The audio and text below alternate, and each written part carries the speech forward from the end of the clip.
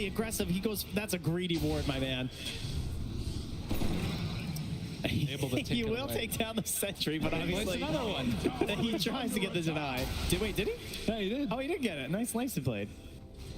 It is not an instant Roche. It is a max Roche by the looks of that clock, I would say. Wow. Okay. It is like 3 full minutes, man. All right, we're chilling here. Now, the flip side to that, too, is that I feel like there's still a potential that you could get into a big fight. It does also mean that Roche is probably going to be moving down bottom by the time something else is happening. No TA in this game, so neither team is fully aware of what time it's going to respawn at. That's true. But the wave shove is going to happen. And even though it's that 7K gold lead, the win probability is still very even between these two squads. I feel like the gem advantage is just so good in this situation. Yeah. Like just moving across the map right now, they put it on XM, so we can just move across there as, yeah, DOTA Plus refusing to give up on Tundra today. Favored him last time, too. Next tier of neutrals out. Getting some pure cloaks. That's actually kind of sick against Clinks. Yes, it can turn south very, very quickly. Interesting. He does have like decent armor on Clinks. Oh, the Radiant scan. Oh, look at this. Okay, so 3-3 has the Helm creep in the Roche pit, which registers as a hero. So then XXS has to send his creep in, which means now if they scan the pit, you know. Yeah, they're going to be aware. Okay, good to know. Keep in mind, you know how they changed the vision around Roche? Yeah. Right now, XXS doesn't actually see 3-3's creep. So he's actually still in one of those spots. So he's got a very sneaky creep placement where that creep can actually see inside the Roche pit, but when you're inside the Roche pit, you don't see that creep. Could be very important how this plays out. Come to Radiant's bottom tower. XM. The rune spot. Oh, that is. Oh, geez. All right, there's a call from Xnova. He wants to wrap around. Again, they don't know yet. Roche not up. It's going to be up very shortly. That is a Lotus now done again for XXS this game. Yeah, no more Helm shenanigans. He's fully sold it? I guess. I think so. I thought maybe just backpacking it, but no, he's just done. He wants his Lotus. He wants to play. He's done microwing. Just wants to work on his own hero, you know? Now, when I think of XXS, I think of like Mars, Magnus. He's not a micro guy. Here comes the Croaker. So second Roche up, wrapping behind. They see the creep moving. They know someone was here. All right, now there's really good heroes to get first and really, really bad ones like Abba, right? Unless they can pull the 0. Can they do it? Can they blow him up in time? Looking for it. He's broken, but he gets the ulti off. And that stops it. That's a free reset, but that's 65 seconds of no ulti. So that does take away one of the good conditions of an engagement for Tundra, which is they go on Abba first. And it basically costs them nothing. Yeah. Is the other issue. I mean, pipe, I guess, you know? That's true. Croaker coming in. Congregating. Tendril of the Deeping even. And they're just going to start taking it. 33 sees this, though. His creep is gone. Xnova, Glimmer, walks away. BZM throws out the fissure. Zincu's just coming up. Hello? A chance. Little poke. Ended up hitting him for a moment. XM also jumps, but not able to connect as 33 did All right, back there's only away. 10 seconds here. Roche is going to migrate. Yeah, and now he's going to get fissure blocked. I'm he not sure doesn't what's like going to that. happen. XM is right there to the side. 33 gets caught by BKB. The reaction from XM. Wait, he's alive. He's staying alive. Able to get it off the Lotus. Keeping him back and low, but dead afterwards. XXS puts the kibosh on that. And Chrysalis, now in more of a world of hurt, is going to start to fall. Ethereal form for a bit longer. But in the end, it is going to be a dead Abba. And hunting down Toby, hides off to the side. Ethereal form, no way to break it. Do you know what's crazy is that he didn't have ulti as that sharpshooter was coming in. His ally died and gave him ulti from his facet. Ame moves back, but no. Comes in, shuts down the captain. 33 to fall, and XG ready to run away with this game number 2. Just, I mean, everything going their way. But, like, what more is it, you know? They jump in there. At first you think, like, oh, there's a heal. You know, maybe they can turn it with the shaker. But they just never find these opportunities. And just instant roshing. Zero chance of contest here. And yeah, this is where it starts, right? Like, on to BZM. Dire's middle tower is under attack. Dire's middle tower has fallen. Dire's middle tower is not what it used to be. That is for certain. If Dire's middle tower was worth a damn, it was Dire's middle barracks are under attack. Dire's structures are fortified. Super fortified. Dire's middle barracks are under attack. Dire's middle barracks have fallen. Dire structures are fortified.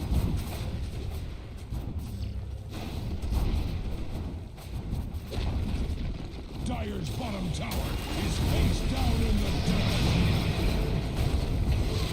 Dire's bottom barracks have fallen. If Axe was a barracks, he would never find Dire's bottom barracks.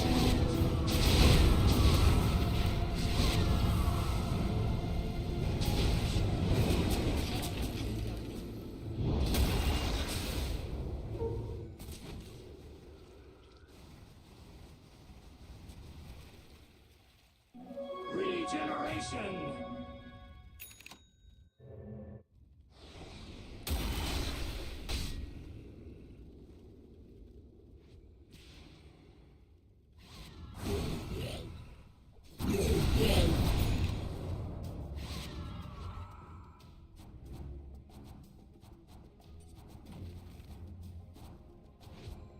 Retreat to my house.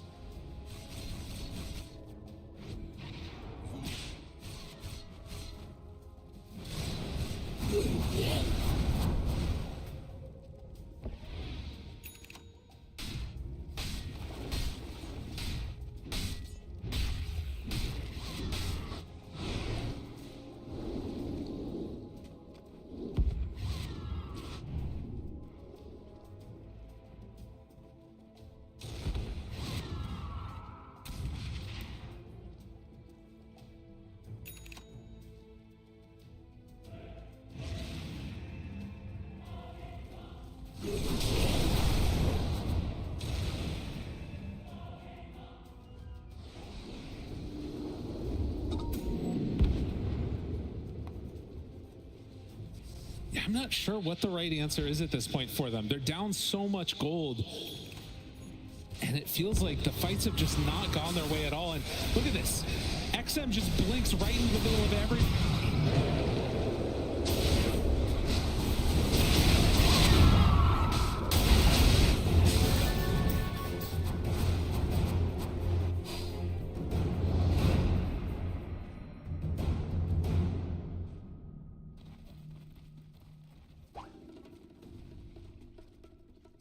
Almost worked last game there.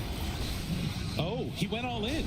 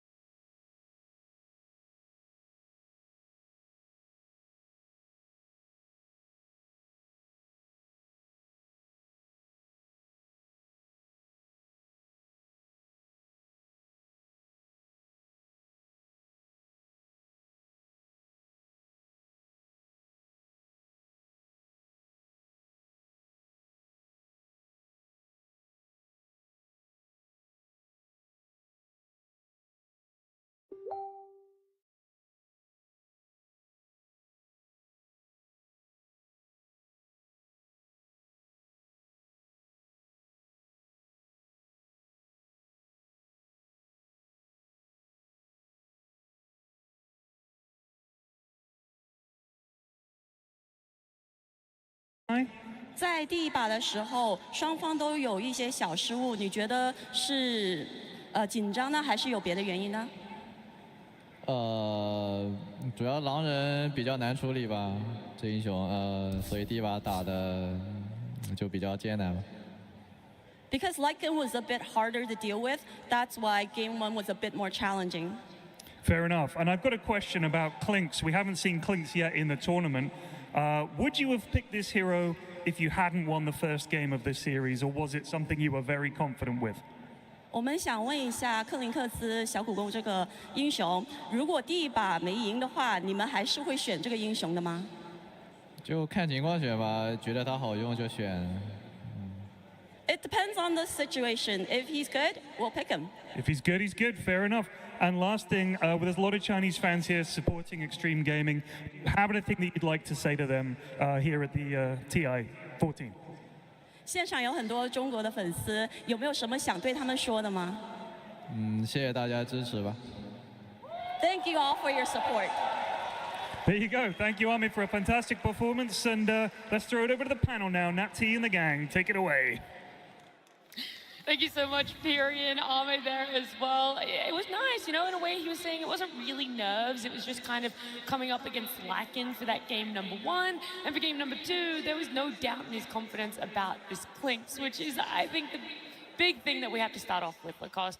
Did this Clinks have that impact you thought? Did it kind of play out exactly as you expected for this hero that no one thought was going to be picked at TI at all? He did at the later stages of the game. His lane was fine, but he got caught off multiple times. Like, he was getting killed left and right. At one point, he wanted to go for the Dragonlance, but he realizes, you know what? I need to get my BKB. I need my BKB. I need my Nullifier. These are going to be 2 core items that I need to get to be able to survive, because he was getting heavily focused. He was out of position a couple of times as well, playing super aggressive with XM, which did cost him a couple of deaths. At one point of the game, they had like 4 or 5 deaths on Ame out of 7 deaths, which is not something that you see usually.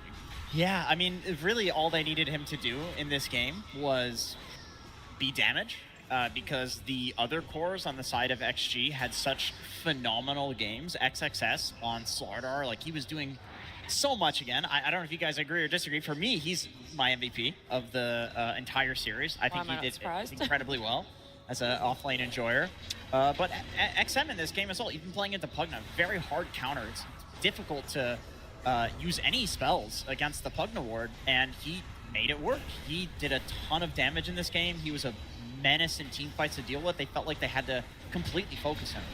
Yeah, I mean, the thing is, like, the Corp and the Slardar, they were moving around the map to set up kills, but all that couldn't have happened if Clinks didn't really shove out the lanes, right? I think Ame did a really good job pushing the lane. Sure, he died a couple of times, but it was due to really, really good ward placements, the Observer ward and the Sentry that caught him out. But a lot in the game, I think that he did a lot in terms of maintaining creep equilibrium for them. They pushed the waves, and it allowed the Corp and the Slardar to do their job in the game. It's also now something moving forward that you have to think about, that we're seeing Extreme Gaming winning in multiple different ways with different heroes, right? This Clinks, no one thought was going to be picked. It works in a very different way than what Army has been playing and heroes. But it's the same kind of hero that Andrew was mentioning. All damage. Yeah, the damage, the burst hero. Yeah, but it's not as much as this Fall Protect 1, which was the early stages of Extreme Gaming.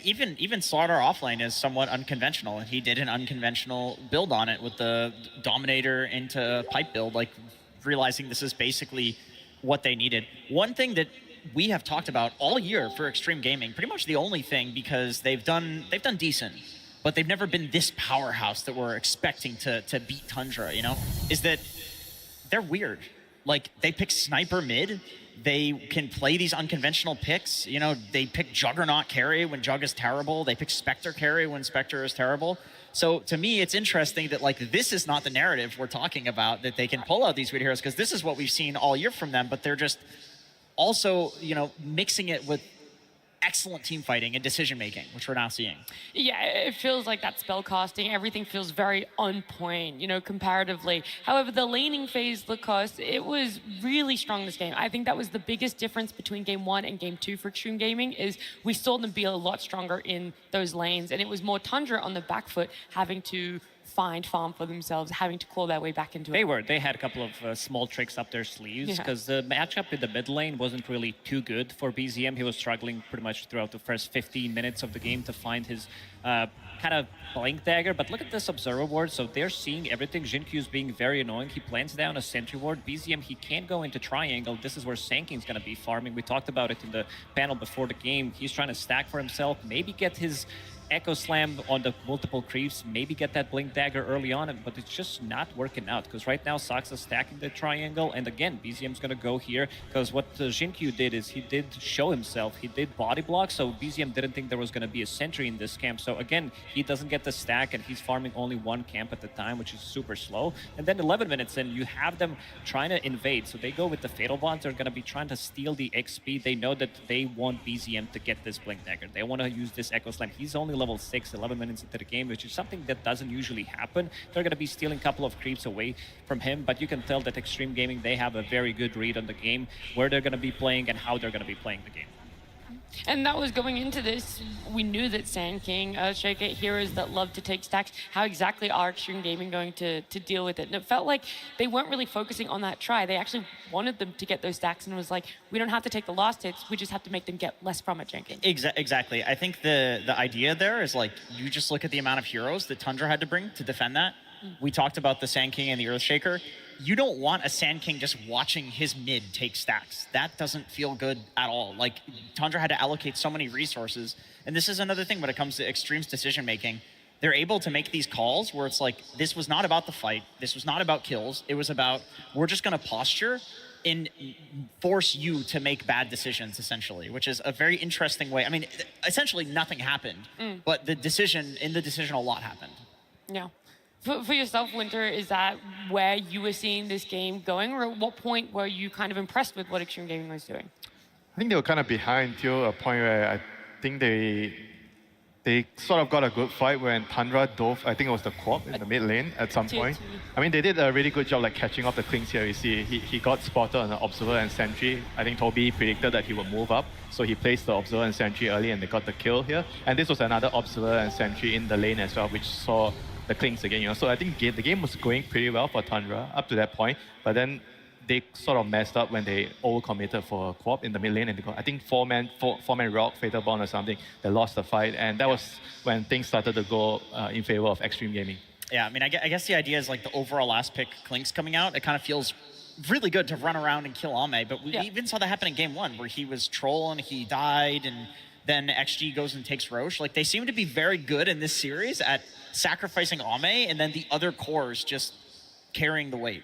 Yeah, there was this fight that you did mention, Winter. It was pretty similar to game number 1 when they were pushing the tier 4 towers. Tundra did kind of crumble, and same thing did happen in game number 2, where they're going for the push, they're going for this tier 2 tower, and there's going to be a very nice counter initiation coming on from XXS, because he goes in, they proc Abba ulti almost immediately. They're going to be killing the Sand King, who can't really save himself, even though he has really good items this game. He does have Lotus Orb. He's going for the Helm of the Dominator as well, so he's super tanky, knowing that this is going to give him quite a lot of armor. And now they're on the chase. They understand that they're weak without Sankey. They don't really have that much. And at this point, XXS, he feels like he's in trouble, but he's sitting in the river, getting that river buff from his innate ability, gets the Glimmer Cape. And this Sonic Wave, it doesn't look like it's that good until XM blinks in again with the Blade Mail, and the rest of the team, they're ready to chase. There's not going to be any kind of a buyback coming out from Tundra, and they're ready to clean up. They could sense that at this point, Tundra, they're really weak. They try to go for this push, but didn't really end up going well for them. And something to highlight as well is this itemization, this Pipe on Slardar, which was unconventional, as you mentioned, Jenkins, but also pairing up with the Hoodwink, who goes for the Glimmer Cape, who goes for the Mage Slayer as well, which is not a usual item on the hero, because they understand that you're playing against Shaker, you're playing against Sand King, you're playing against Snapfire as well. It's all magical damage. So those bounces from Hoodwink are going to be reducing the damage heavily, and also just the casual Vlads coming out from Hoodwink as well to be able to amp up the damage of his carry. Yeah, the name of the game was just survive the start of the team fight, and then they have enough damage to persist and you know, kill the rest of Tundra. Like that's the thing, is like we talk so much about Klinks because it's like, it's Ame, it's last pick Klinks. You know, you expect a lot from this here. We don't see it very much. And then you just have Queen of Pain late game.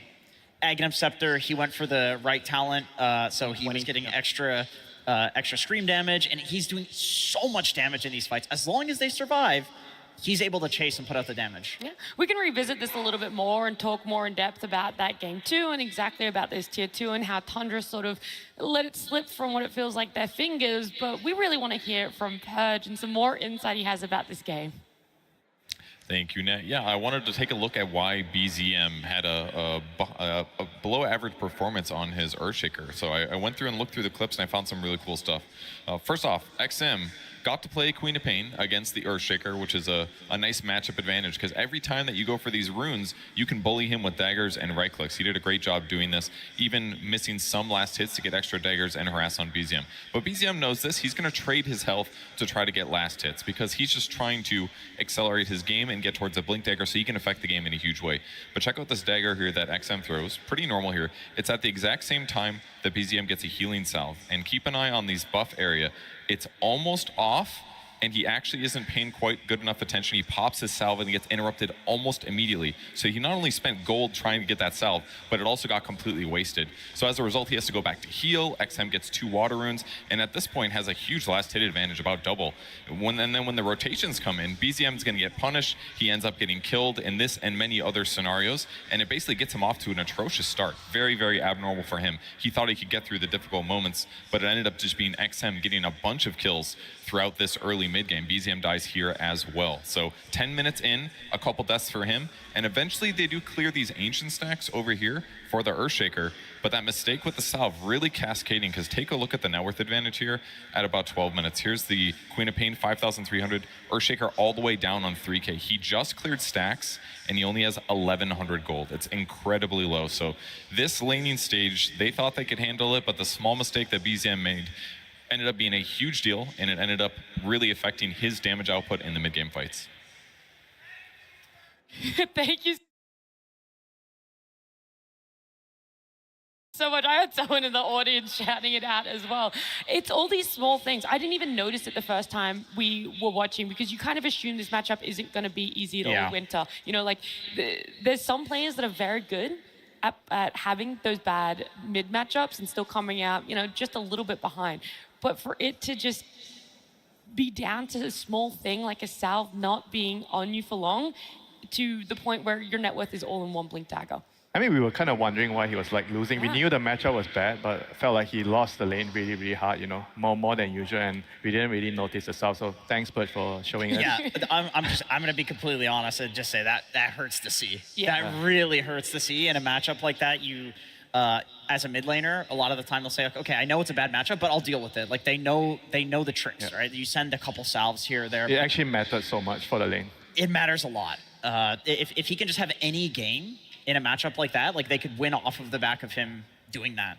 Yeah, and they almost did. We already talked about it, just how close everything was. Ultimately, it did go in the way of Extreme Gaming. That's only our first series, and while those games are happening and in between, Sax was catching up with some fans. Hey everybody, we are here at the arena with the fans, and today at this International, we are implementing a brand new system. The current time is 10:59, and we have actually gotten everybody's Steam IDs on their introduction passes. We've linked their Steam IDs, and we are gonna be sending out very shortly a text message or an alert to people that have a less than high DOTA skill, less than median. These guys are going to receive an alert, and then they're going to find helpers within the crowd that will potentially be able to help them raise their MMR. So hopefully at 11 o'clock, we should get that alert going. How's the MMR? How high are we? Like 3K. 3K? I'm not sure if it's going to ping it. It is, if you're above average. What's your MMR? 15K. 15K. Who has the highest MMR, do we think? 15? Oh, back here? Hello? You got pointed at. I don't even think this guy knows you. Oh, okay. MMR, sir? 6.5. 6.5. Can anyone beat 6.5 MMR? No. 7.2. What do you spam? Oh, wait. All right, if you are below average MMR, your cell phone should be going off right now. What? Everybody? Everyone? Everyone here? Oh, no. Oh, my God. You? 7.5? No. I am so sorry. The phones are going absolutely ballistic right now. Well, that is unfortunate, but it looks like the entire arena is below average. Yeesh. Well, back to you guys. Dang, I'm so sorry. The entire arena, apparently, Jenkins, including Slacks himself. I saw that alert on your phone. Yeah, my phone went off as well. Yeah, I know. It was really annoying. I was asking you to turn it off the whole time. I was just paying too much attention to the wonderful game, Lacoste. Lacoste's phone didn't go off, though. No, there was no alert there. The only pro here. Get this 15K guy on a team. He's so old, he doesn't use a phone. He writes notes with pigeons. That's why he did his Still didn't go off. Yeah, I use Delivery? abacus. What's it? That's for maths. That's how you count. You gotta Did you Google actually that. not know that? I don't know what an abacus is. Okay, all right. I just had to check I've if seen your Doctor IQ Who. was also below average. It's not. Good work, all right? We can look at our next series. We've got P-Vision up against Heroic, so it's going to be taking us halfway through the day. Winter, obviously, as someone who also didn't have their phone alarm go off, that knows a lot, where would you expect this series to be pointing towards? I think probably most people will expect it to be favorites for P-Vision, but I do feel like based on the games that I've watched Heroic play, they definitely understand the meta in a very different way. They have a couple of distinct picks that only they are the ones using it. So I think it's going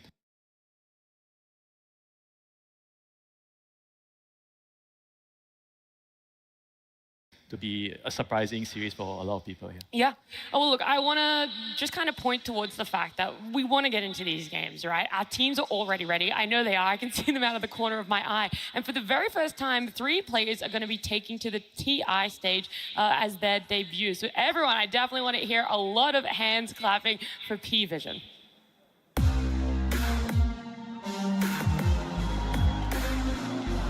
And we're back.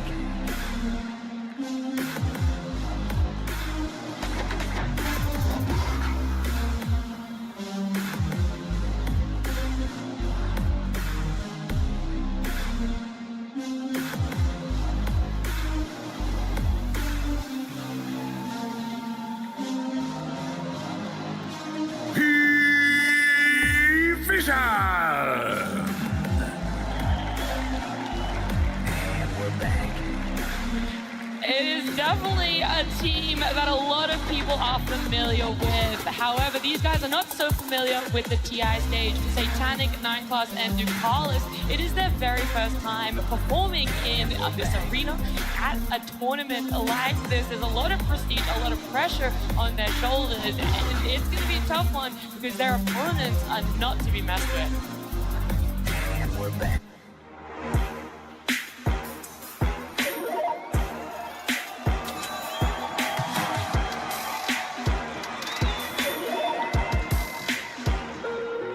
Choose wisely and crush those responsible.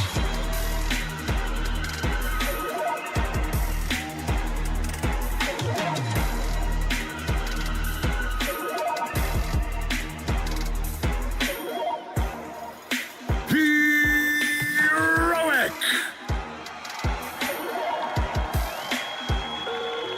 Choose wisely. An 8-game win streak. That is what the team of Heroic are coming into this series with. That's right. I told you it was going to be a tough opponent for P-Vision. But Heroic, the sole South American representatives here, making it to the top 8. In fact, Jenkins, I think that makes them the sole American representative in the top 8. That's right. Our brothers and sisters in South America, of course, we were a combined region at a point, and still, for some qualifiers, we are a combined region. So, Maybe for the fans as well, still a combined region. I think so. We're all very familiar with each other. It's so great to see these guys in particular on the main stage because they really embody the South American traditional style of Dota, which is just cause as much chaos as humanly possible and then take advantage. And it is so damn fun to watch. Okay, what game do you think, or what moment has caused the most chaos from Heroic so far on the road to the International? I would be very surprised if P-Vision lets them get Clockwork. I think if you're talking about chaos, probably the most chaotic player in the world is Schofield. This guy is... No, you could see him on stage that he is chaotic. He can't wait to go in. He just can't wait. He's out of his mind. I mean, maybe the other guy is like 9 class in another 4 positions, so it's great to see this matchup. But we can see some niche heroes that they play. We always talk about Yuma playing Meepo. You know, if it's a good Meepo patch, Heroic always seems to do well. Finally, it's a good Meepo patch. We have to look at the Whisper Punch. Come on, he's played 3 games with it, won 2 of them. And I think all of these picks, at least for Whisper, are enabled by Schofield having such a weird hero pool and weird playstyle as well. Like the way that they manipulate creeps using Clockwork in particular is what I think lets Whisper have a good early game on something like Pudge. Yeah, dishonest playstyle, right? You said these are the kind of things that you want to watch right now. I think teams are just finding ways of making DOTA work in different ways and manipulating the creep wave with Clockwork. I don't think every team does the exact same thing. I mean, it's a common thing already. You already knew that you could do it with Clockwork, but they are the ones that like to do it because Schofield is a Clockwork specialist. Yeah. And I also have to point out that these three players, these three cores from Heroic, they do have 3 people in highest average KDA. Like these guys are so good at playing the map, being super aggressive. I think Yuma right now is playing the best tournament of his life. Like Meepo, he did bang it out a couple of times. He's having, Pudge plus Meepo combination as well, but you also got to be careful on the other side because P-Vision, they also play both of these heroes. Not from the core role, they do play Pudge from position 4, but also Satanic. He's also very familiar with playing the Meepo. Yeah, I think them being so high up in the average KDA is something to take a look at Lacoste because at the end of our day 1, it was really funny. We had Ame up there. He had a 90 KDA, right? That's how good the game was. It's shifted a little bit over those 4 days where GBK now is the highest. Ame is there on the 5th. And then right in the middle, it's Yuma, Analog, and Whisper there. So something that you really have to take into consideration. And what helps was that 8-game win streak I was mentioning coming into this. Yeah, for sure. And I think what's like really impressive about this is that it's not just one core that's soaking up all the kills. It is everyone. And in terms of average kills in this tournament, Yuma is actually #1 with 12 average kills per game. 12 kills per game. Think about that. On average, that's insane. The next person, which I think might be GPK, is like 9. And then everybody is within that like 8 to 9 range in the top 10. 12. He's ahead by like, that's like 3 standard deviations or something, Lacoste. Yeah, he gets active very early on. Like also the heroes that he has been playing so far, playing the Nature's Prophet, playing Ursa, Monkey King, Gyrocopter. Maybe Ursa not as much to be super active early on, but these other heroes, they can be pretty much anywhere on the map using the Twin Gates, using the teleport from Nature's Prophet. Meepo as well, using the Twin Gates, can be anywhere on the map. Gotta be careful about these type of heroes that I think coming into this series that they needed to figure out how to play against Heroic. And if you shut down Yuma, I think you're also not just shutting down the carry, you're shutting down the playmaker as well. Yeah, he kind of enables everything else for his team, right? I think it's he's like a dream type of carry that you want on a team where he actually prioritizes helping his teammates a lot. And he doesn't really play selfishly, right? He wants to come to the fights, he wants to defend the towers, he wants to enable the off-laner, he wants to enable the mid-laner. And you can see like from the heroes that he's been playing here, it's all very active heroes, right? They can fight early, they can come to the gate, they can gank, they can defend towers. Love the Spectre, putting a win on the board for the Spectre players here. Yeah, representing. There's always that 1 or 2 heroes that people want to see. That's their spammer. I think on the side of P-Vision as well, though, because we're giving Heroic a lot of credit about their niche heroes, what they're really excelling at. The same thing can be said about P-Vision. They definitely are a team throughout the year, not just this tournament, that have had massive picks that no one else is really looking at. Then they do so well with it, other people have to adjust, and most of the time it's by picking up those heroes themselves. Yeah, this is like gaslighting the team because I feel like 9 classes heroes just absolutely ruin pubs. And I'm not even sure, I feel like it ruins DM's lane and game as well. And P-Vision just kind of makes it work.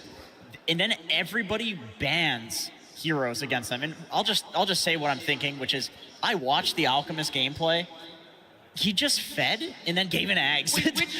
Which one, or all of them? All of them are like that. It's answer. Like obviously it's good. Right, I'm memeing a little bit here, but it's like the fact that it's good, it's weird. Other teams can't seem to make it work, but other teams have to ban it. This gives P-Vision such a huge drafting advantage to the degree where I even feel like if 9 class was like overtly feeding on all of these heroes, you probably still do this strategy just for the drafting advantage that you get. Well, we should talk about that because with unique heroes, you have to wonder when do you want to bring them out? When do you want to be getting a more stable pick for yourself in a draft where it feels like you're not really going to be able to predict what either team is gunning for? And usually when we talk about the important pick, it's always like the 18 pick for the first, when you're on the first pick side, and the 24 pick and on the second pick side. So Right? it's the last pick is 24, and then the last of the second phase. Yes, correct. So basically what we've been observing during the road to the international is like Vision has been prioritizing more towards their mid and their carry with I think around 10 picks each, whereas Heroic, they're prioritizing more on their off laner. So there's a huge difference there with who is the boss in the team. For Heroic, it's the off laner. For Vision, is the mid and the carry. Vision's first hero pick usually is a normal hero, let's call it, and then they start going with the weird stuff. They unravel at that point. There's Zeus position 4 or 5 with the shard farming the jungle until they get the Aghanim Scepter, and I think this is not going to be an easy matchup by any means for Heroic, even though they're playing one of the best Dota throughout the year. They did win one of the Valakias, 2 different players on the team, but still the core still stays the same, and 2025 didn't do them really a favor. Vision did beat them. You know how many times? How many games? You're about to tell me. It's 10-1. So they only managed to win 1 game off of Vision. Yeah, I think this is often a thing that seems to happen to Heroic, where they get like pitted against each other. And the reason that I think this is such an iconic matchup is you have Cavs versus Astini, right? It's like you have Brazilian coach and genius that is, controlling and masterminding this new team.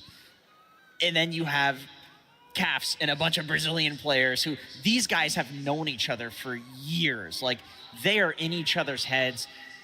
They know what Whisper can bring out. They know what Analog is good at in his mid lane. They remember the days he was an OD spammer, right? I was in those pubs as well. Like, we have played so many years with each other, and I think this adds another layer to the draft, where it's not so much about what is the general meta right now, it's what is the meta between these two teams, and historically speaking as well. Yeah, they played in the road to the international playoffs against each other, right? That was the very first round matchup for them, was Vision up against Heroic.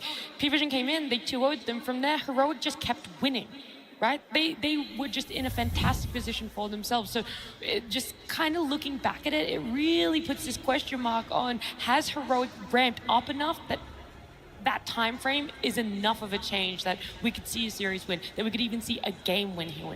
And I mean, these are really good teams as well that Heroic beat. Yeah, like, 2-0ing Tundra. Like, Tundra, Colt, it's like you can make the argument, like, Wildcard didn't do so well in the tournament, but I feel like their games were pretty good. Boom also, it's not like these teams bottomed out. I mean, it's not just about winning, right? It was the manner that they won. It was really clean game. True. So it actually showed that they had a lot of confidence. They knew what they wanted to do in the game, and they didn't make a lot of mistakes, So I think that is the important thing to take away from that. So then is your answer yes, Heroic have powered up enough to make this a 3-game, an interesting series? Yeah, I think a lot of it is going to come down to the draft. Can they come up with something that Astini doesn't know? Yeah, and it feels hard to do that with how much Astini is cooking, with how the boys over on Vision are kind of going back and forth. He's cooking, and he knows the boys on Heroic better than any other coach in the tournament. We've seen some crazy picks coming out from Vision so far in the tournament. The Zeus, the Alchemist that you mentioned, again, position 4 Slark. But DM, he also has a very interesting hero pool. We're talking about Necro. We're talking about Medusa. I'm not sure if he was the one who pioneered this offlane Medusa or it was 33, but still they are playing it. The other teams, they don't want to touch it. He's playing the Phoenix as well. This is also something that 33 did play. Brewmaster as well. So very interesting heroes that he can bring to the table, and very interesting player, because you are saying that a lot of the times 9 class will put him in a situation where DM is kind of on his own. He needs to figure out how to get back into the game, because 9 class, he's playing mostly melee position 4s. So there are some Rubiks, maybe some Zeus, but these heroes can't really stack. I mean, that's why both of them are perfect for each other, right? Their heroes just work with each other, and DM kind of enables 9 class, because I've been saying this a lot. 9 class is a support player that needs to be enabled. I don't think he's like a support. He's like a core support. He plays like a core. And I feel like they sometimes have 2 4.5 heroes in the game. They don't exactly have a clear 3 and a clear 4. I think this is a perfect storm for a player like Satanic, who we've actually not touched on that much talking about this team. But he has the record for the least deaths, highest GPM, highest XPM, highest last hits per minute, and overall last hits. That is insane. He holds like half the records in the tournament. And you got to think about it. He only came in to the scene, the pro scene, at the conclusion of last international. he's brand new. This is his first TI. A massive debut for him, and there's still also those question marks around his hero pool cost. He gets to sometimes get the cheesy last picks of Broodmothers and whatnot. He does. He has also shown that he can play carry Tinker, which is something that... I didn't want to talk about it. Yeah, I mean, this team also has a bit of a toxic lineups with the heroes that they've been playing, very annoying to deal with. And seeing him on camera tells me that he is in a good mood. Like, this is his, you said 3 players, first time TI, so there's going to be some nerves playing on the stage, most definitely. But seeing him super relaxed, I think they also have no one who's kind of, dad in this team because he's been playing for such a long time that he's going to give him the good advice. I think there was also a video after EWC where he was telling him how to bounce back, and you can see the connection, you can see the bond between two of them. Yeah, that was my biggest question for Satanic. It's like, does he have the champion mindset? Because he has the skill, 100%. This is the most skilled Dota player that we've probably seen in like the last half decade come onto the scene. But my question was, can he survive the pressure? Can he survive the crowd? And did you know there's a fun fact about him? He spent like around a year playing in SEA because his dad was in Vietnam. So he was playing Dota in SEA. That's how we kind of started to notice him like a couple of years back. So P-Vision is an SEA team is what you're saying? They're the four players and 1 SEA player. Yep. That's what you were talking about. That's the combo that was XG. the winning combo Winter said at the start of the day. Yeah, keep it. Yeah, it's great. No one can know. Right, no one will know. No, of course. For this P-Vision and Heroic matchup, we're just still struggling to get some of the players into the lobby, so don't go too far, guys. It's definitely going to start very soon. But we've talked about just how crazy everything is when it comes to a draft, when it comes to a hero, and how to predict that. But what I want to know is, who do you think has had the cleanest gameplay? Heroic on this upturn of not having lost a game, 8-game win streak. P-Vision just kind of all over the place, but are those wins just as dominant for them? I would say no. They have not been looking clean. In some of the games, they've been really struggling to find what they want to do. I'd say a lot of the times with this position 4 and 5, these weird picks that they do have, it does feel like griefing a little bit, but they seem to manage to find what they want from these type of picks, especially Slark, who's being super annoying. You see him go on one side of the map, try to get something done. You see him dewarding, you teleport, suddenly he collects the information, and then he just bounces back, runs away. Also, Helm of the Dominator from position 4. This is something that 9 class does like to do. I mean, we've seen it mostly from the carry role, some invokers from the mid lane, offlaners, they love to buy it, but most of the position 4s, they don't love to buy it, but the 9 class, he will definitely do it because he wants to be even more annoying. I think this is the perfect item for him. Yeah, P-Vision is such an interesting team. I mean, Astini himself has said publicly that they always throw once, at least in a series. And in a series? In a game, sorry, in a game. I don't know if that makes it better or worse. Definitely worse, but they know that the problems that they have. And I think the heroes that they pick make it more likely that this sort of thing is going to happen. Like, you have an Alchemist running around stunning himself on Ancient stacks. Like, goofy things are going to happen.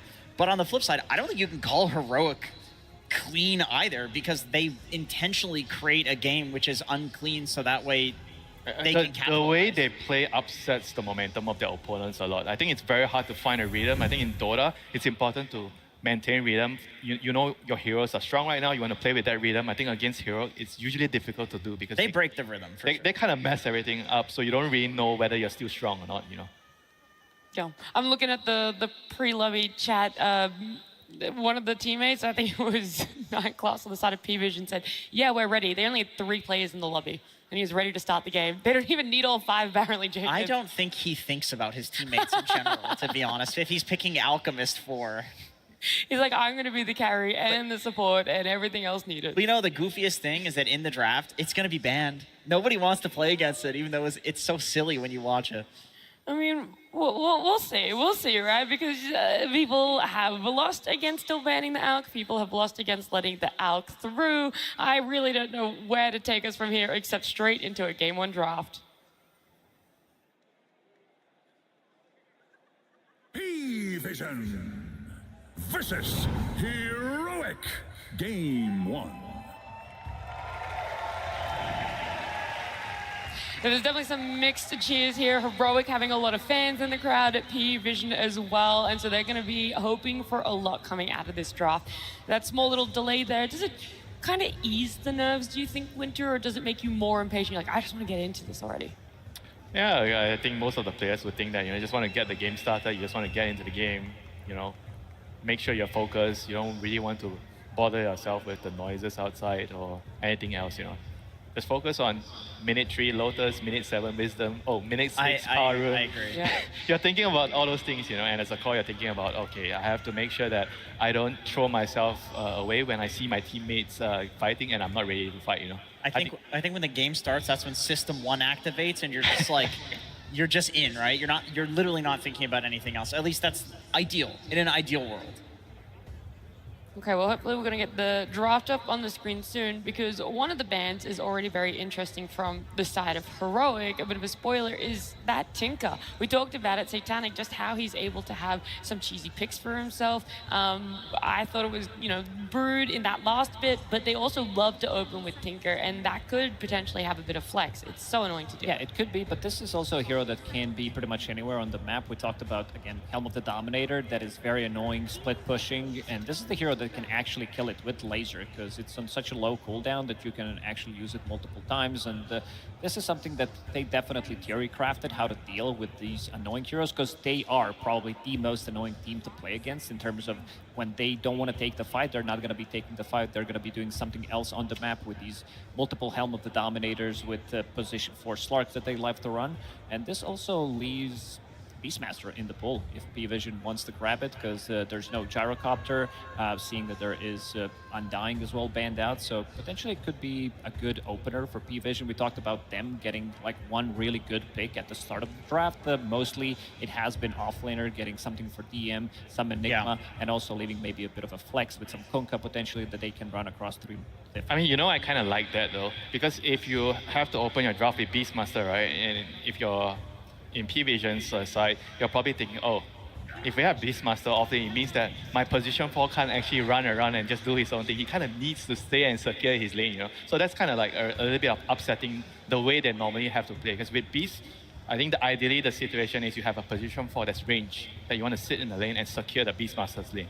And if they don't really want to do that, so this might be a good pivot, for Heroic. This was one of the first teams, though, P-Vision, I'm speaking of, that would run the Beast as mid and as carry as well. So I could definitely see if Beast gets countered in lane, they just run it as another position, or let's say you have a free safe lane as Beastmaster. I could absolutely see Satanic flying Beast. Yeah, when the maps changes were first introduced, we really thought we were... Oh yeah, baby. It's coming. You're kidding. First pick. All right, do your ban. What about the stable openers? What happened to that? Well, we never talked about Heroic being There's no stability here. They're doing it for the crowd. Look at the cheeky smiles like KJ and Caps. They definitely knew that punch pick was going to get a reaction. Wow. I really respect this. I mean, Hook one-shots the boar, doesn't one-shot the Dom creep anymore. But I will say, if you're playing Core Pudge, Aghanim Scepter plus Flesh Heap, you run in, all the Beast summons hitting you, it doesn't do any damage. The Beast Aghanims is also effectively damage over time. Flesh Heap counters all of this. I actually think Pudge is one of the better heroes against Beastmaster in general. Once you get a BKB on Beast, Dismember, you can kill Beast while he's BKB'd with a little bit of extra damage. So it's honestly not a bad pick here. But yeah, I agree. I'm really shocked Clockwork is not out of the pool here. This is how they make Pudge work as an offlane, is they do the lane manipulation. It is always... You know what, we had this discussion, right? We were saying, is it important to actually ban it, or we just let them get the Clockwork, and before you start the game, you try to control your side of the rune, and you anticipate his movement, you place the ward, and you kill him when he's trying to block the creeps with the cogs. Yeah, and I think because it's important to block the first one. He can do it the next time, but it's not so impactful after that. And we disagreed on this, where I think that you would have to invest too much to deal with Schofield, and he loves to do that. He loves to do that. You're playing into his hand, but it is an interesting question. I have to see it happen. And there it is. Well, you're gonna get an answer eventually. P-Vision knew this was coming. One of the better supports to stop that is something like a Bane, because you can just go in and sleep him. So I wonder if they're going to try to do that. But the downside is Bane is not as good against the Clockwork in the mid game. He's only good at stopping lane shenanigans. I think SD is the same. Well, you can't SD either, because it's the cogs that aggro the creeps, right? I mean, you have to wait for him to come, and before he does it, you have to sleep or disrupt. That's the problem, is where he does it is literally at the tier 1. He walks into tier 1 range and aggroes from like far away. It's like there's a very small window where you can stop him from doing this. I would love to see some position 4/5 that is going to give them something to get out of the cogs. Snapfire is still available, so you can push him out of the cogs. Also potentially good against Hook, good against Dismember, so you're not taking the rot damage as well.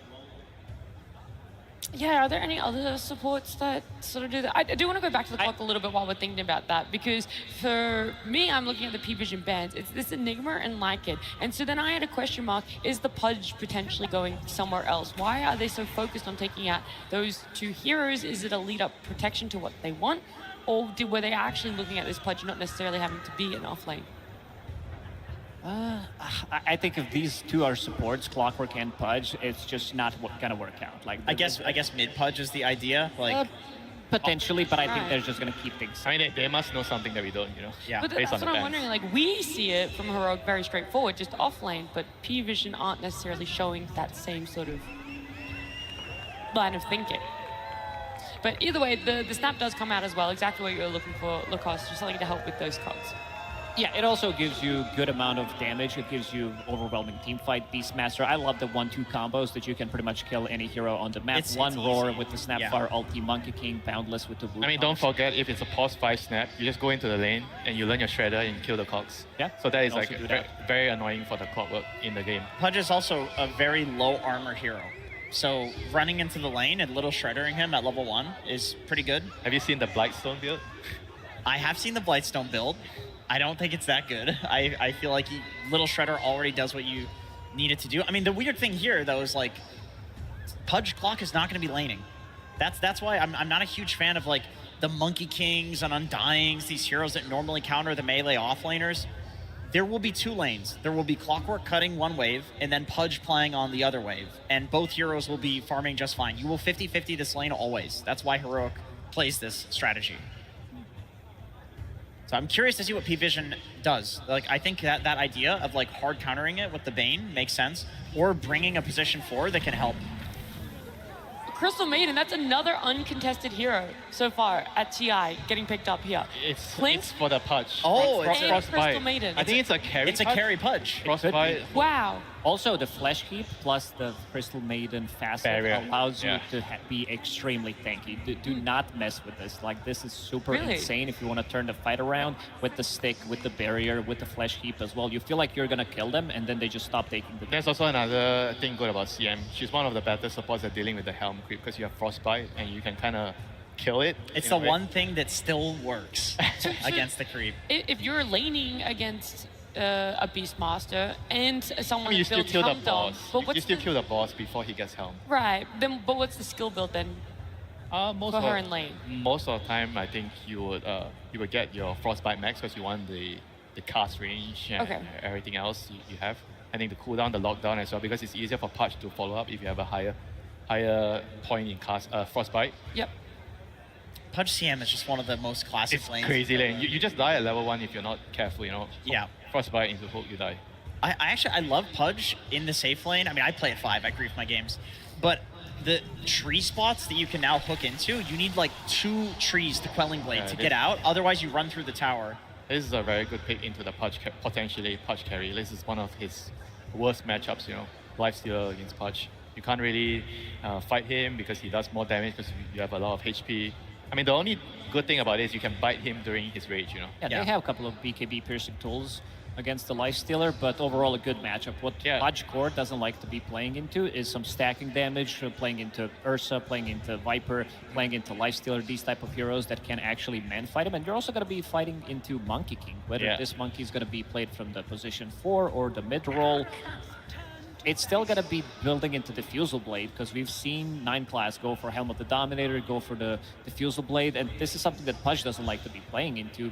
If he has no mana, you're basically just You're also getting ganked healing by Gorestorm. Yes. He's coming with a creep. He is the creep, and you're going to be able to kick the enemy carry out of the lane. I think the Meepo ban is very smart, by the way. You do not want to get obsessed with this idea that it has to be a CM Pudge lane just because it's a classic lane, because you can still rotate CM through the portal and play with the Pudge. Like, for the game, and for the early game especially, it's still very good. And this would be a phenomenal Meepo game.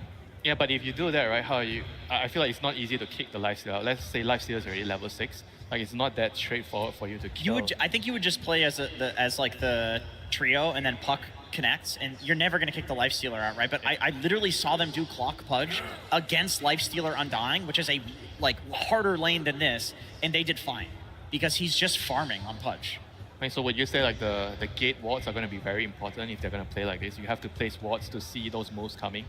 Definitely, which can be very game changing. Or jungle wards if the trio is like moving between the one side lane and the mid lane. I like this ban a lot from Heroic, removing Void Spirit. Even though they have a good amount of lockdown, you have CM's Frostbite. This hero has a good matchup against Puck in the mid lane. The other one I'm looking for is potentially Ember Spirit, because you can build into Mage Slayer. Blade Mail is not as good as it was, so we're seeing them going back potentially for some Spirit Vessel if it's a good game for it, going for the Mage Slayer as well. And so far I'm seeing Heroic having all magic damage, even though Pudge, if it's going to be core with the Rotten Core, he's still dealing good amount of right clicks, but most of the damage is going to be magical. And by the way, the good shout on the Void Spirit ban, that also means that they think that it could be a monkey support. I was going to say, like, could you not still move that monkey into?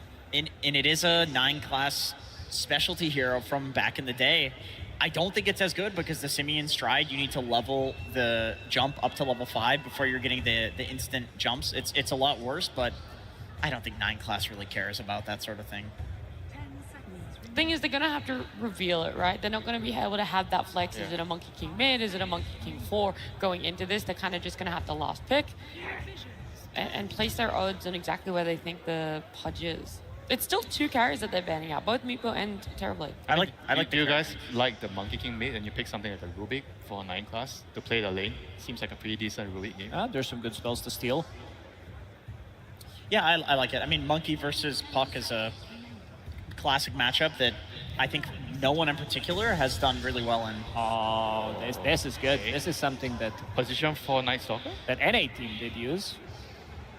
And got banned a couple of times against it, I believe. Night Stalker, like, Puck doesn't get to play the game. It's a very difficult matchup for him, forcing You have to buy BKB. by either a BKB early on. Force Staff does work, but once you go in, like having a vision game, it also allows you to have Lifestealer being inside of the Night Stalker. There's a lot of memes that you can actually do with the Snapfire, with the Aghanim Scepter, with the Infest, and then just spitting someone out. Suddenly you have 2 heroes. We're gonna save that for the later stages, but I think overall this is a very good Night Stalker pick, even though the hero is not the strongest right now. Some sort of illusion hero would be so good here. Like, if Naga was still like, okay, they go for Ursa. Well, it makes more sense than why they did ban out that Meepo and that Terrorblade towards the end, wanting to lead into a mid beast and an off lane Night Stalker actually was what it is. So that's the change up that happened. And 9-class is still just going to stick to that Monkey King for himself. And then Yuma having the Ursa last pick. Yeah, it's a very good carry-to-carry matchup against the Lifestealer. Yeah. I kind of like it, and it's also good against the Beast in the lane and in the game. And I feel like overall, I'm not so sure about the Night Stalker. I know the Night Stalker has his play here against the Silence against the Puck, but can he secure Beastmaster? Actually, it's not an off-lane Beastmaster. It is... It's a mid beast. Oh, it's a mid-beast. Oh, so it's going to be support Monkey King. Again, we're saying DM, he gets his lane griefed. Monkey King, Yeah, a double melee against Ursa and CM just doesn't sound that fun. Even though Night Stalker... It's worked before. It did, but Night Stalker with the Night Rain facet, he does put a lot of pressure, very difficult to catch because of the extra movement speed. Has a lot of regen as well. Want to see the lane shenanigans, I think, in this one. I don't think you can just straight up fight it 1v1. Yeah, the gate gangs are going to be very crucial to watch. Who can destabilize the lane? I think it's probably more important for Heroic to get a good start and try to snowball with their heroes, whereas for Paravision, they just want to like get their levels and try to play a slower game. And eventually, they're going to have that overwhelming vision to win the team fights. Okay, well, it's that off-lane Pudge, and I know you love Pudge, Jenkins, so I'm going to give you a little bit of time to talk about it on the side of Heroic. Which set he's gonna use? That's what matters on. I can see on my screen here which set he's using. That's cheating. You can't do that. It's the best set to use, to be fair. I mean, yeah, I agree with what these gentlemen said, which is I feel like the laning phase will definitely go for P-Vision. They're going to win that. But then after that, like after the 5-minute mark, once the lanes start breaking down, then we're going to look at this trio. We're going to look at Whisper, the Clockwork, the Puck, running around, CM going through the portal, and see if they can get kills in those moments. Like, this is how Heroic makes space for Yuma. Okay, all right. Look, I was checking behind my shoulder because I already saw Slacks with one coach, and I was wondering why we weren't hearing from him, and that's because Slacks has both coaches. Absolutely, absolutely, my friends. I have brought the two biggest brains in Brazil here to fight it out. I dubbed this segment the US East server. Ladies and gentlemen, welcome, welcome. Now, you were having a conversation before the camera came on. What did you say to this man? I asked how spicy would the interview be. How spicy will the interview be? No, not too spicy, not too spicy.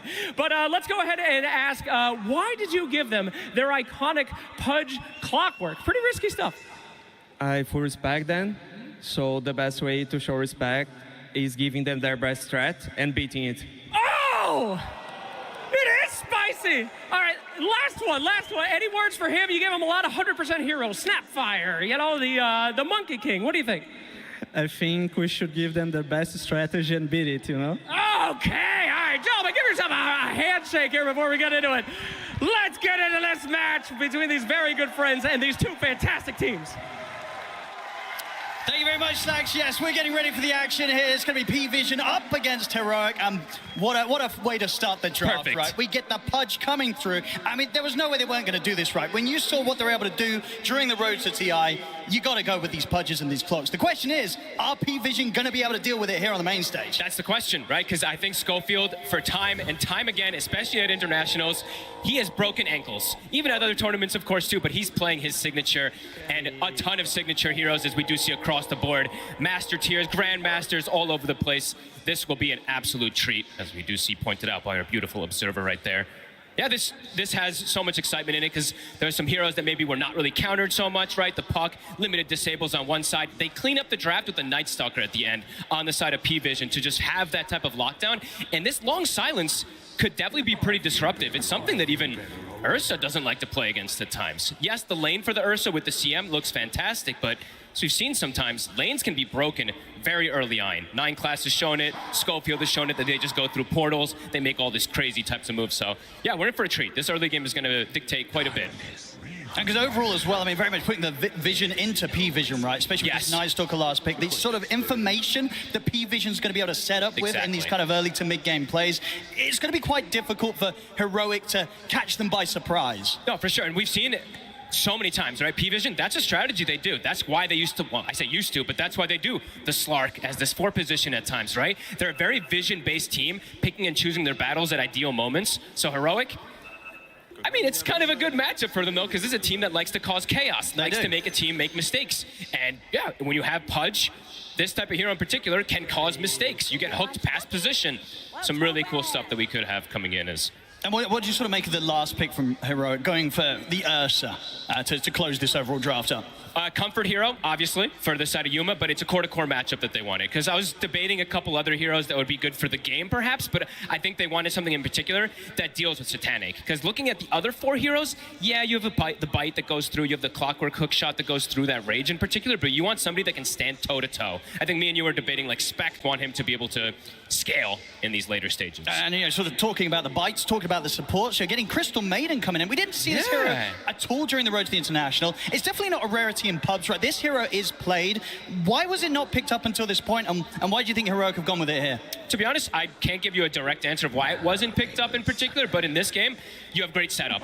It's a great lane as well, too, if you know that you're going to be playing versus something like a double melee. And I think I've seen a lot of games, especially from P-Vision, it's a double melee off lane.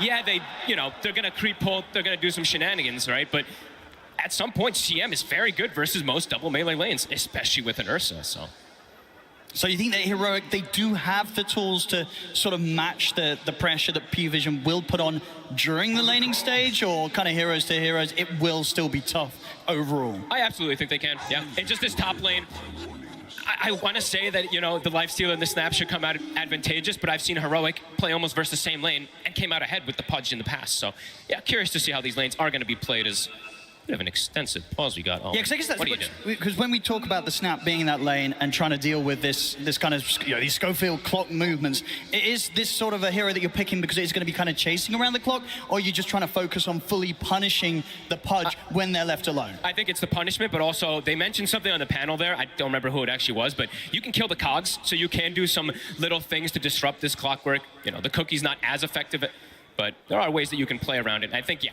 Pudge, low armor, can definitely look to take advantage if you get a good position to pressure with that snap. Did you see what was going on? Okay. Okay. Apparently should be good to go pretty soon. Just getting some final things lined up in the booth, making sure all players are ready to roll. Something I'm looking forward to is, I mean, we're likely to have some Dominators, of course, in this game, at least 2, potentially even 3, because we do know 9 class likes to build it, but Heroic, they don't have a Dominator build. I don't think, they don't need no Dominators. No, so... Maybe some of the victories they had, but definitely a lot of the wins that they were getting towards that second half of the Road to the International, where they started to hit this win streak. They were just doing it with kind of just raw chaos. Exactly. And especially around these 2 heroes, of course, that they have opened up the draft. So this sort of game 1 as well, it's going to be very much a test or a showing from them whether other teams and if P-Vision down the line in the draft in this series need to make sure that they don't let this kind of Pudge clock get through as the first 2. If Heroic can get this game 1 win, they're definitely going to have a lot of implications in how P-Vision is going to have to start their draft in game 2 against them. Absolutely. I'm so glad that we actually did get, I knew we were going to get it, right? The double coaches down there, they're such good friends. I think this is going to be a really interesting kind of thing that maybe dictates how the rest of the drafts are going to go for this series in particular. Yeah. Because they might just give them everything. Both sides might just go, you know what? We'll just give you guys what you want, and we'll see what happens. Because the bans, if you saw, were pretty specific. There was a gyrocopter ban in the first phase. You don't see that always. So. No, absolutely. No, and indeed, as we heard from the coaches, the respect they have, they want to beat what the enemy gets the best at. The best in the enemy's hands. So, maybe sort of, just sort of a mutual agreement that kind of played out during that draft as well, in the fact that both teams did get those strong openers. Yeah, I mean, I'm looking forward to see what we do get going down, but we do have this pause at the moment. We do. It will be over pretty shortly, and hopefully once the pause is over, anticipation. we'll be good to go. Yes, anticipation for a hook immediately, right? That's what we want. That's what everybody wants, the Pudge. Getting a lot of scribbling on the mini-map. Yeah, they were playing tic-tac-toe. They drew some stars. I don't know. But looks like we're underway. Ducalis gets it. Ducalis has said he's ready. We'll see if Heroic's got everything good as well in their booth. And hopefully we'll then get the word to get this game underway. But one thing for sure, I don't think this is going to be a game that's going to have a pretty slow opening 20 minutes, right? No, I don't think this series will, period, right? No. These 2 teams are definitely going to be looking to run at each other. Heroic maybe more so than P-Vision, who does like to play, as you mentioned, more about the vision, controlling the map, but let's go. All right, well, we're thank underway. you very much for your patience, ladies and gentlemen. We're ready to get on with the action here between Heroic and P-Vision. And action we should definitely be getting. And look at this, P-Vision, they want to secure that lane in particular, right? They don't want Schofield to do his little put a sentry to make the lane meet at a weird position, get the cogs down to mess with things. So they're trying to protect their jungle as much as possible here to prevent these type of moves and maybe an early hook, right? So you see P-Vision, they will back away. Heroic places a deep early ward and we are underway. Yeah, P-Vision holding back, but still under the cover of smoke. Still difficult, really, for them to approach and try and make a play into this. So, yeah, purely defensive. So making sure they don't get tripped up by Heroic as the lanes do set up. See, if Heroic wants to stick a 3rd hero just for the start of the lane, since they do have that CM Pudge combo, they could trip them up to potentially go for that quick early first blood. That's true. Yeah, there's definitely a chance. Play could be pretty tasty and a very good thing to go for, especially here on the main stage. Now, if you can start to shake up the enemy early, you could start to tilt them a little bit. Yeah, look, let's see the positioning. Schofield, he's doing what he does. He's going to immediately run in, put the cogs down, or just body block the wave until the cogs get closer. And that lane positioning, it's going to be, yeah, exactly where they ideally would want it. Let's see if Satanic catches the wave. We do see this combo is up here. Yeah, let's see. See if Satanic's ready for this. Heroic getting ready just in case Satanic steps out a little too far. They're going to go for the hook. They're going to be able to grab him away from the creep wave. They'll get him caught in the cogs. They'll have to skill the level 1 rage to back up. So no kill to be found, but a decent bit of damage there from that early setup and an early aggressive poke from Heroic, showing that Satanic's got to be on his toes. And then we do see Ducalis does what we were mentioning, right? What the panel was talking about as well, too. Get that little shredder early so you can either kill the cogs or just be able to harass a hero like Pudge, who's 2 armor, super low arm in this hero. So we'll be able to attempt to counteract these moves. Now, let's see how well he does. Because I feel like even in some of the lanes where you expect Whisper's Pudge to get punished, he ends up coming out insanely far. He does. So very, very comfortable on this hero in this position. Yeah, and let's see how many, I'm going to keep watching how many cogs they do kill, because, yeah, Schofield, he's going to be doing his annoyance in this lane. But overall, I would say Satanic, yeah, on paper, right, Satanic should have a pretty free time up here, unless some crazy stuff happens from Schofield and Whisper. And looking at the other lanes in particular, it's similar, right? P-Vision does have very strong setup for the lanes. The mid Beastmaster versus the Puck is very, very strong matchup. The bottom lane is the one that can be a bit different, where the Ursa and the CM can take advantage. So 2 lanes that do look quite strong for the side of P-Vision at the start. I mean, and sort of take advantage to the point where is there kind of sort of a stage in this bottom lane where the Ursa CM can get kills? Oh, absolutely. Anytime that they do see a misposition, misstep there from DM, they could look for it. Same thing from 9 Class, but 9 Class also can do some pretty annoying stuff, as we've seen from him on this Monkey King, of going through the portal, bringing numbers to an area that is not as expected. So this mid lane, I've seen the Beast most of the time come out ahead, but also these Pucks usually don't fall that behind anymore in a lot of these matchups that they used to struggle, like the Earthshaker versus Puck matchup, which used to be a hard one. Now these Pucks just do fine because of curveball. So we'll see how no one does in this matchup with Analog. It definitely feels like a mid matchup where, I mean, probably from both teams, right? The supports, rotations early on could warrant a kill in that mid lane. Oh, absolutely. I don't know if we'll see an early rotation, though, because these side lanes are... They do need their supports to stay there. As we do see early aggression, even from bottom, DM, and getting the early point in silence, maybe they'll be able to play this lane a little better than anticipated, even though it's versus Ursa CM. CS-wise in the top lane so far, 8-4 on Whisper against Satanic 13-3, so I see the damage here coming in with a little shred and a few right clicks. Not too fun for the Pudge here on the early levels against these 2, anytime that Schofield steps away. Yeah, he even went for the chainmail immediately on Whisper, right? They've got to watch out for this, though. Something about Schofield and sniping the carrier's couriers. It's happened so many times. We had that one series earlier. Yeah, he got like the DK's courier like, what, 3 times in a row or something. So Satanic's definitely going to have to be a bit more careful with his courier placement when he gets those, or he's trying to get those items brought out. Because Schofield, he will be on top of the timings. Like, you know for sure, right? He's keeping track of when that courier's respawning, and he's going to be ready to get in position to go for it again. 100%. I mean, that's his best involvement that he can have up here, is really killing the couriers and just disrupting them from killing the Pudge. Because right now you're seeing Whisper, he truly is struggling up here. He even bought the chainmail level 1, or immediately when he had the gold, so that he could try to survive the pressure. But look at it, it's constant. Yeah, it's poking him underneath the tower. Still have to be careful. I mean, you saw that anytime that Ducalis tries to set up and go for that, if he lines himself up to get hooked under the tower, could get turned around. Definitely wants to have the lane in maybe a better position. They're not so close to that tower, so they can get aggressive.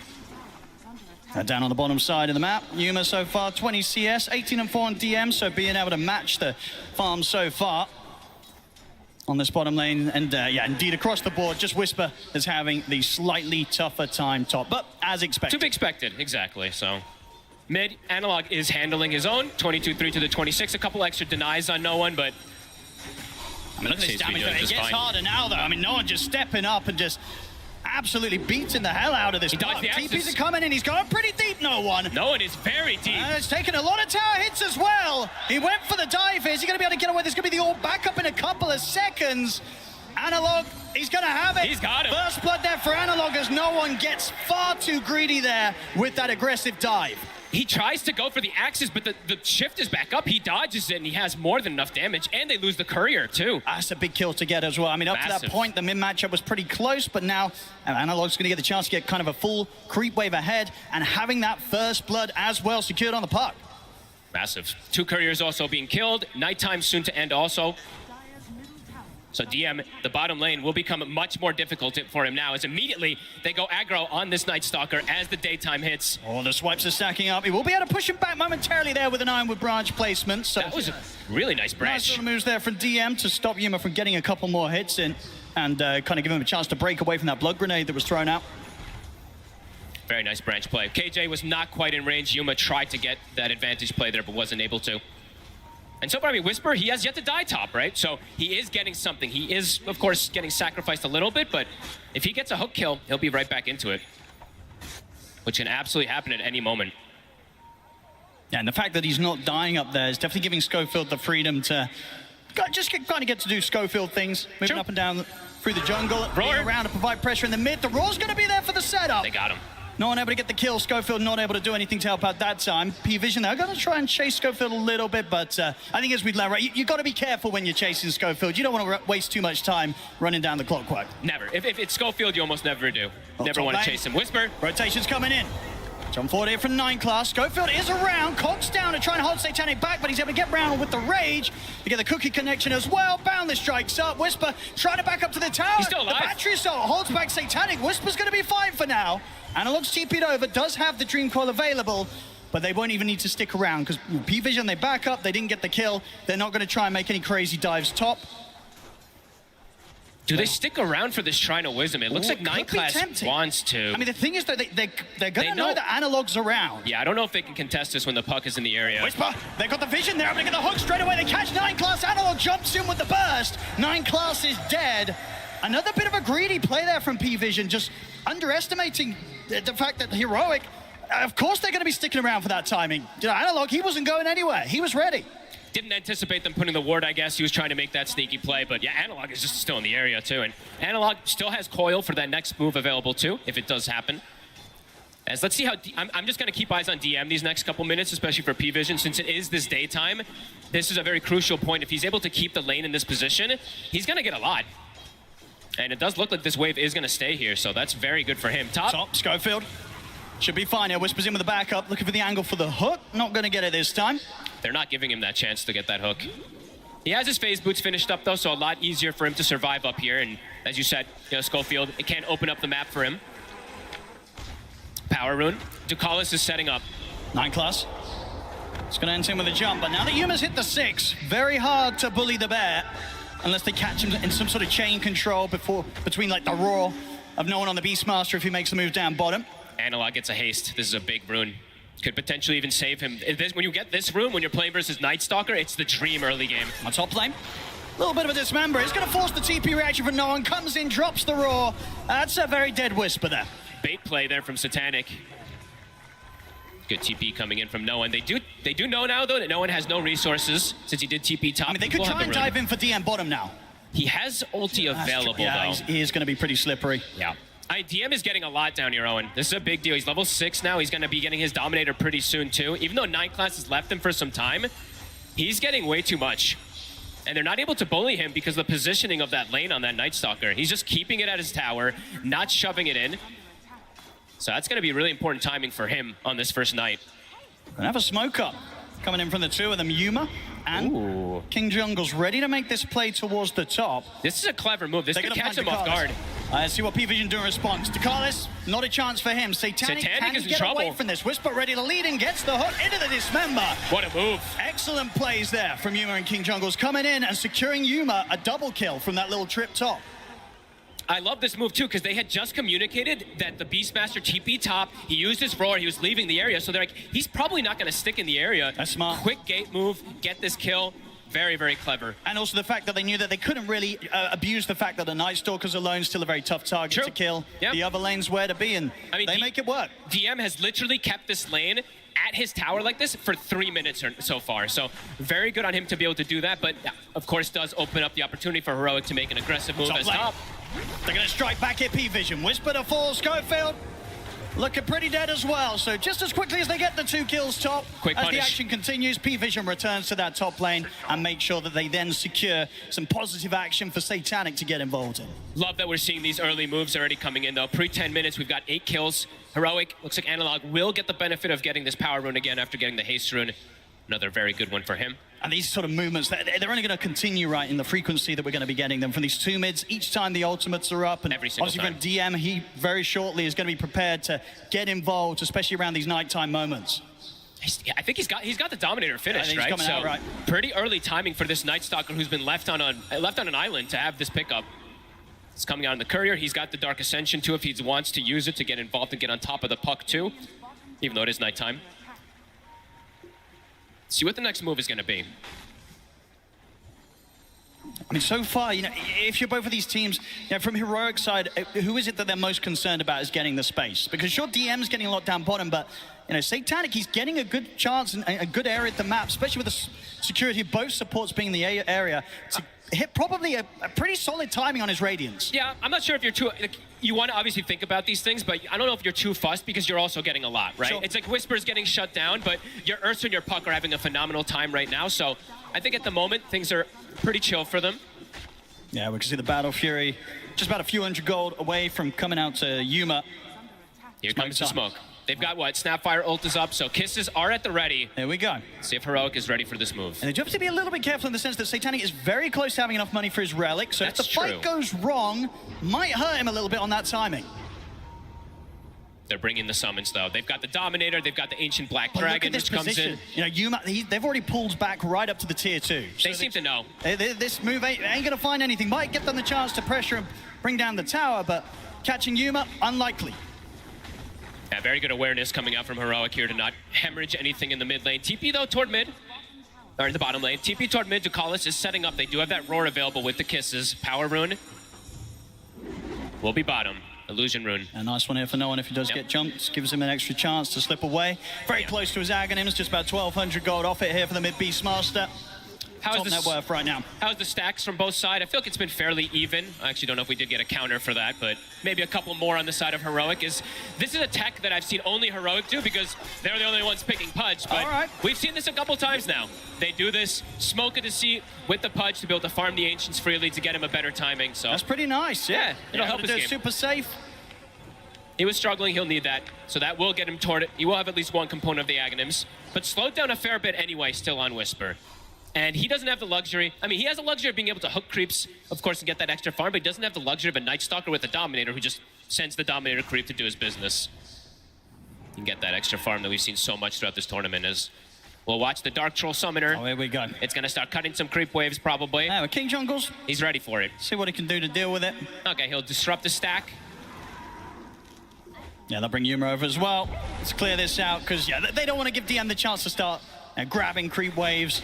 And they'll kill it pretty effectively. It farmed absolutely nothing. Yeah, so. Honestly, Ursa probably one of the better carries in the game, right, for dealing with these Helm of the Dome creeps. Kills them very, very fast. Very true. They did the same thing with the Meepo the other day, if you remember. These heroes are fantastic at killing these Dominator creeps, so influx of gold for them. On top lane. They want to fight, it looks like, here. Will be a good time to strike. I mean, it's a Satanic very, very close to having his Radiance timing complete. Also setting up around the Shrine of Wisdom. 9 class. Well, they're going to have playing around the vision. Rocket. Whisper ready to walk up. Boundless Strike talking about, gives him the chance to jump into the trees. Good escape there for 9 class. Can he keep this up? Split second. He's got away. another jump. He's gone. It's a bit too tricky to catch him now. 9 class should be fine.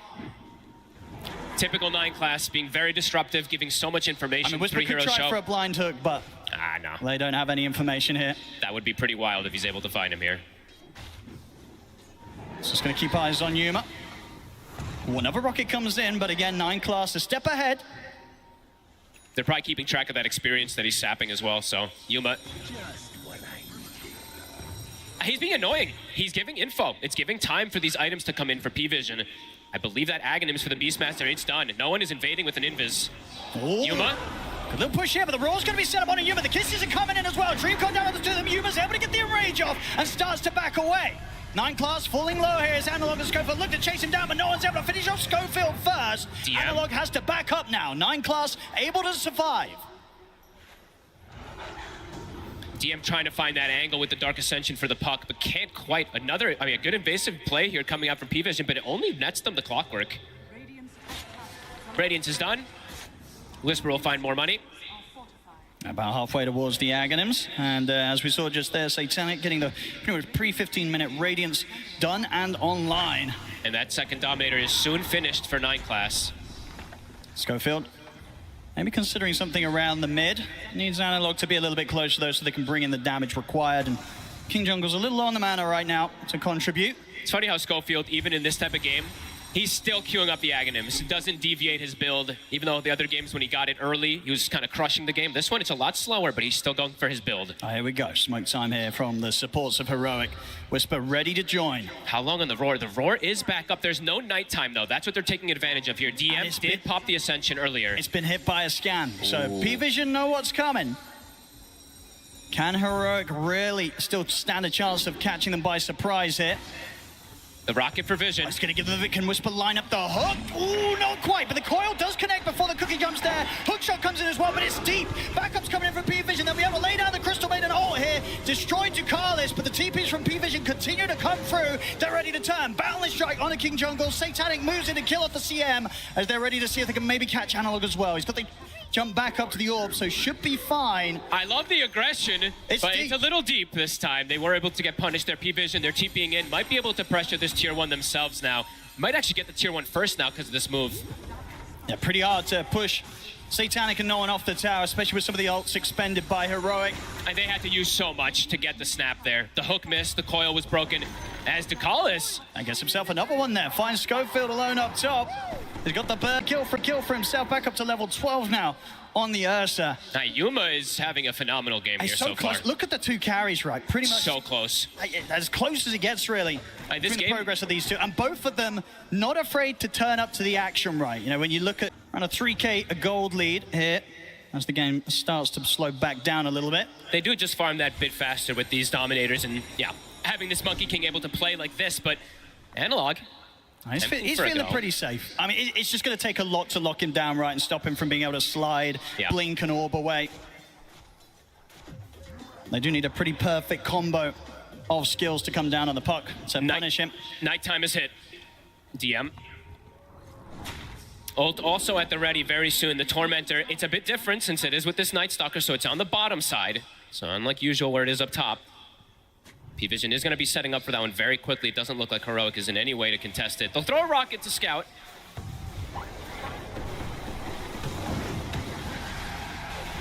We'll see the shard. Who gets it? It's going to go the way of DM. That's a really nice one to get for free. Heroic. They'll make something happen elsewhere, though. Into the pit. Drop the freezing field as well. They need to speed this up. I think so as well. I was about to say, they might want to use every spell as possible that they can to damage it. Looks like they should get away with it. Yeah, P-Vision, they do smoke up now, but it's a little too late, Roshan. It's going to all be Heroic. Streamer's going to have that Aegis secured for the next play. So, P-Vision, they get a Tormentor, they get a Shard, but Heroic do manage to find that timing to get the Ursa in the pit and secure that second life. Balance in all things. No one, a full BKB finished up now for this Beastmaster. He is going to be very difficult to bring down. Even though they have BKB piercing disables, the damage, unless the Ursa gets the fully free hit onto him, could be problematic now to deal with this beast early. But could just be a bit of a slowdown time. Both teams might be content with sitting back, finishing up that next item. Yuma in particular, his BKB. Yeah, it's going to be so important just to be able to give him the chance to run in and not worry about having the silence come into play, stopping him from getting that enrage off. DM is the big nuisance for sure versus that puck and the Ursa. They have to be very careful in terms of this game. I'm wondering if Analog even at some point does pivot toward a BKB. Sure, not yet, but maybe one of the next items, even though we don't see it too often on the puck. Depending on how he gets tripped up from the Night Stalker, we'll have to see if he does want to adapt. Satanic, he's got his plans completely lined up. 9 class is spotted. He's going to get a hook shot in here from Schofield. 9 class, unlikely to get much backup here. He's able to jump out though with a sharp boundless strike. He's actually going to survive. He's away. No one. Coming in from the high ground. Maybe see if they can get an angle in on Analog, but it's very, very difficult. Analog at the ready and Yuma. He's going to be around the mid, ready to grab that bottle and hold on to this amplified damage rune for the next team fight play that they'll look for. And you'd imagine Heroic. They have vision bottom. They're going to want to do something. Whisper, looking for the setup on a DM. DM popping the ult off onto the side of the map. He's going to be able to sneak away. Nothing they can do about that right now whilst the hook shot's still on cooldown from Schofield. So DM will get away. But yeah, there's 3 minutes of opportunity really for Yuma to try and force a play with the rest of the team. And you can see how aggressive he is. He's ready to try and find some action. With the BKB, Amplified Damage Rune, and the Aegis, I mean, P-Vision, they've got to be prepared for this aggression that Heroic's going to be looking for. They just have so much info getters, right? We see the Night Stalker and the Monkey King just constantly getting information. Again, they see Heroic. Whisper, some of the blink. She's only going to find the helm of the Dom creep. So they avoid the smoke immediately, just from that little play there from the Night Stalker. Able to gather that information, as you see time and time again. I see Yuma there as well. Was maybe seeing if he could find the chance to get the solo catch on Ducalis, but Ducalis headed elsewhere. P-Vision's just avoiding until they get these timings. And they're getting a lot of the timings. The gold lead increasing with every moment here for P-Vision. 6 to up to now 7K. Gold lead here, 23 minutes in. Heroic, they're desperate for blood, but P-Vision just aren't giving it to them. Just avoiding every single time. Satanic. SNY is now finished up too, so he's got that status resistance versus that bite in particular. So a lot safer for him to survive. Now Blink also for no one, so easier for him to pick and choose his target for the roar. P-Vision is slowing the game down into a more and more comfortable position to be able to fight versus Aegis. They're very strong in team fights. Nightglass. He is able to grab him off the trees.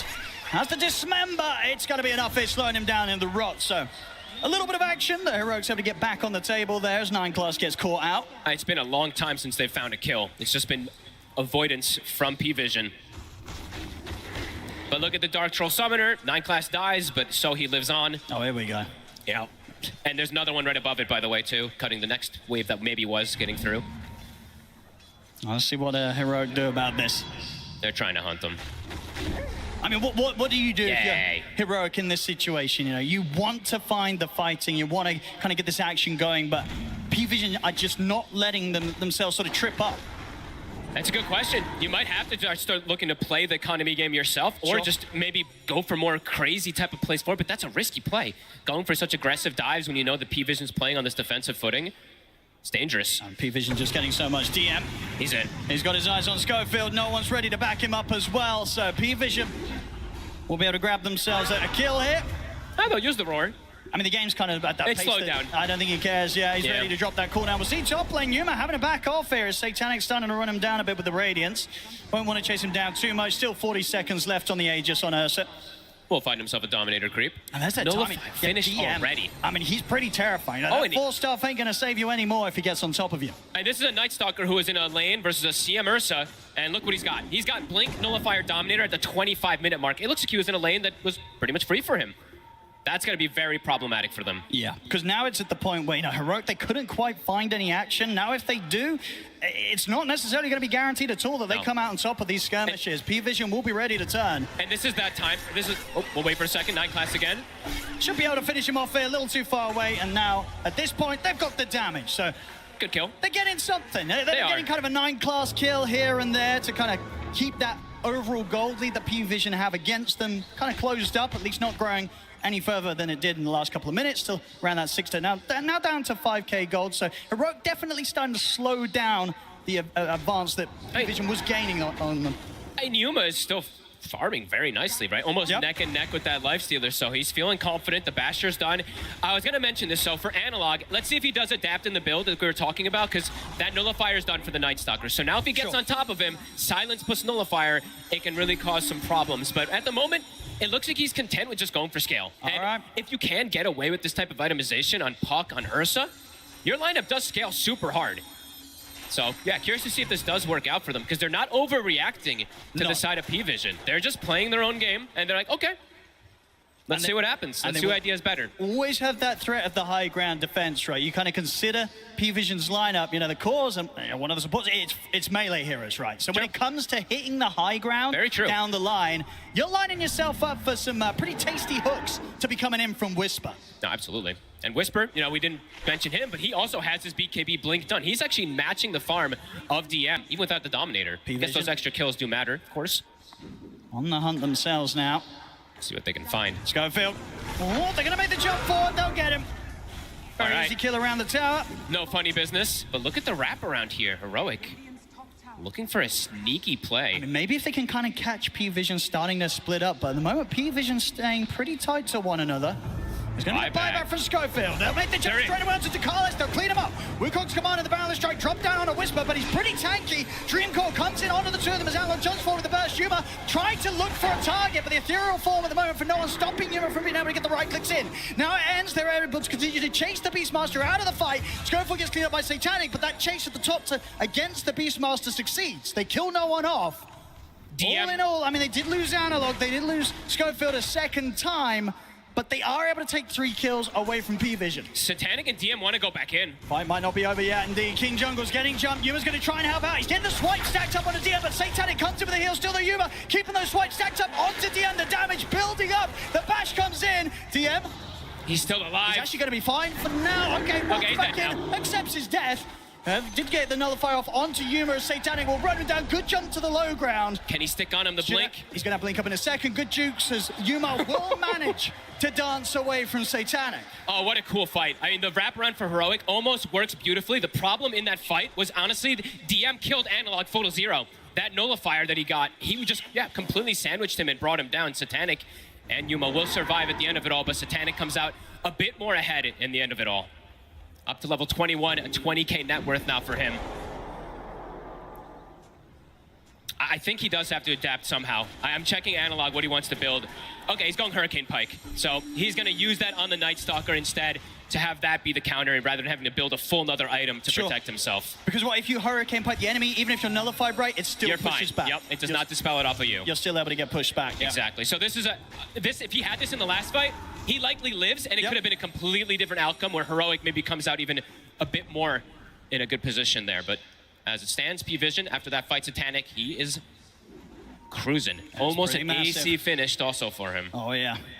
And we see, on the other side, Yuma, he's going to opt to try and get that Abyssal as soon as he can.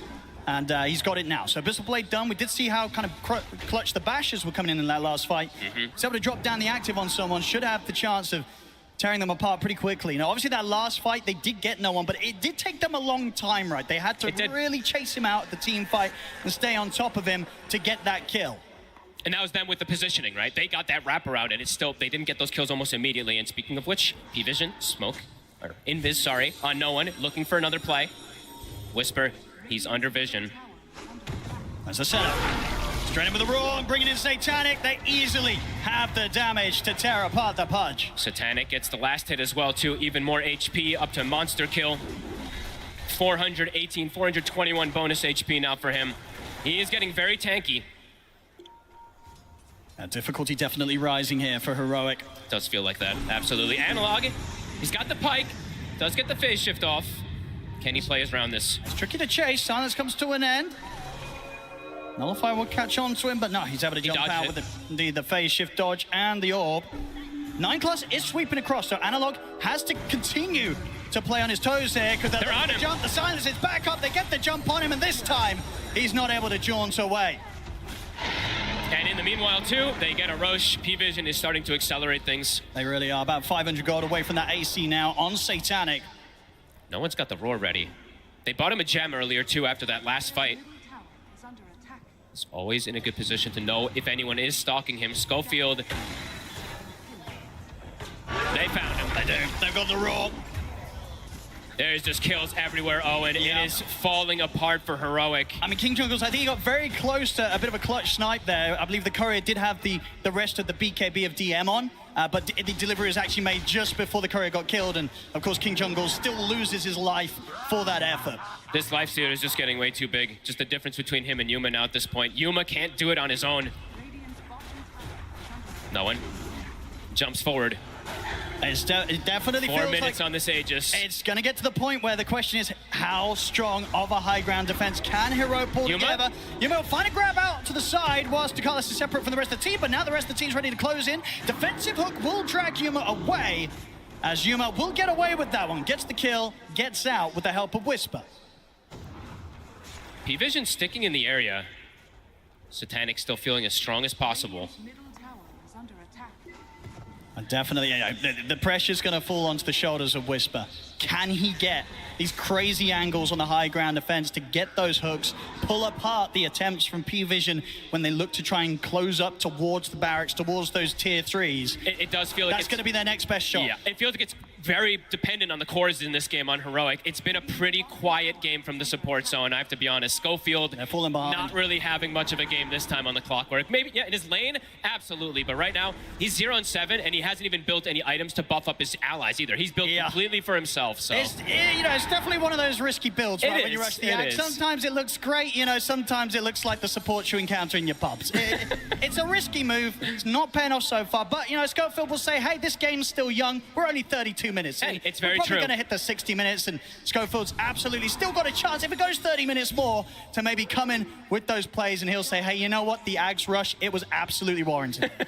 We'll have to see if it does pay off. Because he can do still some really nice stuff with the Aghanims. I'm only critiquing him a little bit extra because it's Schofield, but, he can scout a lot, right? And in this game, scouting has definitely been pretty crucial. So and you can clear the waves, right? You can prolong the game. You absolutely can. Flares, being spammed down. So, as I say, Schofield, he's ready to keep playing this game for another 30 minutes. Let's see if they can try and hold on that long, because P-Vision against them, they're continuing to hit these timings. They'll get themselves another shard. This time goes the way of Satanic. They've got 2 minutes of Aegis, so very likely to bring the fight. Heroic, they've got to do the best to kind of limit the casualties and try and not lose too much against these next moves from P-Vision, because otherwise P-Vision, they could be moments away from shutting down the game. Absolutely. I mean, P-Vision, they're just getting a bit too much, it feels like, out of the map. The map is shrinking it. All of Heroic is having to follow each other because of this annoying vision game that we've seen from P-Vision, so they can't really separate from each other because they just might hemorrhage 4 kills as we saw before. If they split up on Heroic, heroes could die all over the place, so they have to kind of stick together like this versus the P-Vision strategy. A refresher on no one. Continues to grow.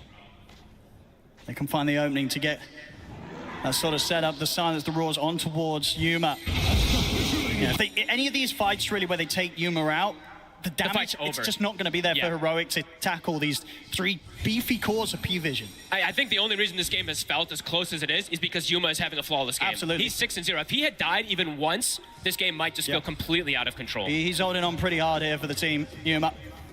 Another amp damage to spawn Satanic.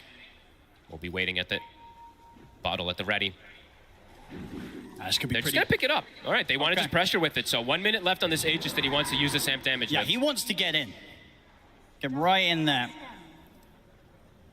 So they start to bring in the mid push. What's the response going to be? Not going to be able to push them off the tier 2, that's for sure. So they'll have to let the mid fall. There's a sneaky ward that has been placed at the bottom also quite some time ago that could catch Heroic off guard when getting back to their base. And at the same time, we'll see if Heroic themselves are able to get some sneaky vision outside of the base to set up for those high ground hooks from Whisper. Whisper's looking for it. He's going to try for 9+. Is it going to get him? He'll get the Dismember off onto Satanic, but Satanic is perfectly fine. They have to be careful about how they go about tackling the Lifestealer, and indeed they'll be able to pull back. They do not want to put too much into trying to go on this Lifestealer, especially once he still had a few seconds left of Aegis. Will start to now come to an end. Daytime will hit. Looks like P-Vision will back up with that. Continue to play that economy game as they continue to grow and grow and grow in terms of that economy. Seeing 9 class, he's gone full greed this game, as he tends to, but Diffusal into the Scotty next, it's going to be very, very annoying to play against for these cores, in particular the Pudge and the Ursa. The fights just, they continue to feel harder and harder and harder for Heroic, and I'm wondering how and when it's going to feel that much easier. Perhaps it's when Yuma does have that MKB, but again, it does feel like it's starting to feel like him versus the world a lot in this one. Still just sort of little things like the ghost on no one that makes it hard for them to get jumped. He's going to try for King Jungles. King Jungles at the moment kind of juking him in terms of the vision, so a lot of time of this BKB being put to waste. Still will get the Roar though at the end of it, allowing Satanic to close up and take down another. Hey, Owen, that's actually a really good call that you did mention there, right? Like, Yuma has to do so much, and he has no nullifier. So they can just dance around him, either with these Ghost Scepters or Force Staffs in particular. Very hard heroes to bring down with the Monkey King as well, too. He can just boundless out of a lot of situations, too. So definitely hard for Yuma in terms of how he wants to progress into this later stage. We'll see Refresher being queued up next. I imagine what the plan's going to be. If Whisper can come... Ooh, no one, he's in there. The jump on a Yuma. Schofield comes in with a hook shot in the cogs to hold them back. Schofield will fall for sure. Yuma, though, with that play from Schofield, should be able to get out. Did cost him his BKB, though. Had to use it. 85 seconds, no BKB. No one's in. He's gonna have the buyback coming straight away from Schofield. Does not want to allow P-Vision to get away with that. He's got another Roar. He still has that at the ready, and double BKB if he wants to have it for the side of no one. Forcing a buyback again. That's 2 from Schofield. Yeah, the gold difference starting to look growing. Pretty crazy now. 20k gold advantage here for P-Vision 37 minutes in. Satanic is getting close to being maxed out too. He's got to believe the Daedalus finished up. His Ag's is going to get consumed too. He is massive, and that's the Scott. He's finished up now too for 9 class. These supports, I say supports, these cores now on P-Vision are cores as well. Absolutely. I mean, yeah, 9 class, he's definitely not got any problem with this game going on. He's more than happy to get to the stage where he might just be 6-slotted as well. Heroic has to do something chaotic, and that's what they're looking for here. Smoking out. There's no Dark Ascension. There's no nighttime, so looking to perhaps take advantage of that here. But P-Vision are all so far back. Well, this could be a bit risky, stepping out on the map like this. They're not even going to find Ducalis down here, who's just farming in a Do they find very anyone? interesting spot. Even if they get up here onto Satanic, it's going to be tough to take him down before backup is inbound. Oh, and Yuma also has no BKB, so it's 15 seconds on cooldown. I If mean, they commit for this. He's going to get it.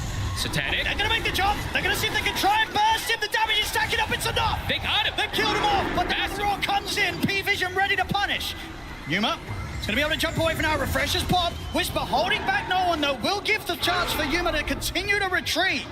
It looks like they're going to get away with it. They're going to try and go for more. The Boundless Strike will stop Yuma from getting his hands onto no one. What a play from the split second. He was a split second from getting that infest off and perhaps surviving. And it's such a risky time, as you said, to have the foresight to go for that play, despite the fact that your own carry, his BKB was still on cooldown. That could have gone horribly wrong, but they get away with it and take away at least a 5k gold.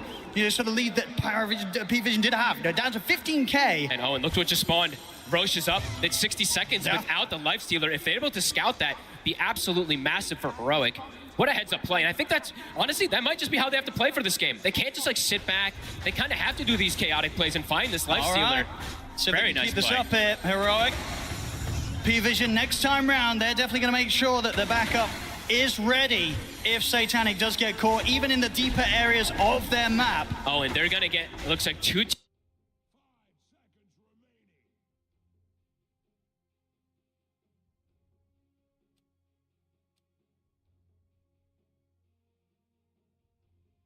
T2s, and maybe even that Roche if they do back up for it right away. They scout it. And you've got to imagine again, when you go for that play and you carry Yuma still at the BKB on cooldown, that was probably Yuma making that call, right? Yeah, I mean, that's... It definitely feels like Yuma being that sort of solid rock that's bringing the team together. High risk, high giving them reward. a chance here in what so far looks to be a very difficult game still for Heroic. They'll finish the Roche. Aegis here for Yuma. They killed it before it could shift sides too, so a good aggressive play. They're coming out from Heroic, a massive turnaround. Yeah, they're coming back swinging here, Heroic. Almost have completely recovered this game just off that one move, finding Satanic, a 10,000 gold swing. Level 26 now for the Ursa. He's actually gone for the double Earth Shock, which I feel like most times we see the overpower lately, but yeah, an interesting little adaptation also for him. Maybe just wanted to have that extra bit of enrage too, is going to be nice for these fights. A big step up in damage output also for Heroic. The Parasman now online for Analog. And this is the thing, right? Whilst there's been a little bit of a difference between the carries that Yuma has now pretty much closed against that of Satanic. Now, when you look at the other cores, it's pretty even. We have Analog pretty much in the same position as no one. And DM and Whisper, they're in a very similar situation gold-wise as well. Overall, the majority of that difference, it's between the supports. Exactly, so. And Yuma now, a full another item picked up. He's got the Swift Blink. They have the luxury of the 4 minutes with this Aegis. And they have this Refresher Shard on Whisper. This Refresher Shard could just change everything too, right? If he gets a double bite, full duration on the core. Oh, for sure. Yeah, absolutely. That gives more than enough time for Yuma to kill anyone that Whisper's got his hands on. And yeah, Cheese, right? Cheese for the puck. He essentially has a second life to protect versus that Nullifier combo that can come out from the Night Stalker. I mean, looks like Owen, we're in for a treat here. They're not afraid to fight still, even though this Aegis, Cheese, and Refresher Shard is on Heroic's side. They've smoked up themselves, and they're ready to try and get the top. They spent their gold too. No buyback on DM, no buyback crazy. on Satanic. Well, let's see what they do here. They find Yuma with the nullifier. Jump in from Whisper, though. He will miss the hook. 9 class, he's going to get the hook shot in the face here by Schofield. Core to the side. That's 9 class gone. Back in the midst of the fight, Whisper will fall. Analog, he's going to try and push forward. Phase shift just in time before the roar was going to be coming in from no one. And now Yuma makes the jump forward. Looks to DeCarlos, but the 4-star gets DeCarlos back to safety. Buybacks now coming out from both sides. Analog's alive. Phase shifts there just in time. Analog, can he jump out of this one? He cannot. He'll get the coil off, but Analog's gone. And that probably should be the cue for Heroic to get out of it. Trying to disengage, but looking to reset. Yuma's thinking about it. He's considering. He's under this observable from P-Vision, though. They're going to set down further vision, knowing that Heroic will trying to look for this risky play. They do get the D-ward, though, so Heroic, they're going to know that P-Vision was maybe prepared for this. Knight's eyes on Whisper. He did use the buyback in this fight. DM. And 9 class just sort of stepping forward. Heroic. They made the call to back off. I think as soon as they sort of popped the sentry down, saw that P-Vision had vision on Yuma maybe trying to get back in at the end of that fight, they kind of called it. They said, we don't want to go for this anymore. Whisper dies with almost getting nothing off. He got his BKB off, but wasn't able to get the secondary one, got completely locked down. And then Analog, he jumps in to try to help his buddy. I think he uses cheese and gets greater healing lotus and still can't reset and get out of that fight. So still getting tripped up by the silence. Even with all these defensive tools that he's tried to go for, no BKB, no way to just prevent it completely. Yeah, now P-Vision, they're going to be more than happy to try and look for the play there. I mean, we saw them not afraid to fight and being able to kind of come out even on the results of that little bit of a skirmish. Now that there's no Aegis, no cheese on Heroic, P-Vision, they're absolutely going to want to try and go again. Besides Schofield, he'll get the setup, catch the 2 of them in the cogs, he'll die for this, but Yuma's able to get the jump, they get the dismembering onto DM. He's gone for 90. Schofield happily trading his life there for the core of P-Vision. And it's the gem as well, too, so a big pickup. Great connection there from Schofield. I don't even think that was the initial target that he wanted. That hook shot actually hits the smoke target that was blocking DeCarlos. Nice little pickup there from Schofield again. No doubt about it, even though P-Vision have maintained the lead for the majority of this game, they're definitely going to feel shaken up a little bit with how well Heroic has proven to be able to hold the game, punch back. I mean, and Yuma just continues to just play almost flawless. Like he's 7-0-3. He's truly being the rock for the team. That's pretty insane, yeah. If you consider sort of the amount of action that's been starting to go on in these later stages, the fact that they've not been able to get this Ursa at all is rather remarkable. Doing a great job of keeping that core-to-core matchup versus this Lifestealer. Yeah. That's why they wanted it. That's why they wanted this last pick, because we do see Heroic smoked up again. Still 30 seconds, no Night Stalker. And I guess this is the thing as well for Yuma, why it's working so well for him in these fights. He's just got so many heroes around him that are more than happy to throw their own lives into the front lines, right? You got Whisper jumping in, Analog ready to make these aggressive moves straight underneath the entire team of P-Vision, and Schofield always ready to initiate with a hook shot. So with all this stuff being thrown at P-Vision, it's very difficult for them to isolate and deal with the bear. And he's not the one getting silenced, right? It's the Night Stalkers having to go for the puck. Because if Analog gets left alone in these fights, Analog might run rampant. So, yeah, it's a good way that they've been balancing off of each other of who tanks which spells. We do see Heroic still looking for potentially another play, but not going to be the case. Schofield just has to continue hugging Yuma. And he is just, using this Aghanims to just scout tree lines. Yep. Every single time he can, he's shooting the rockets, looking for 9 class. Oh, it's doing a lot. I mean, it's definitely, as I say, getting closer to that period of the game where the greediness of the clock definitely feels good. You're happy to have him on the team. BKB also finished up for KJ, so that Frostbite, or that Freezing Field is going to start having some impact as well, too. A lot of money on no one. What do you think he's considering next? 5.7K coming up in the bank for the Beastmaster. That's a good question, because they already have the AC, he already has...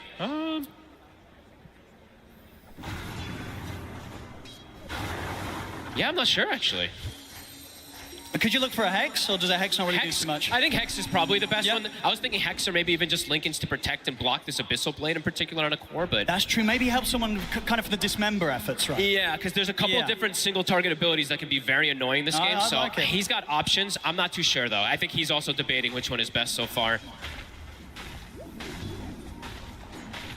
This gold lead, it's been kind of sitting at a similar amount for a lot of this game, really but Heroic has been able to play around that beautifully. And it does feel like each time that P-Vision's had the lead, they haven't really left their side of the map too much. True. Yeah. They're very much holding back. seemingly sort of waiting until they themselves have kind of like these 6-slotted, maybe, as we said, the 6-slotted supports like 9 class. You know, he's very close to having that BKB on top of the Diffusal and Skadi. Just having more difficulties getting the scouting that they did earlier on. They're gonna go for another smoke play, looking for something here. No one still has not used his gold, but he will he will be able to boots of travel and buy back into the team fight. So maybe that's just the thing that he's prioritizing most. Sure. I mean, he should still have a little bit of money on top of that, but indeed maybe not quite enough to pick up a full item. So really considering his options. It's probably just in case he has to buy boots of travel 2 and rejoin the fight rather than just bots 1. It could be something along those lines as we do see the fight coming toward this top left side. There we go. The Rockets will give some information. Heroic, no, the P-Vision's coming for them. Whisper on the front. Shot off the mark. And there's the BKB, no one. It's going to make the jump in. They're going to try and go all out in onto Whisper. Found the strike the side, holds down the glove, and there's Yuma jumping and looking for DM. DM's able to get out to safety, though. Whisper's Yuma, gone. he's got to back up now. With his teammates dead and the BKB and Enrage coming to an end for the Ursa, he's got to run. King Jungles will put the BKB, but the physical damage tears him apart. P-Vision coming out on top, and maybe not even done yet. They've still got their eyes on Analog. He'll get the phase shift off.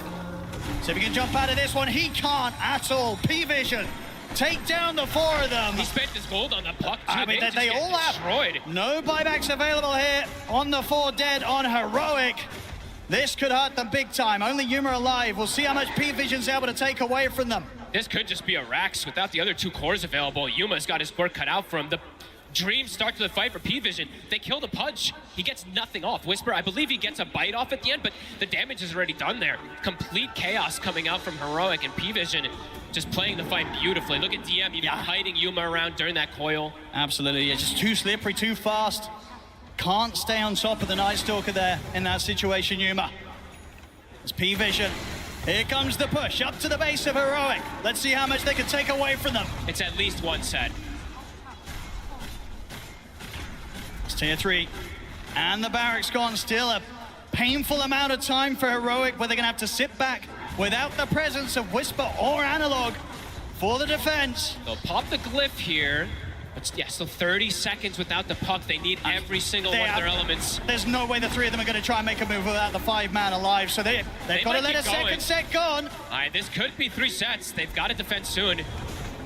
P-Vision with the patience and lead that they've had this game, finally finding this huge opportunity to absolutely demolish the base of Heroic. Schofield's going to try for us, but Yuma's going to go for it, but the Raw's there. Invest. I'll get the Enrage off Yuma. Has to start backing away, though, as the BKB begins to fall off. P-Vision, they've got the damage done. They've taken the barracks all away from Heroic. The mega creeps are out. Heroic have done such a good job through the majority of this game to hang on, but hang on it just was, it seems, as P-Vision now mega creeps, and a huge opportunity is now Roche will also spawn. They're hitting their element. Yuma, as we said, still yet to die, but can't do it on his own. I mean, they're trying to head out. P-Vision. It's been hit by a scan, though, so P-Vision know that Heroic are going to maybe try and make this last-ditch attempt outside of the base. And they've just got this Dominator up on the high ground giving information as well. How do you approach this fight as Heroic? It's so hard. In particular, where it's 4v5, you don't have Schofield ready to sort of throw himself in and disrupt the action with a hook shot and a cogs. I think they might have to do that, though, and I think they can't approach these fights normally. They kind of have to get the initiation. They've got eyes on DM, but instantly out with a blink. Yuma's going to try and chase. We'll get the Abyssal Connection. Whisper jumps in as well, but DM is going to get forced away. Coil will catch on to him, refreshes pod, as Yuma stays on top of DM, is able to kill him off. Pudge in trouble, though. Whisper controlled here by Satanic. They'll get the buyback coming in. King Jungles will live for now, but Satanic jumps forward, takes him down. Yuma having a run for the last few seconds of the BKB, but P-Vision will stay on top of him. His Earthshock's down to the low ground, but the Abyssal from DM's back up. Yuma's dead. Triple kill for Satanic. Heroic, they tried to go for that last attempt. It does not work out. This Roshan, and very likely the game fault, it's going to be P-Vision's. They tried to do the chaos play, but they did not have the numbers. Everyone just buys back the targets that they prioritize. DM's like, I can throw my line, buys back, rejoins it immediately. The Ursa dies for the first time in this game, but as you said, it could be that nail in the coffin. He has buyback. He does. But let's see if they can even hang on here. Whisper, though, does not. Still, yeah, 350 gold away from having the buyback on Pudge, so we'll just be with the 4 of them and trying to hold against P-Vision now seems pretty impossible as they're on to the tier 4s. Aegis on no one, Refresher Shard on 9 class. P-Vision, they're ready to lay down the Wukong's command. Try and enter Yuma, he's in with the jump. They're trying to burst the Lifestealer. Satanic, he's gonna get hit, but again by another bash. He'll get it with the Infest. Survives, heals up. They take down the bear, and with that, the tier 4s continue to remain exposed. This game is over. GG is called. P-Vision will take the first game. The economy war, I mean, P-Vision playing the map as they do, as we've seen them do so much this tournament. It works again, heroic. They really tried does. their best, getting these type of chaotic plays, which absolutely worked at least 1 or 2 scenarios, but overall, P-Vision, they had a pretty good grasp in a lot of this game. Yeah, the lead was just too much for Heroic to deal with. They just needed to find more of those plays. We just saw such a long period of this game where P-Vision, they really were a step ahead, and to a putt that was going to be expected because of how strong the Vision game was going to be from P-Vision. Absolutely. I mean, the Night Stalker in particular, this last pick that they were able to grab up really was such a nuisance for something like Analog in particular. And DM, he had a crazy good game. So see what they do to adjust. Absolutely. Great play and great patience from P-Vision in that game to maintain the lead and know that when they go for that killing blow, it's a successful one. Game 1 to P-Vision. And it was a great game for P-Vision here, right? If you're there in the arena cheering for them, you're so happy with how this one looked. It felt like just every core was having the time of their life, Lacoste. Yeah, beautiful execution of a strategy coming out from P-Vision in this game number 1. We were wondering, whether there's going to be some nerves kicking in. They're playing in front of the crowd, the 3 new players at TI stage, but they don't really feel like it. It feels like this is their home, and they're playing it extremely well. You did mention the 3 cores. I love the synergy between them. I like how both supports are kind of allowing them to play their own type of a game. We saw so many early rotations, Beastmaster deeping in, making sure that they're going to be killing Whisper, and also this Beastmaster, like usually we don't see it from the mid lane nowadays anymore. It is still a good flex, but they realize that they can pick this Lifestealer as well and combine it with the Night Stalker overall last pick, and now you have overall the better vision in the game. Monkey King, Night Stalker as well. It's very difficult to fight into these heroes. Yeah, well, we want to focus on those rotations, right? Because we're talking about how good no one was rotating to help that safe lane of the duo with Satanic there on the Lifestealer. But something that's more important that we're not really seeing too often is actually carries themselves rotating through the portal, right? We saw Yuma do that one quite early, Jenkins. Yep. Yeah, I mean, at this point, I feel like this is the Yuma rotation. He does it in almost every game, where he comes through the portal sometime after 5 minutes, and he gets a very important kill here because Whisper was struggling against Lifestealer. They pick Ursa to counter the Lifestealer, and it almost worked. Like, he didn't die until like very late into the game, where they had to literally throw like 3 heroes' deaths into buybacks in order to kite out all of Yuma's abilities in BKB, and then they finally killed him, like at the very end of the game. But I also felt like P-Vision did a good job exposing the weakness of Pudge as a core, right? Because the hero doesn't push out lanes quickly, and because he had a bad start, it's really difficult for him to recover. And you see, like throughout I'm sure there are more clips later, they couldn't really push the wave out, and they're constantly getting ganked by the Monkey King because he's giving vision. So I think Astini said, he wanted to give them their best strat, but he had a way to deal with it. He knew that Pudge is not strong because he can't really push waves, and it's really important that your cores are able to push waves out. And Puck couldn't also push waves because he got countered by the Night Stalker. Oh, I have an idea. Something that can push waves? Pudge Helm Dom. So you can block your own hook. Okay, back to retirement home with you. All right, look, guys, we're going to look at that Vision game specifically with the Monkey King, the Night Stalker. We said the lineup was big, but seeing it in action and exactly how they're able to utilize it is a whole different thing. Yeah, 9 Class is just being himself, being super annoying. Look at him dodging the ganks. This is 3 heroes, so there's going to be a hook, there's going to be another hook shot that they're trying to go for, and he's still going to be escaping, lurking around the 14-minute mark, trying to go for the Wisdom Shrine, and he's just going to be staying around. So he came back, and what he did is he provided vision for Schofield. You can see that he's buying time, he drops down, it feels like he's going to die, but they also understand that they can help him out. The rest of the team, after he provided vision, they're going to be helping him. He gets a really good boundless strike, and in the end, he doesn't even die. But this is what he does the best. Like, he's very annoying, and there's going to be another situation where he gets initiated on, again, providing info for the team to see where the heroes are, which allows others to play much more safe, and then you have him escaping with the shard. Plus, also, we got to point out the Night Stalker. Like, he's really, really good. He's going for the Nullifier as well. Didn't have it in this fight, but it also completely ruins what he wants to do with Ursa. He's good against Pavis and Crystal Maiden, good against this 4-staff / Hurricane Pike on Puck. They understand how to itemize correctly, and 9-class standout player for a good reason.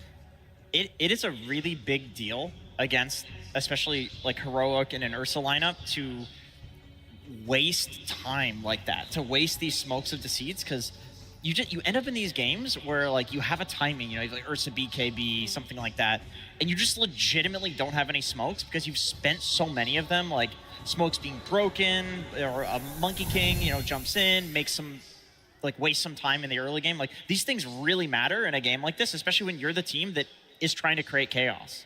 I mean, this kind of happened during the game when they traded Tormentor for the first Roshan. So the Ursa got the first Roshan, but he couldn't really push the map, you know, for advantages because they were constantly chasing around the monkey. He was pressuring them. The map was pushed out. They just basically couldn't really do anything with the first Aegis. They just blocked. They just blocked every play from Heroic. They couldn't progress on the map, and I felt like that was a huge problem in the game for Heroic. Yeah, and I think they also understood the fact that, okay, Roche, that's going to be an objective early that Heroic are going to be really strong at, right? You kind of want to give it away, but things and objectives that aren't as easy to give away, look, cost is these Wisdom Shrines, right? You want to be able to take them away from your opponent as often as possible, and we normally see early fights around it, but in this one, we saw that later 27, 28-minute fight around it. Yeah, they understand that they want to take it away, and this is the fight where Night Stalker does have a Nullifier available, so it's going to be very difficult for Ursa to play the game. You remove his overpower, which means that he's not going to be having enough damage, and he's going to be running in, providing vision one more time. We've seen so many Infest bombs in this game because you have both Beastmaster and Night Stalker ready to jump in with the Infest, so in the end, they're going to be stealing the Wisdom Shrine, and Night Stalker, in this one, it turns into daytime. His ulti just ended, but he's still going to be using Nullifier before he dies, making sure that the Ursa is not going to be able to do much, but Yuma, man, I gotta say, he had a perfect game. It doesn't get better than this. We said that he's playing the tournament of his life so far. Dying first time 50 minutes into the game. He was very slippery, even though he played into a really difficult matchup. You're playing into Beastmaster, you're playing into Night Stalker. These are not the matchups that he likes to play into. I mean, even Lifestealer with the Ags, we talked about it. Like, you can kite out the Ursa in Rage with the Lifesteal Ags. You infest, and it's not affected by status resistance, so it's not exactly the matchup that it was before. We did see, like, one time, I think, or a couple times, like, he was able to do a lot of damage. Right here, for example, like, finally you get this, you know, BKB piercing disable from Whisper. Obviously, Pudge does not do enough damage to kill a Lifestealer, but Ursa's like, okay, don't mind if I do. And this is where I think a lot of people were thinking, like, are they doing it? Are they coming back? But more annoying P-Vision shenanigans, like able to slowly kite everything out and only lose Satanic there. I think this is something that they're very good at, is when they do lose a hero, they will retreat tactically, you know? They, as Astini said, will throw once per game, and so they're very good at making sure that that throw does not end up throwing the entire game. It happens, they recognize, and they're like, okay, guys, that was the one. Now we just have to go back, reset, wait until Satanic comes up. We've done this so many times at this point. Yeah, something else for this game that interested me was the buybacks. Normally people are holding it, right? When we get past that 35, closer to the 40-minute aspect of the game, everyone's very hesitant or reserved Winter to just immediately buy back. They kind of want to hold it and they wait until that high ground is being pressured. But for P-Vision, it's like, yeah, the Ursa killed 4 of us, let's all just buy back, kill him, and end the game. Yeah, I mean, the buyback part is something that you have to really understand as a team, like how to use it. Having the buyback is not just like, oh, I'm going to say buyback, but you don't really plan how to use it, right? So they showed in a couple of fights how to use buyback. Sometimes it's easy when you're in your base, but sometimes it's also a bit more complicated when somebody has to willingly sacrifice your life to ensure your team has a good opening in the team fight. So those are things that are not easily done in the game. Yeah, there's a lot of things that Heroic did so well for themselves, P-Vision as well. Breaking it down a little bit further for us is, of course, our Weatherman Purge.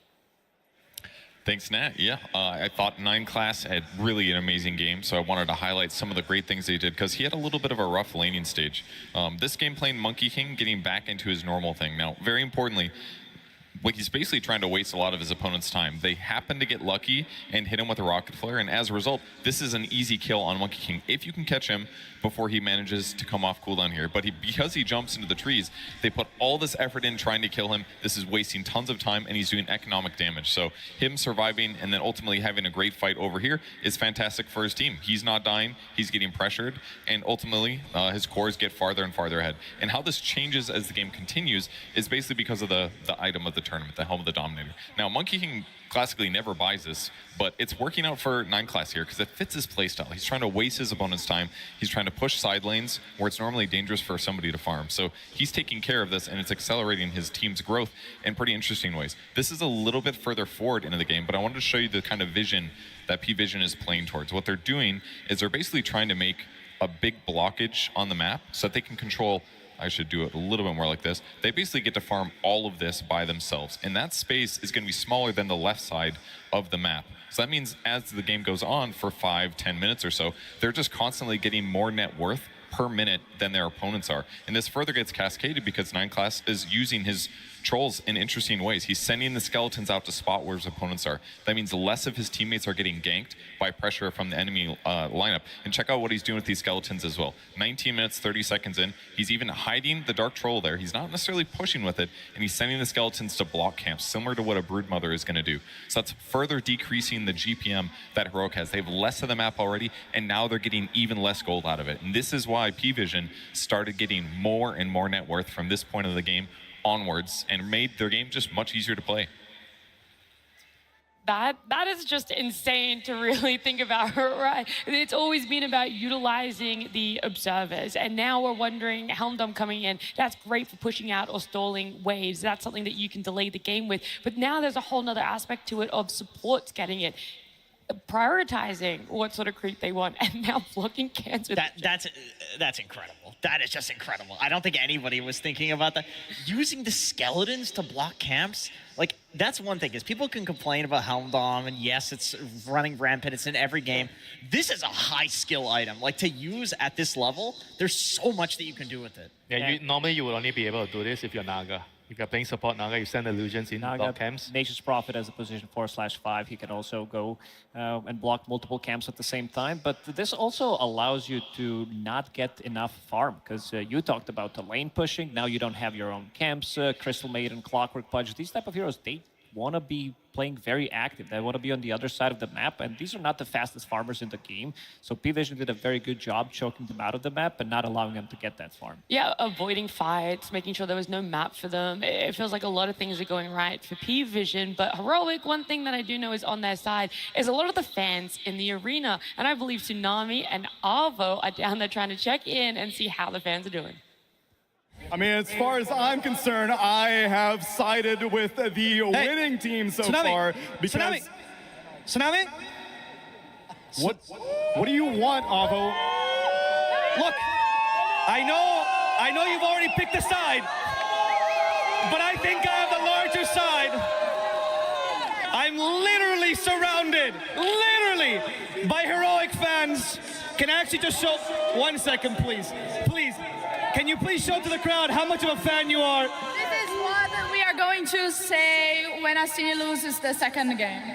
If I cry, and then that's it. But South Americans, if there's something they know how to do, we know how to roar, South America! Let's go! Avo, what now? What is going on here? South America makes it to top 8. You just reappear.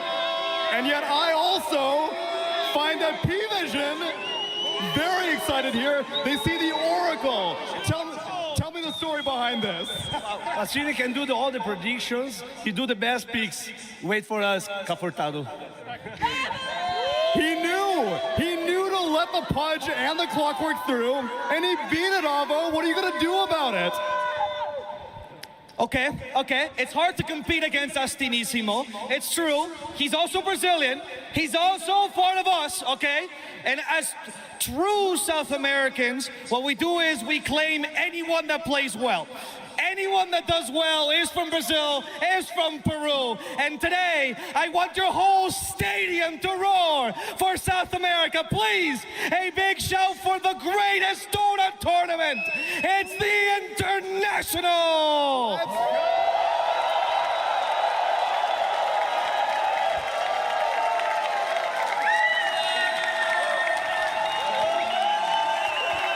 It's an appeal to the crowd, but one that will always be very, very encouraged. Thank you very much, all of South American Dota. No matter what, no one's going home yet. We can see it reunite again in grand finals. But for right now, we're going to go back to the panel as we prepare for game number 2.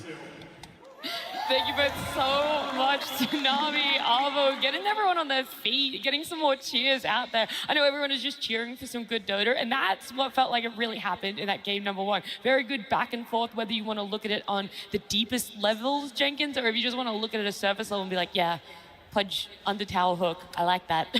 Yeah, 52-minute game. It wasn't like a stomp either way. I think if we're talking, you know, maybe like 5-6 months ago, P-Vision is supposed to stop Heroic, but now we have a top 8 international stage game between these two teams, and game 2 could go either way, because I feel like that game, that went pretty badly for Heroic, given that they had their, you know, arguably best strategy, and like, it felt like almost none of their plays connected. Things could go a lot better. Like, if Cavs can, you know, work out the kinks, I think game 2, give them the same thing, they're gonna take it to them. Yeah, just shake it up, you know. It's hard to say that, but it's not elimination. These guys are in the upper bracket. There's still so much potential for them. There's a lot of chances. It's not over by any means. They get to have this fun between the two coaches, really kind of like ego check each other a little bit, Lacoste. Yeah, for sure. I think Cavs, he did tweet it out yesterday that they are ready. All the prep is ready, and seems like, you know, coming into the second game, I want to see that prep as well, because this one didn't really work out for them, especially against a team like P-Vision, who kind of managed to outmaneuver them on the map, choke them out real heavily. I want to see slightly more aggression. I want to see them create that chaos, because 10-15 minutes into the game, we only had 8 kills, and this is not how usually Heroic plays. So I want to see them try to put them in a position where P-Vision doesn't feel as comfortable. Yeah, he's going to play a really important role here, deciding whether they're going to stick to their guns and make minor adjustments, or they're going to just completely change up their draft, right? Because we saw in the first game, they had a lot of problems dealing with the speed pushing of the creeps. You know, they needed something like, maybe something like along the lines like Ducks. You know, we saw plays Ducks here. So you can have one of the core heroes just shadow pushing the waves out so that you can fight, because they like to fight. They like to kill heroes. Yeah. But if you don't push the waves out, you can't kill the heroes. To be honest, like, I don't think they should change anything up, because if a single smoke gets broken, like just one in a game, that's a blunder in my opinion. Because you know there's a Night Stalker on the enemy side. You know he just pressed ult. You cannot walk into a lane and press smoke. To me, this is a little bit of maybe pressure getting to them. Like, I guarantee you, this is a talk that they had backstage. Yep. I guarantee you they talked about dealing with the Monkey King better. Maybe they ban the Monkey King, whatever. 9 Class is going to do the same thing no matter what. You have to find a way to deal with him with wasting less time, or just don't deal with him. Make your own plays. But if you're going to do that, you cannot just run your smoke into a Night Stalker. I think you got to respect that position force. Like, the best position force in Dota history, you know, we're talking about Jarex, like Baboka, Jinkyu, these very annoying players, Boxy as well. It's very difficult to deal with what they're doing on the map, because they understand the micro and macro, like, completely. They know how you're going to move. They can predict your moves. And this is exactly what 9 Class is doing right now, compared to Schofield, who's a bit more of a polarizing player, I would say, who's playing much more aggressive. I don't think he's fishing for information as much as 9 Class is doing. I mean, that's like a very surface level problem. I think the true issue is the overall strategy. How are they going to build a lineup which allows them to cover more ground? You know, they have a lineup which, technically speaking, they need to snowball. They're going to kill heroes and they just keep running at you. But you can't do that if you don't have an all-rounded draft. So I think they probably have to look into that. If they don't change anything, I think the game is just going to end up the same way. That's true. It's easier to make the good plays and to not have to deal with 9 Class if you're also creating pressure somewhere yourself. I think sure, he's like a huge problem, but he's not the root of the problem, I think. There's also a big difference, I would say, with the position 4s, with the itemization that they're buying. For example, in the previous game, you have Schofield rushing Aghanim Scepter, so you're really not getting the value out of the gold until you finish the Aghanim Scepter, which is 4.2k gold, compared to Helm of the Dominator, which is 2.5k gold, and the components that he's getting. And so he's coming online much faster, and we're also talking about them having an early lead, so he's utilizing that much better compared to the enemy position 4. Yeah, I was expecting an earlier Force Staff from him, to be honest, because if you look at like literally every P-Vision hero, all of them don't like playing into Force Staff. Like they have some circle that you need to force out of in the Monkey King and the Night Stalker, you know, Beastmaster Roar, things like that. But Schofield, I also respect that he's got his own way of playing. He doesn't care what we think. He doesn't care what his team thinks. He doesn't care what anybody thinks. He just plays his own way. Unfortunately, it meant that he didn't have much counterplay for his team. But he's got his own strats. The teams have had their time. We've had our moments to talk about those game 1s, the potentials we want to see for game number 2. But as we can see, our players are back in their booth, and that means we get to look forward to a game 2 draft. P-Vision versus Heroic Game 2. Upper bracket, no elimination on the lines by any mean, but Heroic definitely are going to want to bounce back to this one. They want to make it closer. A closer series is what everyone would love to see, and we've already highlighted a position 4, maybe even just the support picks in general, Winter, because they, in game 1, picked up that Crystal Maiden, uncontested, and now maybe showing the reasons why. Yeah, I guess they probably really wanted maybe to make the Pudge the carry. That's why they picked the CM, and it didn't really work out. So this game, they're going to have to rethink their overall strategy. Because sometimes when you try to flex your heroes around too much, then it ends up being really hard to make the whole draft come together. They're going to have the Nature's Prophet now, which is going to solve a lot of their wave shuffling problem. This hero is global. So it's definitely going to be a very, very different game here. And it's also a hero that can deal with the Helm of the Dominator creep. With the Sprout, you can easily kill it. Mostly from the core role, position 4 doesn't kill it as easily, and P-Vision, after seeing what 9 class did do in the previous game, they're not going to complicate too much. Having that 1-0 lead after game number 1, they can try to repeat what they just did. Yeah, on the side of Heroic, they actually value that Night Stalker being much more of an issue than the Monkey King. And we did offer 2 different ways to deal with it, either drafting to deal with it, or just kind of ignoring him. There was actually 3. The third one was to ban him, right? Maybe they wanted to go for Puck again this time because they're on the first pick side, so they're probably planning to maybe 18 pick the Puck. So they banned DK as well. That also indicates the Puck. So there's a very high likelihood we see P-Vision maybe on the 16-17 pick try to snatch the Puck away if they think that's a good move for them. And removing Spectre as well, which means that Nature's Prophet is going to be played as a core most likely. This is not the matchup that he likes to play into. Heroic is the only team so far in the tournament that did play Spectre. Overall, they did win the game, so it seems like they know something about the hero that could potentially be really good, especially in this matchup, having that global presence against NP and try to punish him. I mean, it's also the fact that whenever you're playing to Nature's Prophet, you kind of want someone to be able to shove the waves away from the team and also join the fights, right? Usually we talk about Dawn, Underlord, those are the type of heroes, and Spectre kind of, even though it's not a very popular hero, but he can kind of do that with the ulti. Heroic was so quick on their side of this with the bans, P-Vision taking more of that time. They see what we saw, right? That Puck. They don't want to pick it up for themselves, and they're really going to make sure that Heroic can't have the perfect setup for a Puck game. I mean, this is also really, really good sequence here. So they know that the opponent is going to ban the Puck, and when you remove the Puck, Queen of Pain becomes very high value because Puck is a huge counter to Quad in the lane in the game. I will say though, Nature's Prophet traditionally has been a very strong hero at laning into Queen of Pain. So it does eliminate like an off-lane Quap potential. You know it's most likely going to go mid. I mean, 9 class was experimenting with position 4 Queen of Pain for quite some time in pubs. Maybe he'll do it here. We'll see. Yeah, this is the hero to catch the Monkey King in the game. You sleep him, you grip him, as long as you have some high ground ward, you see him. This is one of the best setups for killing a Monkey King. I'm interested to see if they still value like Clock Pudge. You know, I feel like they've solved some of the issues that we talked about with the Nature's Prophet. They did go to 52 minutes in the game. It was a relatively close game. Yeah, I would maybe lean towards melee position 4, maybe Marcy, keep that potential flex from the off lane, maybe even Tusk to have ability to save people, because right now you do have Vayne with the Nightmare save. That's going to be good. And these heroes that I just mentioned even get more value after seeing the Shadow Fiend pick. Even Clockwork that you mentioned comes into a play for sure. Oh man, what a combo Bane Shadow Fiend is too. You can Nightmare sleepwalk somebody into the SF Requiem, and that is going to one-shot pretty much any hero. I mean, does this indicate the Nature's Prophet might be a support, or is just going to be a Nature's Prophet carry and an SF mid? I feel like it's analog calling for the SF. It's like his best hero, so I mean, other than Puck, which is out. Yeah, he's played it twice already in this tournament, so it kind of does make sense that it's leaning that way. I do think maybe just trying not to flex too much could also be a strength for Heroic. I mean, but at the same time, I feel like if P-Vision chooses to go for like some Tusk, Spirit Breaker here, those are heroes that are really good at punishing mid SF, right? So if you get like 1 or 2 kills on him in the laning phase, you could completely ruin his game as the SF mid. I mean, ET is kind of nice against Bane in a team fight. You can cancel the grip from far range.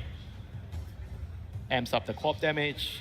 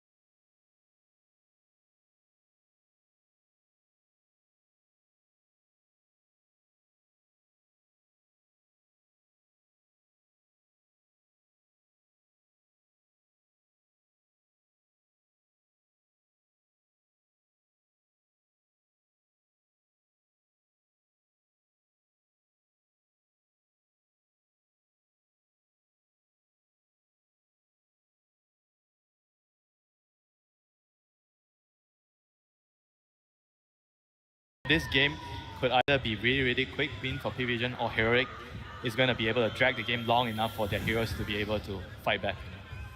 Yeah, I agree. I think P-Vision's got a really good mid-game timing, for sure. But if it does go late game, if Heroic can get there, like SF with Mars Arena and Ursa damage, like they have a lot of scaling in many different ways. The question isn't also just can they get that. Do you believe that they can get that, Jenkins? They did last game. And I think if they do the exact same thing, it's way easier for them to execute this game. Yeah, and they also have Nature's Prophet this time around, who can scale from position 4 compared to Clockwork. It will, 5 in this one, but it will allow them to scale. You can still get the items, you can push out the waves. This is the problem that they'd have in game number 1. Shadow Fiend, he 2-shots the wave, Mars as well with the 2 abilities. Ursa kills it quickly. So I don't think they're going to be having the same issue, and I also do think that they addressed Monkey King from position 4. Not sure if that's going to be enough. I think P-Vision's draft checks all the boxes with the explosive damage, Roche taking potential, all the objectives on the map, and being able to fight when Heroic wants to fight as well. Yeah. For yourself, Winter, you said that like Monkey King was kind of, trying to target it as a bit of a band-aid patch, right? You're not really fixing the solution. Is there more of a fix to the underlying issue now? I think they definitely solve some of the wave clear issue, but it's just about the sacrifice they're making in this game, where they're picking a lot of weak heroes in the lane, and if they can actually bypass and solve that problem in the game, I think they're going to be in a good shot going into the mid-late game for Heroic. All right, okay. I just got to see where it is, because we said coming into this one, it could potentially be a very close series. You don't exactly know where it could lay either way. P-Vision up against Heroic. I do know that Heroic, they're going to need a little bit of backing here, Jenkins. From the crowd, you mean? Yeah, or you. Yeah, let's go Heroic, game 3. So we can get another punch. Let's get another punch on the menu. I was hoping for a little bit more, chances for Crimson Witness. Let's hear it for Crimson Witness and Heroic. I believe in this P-Vision draft, I'm going to be honest. We're going to go down to the coach, because I feel like that's someone who could definitely give us more faith in Heroic. Absolutely. We are here with Caps. Caps, welcome back again. Hell of a game that you guys played last time. Really fought till the end there, and pretty good draft here, I have to say myself here. You did give them their iconic Monkey King again. Do you think that the Mars will be enough to deal with that, or did you have any other plans for that? We think that the hero is annoying for sure, but if we worry about a hero just because it's annoying, the draft gets too hard. And I think this game we have better tools to deal with it. And we could have won last game as well, right? You guys saw it. It was close. Absolutely. It was a hell of a game. So how did you get the guys out of that mindset? Because it really was a back and forth. You guys did great in that early game. Were there any words that you said to them, like, guys, drop it, let's get in the next game? We usually just try to be as direct as we can about the things that went wrong and cheer them up in general, like a good friend. I could definitely tell that you guys are big homies in there, and obviously against a team that you know a lot about. The crowd, I don't know if you saw them, but they were absolutely screaming out for you. Heroic fans, you still out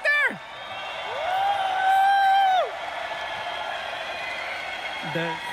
There's way more than expected, since South America is a bit far, you know? Yeah, South America far, but they're here in spirit, and they are ready to see you win this one. Bring it to a game 3. Are you ready for that, my man? Of course, of course. All right, let's bring it into the game and see if they can make it then. Thank you very much. Thank you. There we go, ladies and gentlemen. Time to get this game 2 action underway between P-Vision and Heroic. Folks, what do you make of the approach this time around? Changes, but of course Heroic, they do still end the draft with that Ursa once again. He played a hell of a game in that last game, right? So I can see why he probably asked for it again. But adaptations made on both sides. We do see a ton of team fight this game, Owen, on both sides. It's actually insane how much it's been round up with an ET being brought into the mix. My favorite hero, of course, I have to say that. But yeah, lots of different things that we can talk about here as Analog getting to play his extremely, if not his most comfort hero. Of course, his Puck is one of them, but he loves to play this Shadow Fiend. So looking forward to see what he can do on this, because I felt like in that last game, he just had such a hard time in the Puck. They just had so many answers for him. Yes, he was pulling attention away from the Ursa, tanking the Night Stalker silence a lot, but this one, maybe he can have a bit of a better time in terms of just standing his ground. And do you like that overall from Heroic going for this approach where they do keep that, the Nature's Prophet back in the support position and get something else secured for the cause in a game like this? Yeah, I think it's kind of cool because it's KJ's favorite hero. He's played it so many times in pubs, also in these officials, and I think it does give you an extra tool in terms of playing the economy map game. P-Vision has shown how many games they love the economy map game. Having a hero like Nature's Prophet, even as support, it can do a lot. Either scouting with the Sprouts, sending treants eventually once he starts getting the points in it. So looking forward to see what he's going to be able to do, if anything in particular. And let's see how Yuma's game in particular also goes, since he did have a great performance in that last one, but it does feel like there's a lot more things to trip him up this game. Oh, well, yeah, well, you would Stomp, consider Fire this Spirits as a tougher challenge for the bear. Yeah, besides the Night Stalker. The Night Stalker was very difficult for him in that last game, but the attention from the Night Stalker was on the puck. This one, I think more attention is going to be put on this Ursa in terms of just naturally inside of the fights. The stomps, the shadow strikes from the Queen of Pain, trap silence from a Templar Assassin, let's say mid-game. So let's see how that adjustment comes out. And speaking of the shadow striking in the mid lane, right now no one having a pretty great time in the mid lane. 13-8. A lot of denies in bottom lane. First blood's gonna be found here by the two of them, DM and 9 class. That's a rough one. Yeah, this lane in particular is way harder. The Night Stalker plus the Monkey King lane is a passive farm style lane. This is an oppressive lane that is gonna try to constantly kill you. And Phoenix, if he gets off to a hot start, can be one of the more oppressive 3-position heroes as we see in. I mean, that's the thing, right? 33. Because in this lane, as long as DM has dive up, he's never going to die against his Nature's Prophet and Ursa duo, right? No, unless there's a third hero, right, that rotates in. But I don't think Schofield can really leave too much. He has to stay top since he wants to make sure that he can give his Mars something, because that's a hard lane for the Mars playing versus the ET. ET can constantly set up kills onto you. And we saw last game, obviously, you're very much a fan of them finding a way to get the Lifestealer in as the carry pick this time round, getting that TA here for Satanic, another one of his strongest heroes in the carry position. They're going to be feeling pretty good about getting that through this game, right? For sure. It gives them so much hybrid damage. Now they have so much physical. They also have a ton of magical. And they have ET, which just loves to have this type of hero that thrives off of that extra minus armor, too. Definitely looks strong. For most teams, I mean, not everybody picking the TA, but again, it gives you, map control, vision control. Another kill here for the two of them. Yuma, the earn charges, giving up kills is dangerous here. It's going to get just tougher and tougher for Yuma really to survive through this laning stage. I mean, they're going to have to bring out a lot of regen. I mean, how do they sort of keep him in a position to farm down it? He might just die, honestly. It's very likely he might just die almost immediately. DM, if he lands even an earn on him, might just be the kill. Armor Spring. He's able to dodge it there with the Earth Shot. But yeah, this is not a fun spot to be in if you're the Ursa. He's going to have to spend a lot of money on regen, so he even buys his own salve. They've got an early bracer that he goes to try to withstand some of that pressure. But yeah, it feels like this is going to be very sad for Yuma in terms of this laning phase. Gets his salve canceled immediately from the urn too, and instant Fire Spirits. DM ready to just push the hero to the limits and gets him with the dive as well. Boundless is there. Yuma should be all right this time. Can they turn it? So if they can get the swipe stacked up on a 9-class Sprout to block him off, Yuma's got to be careful. Fire the Spirit connects, and that's going to allow 9-class to just trade back with him and survive.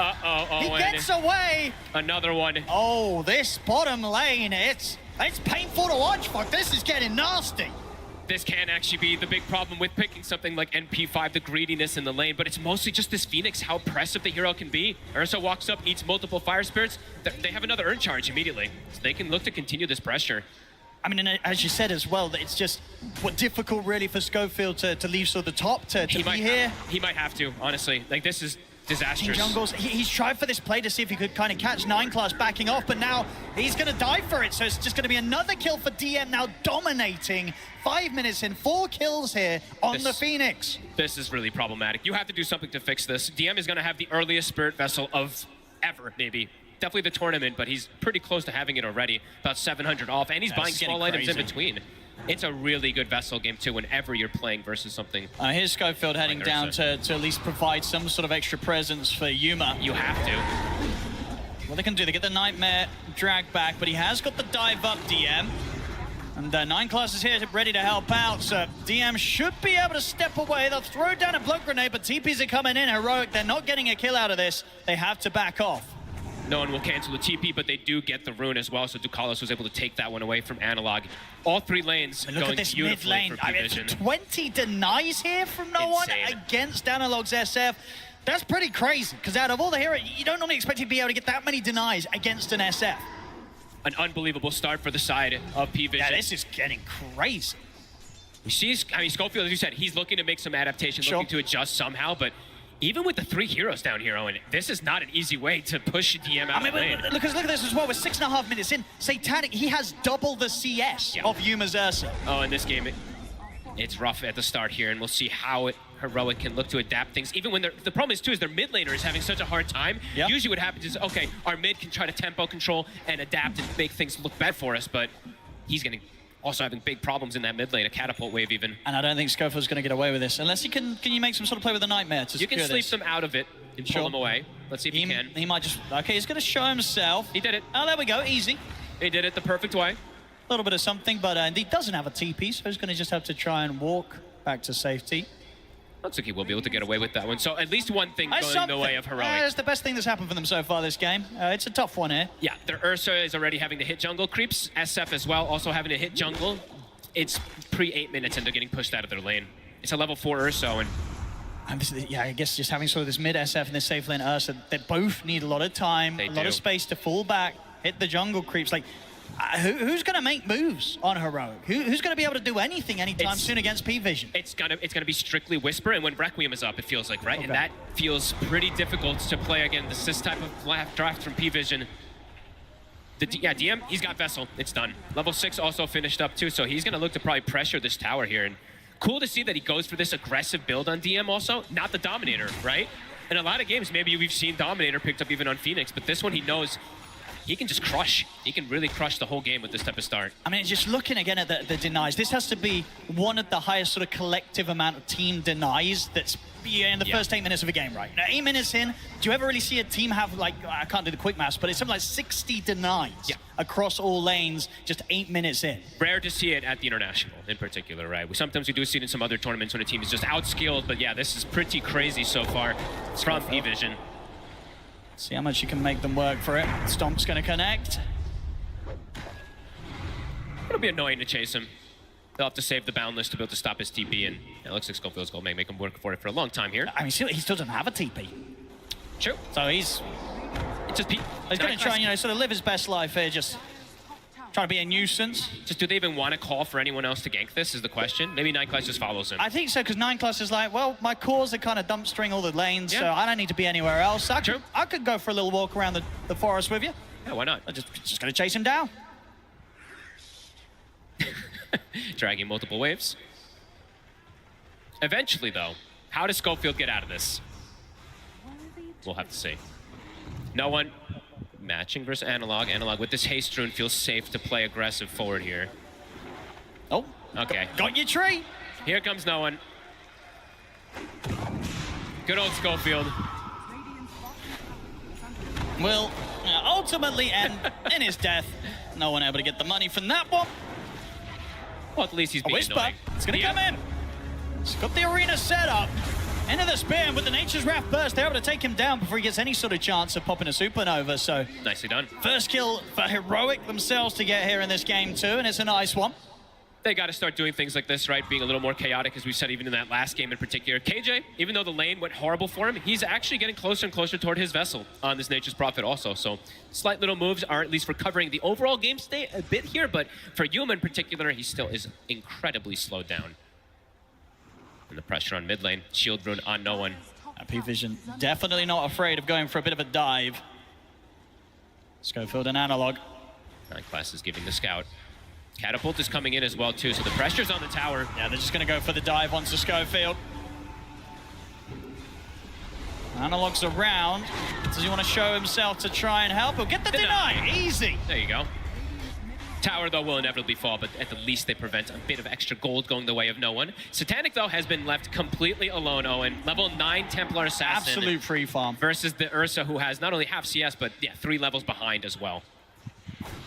And the question is, how do you pressure the Templar Assassin with this type of draft, right? It's probably just wait until you hit these timings, in particular on like the Nature's Prophet. Sure, but who actually kills the TA? They just don't, right? It was one of those drafts that this TA comes through last, and unless you're able to sort of just crush them and push them back out of the lane, the overall game state it's not going to be fun. No, like later stages, sure, they'll have options to be able to kill the TA perhaps, but in this early, maybe in the next like 10 minutes or so, it's going to be very difficult for them to deal with Satanic. Tower will fall. 9class getting closer and closer to his Dominator. DM will even give him some of that extra farm to have it finished early. And this is cool if DM goes this build also. Do you want to keep, because it's a bit of an adaptation. I keep saying this word, but whatever. He's changing his build up quite a bit than we've seen from DM, usually just the straight Dominators. If he goes Vessel bots, that means we want to destroy this map. I like it, yeah. He's got the levels, you know, he's got that quick, fast timing on the vessel. So if he can continue to just be in any sort of fight that happens, you know, best of luck to Heroic in those team fight situations, because this Phoenix turning up is going to be a huge issue for them. Yeah, it looks like the name of the game for Heroic is just farm and try to recover for now as King Jungles is getting closer and closer to that vessel, as we were mentioning. Analog needs as much protection as possible. Now they're going to be able to secure another power rune, arcane rune for no one ready for the next move. It's such early 2 T1s dropping for the side of Heroic that just, yeah, limited places for them to really move outside. As we see, they're going to smoke up. There is the grip now available for Schofield. They've got to find something with this. A grip into a Requiem. Who are they going to get? A DM would be a nice one to find.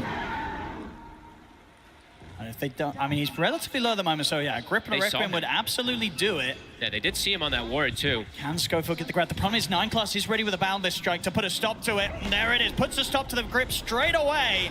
DM's able to dive out, now he's ready to turn with the Vessel and Spirits thrown down onto Schofield.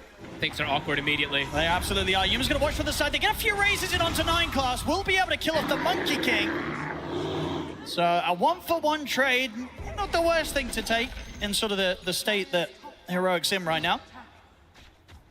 All right, it looks like KJ's plan of the game is, or King Jungles, I should say, sorry, I keep saying KJ, is also disrupt and block. Look at the sentries he's placed top now. So looking to prevent that farm speed from Satanic, as we did see 9 class doing that last game. Now it's the Nature's Prophet sending these treants in and also just blocking the camps to slow down the TA. So there's the setup, and with the bots online, we're gonna see DM ready to join as well. Dives forward, Whisper surrounded.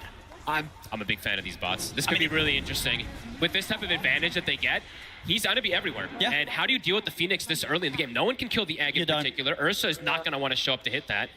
And he does so much damage early on here. Definitely not the sort of build you necessarily go for if you're having kind of an even time out the lane, but definitely DM just identifying I'm ahead. Yep. I'm going to be able to absolutely snowball the game with what is going to almost certainly be one of the quickest bots timings you'll see on a Phoenix build, getting that pre-14 minutes after that Spirit Vessel. And he's going Veil as well too, which helps with this Queen of Pain, helps with the ET as well. So yeah, cool stuff we're seeing coming in as Schofield again. Cuts the tree.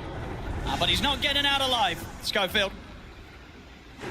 On the other side, Whisper will get the catch onto Ducalis. We'll be able to finish him off. That's something. I'll say what they can get right now, Heroic. But they did lose their shrine. I believe Ducalis was able to steal that one before he did get caught out. No one lingering up top here. Has the Blade Mail finished up. And he's got Sonic Wave ready to play with. Good look for Whisper here. Whisper does have this Sentry Ward. He will be protected. And Whisper is going for the catching build, rather than I believe it was Winter who was saying that maybe he would want to see something like a pipe build come out. Not going to be the case here from Whisper. So looking more about just playing around the team fights and get the catch for either the Quap or the Phoenix. So just a different approach. Dominator's done. See what 9 class is going to be able to do with that one. How much he disrupts the farm. We've seen so much. Battle Fury online now for Yuma, so might be able to start closing a little bit of that gap against Satanic, but unless they find some action for him to be all involved in, it's probably unlikely just due to how far ahead Satanic is in farm. 8,600 net worth, over about 2,500 ahead still of that of Yuma's Ursa. A decent recovery though. It could have been way worse if he did die in extra time or if they were able to actually stalk him in the jungles. This, you know, it's not great by any means on this Battle Fury Ursa, but in terms of what he was against, not too shabby. 5K lead though, similar to last time, P-Vision just getting that massive advantage at least in terms of lanes. This time even more so though.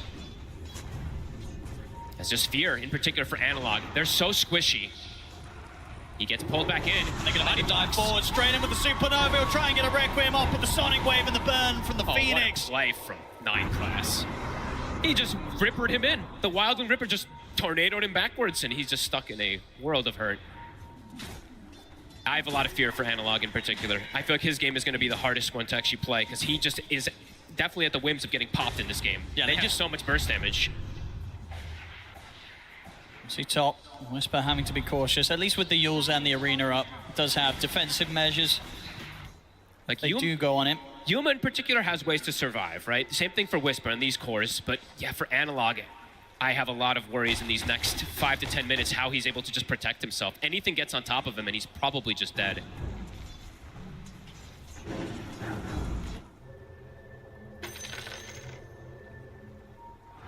What's the next play going to be here for Heroic? He's just going to keep tipping him. Because of the sentries, he's doing exactly that. He just sees that he's trying to potentially keep blocking that farm. That's Titanic. He asked for mercy. Still is having a pretty crazy amount of farm. 200 CS at the 16 and a 50-minute mark. This is Smoke here. See if Whisper can find the setup. P-Vision not looking to be caught out by this. And maybe DM. He's not that squishy. And he's already away with a dive, so Whisper not able to get a chance to get his hands on him. Even if he gets him, it's dangerous. You don't know where the ET is. You don't know where the Monkey King is. These two heroes are fantastic at stopping aggression. A Fiend's Grip comes out, a Stomp stops it. A Boundless Strike from the tree line. So you have to have quite a bit of information on Whisper if he wants to look for those plays. Oh, for sure, yeah. And especially if you're using both the Yules and the Arena to commit. You're not getting out if they get the chance to turn on you. Definitely not. Scan coming out. P-Vision continuing to read that map, and the growth continues to be there for them. So we've got the smoke here from No One and Ducalis. That's what they find. As you say, Analog definitely the easier at the kills if he's caught out in the lane. Now Yuma's he is starting to getting closer and closer, at least in terms of the cores. Slowly but surely. Again, I'm going to point out, since Purge, he'll probably maybe talk about it again, but 9 Class is doing the same thing. So he's sending the Dark Troll Summoner, triple skeletons, blocking camps. So again, just on top of getting extra efficiency with his farm, he's blocking efficiency of farm versus Heroic, similar as last time. 9 Class. Gets out. Around it. Still make sure that he gets the large creep as well. Too slippery here for Schofield or Yuma to get their hands on. Information gathered. Whenever they see Schofield, they probably just know that there's not going to be an aggressive move that comes out from Heroic. Schofield gets the catch. The grip. And they'll be able to deal with him this time. Nice little grab there for the two of them. Do they want to turn this into another move? Without the grip, obviously hard to look for a pick-off. Ducalis, he's trying to protect these Ancients. Oh. And they're going to be able to put a stop to that TP here with a stomp, so not able to block the Ancients this time around, and will end up losing his life for the attempt, King Jungles. Fool me once, right? This time they do catch him. Third time is the charm. Ducalis is very ready for it. Prepared there with Satanic. Deso Blink is done, making the move top Whisper. He's got to be cautious here, as P-Vision are bringing in No One as well, and DM. They're ready with the 4 of them. They make an aggressive move, and they'll just get in straight on top of him. Yule Scepter will buy him a moment of safety, but as soon as he comes crashing down, he's dead. They're stalking Analog to this ward that 9 Class has placed down. Can he get his way out of it? Should be fine under the tier 2. Schofield coming in with the TP ready to keep Analog safe, but... Oh, but they're accelerating things. Yeah, they could go for this. With such quick timing on Satanic, the fact that he's got this Deso and Crystallis, they'll take this Roshan down pretty quickly. And without Whisper being there, there is no team fight from Heroic possible. And this is before 20 minutes, so they can get this Rosh and then go Tormentor. Usually what happens in a lot of these games is you have to pick and choose which one you want to go for. They're going to get a bit of cold feet, though. They don't want to commit for the Roshan completely. It is going to shift toward the bottom side, so maybe they just make their move down there. Yeah, it's true. A bit off with the timing, so we'll have to regroup on the bottom. Satanic, he does have a TP ready if he wants to switch down to that side of the map.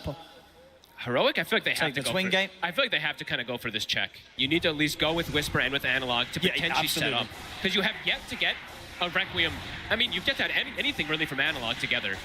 Satanic able to, of course, solo the Tormentor, get the shard secured nice and early this game for 9 Class.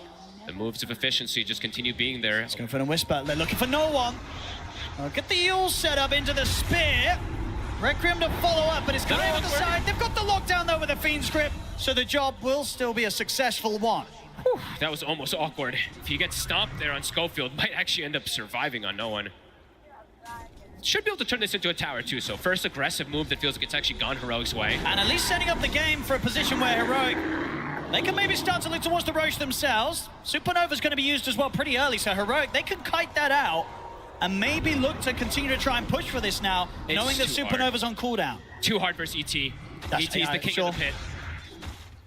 And Monkey King, too, actually. These two heroes are two of the best in terms of just preventing someone from getting inside of there. I mean, at the least, they're going to want to make sure that they don't allow P-Vision to get into the pit for free, surely. It does feel like they have to fight around there, but they don't have Requiem, and so I don't know if they actually can. We'll see what the move's going to be. As 9 Class, he's keeping the creep in that sneaky spot. So we'll be able to scout that Roche. And yeah, it looks like P-Vision will be able to get away with it. Yeah, you're right. They feel that they can't do anything to stop them now. I think it's just too dangerous versus the ETN Monkey. Even if you had a bit of a window there with the Quap killed, it's too risky. So there we have it. Ages for Satanic. Terrifying. He continues to just tower ahead of anyone in terms of net worth this game. Daedalus Full done. Daedalus. 22 Oh my minutes in. God. I mean, he's going to start two-shotting some of these heroes. Whisper. We'll be able to get the TP out. No secondary cancel, as we saw there. Yeah, he's going to start two-shotting heroes, and he's going to get closer and closer toward that shard, which is also very devastating to play against. As something like Bane or even Ursa, just these little silences can be very disruptive. Heroic. It's like they're attempting to mount a defense down here. Schofield. Now, King Jungle's even looking for aggressive TPs here. That would be... Well, he's teasing them. Aggressive. At least with the BKB online for Yuma, he'll be in a bit of a better shape to turn up and maybe give you a chance to threaten the egg if DM does try and commit with a supernova. Full Shiva's online now as well for DM. These fast timings continuing from him on the Phoenix. Teamfights just continue to look way too difficult for Heroic, just needing to buy more time. Like you said, the BKB's done for Yuma. He has a lot of protection. Analog needs his desperately next, and he is actually pretty close. There is a good amount of spells, of course, that are going to be going right through that BKB, pretty much everything, but it does feel like it's a necessary tool that he needs anyway. He actually can die so fast through this BKB versus TA, versus Phoenix, versus the Quapple, everything really. Splitter. Positioning is going to have to be absolutely perfect from Heroic in this next upcoming situation. Here they come, P-Vision. Heroic should be pretty aware. I mean, we can see the setup here from Whisper. Gets the spear in onto Satanic towards the tower. The refraction's up, allowing him to blink out. And Whisper, he's probably going to die for that. As the setup's there, no one jumps forward. They catch the Bane off to the side of the tower on top of that. And they'll be able to keep this push going. It's clinical from P-Vision so far this game. Yes, they've hemorrhaged a couple kills here and there, but overall, every move is really hitting his top also. KJ. 9 class. And on top of him. Has he got any way to play his way out of this one? He's going to try and stand his ground and fight back, but 9 class able to jump away with the shard. No TPs available for the team. Buying a Yules, so as we, there was some limited extra stuns, so it does want that secondary one besides that boundless to hunt targets. 10k lead continues to grow. Now P-Vision, they had a pretty good hold on the majority of game 1. This game 2, that hold honestly looking even tighter here. 24 minutes in. Everything looking up right now for P-Vision. Everything looking up, and even for Yuma this game, right? Yes, he's recovering, but it still is a very difficult spot that he's been put in this one. Playing versus that TA, always not even the easiest target to burst down and overpower in particular. If he does have it the refraction. Now focus towards the top lane now. Looking to set up because they have this deep vision. They're going to try and get the jump on Satanic. They get the spear connection, but no one's ready to back him up. Satanic falling low, but the stop comes in on towards Yuma. Yuma pops the BKB. Will be able to take Satanic down once, but it costs Yuma his life. Whisper also likely to fall as the dagger gets thrown out. Schofield gets burst by the final touch from Satanic. And indeed, Analog, he's just got a BKB and run. His first BKB usage, and he's getting body blocked. Indeed, looking for the body blocks, buying time for 9 class closing. He has the Requiem to push them back, but still getting slowed down. Boundless is in. Heroic loser 4th. P-Vision just playing with their food now. Pretty much a perfect fight from P-Vision. As the Aegis is almost going away is when they make the move onto Satanic, and it isn't even close. Heroic gets destroyed there.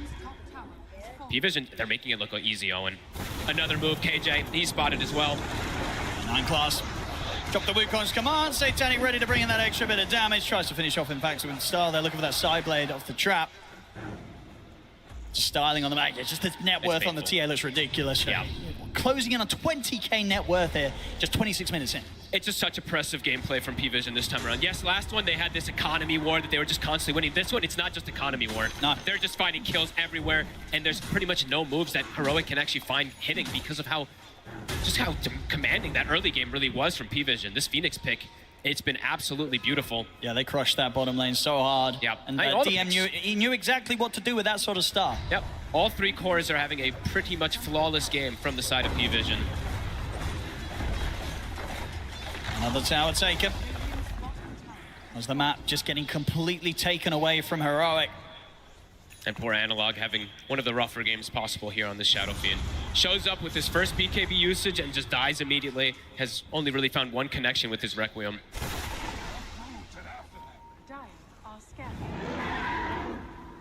Yuma and Schofield. Maybe seeing if they ever do catch anyone out alone.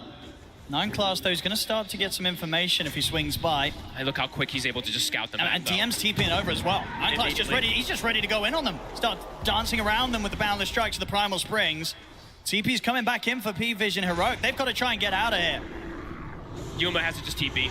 He'll get away, but Schofield, it's not going to be as lucky. As a DM and 9 class will claim another. This Monkey King is so annoying to play against. He just gives such good information and they can't stop him. Even though they have the Bane with the potential instant disables, he just jumps up on the tree almost immediately. Constantly limiting the map of Heroic. And a trap also, right? As we said, P-Vision loves to play vision games. There's Troll Summoners scouting out waves. There's TA traps scouting out movements as well. They have exact information of where everybody is. Analog walked on top of a trap twice. They have deep vision in the jungle as well. So just keeping tabs of pretty much everything that they need to. Full Ags now for no one, finished up.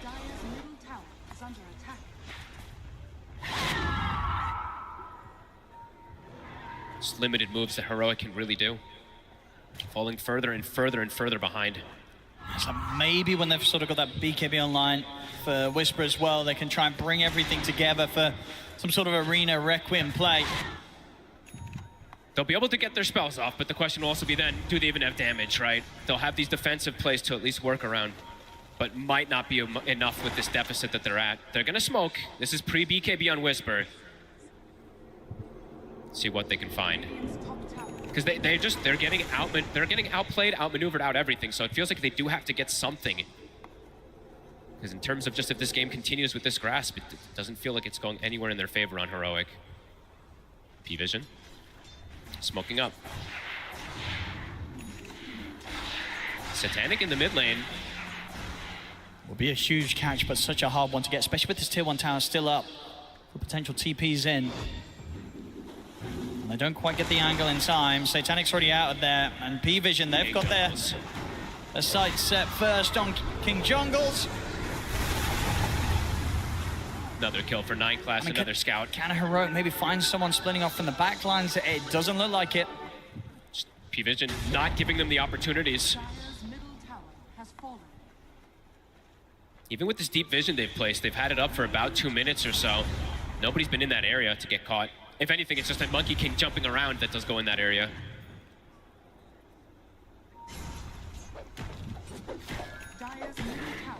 Nine class pretty much with his own BKB online, coming out ready for the next team fight. So even if they do kind of land these combos, even the supports of P-Vision are unlikely to be dying to it. Yeah, Ducalis shouldn't be in shouldn't get caught inside of it, right? As an ET, and then the Monkey King can just BKB and absorb the entire Requiem as well. Game continues to just, feels harder and harder. Yuma, he truly has his work cut out for him this time. I mean, who's he ideally looking to jump in these team fights? You know, like what is he waiting to see, do you imagine? They just need to get the spear connection and just kill. Honestly, they do have the shard right on the Mars as well, so cool. Look at that. He needs to just cleave and cover both targets. The heat map there of 9 classes Monkey King. He's just giving full information. Yeah. It might be something teams have to look at to get rid of because it feels like it's his best hero right now as well. So, they get the jump on Whisper. Talk about 9 class, picks up another. He was just bottom. He was just in the bottom jungle and he appears there already. Oh my god. Nearly got a chance to put us off that TP out. Analog lucky to get away. Hey, look at the pace that he can just cross the map. It's faster than a Nature's Prophet teleporting in terms of cooldown, right? The MP can only TP once every so often. He can truly stalk them pretty beautifully. So difficult for Heroic to get out and find that fight. I mean, even if they do find the fight now at this point, the deficit, as we've said, it's getting to be too commanding. Yeah, they're just not getting anywhere near enough out of the map on their side, Heroic. Hey, P-Vision just playing it so clean. Satanic goes, gets another Tormentor while his team is farming the map, and it just continues to grow and grow and grow this lead. He's more than happy to keep farming. Yep. 307, coming up to 500 CS here, 31 minutes in. They haven't been able to kill him, and it's pretty hard to sort of foresee a situation in which this TA can actually die. King Jungles immediately has to TP out. Yep, and they'll have to expend literally everything, right? And even then, might just end up surviving. See the Aeon disc picked up from DM, a couple moments ago too, so yeah, I don't know. You were mentioning which targets do focus fire. I don't know who you can actually just insta-kill. The Queen of Pain, I guess, but... Yeah, it feels like, at this point with how tanky they are, you need kind of like the 2 rounds of the overpower to be able to kill anyone. No, absolutely. King Jungles, he tries to go to take away the amplified damage room, but no one's in with the blink first and picks it up for himself. Does give them the chance to get the grip off into the Red Crit, and that's no one dead. Now, can Heroic get away with this? Schofield burnt down, caught out by the Boundless Strike. So I'm definitely still able to get the Quap, especially pre-BKB. So a nice little grip angle that they're able to at the least find there. It's something. They need anything they can get at this point. Another Roshan. Likely to be gotten here by P-Vision, unless Heroic want to make some sort of crazy play here with the 4 of them. They used Requiem. They still have Arena. Let's see if they can get any type of steal, potentially. King Jungles is going to go for the TP in. Satanic jumps straight away over towards Yuma. Yuma, he's in with the bash on towards Satanic, and now he has to back out. BKB and Enrage coming to an end. Yuma's got to run. Look at this range, and they're just able to snipe him here. Satanic hitting him with that extended range he gets with the Hurricane Pike active, and now ready to go for more. They've got the Yule set up onto the analog. Absolutely smashed to bits there by Dekalis with the ult. Just picture perfect gameplay. P-Vision ready for every single move. Queen of Pain gonna respawning soon, but they didn't even need him. Satanic just doing it on his own there with that silence from the trap. And the Roche, very dead. He is about to hit 25. Oh, and it's only 33 minutes in. And 9 class, he's got vision on towards Whisper. Spear off the mark. It is indeed. So 9 class able to jump forward. Might be able to force out a BKB from Whisper. He's gonna go for the blink TP, and it will work out. Nicely done. At least survives. But Roche will fall. Satanic. Yeah, about to hit 25. The lead is getting pretty ridiculous. Just continues to grow every second. Every single minute, it just goes even further and further up. Up to that 26K. Luxury items now starting to come in. No one, maybe an Octarine he can give himself if he'd like to. And for Heroic, I mean, their growth just completely got stagnated as well. Even just matching any type of farm, the Ursa and the SF dead for 60 seconds. P-Vision catapults forward even more. King Jungles will continue to be very annoying, as we see with his Treants, denying runes, but heroes are just dying. Yeah, Satanic just cutting them down with the side blades. It's a painful one, Owen. It truly is for Heroic. At least they were sort of able to hold on a little longer than the game 1, but this game 2... It's been way, way more brutal. Yeah, this has not been a great one here for Heroic. Is there any sort of positive for them on a high ground defense with their lineup? The spear back plays, right? The potential, and maybe like a sleep nightmare save on somebody, but their damage is just starting to become way too limited, Owen. All 3 cores continue to scale. Their Monkey King is a core, as we mentioned him even from that last game also. It's got to be careful, they're jumping forward. The Glimmer to get Whisper away. And they do catch no one. So again, they will find him. And they get out as well, so I believe they were going for that sort of smoke play to find a pick off on the back lines, and they do get a pretty big kill. Taking no one at least out of the game for a minute. We'll give them a little bit more, 1 minute more of breathing room. Yep, some sneaky little plays coming in. That's the Abyssal Blade plus the Requiem does find him.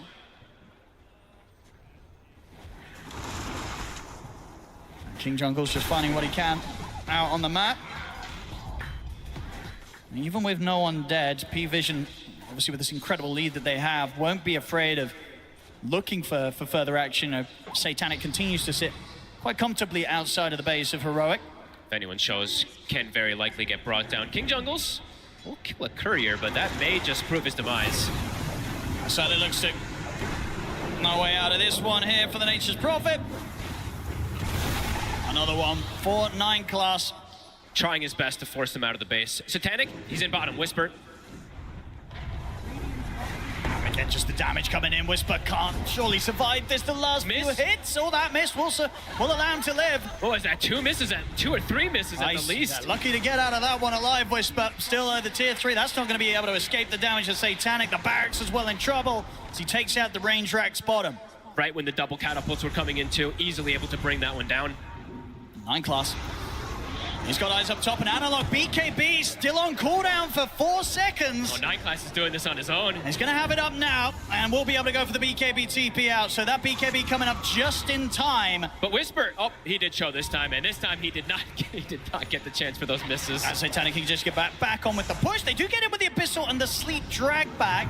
But Analog, he can jump in. He's got the Requiem in position. The Refraction's out, but the Abyssal and the swipes are there. They take Satanic out once. Can they do it again? DM's ready to back him up. Moves in here with the Sunray. Blink out for Satanic. He's out to safety. King Jungles will fall. Whisper having to put the BKB and run. Schofield glimmered up. 9 Class ready to continue to chase him down, though, into the base. Spirit Vessel charge thrown down upon him. 9 Class commits with the BKB again. Another kill there with the side blades off the traps from Satanic, getting the double. And he's ready to look for more. Jumps in. You'll step to by a moment of safety for Whisper, but the Sonic Wave's waiting for him on the way back down. Another kill for P-Vision as they move straight over towards the mid. Satanic is having a field day of a game. How many side trap kills now? I think that's the second or third that he's gone for. 80 seconds, no Whisper. That's their whole team fight, Owen. Yeah, look at the GPM as well. 939 GPM here, 37 minutes in for Satanic. He might be breaking some records. Yeah, I was going to say. 1200 XPM as well. Absolutely insane. He's making this game look very, very easy. That just might be it, Owen. No Whisper for a full minute. A crucial part of their hopes of sort of dragging someone back into the fountain with a spear. They just can't touch this TA.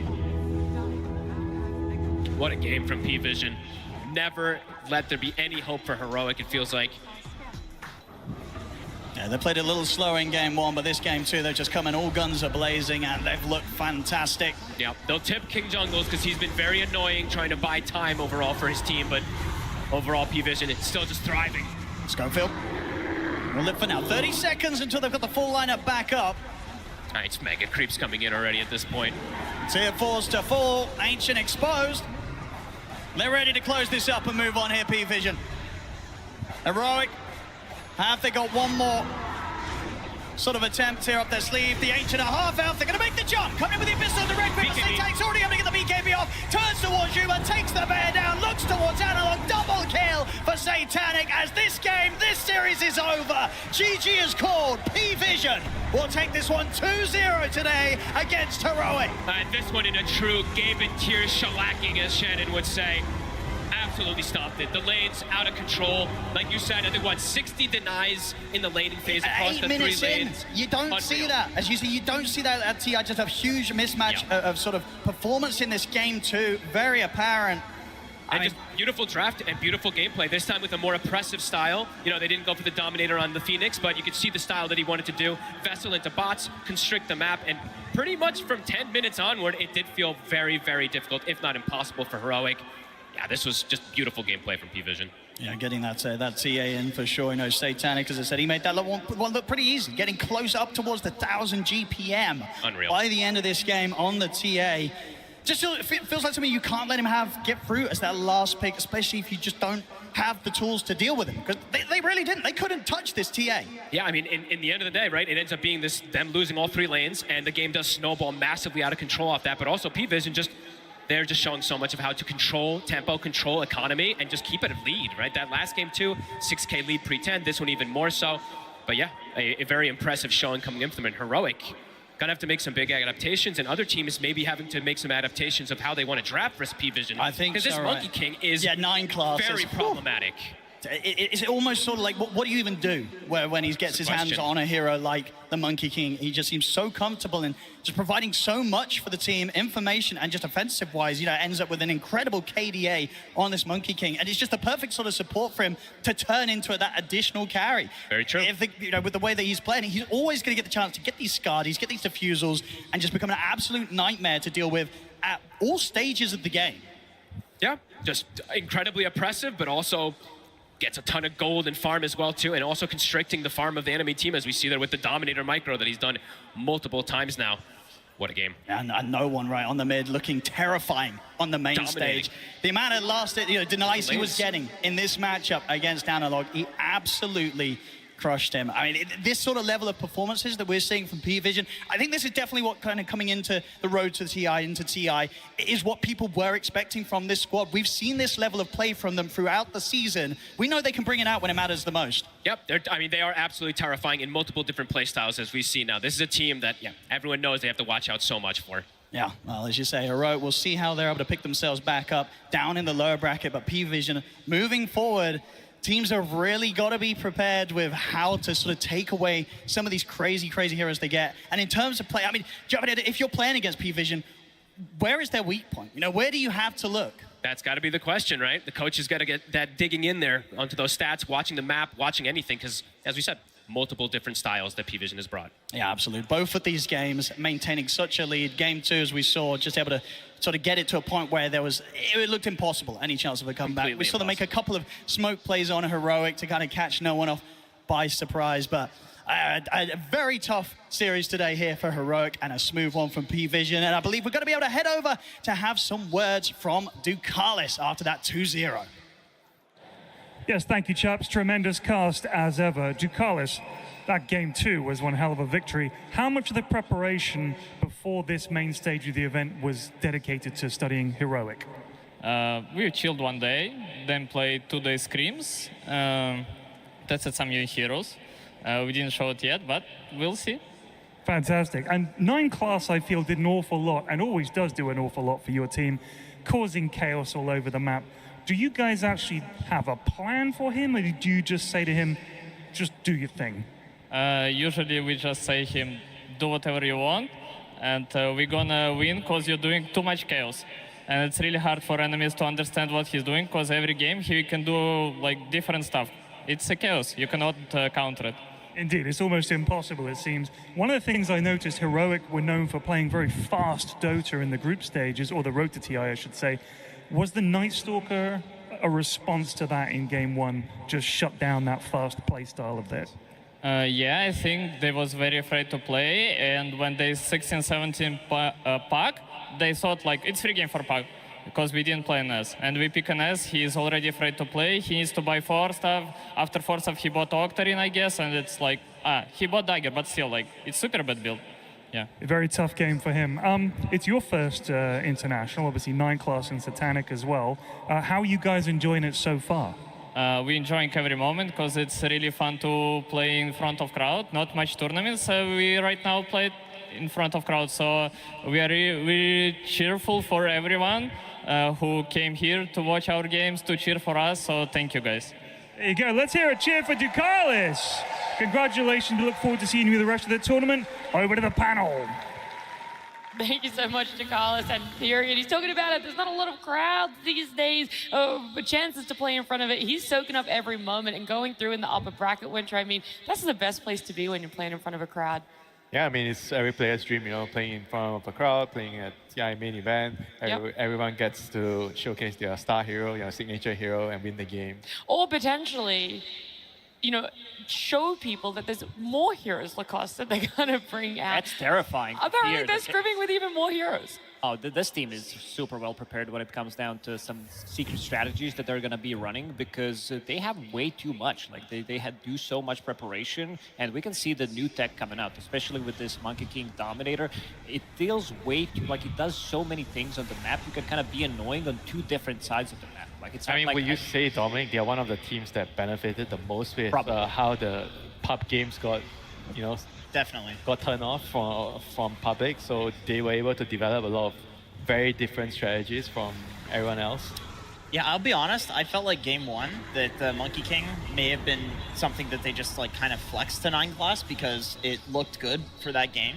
But then the more that we saw it, game 1 and game 2, I'm realizing this is something that they simply think is really good. I thought Monkey with the Simeon Stride facet being nerfed wasn't good because you needed levels, but with the Dom, it's like it's worth getting him to level 8 to get the max level jump, because the amount that you can do on the map, it's I agree. I don't know how you deal with that. And the fact that they have more in the tank that they haven't shown other than this is kind of crazy. Yeah, the Monkey King was a big one. They just kind of let 9 class go, but I wouldn't say he was necessarily like the shining moment here, Winter, at all. It felt like, yes, it was in the off lane, but it felt more for that off lane Phoenix. DM on the Phoenix was amazing, phenomenal start to end. I mean, again, you know, I just want to reiterate what I said before in the previous game, where they shouldn't be too focused on this position for Monkey King. They instead have to really build on their draft and make sure they have a playable draft. Like this game, I felt like the last pick kind of didn't really work with the whole draft that Heroic had. They went, in my opinion, too greedy, and they didn't really have lanes that were playable. You know, it's just very, very hard if you don't do well in your lanes. At least one of your lanes have to be okay, you know. But all 3 lanes kind of have very, very bad matchups, and yeah, it wasn't even them playing bad. You know, it's just the matchup was very difficult for them to play. It was an interesting pick, you know. We were talking about Snap as a potential counter to Phoenix. Like, they did need something to kill the egg. They identified that. Ursa was the answer, but when you're playing into an off-lane Phoenix, this hero destroys melee heroes in lane. Even if it's an Ursa that can counter the egg eventually, like, you don't get to that point in the game where you can counter the egg. He's just too farmed on Phoenix. It was very difficult for them to play that safe lane because he first got the first blood and they continued to dominate that bottom lane. It was very difficult for them to make a comeback. Ursa is also a hero that relies heavily on having a good start so he can farm his Battle Fury. Mid lane was just a disaster. They tried to go for a couple of smoke plays. It didn't work out. And it felt like in the later stages of the game as well, they had this one big combo that they want to execute with the sleep, potentially into Requiem, or use a Fiend's Grip, Arena Spear into Requiem.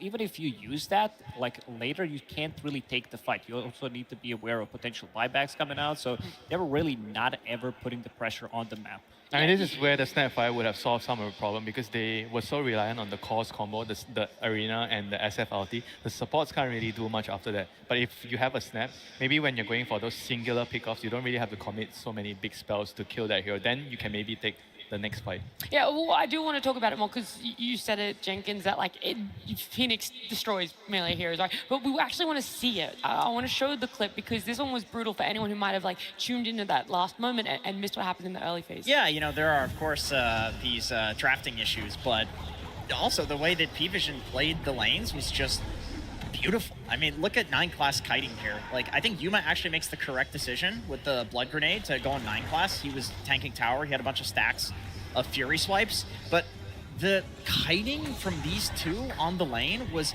spectacular. Like, understanding that Ursa running into the Phoenix Fire Spirits, which just came off cooldown, that they could turn that kill. Like, this was already, I think that was like the 3rd kill that they got in the lane, and it was just a dumpster fire after this point. It wasn't just that lane that he was doing so well in and helping it as well. Later on, you see him rotate towards the mid, and Analog is caught off by surprise, and now the Phoenix is doing even more. Yeah, I really like how DM turned a really solid laning stage into just controlling the entire game. Look at his inventory. At 15 minutes in the game, he TP's mid with Boots of Travel, Spirit Vessel, building into his Shivas. Like, this is insane. Like, legitimately, as an SF, you're like, why is there a Boots of Travel Phoenix in my lane already? Like, it doesn't feel fair. There's nothing Analog can do in this situation. Yeah, and you can also, with these Boots of Travel, match what KJ wanted to do in his Nation's Prophet. He was very annoying on the other side of the map, but with the Boots of Travel as well, you can always TP with the +1, make sure that you have a kill potential, because something that Phoenix does lack in the laning stage is any kind of stun. And when you're playing with Monkey King, who can use the Centaur dominated creep or just be them himself, you can easily set things up on the other side of the map. There's one more area we want to have a quick look at as well in this game number 2, try and wrap out this game a little bit, this series, because for Heroic, when you're behind, a lot of you are looking for fights. You want to get a pick off. You want to try and make anything happen for yourselves, but it just kind of wasn't really there, Jenkins. Yeah, they really tried, but at a certain point, P-Vision, they grouped up all of their heroes like they had to. They put their Aegis hero in first on Satanic. We talked about the Wombo combo. They had a single Wombo combo, which was the SF Requiem and the Mars ulti. I wanted to highlight this play here in particular. Like, chasing and killing Analog there, they had no BKB piercing disables left in the tank. No one just straight up outskills and body blocks him.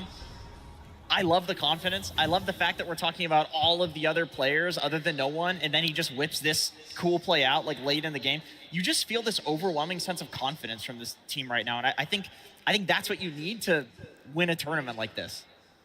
Yeah, it's boding well. You came into today very strong, very gung-ho, Jenkins, about how good P-Vision are looking. Have you kind of been won over now, Winter, after seeing all these plays from game one where we saw Helmdom on support, blocking camps to no one, body blocking SF later in the game? Yeah, definitely always felt like they're a really, really unique team and a very strong team when they're on their A game. Sometimes they kind of lose a bit of concentration or they get overconfident. They tend to pick too fancy heroes, too much for my liking, and they lose some games. But now it seems like they found the right balance between being fancy and also being efficient in the game, and they are doing really, really well at the moment. Okay, well, we're going to learn a little bit more about them, not just heroes and how they're playing on the surface level, but also getting a listen in to just exactly their team comms. Going down. Pushing me, guys. Kill Mars. I'm killing Ursa, guys. Ursa is dying. Ursa is dying. Why should kill Ursa? very well. I'll kill Bane. I'll kill Bane. Mars I'll is kill dead. Bane. Mars Kill is Mars. I'm running here. Yeah. More. Step. I'm watching. I'm Yes, losing CB. We don't have cancel. We can. I It's fine, it's fine. No, He maybe guys. not CP. Yes. Okay, I'm hitting cartouches, guys. Ulti? It's fine. He's cancelled. I will chase. Very good. Nice. Okay, good play, boys. Good calls. We can kill top. I think my team performance at TI so far has been, funny enough, like very bad to our standards.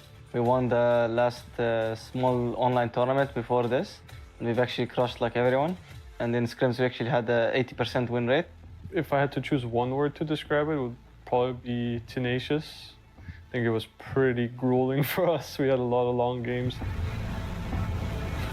Weaver spotted, hexed up, the damage incoming. Oh, it's just too much to handle. Now Batrider lassoed too, but he's dead on our screens. Mac picks up the double kill, Malrini's in. He jumps forward, Black Hole's there. Weaver's Catching up the Earth Spirit, and down he goes.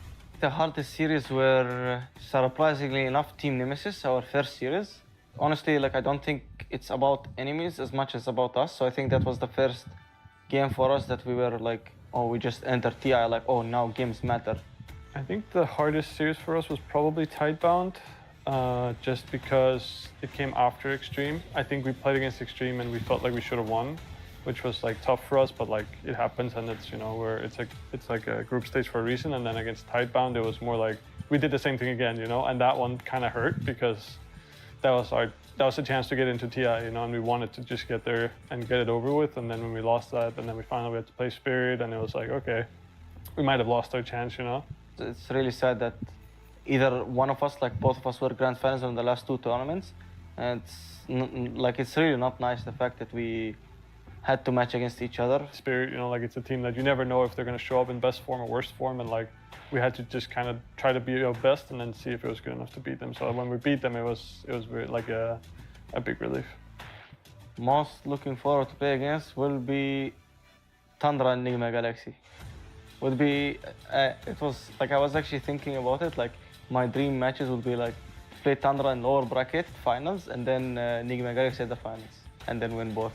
Tidebound it's a great chance for us to kind of get over what we did poorly in the group stage and see that we fixed it and then move on in the tournament. And I think if we can start with a win against them, that's a good catapult into the rest of the tournament.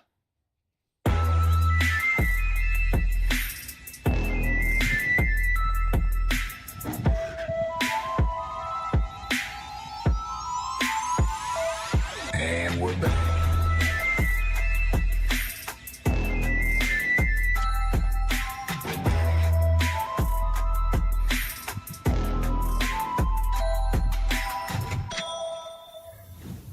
Good afternoon. I hope we're all ready to kick off the second half of day number 1 here at the International in Hamburg. I'm Shiva, I'll be your host for that second half, and I'm joined by 3 wonderful minds, wonderful people, and they're going to tell us a lot of smart stuff today. We got Kezu, Effie, and T-Gov. Kezu, how are you doing? I'm doing fantastic. I've been waiting for this all day, just watching the games. There's nothing that needs to be said. You're just pumped up the entire day. Let's get it going. I mean, I got to mention as well, it is home country for you here in Hamburg. I mean, we don't have any German player, do we, left? There's Kuroki. With Koro as a coach. Yeah. Okay, so, I'll hear, maybe a little story about Bach. He loves Germany. Maybe we need to adapt him, There you go. He's playing the next series, so I got my eyes on him. half German on Bach. I'll take it. We'll take it. I'm so excited. I couldn't sleep at all last night. It's been crazy so far, and I just need it to be 3-game series, exciting all day. All day. I think, Tigov, there might be a chance we get that. Hopefully. Of course, that's where Falcons are going to come in later today. But no, it is great. I just love the fact that the group stage has been so good, at least in my history and my recollection of TI. There hasn't been a better group stage for TI. So hopefully, like we're seeing, the playoffs can live up to it. Yeah, let's talk about our first upcoming matchup. Well, third upcoming matchup here. We have waiting in the wings. It is Tidebound and Falcons. One best of 3 for each team, an upper bracket or a lower bracket, and that will be the series to decide that. And we're going to focus our attention on that because both of these teams have already faced before, so we got a little bit of extra information about what the teams might be doing. And there's been a little bit of a trend, Tigov, regarding Helm of the Dominator, and I know it's been talked about a lot already, but Tigov is going to tell us why we might not see that. I am sick and tired of everyone saying that this international is the Helmet Dominator International. There's one team that has bought it in every single game they have played in the Road to the International, and that was P-Vision. That's why you think it is the broken item, because they're the one winning. But look at in the bottom right-hand corner, Tidebound, Falcons, Rogue, even Extreme, 2 Chinese team, South American team, and then Falcons, MEA. It's like, we get the fact that not everyone has to buy it. Not everyone's doing it. It's true, you don't have to. I still feel so. It is really good on some heroes, and you see them banned out, like some anti-mage and whatnot. I mean, we saw Parivision, they're very special. You have like 9 class who buys it every game on like +4. They rely a lot on their map play, but I think the Chinese teams, like you're saying, they don't seem to be buying it as much. And it's not the end-all and be-all. Like, every TI, there's an item that's so much stronger than the others. Whether it's Pipe, whether it was Wraith Pact in the past, and now it's the Helm of the Dominator. If you can build it, you should. But we've already seen today that sometimes it just doesn't work. When Tundra built it on Alpha and Sand King, it didn't look so hot. It did not. I'd say we're just in the return of like creativity at TI, because I think if you look at previous TIs, a meta kind of existed with all teams. In this tournament, we've got carry Tinkers, we've got the identity of Heroic going for Pudge. Like, every team feels like they're entering the tournament going, this is my strategy, I am winning TI with my statement. It's not as if we're watching 12, 16 teams try and copy the same thing. This is why I think everything has been changing slowly throughout the year, the stats being changed, this and that. Like, this is why this tournament is so good. And everything has been changing, and some of the teams have been changing here in the top 8. And I know some people only tune in for the international. There's no shame in that. You're absolutely welcome. Love to have you. But then you might think, who is Tidebound? Because I don't know this organization, but let me tell you, you definitely know the players. Yeah, like when you look at a combination of 3 players, at least in the Chinese region, Y, Bak, and Nothing to Say have the most experience as a 3-stack. And even when you look at second place, of course, Q when they're on the other roster, but it is just the consistency of these 3 players over time enables them to have these good results. It's also funny because they have the most games, even with Bak taking like, what, a year break or like 1.5 year break, and they're still on the top of the road. It's honestly really cool to see.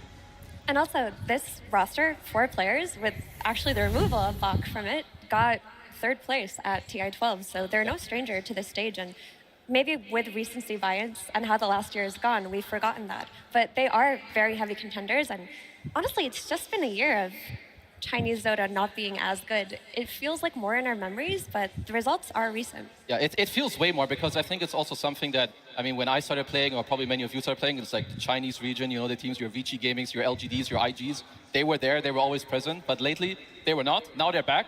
I think it's one of the best things that have happened to like competitive Dota in a long time, because these games that they're playing are just insane. Yeah, and the most we've seen of Extreme and Tidebound has actually been in a series that featured Team Falcons. I know, we gotta talk about it. It's the big elephant in the room. If you caught the Road to TI, a lot of times where you were tuning in, you were like, hey, Falcons playing. And then when you tune in an hour and a half later, it's like, Falcons still playing. And then when you tune in Falcons still playing. Yeah, you had a lot of chances to see them play. Yeah, you really did, Effie. Oh my gosh. Falcons had a journey in the Road to the International, but as you can see here, we have the data of what the top 8 longest individual matches were, and if you look closely, the top 6 all go to Falcons. They have played some really hard-fought and grueling games, and you could argue that maybe the meta is favoring longer games, but maybe this team just prefers the late game too. And all those games as well, it's not just 8 games of Falcons being behind playing for the comeback. We've had long games because they were dominant in the early game. They wanted to get a 50k lead to choke out their opponent. They had a long game because they did lose the early game and had to put on a masterclass to come back. Like, they are epically long games, 6 of the 8, through every variation possible. I do think that this team, they love gold probably more than any other team. You know, they will slow it down later, they will stack a lot, they have like top GPMs everywhere. But like he was saying, it's not only with like this, oh, we're gonna play slow all the time. Like they were ahead like 10k gold even in the Type-Bound series. Then they threw it away, and this then, you know, kind of leads to longer gains. It's also TI, there's more nervous, you know, more nerves. You're gonna make a couple mistakes here or there. And this is also one of the things that I want to highlight. Like Type-Bound, their way they team fight is really, really crucial. They pressure you a lot. I want to highlight already Planet. We'll see the note. He's really far away. He's playing AA. He wants a big Ice Blast. He just wants to show his team where they are and maybe even ideally clip Malrine with this Ice Blast, because now his Blink is on cooldown. Now pay attention how the other heroes go into it. Nothing to say Embark, they go in, they poke, but they won't overstep. They're gonna immediately back away because they're just waiting to try and poke Amar's buyback. They see Malrine's TP on the left side from a ward at white place. They immediately go on him, they force some stuff, boom. Buyback comes out, Gauss Strength is popped, and they're just gonna back off. Because Dota is not won through like one team fight or like, you know, like one big thing, it's small things. And TI, stuff like this will happen. Pressure, nerves, and that's how you win over time. I love the fact in that clip as well with Planet on AA, and later on as well, he's got Refresher, Octarine, he's sitting in his fountain. Yeah. He's a fountain-based AA at the International, just throwing them down the lane. I was enjoying myself so much during that game. I'm like, I can look at him. imagine. He's just standing in the fountain. He's he AFK. ulted again. He did it. He ulted again. And he did make sure to get He this did. low cooldown reduction, or most cooldown reduction that he had, so he could send that out time and time again. Yeah, and watching that highlight brings back memories of that game in particular, because it's very much telling of how they've been playing the tournament and how they've been playing around Shiro, because they were down so A much lot. in net worth. That game did not look winnable, but a lot of Tidebound's games, they've just given Shiro as much farm as possible, played a typical 4 Protect 1, and found a really good timing to play off of. And that is something that Falcons have to be thinking about going into this one today. They've already lost to it. They have already lost to it. It was a very close series, of course, when they faced the first time round. And we did hear Crit talk about it in the interviews, like they felt like these couple of days they've been able to use it to fix their mistakes. But a time has come to see if that indeed is the case, and for that to be proven, or unproven, depending on whose fan you are, we of course need the teams on stage. So let's waste no more time and get our first team up on the stage. It's Tidebound.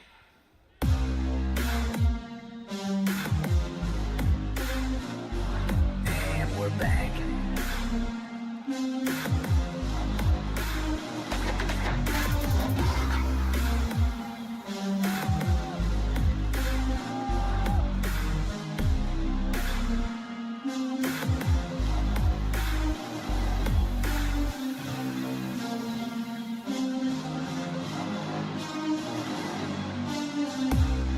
Team Tidebound. And we're back.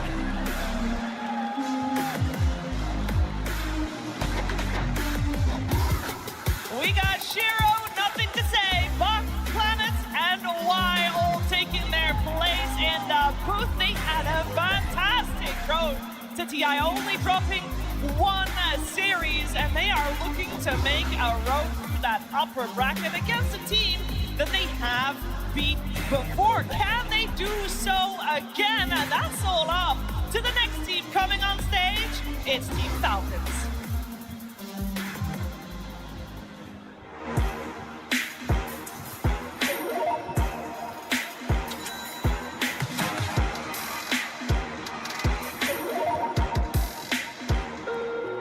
Choose wisely and crush those responsible.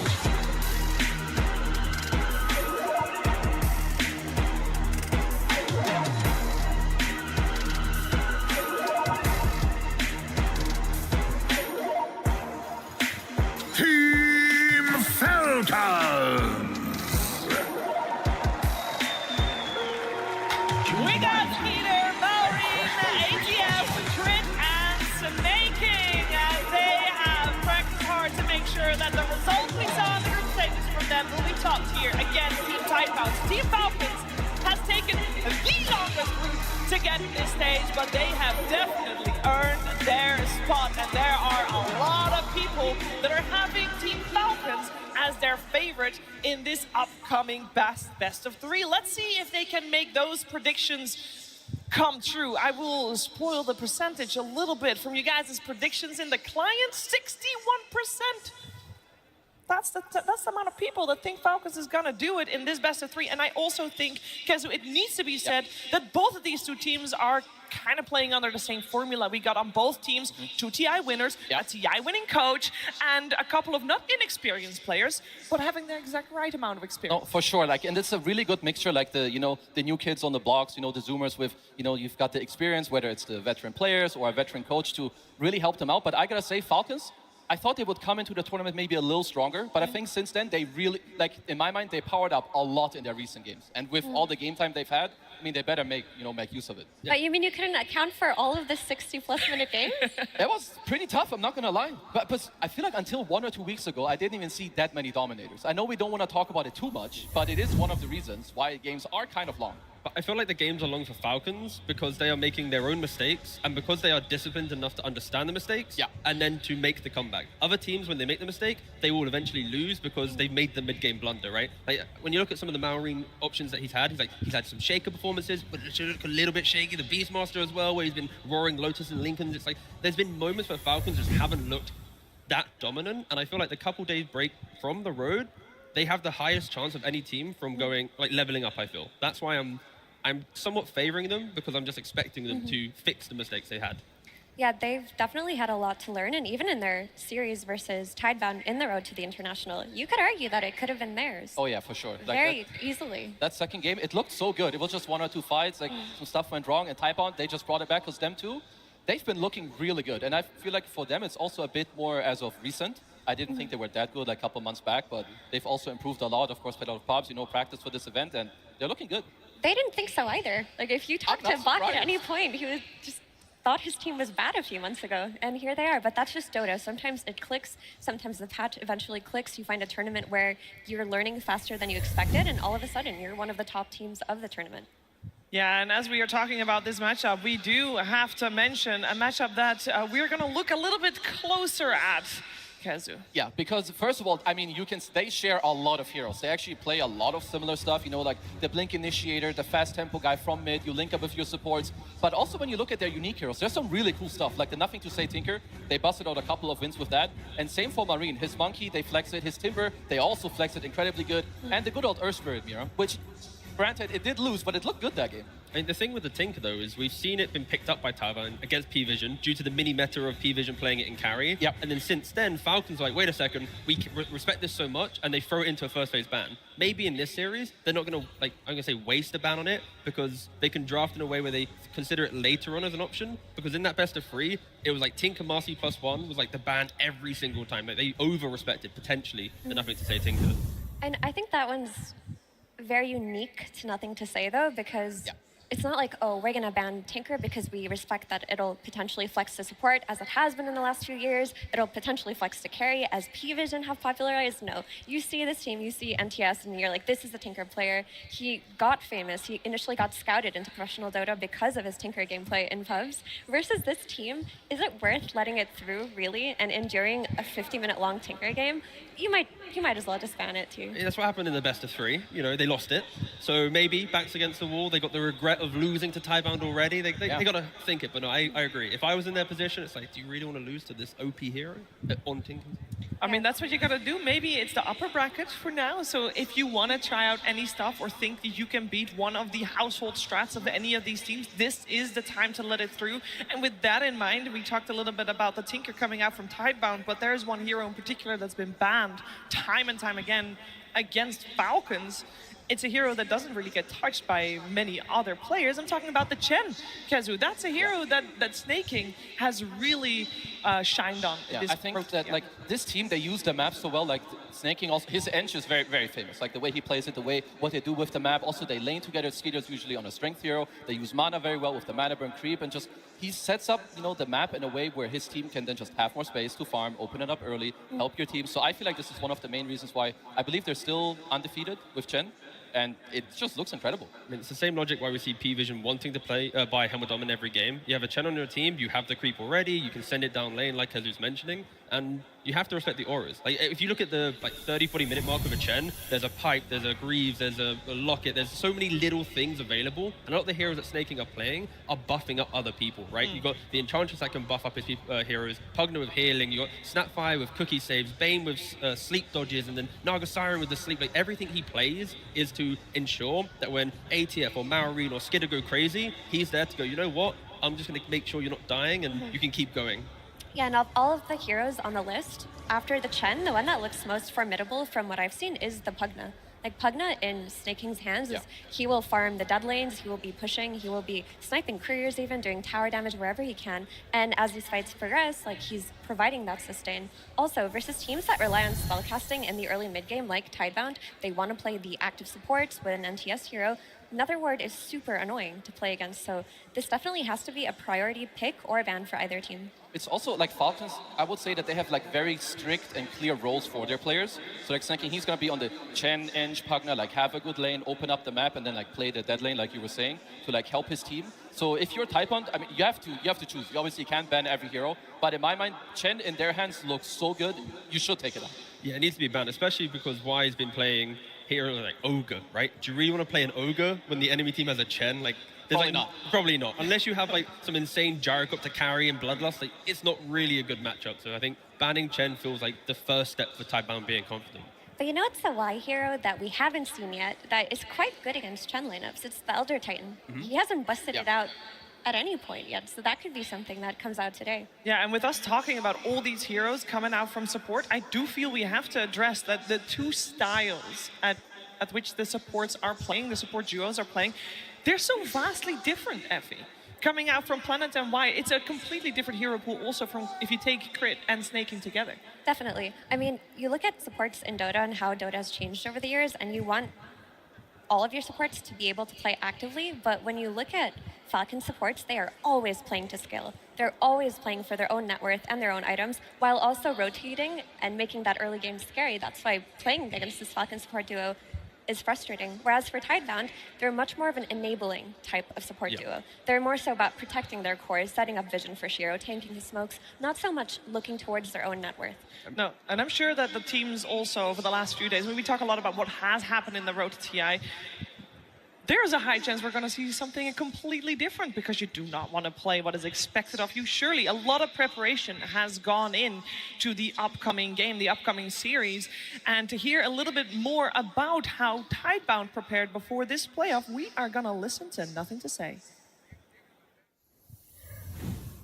我觉得在小组赛中，高光可能就是拉比克那一把吧。就高光时刻就是打法老的后2局吧，就第2局因为我们很劣势嘛，然后就中期一直在交流，一直在找机会，然后就是把很难赢的局翻了，然后第3把就是我的受感觉就可能自己感觉发挥挺好的，然后就赢下了比赛。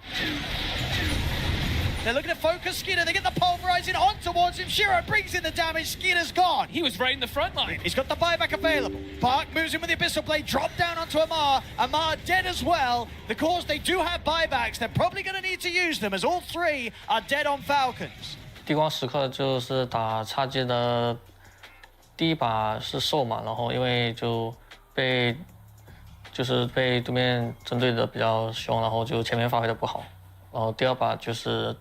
滚滚感觉有地波团没打好吧，打下来感觉可能现在比较最强的队伍可能是法老吧，因为我们就跟他们交手过，然后感觉他中单马林打得很好，就节奏带得很好，然后把就是他们打的游戏也比较就比较顺畅吧。 Whostone comes down on a Skidder, but the bushwhack connects in onto Shiro. They take the Aegis out of the hands of the Morph, but Skidder will die. 就是如果他把节奏带起来，就整个团队都会很顺，就打他们感觉蛮难打的。我觉得这次小组赛就是有很多意外，可能就是因为那几个强队本身自己状态不太好吧，然后加上这个赛制就是3杠2打2杠3的赛制是比较残酷的。 我觉得这次的国际邀请赛 ，Heroic 有可能是个黑马吧，因为他们玩的东西比较不一样，然后他会有米波这种英雄，就是可能他会给我们一个意外吧。他打的感觉他们打的也特别好。我觉得一个战队要夺冠的，就是必要条件肯定就是5个人都能发挥出自己，就是至少90%的实力吧。我觉得需要有良好的沟通嘛，然后每个人就打好自己该尽的职责，然后运气也要有吧。我觉得在这种就是有线下观众的比赛中，就是自己会兴奋一点吧，然后打的也会，我觉得是会更好一点的。就我自己来说，就也很开心看到就是我们这么多观众，让自己兴奋起来。如果能在国际邀请赛夺冠的话，会永生难忘吧。然后第一次夺得冠军肯定会很开心。Well, if he wants to win the international, one step at a time, gotta beat Falcons first, who Nothing to Say also mentions he considers to be one of the strongest, if not the strongest team here, and they are facing them on the main stage right now. And a lot of respect, Kezu, given to Malrine. You already talked a little bit about this mid matchup, but does that mean you think that Tidebound is gonna also try to target Malrine a little bit more in the upcoming drafts? I think they should, maybe with either taking the hero you want that you know is going to be good against kind of what he wants, or also to be able to play into the enemy triangle. Because I think out of any team that is at this tournament, Falcons abuse ancient stacks the most. So you need to be aware of what your enemy is doing and play against it. So surely they will have a plan. Surely they will have a plan. We're gonna find out what both teams have planned as it is time to start our series. Team Tidebound versus Team Falcons. Game 1.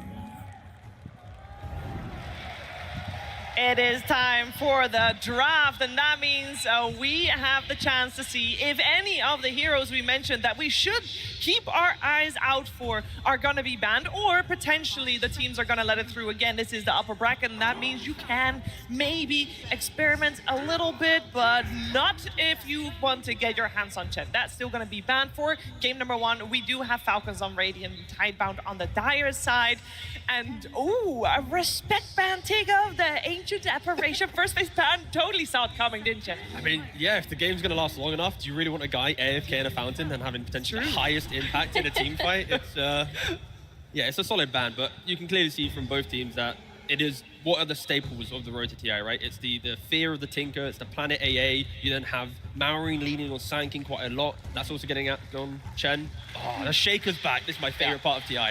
This is literally what I live for at TI, by the way. Also, we haven't seen Planet play much of anything else outside of the AA. Like, all of their drafts have been easy to build around because you have this ancient apparition that teams are not really valuing outside of you. You take it away early, and now I'm curious what kind of support they're going to look to replace that archetype. Something with very heavy damage to follow up on their stun hero.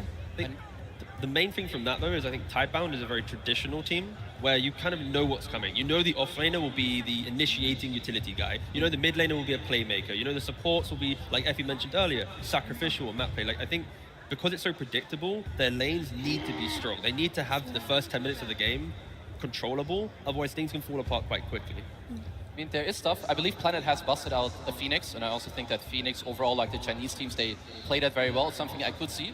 I think for now you see a lot of emphasis on the supports actually, even in this ban stage, right? With the Eng, there could be a potential Pugna ban that we talked about before. Very good for Falcons. They do also pick out of phase, something we have to note. So if there's one hero you're looking at, you have to be a little afraid that they could take it first. But if we're going along the traditional aspect, then we're probably just going to see this Snapfire or Hoodwink. They've been the two most popular fours. They just give you follow-up damage. In the past, though, Planet did used to love his techies. I'm not sure if we'll see it today, but that is a hero that's always in the back of his mind. I'd like to see that for sure. Of course, with Hoodwink not being banned, it does feel like Falcons will just enter the next phase wanting to take that for themselves. It continues down the line of skirmish, which we see with Beastmaster lineups. After the first, let's say, 15 minutes of the game, you want to just kind of rally people around you, keep looking for pickoffs, and of course, Crit, one of the best Hoodwink players in the world. We also still have Bane, Silencer, and Undying. Undying is a hero that I feel is usually first phase banned versus the Chinese teams. It's something that Bach has played a lot, actually, in the road to TI. I believe he played like 3 or 4 times. He had very good performances on it. So I wouldn't be too surprised. I mean, of course, we'll see it later with like, you know, maybe their double pick in terms of what they want to do. But with what you guys said, I think Hoodwink Snap, really good out of phase for Falcons, just follow-up damage, because that's just usually how Falcons play. Everyone also knows this, so shouldn't be too much of a surprise for Tidebound. Yeah, for now, it seems like Falcons is taking a little bit of time. They only have their one ban to protect their upcoming pick. And it is a matter of, we mentioned all these heroes, and every single one of them is very viable for both teams even. So you got to really make sure that you plan ahead. And they end up removing Shiro's Templar Assassin and instantly picking up that Snapfire. Yeah, continuing down the line of the skirmish, the damage, right? It's very simple. You raw guy, monomachis, it's done. You then have the wave push where both Snap and Beastmaster can very quickly push waves. So you have that additional information to know where Tidebound are. If they're going to be smoking, are they making a play around the Shaker? These two heroes kind of lock down the map play very quickly.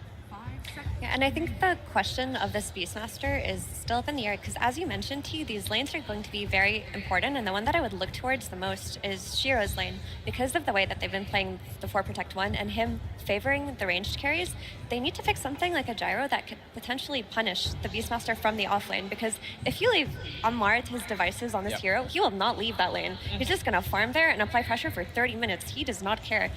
You need to be able to soak that away, or maybe make it harder for him to enter the game doing that. I mean, what's hard for Tidebound from the spot too is that Falcons, I've seen Malrine play a lot of mid beast too, like both in this tournament but also in pubs. So if you go for the gyro, which is a great answer to beast, and it will play very fast with the disruptor, you have to keep in mind that they could flex. So make sure you play that into, you know, the pick as well. That's why picking double support here for Tidebound would keep that quite alive, right? Falcons then have to respond with their own 2 picks, and then to close the phase, Tidebound can then lock in their carry, right? But with Disruptor pickup, again, they're going to have to show something. Disruptor could go 4, they then pick up an Ogre. I'm a simple man, I would happily see Ogre on the main stage at TI.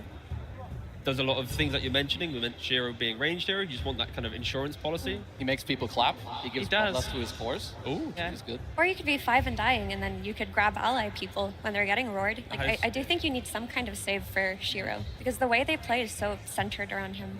No, I like it a lot, especially because the style of fight from Falcons is so kind of obvious. You know when it's like, when they're there, they're fighting, throw it down, but look, they go for Immortal.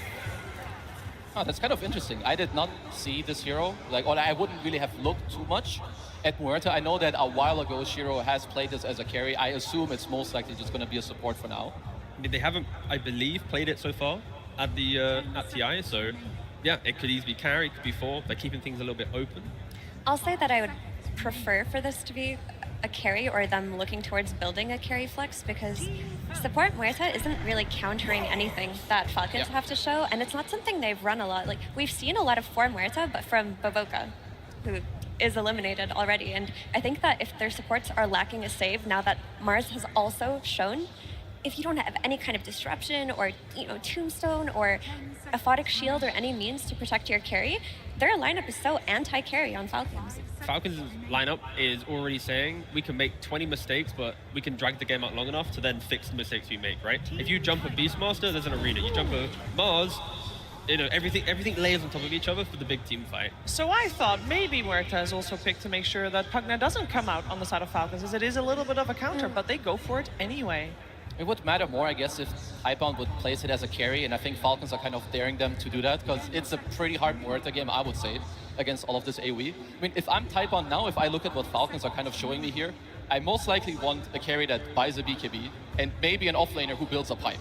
Because when you go into Snap, Fire, Mars, Beast, who probably buys an Aghanims, you better have a way to fight back. But what you just described is also a big problem for them, because if they buy BKBs and pipes, do they actually have the damage to deal with the utility from the support duo? When you have life drains from the Pugna, with the cookie, with the heal from the shard as well, like, there's so many little things to play into that Tidebound has to itemize to survive the Mars and the Beastmaster, but then they also need to itemize to do the damage to deal with the supports. And on top of the utility, also the wave clear, like the wave shove that's going to be coming out of Falcon's support duo is not matched by what we're seeing as Tidebound support duo. And if this Marcy is coming out as Shiro's hero, I love that. Don't give him the typical ranged carry versus Mars. He's just going to get countered. Give him something that can play aggressively with the Disruptor and make it so that Falcons can't take advantage of the map with their superior wave shove.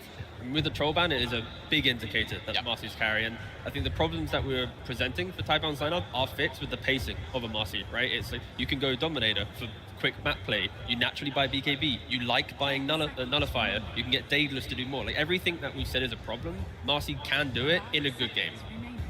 I mean, what I like also about Marcy is that Disruptor, he wants to do well in his lane, he wants to gate, he wants to play fast. Marcy kind of wants to do the same thing, so they do synergize nicely. At least what I'm looking for now is that Shaker's a little bit slower, he wants his Ancient stack, you know, Echo at the first time, get your Blink.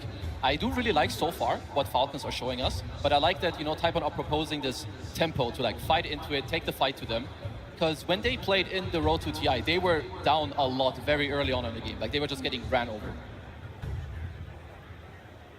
I feel like for Tidebound, they need their offlaner to be a hero that they can also rally behind. We want Marcy to be aggressive, Disruptor, and all this kind of forward thinking, but they don't want to be the first ones going in. That's when the spells can get a little bit shaky. So like a Timber sort of lane, a Centaur off lane, like a body like this, that after 10 or 12 minutes of a good lane, you naturally want to put yourselves in places where you give your team information.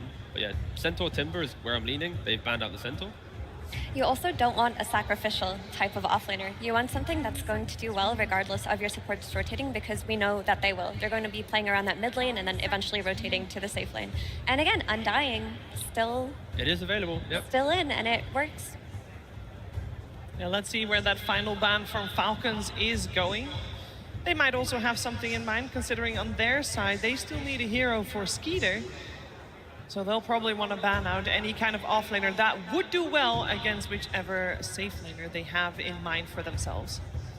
I mean, Skeeter has played a lot of Sven. I would say that his best playstyle is like the strength melee guy that, you know, he lanes well with his snaking 5, the range, who, you know, goes in, makes space. He's like the secondary stun, blink initiator by BKB, deal the damage. That's what I'm looking for him. But of course, we have to hold a bit because Typebound, they do have to pick first. Abaddon as well, still in the pool for Skeeter. A lot of the heroes he's played are available. There's Terrorblade's available, Lifestealer, Abba, Weaver.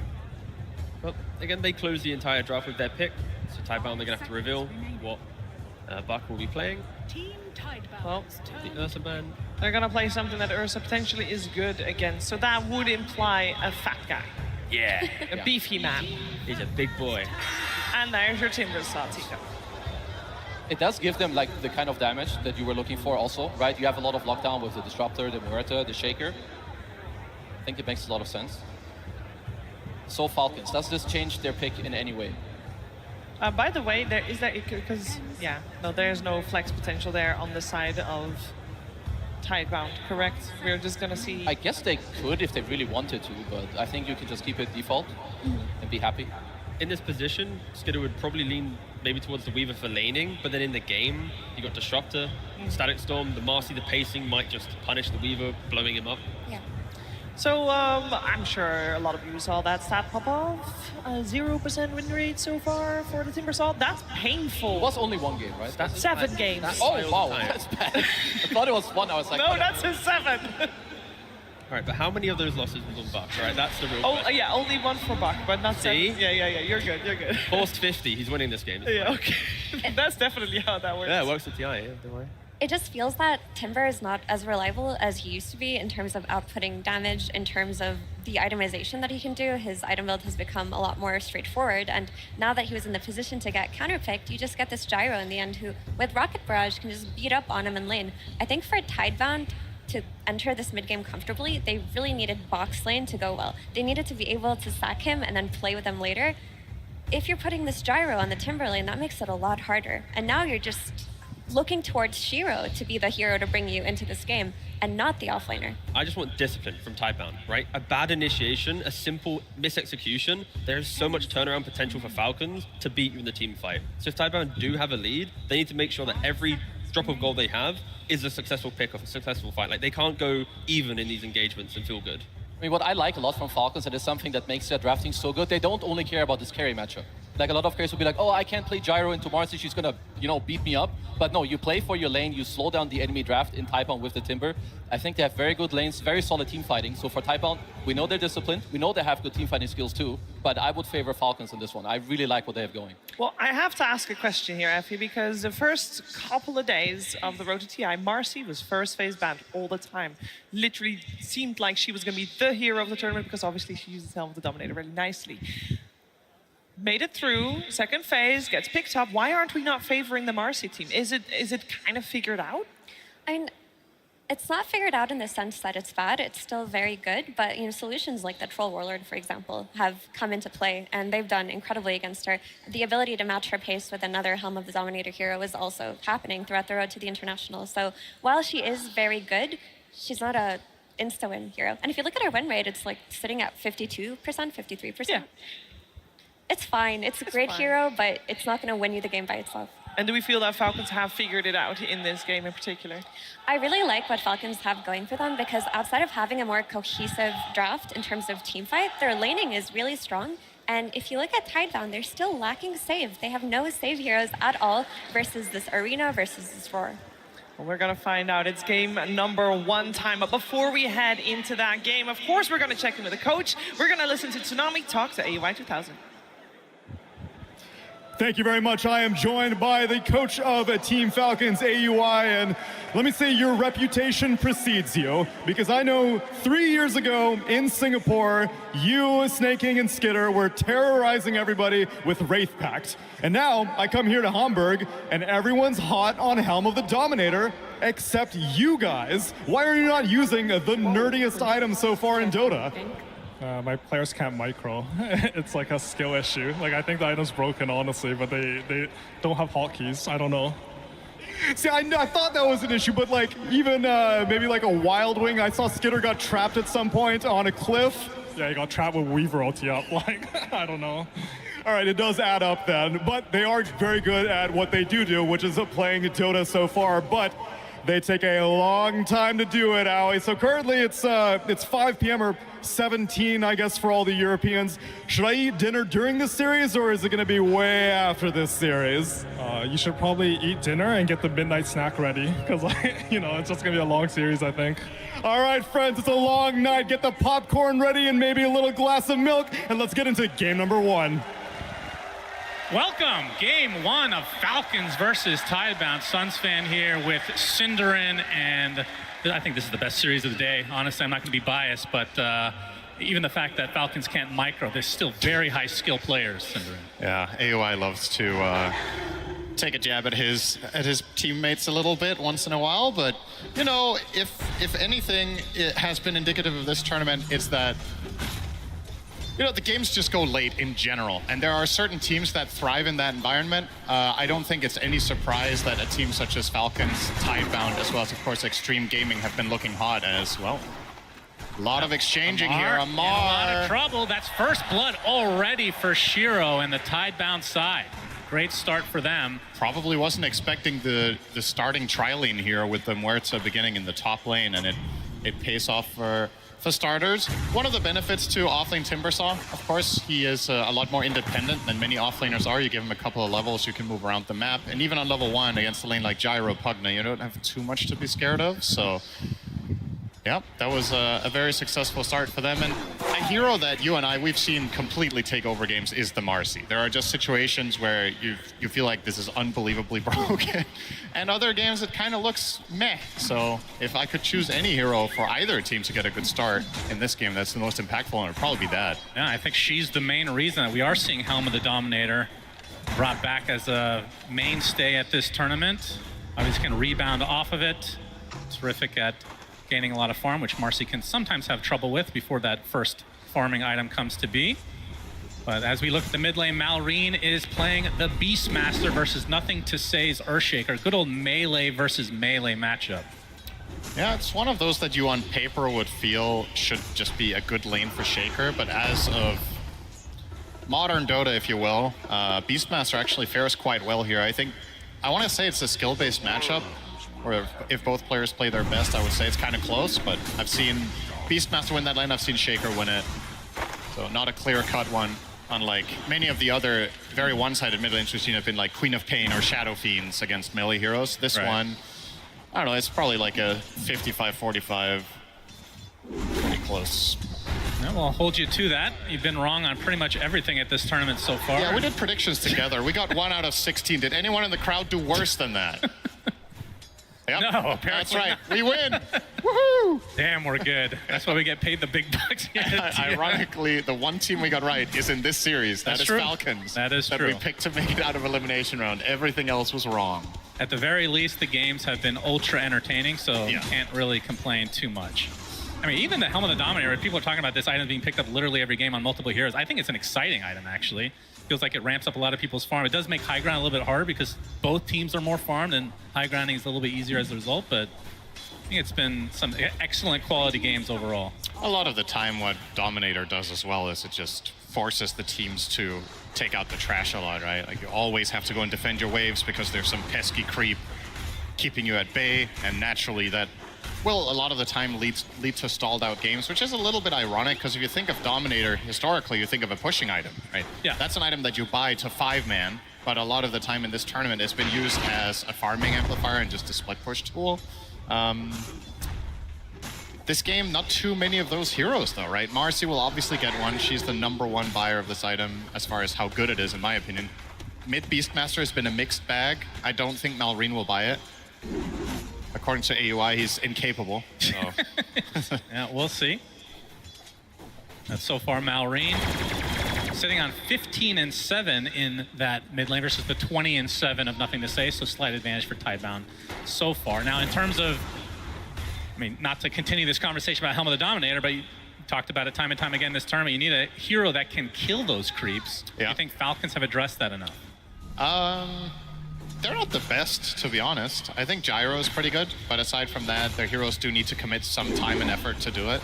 So that definitely is a bit of an X factor. But Marcy will most of the time not use the Helm of the Dominator for split pushing, but rather play with it as a constant partner for rebound. So it's a little bit of a different nature with that particular hero running it. So I don't know how big of a concern that is.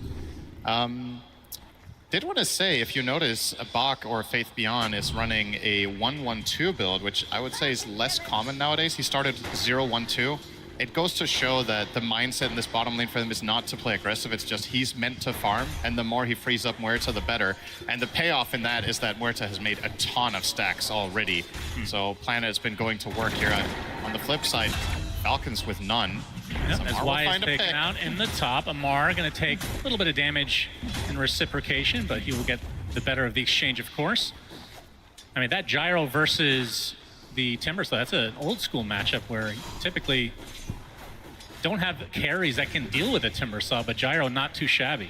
Yeah, the classic ones, Gyro, Luna, of course, comes to mind. Just having ranged heroes that have magic damage, so you can pierce through the reactive armor. This ability has been rebalanced over the years, but there's still a subset of carries that just don't stand a chance. Yeah. The upside here for Faith Beyond is that by nature of laning 1v2 for the most part, he should get a fast 6.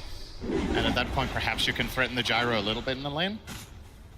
Now, well, the 6-minute power rune is upon us, and you can see that Falcons are quite pushed up, but Crit's actually spotted out and now glimpsed into the arms of Nothing to Say. He's not going to hit the enchant totem, the dead shot either, but still the kill will come for Nothing to Say. So Tidebound up 2-1. They're able to defend this tower. Oh, this is important, Malrine. Oh boy.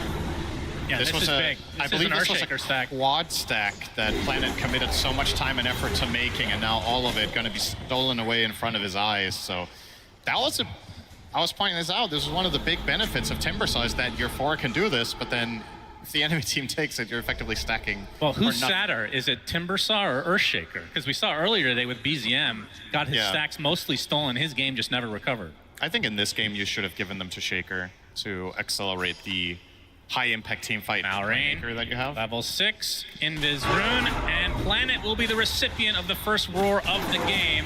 And that's an easy kill for Falcons, as they're actually on the doorstep here of a Wisdom Shrine take as well. This is a very big get. Play. Just perfect timing. They get both. A great play call at the right time.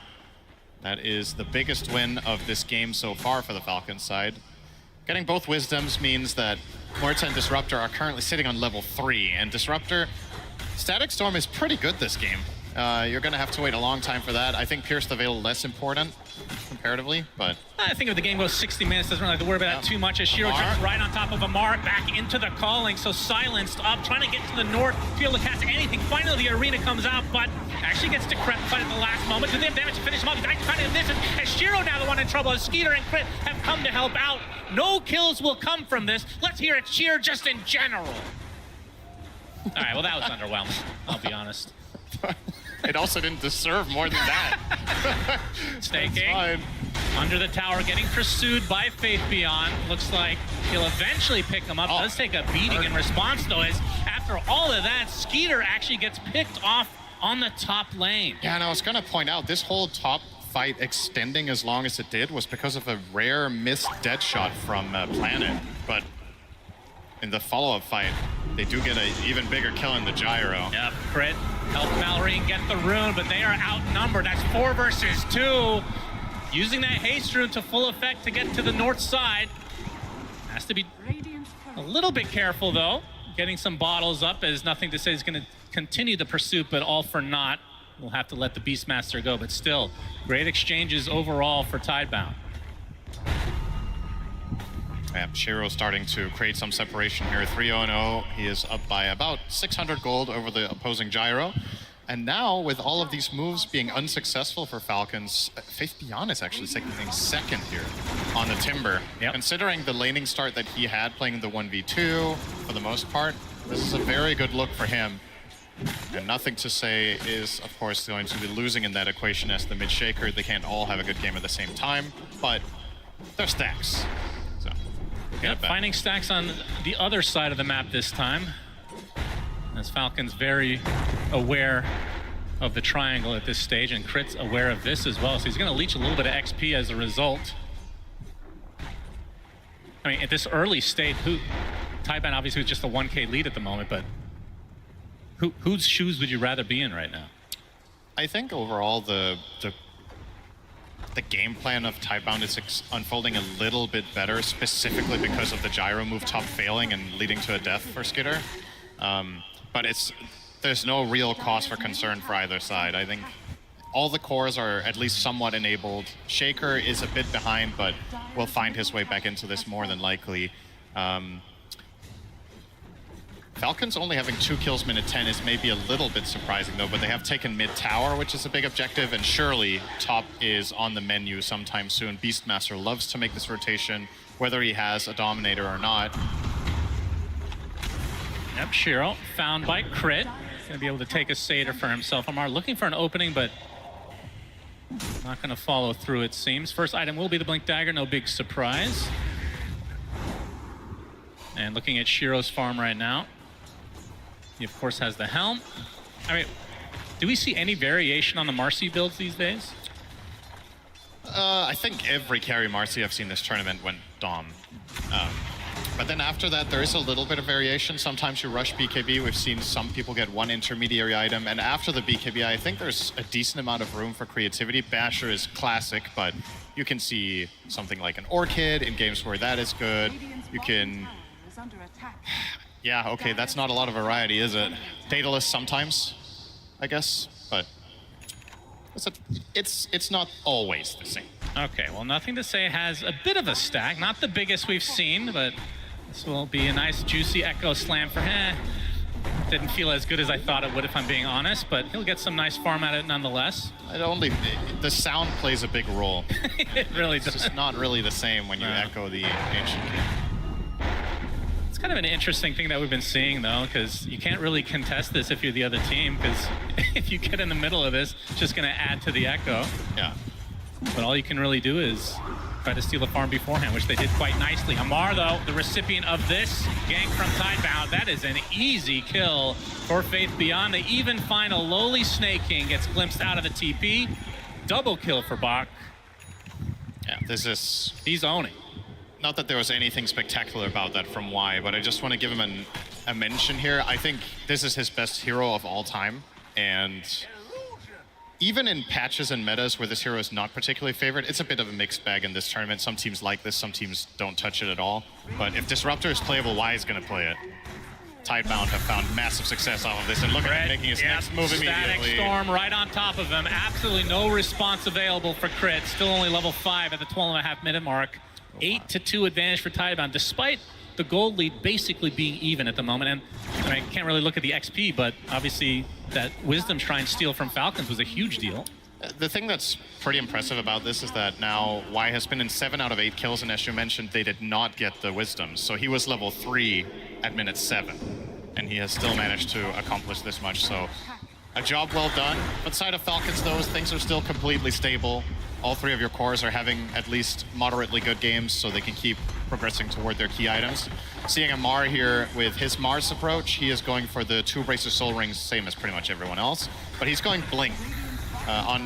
You and I have cast some Marses of, for example, XXS, who bypassed Blink entirely until like 3rd or 4th item. Not the case here. Amar wants to play more aggressive and set up his teammates for success. And it might overlap quite nicely with Malreen's Ags, which is about 1,000 away now. So those 2 items would be a strong timing for the side of Falcons, combining that with Crit's soon to be level 6. Big level up. Indeed. Well, nothing to say, just got his Blink Dagger. We'll see if they get a smoke gank ready to go to reveal that bad boy. Has the Echo Slam up. Still only level 1 though, but can still get a nice kill with the +1. And it will probably just push this wave and then they'll smoke shortly after. Unless they want to continue to just play the slow game. Looks like the Wisdom Shrines will go for each side this time around, and there's the connection with the smoke. Even Shiro coming to play with his Wild Wing. Yeah, this is an interesting time to smoke. The Wisdom's coming up in 1 second. You're kind of in the middle of the map, so you're not covering them at all, but perhaps that makes this less predictable for the side of Falcons. Malreen will actually break one of them. Yeah. They don't know where he is, though. Now that's a very nice spot for Malreen. Yeah, that is a big placement. deal.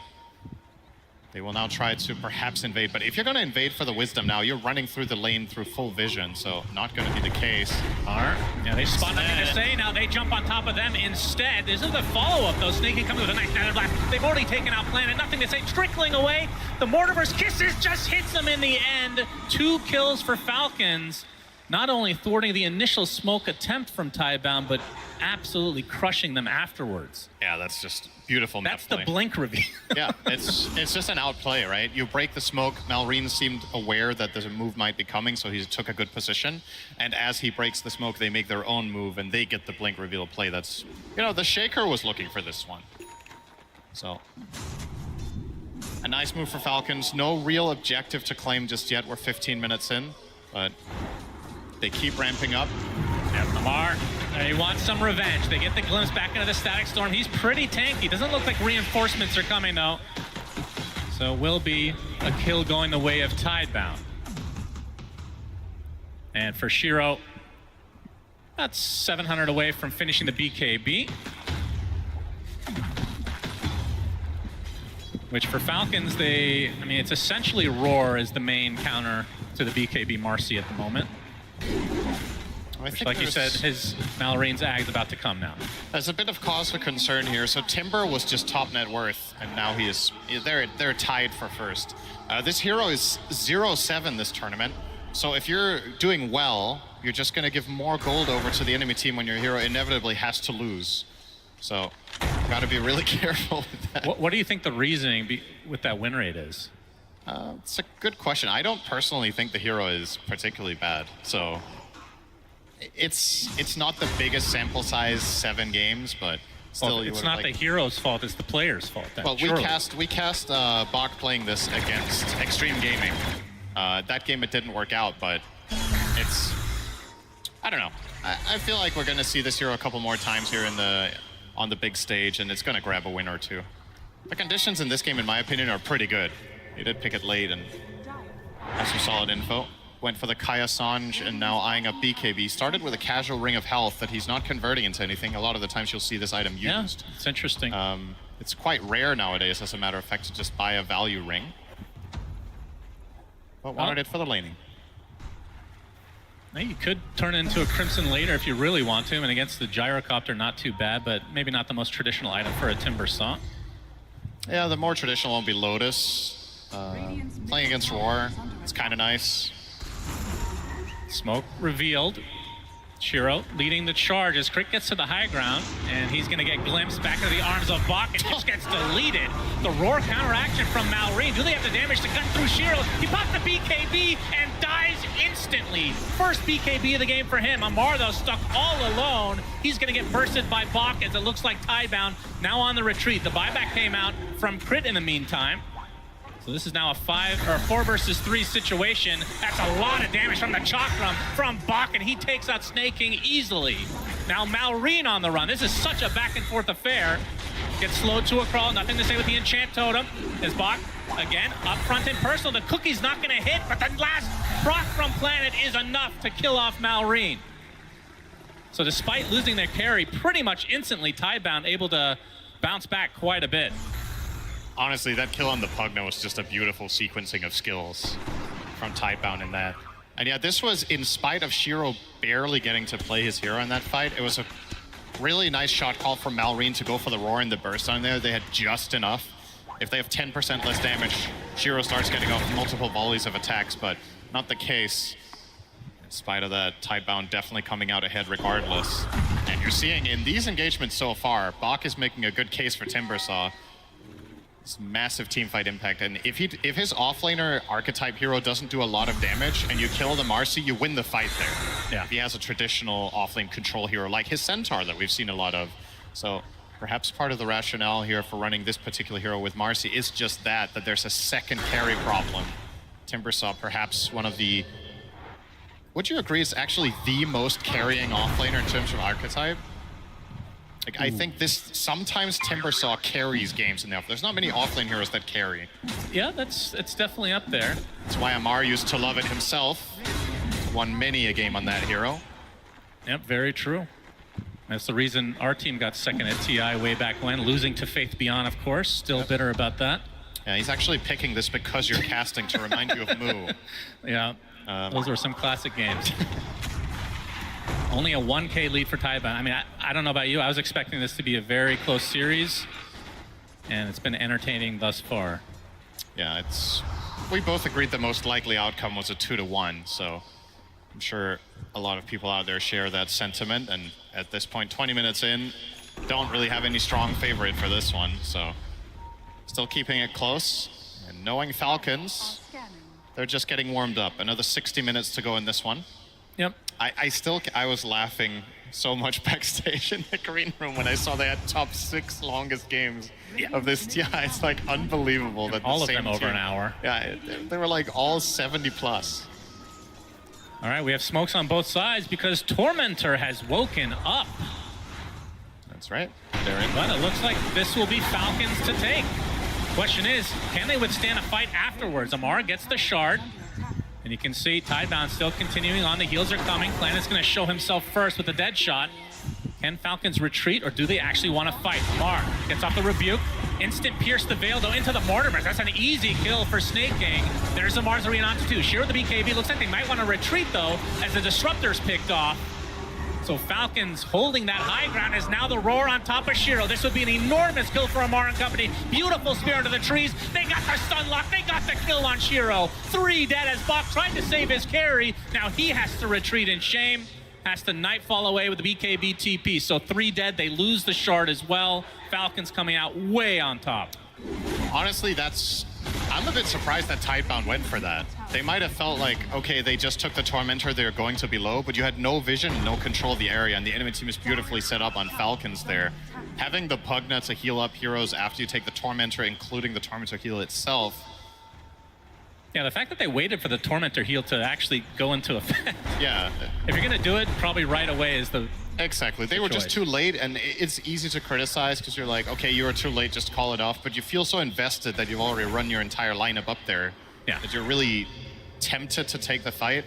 But Falcons were set up so much better, and Mars is just a godly hero in that area when you have the vision. Oh, look at this, Tidebound. They're going to continue to get aggressive despite this BKB still being down for Shiro. Echo Slam right on top of the gyro. Gets feared back. Do they have the damage? It's going to be close, and finally Shiro coming in to finish the job. All 5 members of Tidebound here to watch Skeeter die. The best hero they can kill. Gyro was... And this opens up the Roche. Yeah, and Gyro was close to BKB, so this is such a nice snipe for them to get at this exact moment. The Roche is the icing on the cake, and the reason that they went for it to begin with is if they find a meaningful pick, they know they can turn it into this. So you lost the Tormentor, but you got the Roche and the carry kill. If there hadn't been a fight up top, I would say clear advantage Tidebound overall in this exchange, but of course they did lose quite a bit in the top left corner prior to this. Now Shiro with the Aegis. Indeed. Glimpse. Thinking, glimpse back, and will die eventually. Well, he's pretty tanky. He will die eventually. Surely gets Cookie to the high ground. Now the roar on top of Faith Biel with Amar. Nice zoning ult. They're going to get 2 kills in all likelihood. Wise going to stay alive a little longer with the execution, but the rebuke at the last moment takes out the Timber. That's 3 dead now. These fights make no sense. One team gets an objective, easily wins the fight. Next team with no resources wins the next fight. This is just back and forth. And Snaking is just deceptively tanky, right? He's got Solar Crest, he's got Essence Ring with Brawny, so that's 400 HP on his neutral item, the Wand and the Cloak. He managed, I don't know if that was a fully premeditated bait. You're gonna see the replay here, but notice how tanky he is here when he gets pulled in. So, Essence Ring popped. Y almost killed himself with the Nether. Wait, he didn't? Oh, finally he used his Solar. Okay, so he used Solar when he was on 10%. That might have actually baited them to commit for that. Yeah, that was nice. Even a missed spear doesn't matter there for Amar. They're still contained in the area. And Tidebound unable to bring the additional cores to the fight. Well, the good news for Tidebound is they still have that Aegis for another 3.5 minutes. Feels like every BKB charge for Shiro so far has been just... It hasn't had any effect on the fight. He's died pretty much instantly after. But having that second life should theoretically help the cause. But now they're on a 6k deficit. Yeah, this is the first meaningful lead of the game, where starting to approach that one additional key item mark. Skitter has finished his BKB, which is a big one. And you're approaching Amar. He's actually queuing up Refresher next.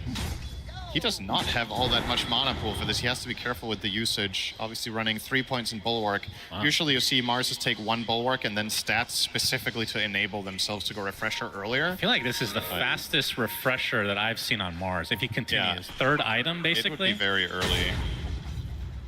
Like we've seen Yules in the past from Amar. Helps set up his spear. Yeah. But indicates that they just want to brawl it out. As Nullifier now online for Shiro. So yeah. Don't have to worry as much about the Decrepify. This is a really important item that they've been lacking so far, and now being able to dispel the Solar Crest and Decrepify in one go is definitely big. But the problem that Tidebound has found themselves in a lot of fights is locking down the target so Shiro even gets to attack. And when he does get in there, he still needs to worry about the roar. So it's not that easy to set it up, and Falcons with... And I would say, you know, classic Falcons fashion now. You're playing against Aegis. They're going to just be farming the map, pushing the lanes, trying to stall out the game. Probably knowing that, I guess that's an interesting question here is there a clear favorite if this does go the hour mark? I think that's a valid concern or consideration whenever Falcons enter the game. Yeah, would you like to talk about tier 5 neutrals yet? We can do that. That. They have such a massively big subset of their games go the distance, so might as well start planning for it. Yeah, who would you choose then? I feel like it's kind of close, really. Disruptor Ags is a true wild card in the late game. That's a concern you have to deal with against the side of Tidebound. Planet, of course, can start scaling. His Muerta is currently going Atos into Ags, which is very standard on position 4. Once you get Octarine, as well as a full Gleipnir, this hero becomes a true late game menace. Just all that low cooldown AoE control. Shaker is a late game monster, so they definitely have some of their own, but of course Falcon's side, you've got Gyro, you've got late game Beastmaster, 2 arenas, Snapfire. Yeah, we have seen that hero pop off. Yeah. Even without the right click variation. Just that 25 talent with the globs, crazy damage. Of course, that's 35 minutes away, so... so much to look forward to. That's right. I mean, we both know we're going to get there. Falcons sure can't end games. That's something we've learned at this tournament, no doubt about it. So far, they've not been in a position to, so, in this one. In the tournament, can't speak for all games, but... True. 30 seconds on Aegis. Shiro and company look like they want to make a move potentially. They gank some boars. They kill one of them.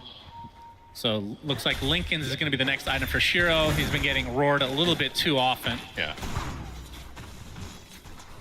Makes sense. Does feel like a requirement this game. And he's also chosen a vast serrated Shiv, so he does have a little more attack range. It's clear that the mindset he is in is, I'm struggling to stick on targets, so he'll do whatever he can to find the opportunity to do that. Neutral item plus Lincoln's will be a big help. What can they break Lincoln's with? Decrep, homing missile. That's it. Well, there's going to be a Hurricane Pike for Skeeter. It's pretty good, this game. A lot of the time when you buy Lincoln's for a specific target, there's still additional problems that could proc it, but here it's not that many. And keeping in mind, Snaking went for the pipe, so Aetherland's still some ways away for him. And Decrepify cast range, not the best without that.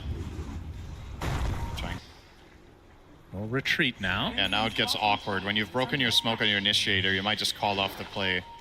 And like you said, the Aghanim Scepter online for Planet, and this is a huge deal. This is, I don't know if you'd agree on this, this is a top 10 Ags for me, easily. It is so good. Crazy good. Being able to increase the width of the dead shot by a very, very high degree.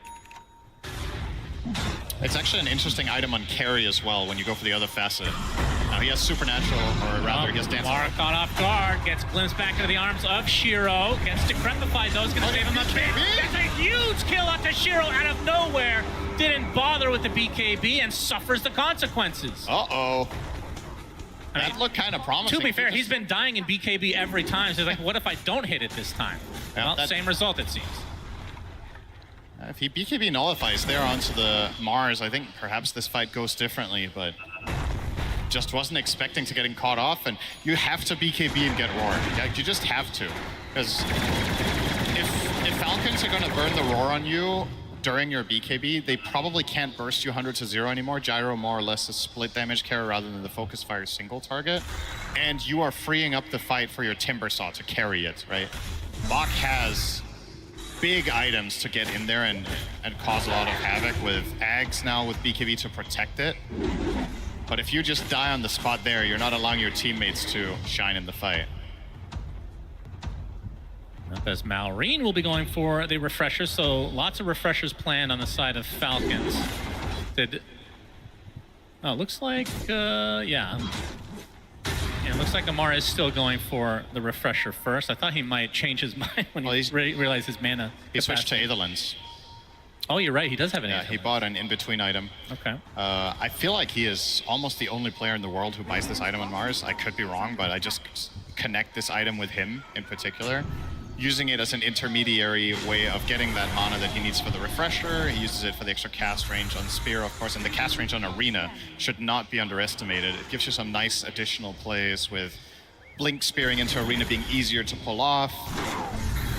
Oh, Planet forces the issue from Amari, gets off his ult, it's gonna force a BKB out of Shiro. There's the roar from the other side on Mallory. Do they have the damage this time to cut through Shiro? It's gonna be close. He's really low, dies inside of his own rebound. Another death for the carry of Tidebound as Bach with that Aghanim Scepter. Boom, boom time. Gets off. Oh, the Yules actually activates because the BKB ended early, and now the Rocket Barrage upon him. Static Storm to try to save their offlaner. It is not happening for Tidebound. And now Y on the retreat. He's holding a gem. This would be a pretty big kill for Falcons. Looks like he will be able to walk away, but still Falcons super happy with being able to kill Shiro first again. It really just seems to be the deciding factor of this game so far is, does Shiro get jumped and how do Tidebound respond? Their lineup doesn't have save, so whenever Shiro is caught, you can't just protect him. They haven't itemized defensively either. The Muerta having Atos Ags and the Disruptor going for Blink. There's no Solar Crest, there's no Glimmer Cape, just no mitigation to be found anywhere for Shiro when he becomes the primary target. So it begs the question, are you approaching the fights correctly? Should you just full-on YOLO in with your Timbersaw first and try to draw attention to yourself so Marcy gets to play? As this has gone so far, I think this is the 4th or 5th fight in a row that Shiro just gets stunned up and more or less killed 100 to 0. Yeah. So, and Falcons now with a commanding lead, 13k. Absolutely. Tormentor for Beast. And that's the other thing. They've gotten 2 Tormentors, and the 50-50 on both has been favorable because Pugna has not gotten the shard yet. It's gone to Mars and now the Beastmaster. Yeah. So Falcons, again, going to be happy. They just got 2 refreshers. Beast and Mars have leveled up massively. If Tidebound were struggling to deal with the first round of BKBs, well, you're gonna have a second problem now. Even more pressure onto Shiro. If you don't manage to get his physical damage input in the fight, I just don't think Falcon's lineup dies. Well, Roche number 2 is underway. We'll see if this ends up being a free one for Falcons. Yep, not gonna roar this one, as it is. The first one went to Tidebound.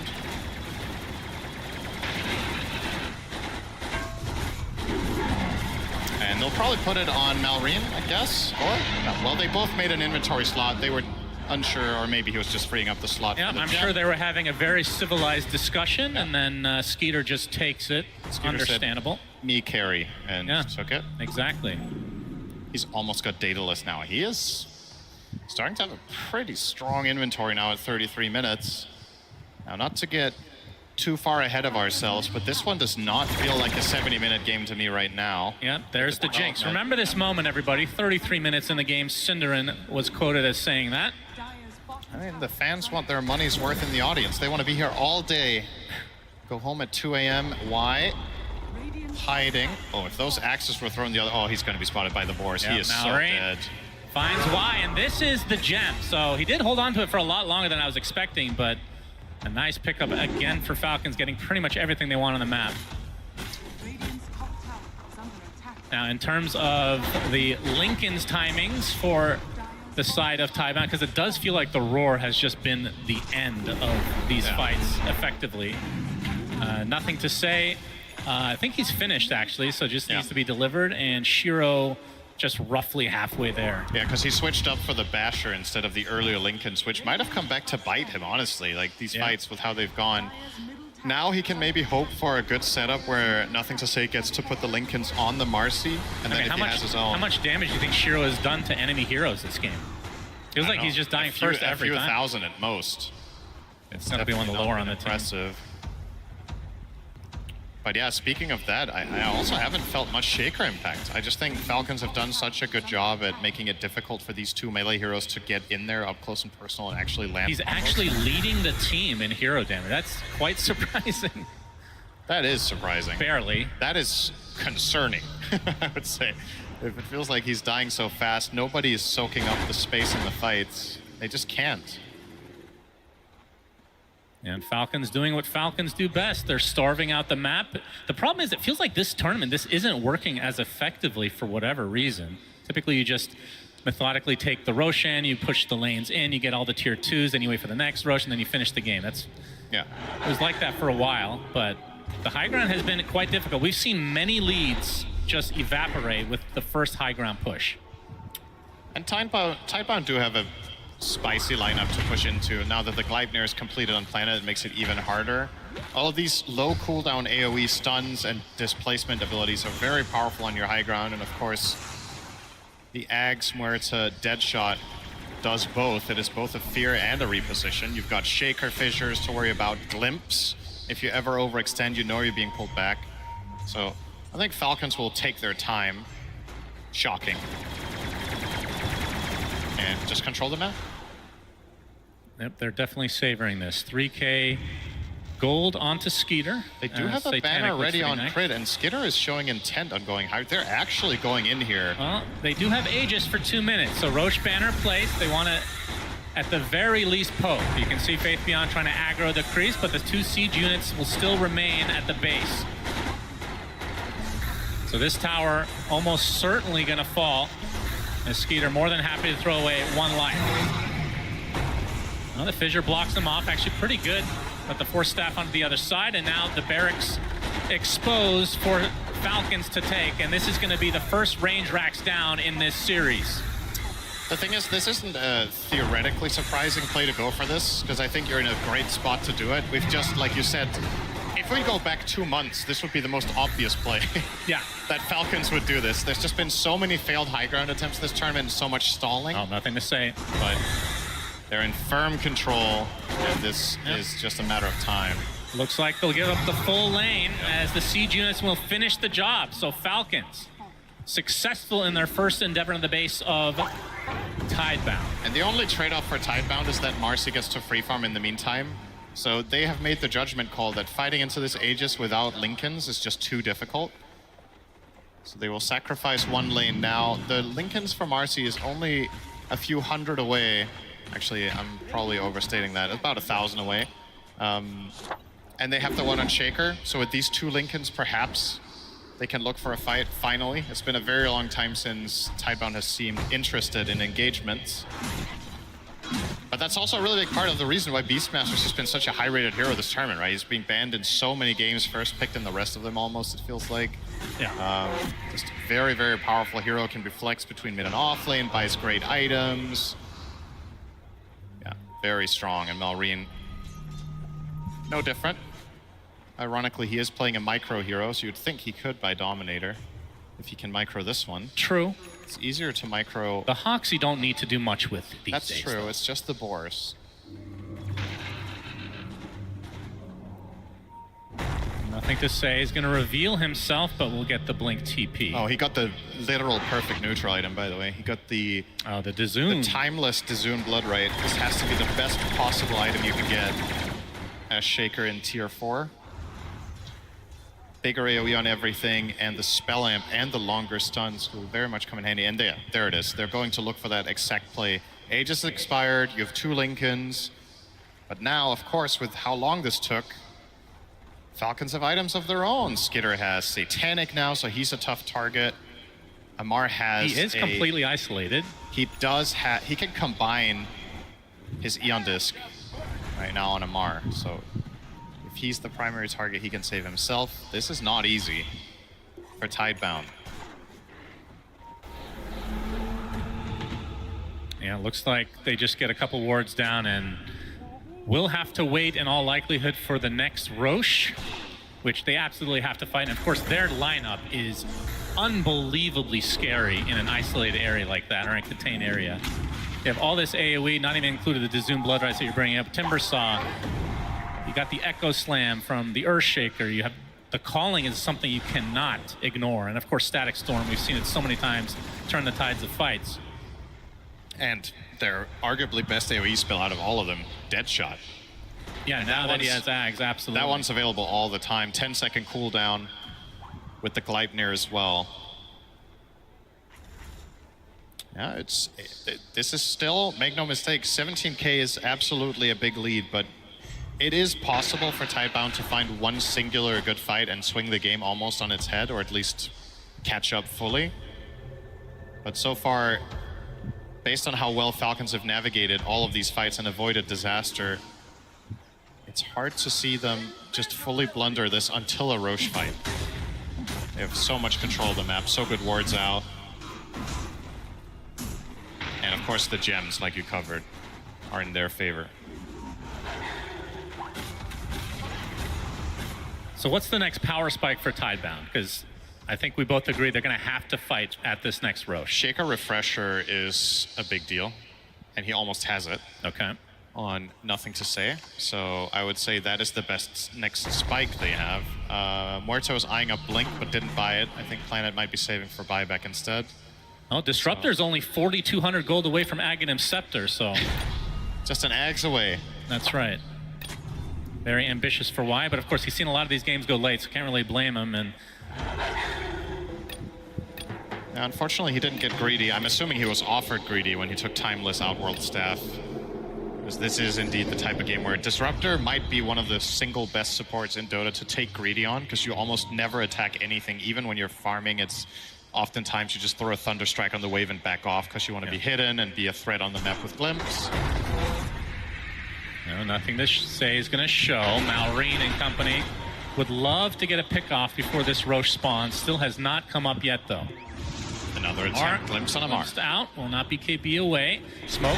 Oh, there's the Echo Slam. There's the opening under the Gyrocopter. Going to be able to blow up Skeeter. He's dead. Just like that, as Malrine gets off another roar, but now this is in full retreat mode. They do have buyback on the Gyrocopter if they want to use it. Fisher's going to connect onto the Pugna. Snaking, tankier than he looks, of course. Bach, his Aghanim Scepter does proc his crit with the Mortar Skins. There's the Mars Arena from Amar himself. Lots of damage onto Shiro with the double spear to follow. Shiro's dead. Bach follows suit. No buybacks needed from the side of Falcons as they somehow turn this. Even though Skeeter dies first, they have to commit so much for that, and Amar finds a beautiful angle. That spear was... Oh, the cancel of the TP. White does get off another glimpse, but we can see the TP from Malrine. He wants a piece of this, and he'll get it. Denies a bounty rune, though. Good job to Y. That gets tipped for that. Nice heads-up play. Yeah, that was the timing for Tidebound, right? And they kind of lost that. At least it's like it looked good at first. A draw at best. And it is, of course, it is a limitation of their lineup that in order to burst and commit on this gyro, since he is as tanky as he is with 4,300 health, you have to pop a lot of stuff. They used multiple BKBs, they used Refresher on Shaker, Marcy used the majority of her ult. And when that BKB on Marcy runs out, she kind of seems to be getting kited a lot in this game, so might have to itemize to solve that problem. Currently thinking about Abyssal, that would help keep people in place. This opens up Roche number 3 for Falcons. Okay, if they really want this speed, and yeah, don't blame them, they kind of need it. They have the outpost. Okay, if the outpost was not under Falcons' control, this could have got really interesting. Skeeter trying to rush himself into the pit because he really wants that Aegis. Okay. They'll leave it for him. It takes a while to find it with all those items dropping to the ground, but Roche has been vanquished. 5 minutes of that Aegis now. And next up on the list for Falcons, a second lane and potentially the game if they win this next fight. But Tidebound, again, have to say it, if they don't get picked off beforehand, this high ground defense is pretty scary to look at. Yeah. They will have a banner again, though. This could be a big help. They're not going to waste any time. Falcons right away. Yeah. Wave getting cleared, though, so no Roche banner placed yet. Skeeter already in half HP. We'll get healed via the Pugna, so not going to use the Roche banner until now. This tower looks to be dead. There is a fortification online for Tidebound. Flag cannon. As Lamar jumps in very deep, gets off the arena. They're going to focus on the buildings for now, so maybe this is just... He's just going to die to the Mortimer, so Planet. No chance at all, as that's a second lane for Falcons. Glimpse back, Malrine's going to get Echo Slam with the Fissure to follow. He's going to get E-bladed, though, nothing to say. Does get the kill with the last Fissure. There's the buyback, though, at Skeeter. Disposed back into the Static Storm. Pops the BKB, healing up thanks to the Pugna and a little bit from the Satanic as well. And you can see Shiro left all alone. He's roared and killed. 90 seconds of no mercy as the cheese eaten up by Skeeter, and they're going to go for full megas, if not just the throne outright. They didn't even get his Aegis there. They kill the Beastmaster, he has buyback. There's just so many lives to get through. Yeah. You have to commit so much to kill one core one time. Now this Pugna pick has been pretty valuable. Deadshot can make things a little bit more annoying. And Skeeter, all he wants to do is get to that top side of the map, but they keep blocking him. All of these obstacles, as there's the roar from Malrine right on top of Muerta. That is a death for Planet. No way to get back in the game. Second one reserved for Y. He buys back, though.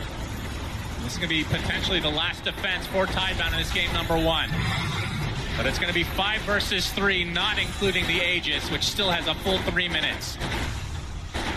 Yeah, Skeeter just seems invincible. 5k HP and 30 armor and a Pugna. The Pugna life drain has been such a big deal. Tidebound would have been able to defend and stall out for so long against the carry, but all of their damage just get nullified. And that is Mega Creeps. This is tier a fast game for Falcon, Shannon. 46 minutes? I still believe this will go 60 minutes some way, somehow. Bach going to get speared into his own tier 4. Lincoln actually does proc thanks to that primal roar. And you can see the gyrocopter not too worse for wear because the Pugna's still on the back line, healing him up. Not much Tidebound can do here as the tier 4 is about to drop to the deck. Lamar getting harassed a bit. Muerta back in 30 seconds right now. Still a 5 versus 4 in favor of Falcons. Throne completely exposed now as Shiro going in for one last ditch effort. They're just going to block off. Pugna still in range though. And this life drain, they just can't do anything about it.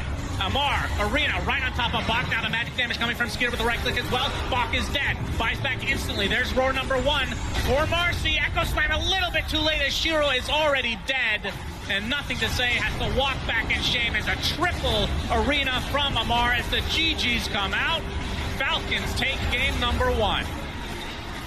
And that was... It was an interesting first 15 to 20 minutes that were back and forth, but Falcons found one good fight, started getting that 6K lead that we talked about, and after that, every single subsequent fight, they have Shiro's number, they keep good formation, so they never get wombo comboed by Shaker and Timbersaw, never really got into trouble against the Huerta X. Didn't really feel all that impactful, to be honest, when it came out. Yeah. So credit where it's due. They did a very good job positioning their heroes correctly, and Timbersaw now with a whopping 0% win rate, 0-8. Wow, incredible stuff, and Falcons finish this super quick at 47 minutes. Shiver! Thank you very much, gentlemen. 47 minutes. Wow. I mean, we did hear Falcons talk about coming into this international after the road to TI. They talked about how they addressed some things that needed fixing. And one of the things, well, I don't think it needed fixing, because to be honest, I'm here for it. You know, I'm here for the 70-minute, and I'm sure that you guys are also here for the 70-minute games. But the players, they thought it needed fixing, and they fixed that. They make sure that they leave no room for Tidebound to make a comeback in this first game of best of 3. A lot to break down here with Kezu, Effie, and T-Gov. T, this game, it did feel very smooth for them. Yeah, I feel like Falcons weren't ever truly punished, right? They were able to set themselves up, they rebutted a couple early moves, and then as soon as they hit that farm, they're just chilling the entire time. Like, we have some, obviously, comparisons down the line, but critically for Falcons, if they ever can get the game on their kind of timeline, they will build a net worth lead. You have to do something to break that, and at no point in this game did Tidebound find an opportunity to control the tempo. They had like a couple of okay plays, like here, right, with, you know, you had Y, who did pretty good on the Disruptor, like set up some kills, try to help Shiro with the Marcy, but ultimately there were a lot of fights where this just kept on happening. You have Sneaking there with the ward, you have the Arena, the kisses, you get some kills, and later Tidebound were in an okay spot, but I feel like they did 1 or 2 mistakes that they could not have let happen in this game. Yeah, I just feel like the Shiro Marcy really didn't do much of anything. Like, he couldn't find a comfortable entry point into this game. As we see in this highlight, he rebounded it in, got cancelled by the Arena, and for some reason it interacted with the BKB such that he bounced back. But this wasted a lot of his BKB duration, and here he just dies.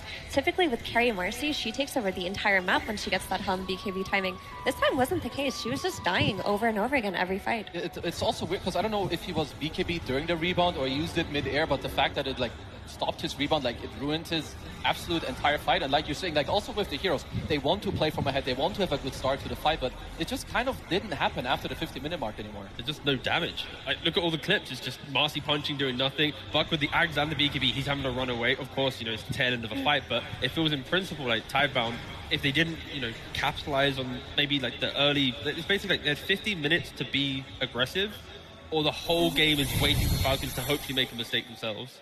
Yeah, it was tough. And in that highlight just now, the most recent one, again, Marcy BKBs, jumps in, gets sword. Other times, Marcy gets Arena Speared before she can even BKB, and the kisses have taken quick work of her. They just could not activate this hero at all. And the stats from Snaking are insane as well, right? Yeah. Like, he's got 27,000 healing, right? He had, what, nearly double, if not triple, the net worth of Y. Like, when you look at the counterpart between the Disruptor to the Pugner, it is, yeah, Snaking just had such a stellar performance.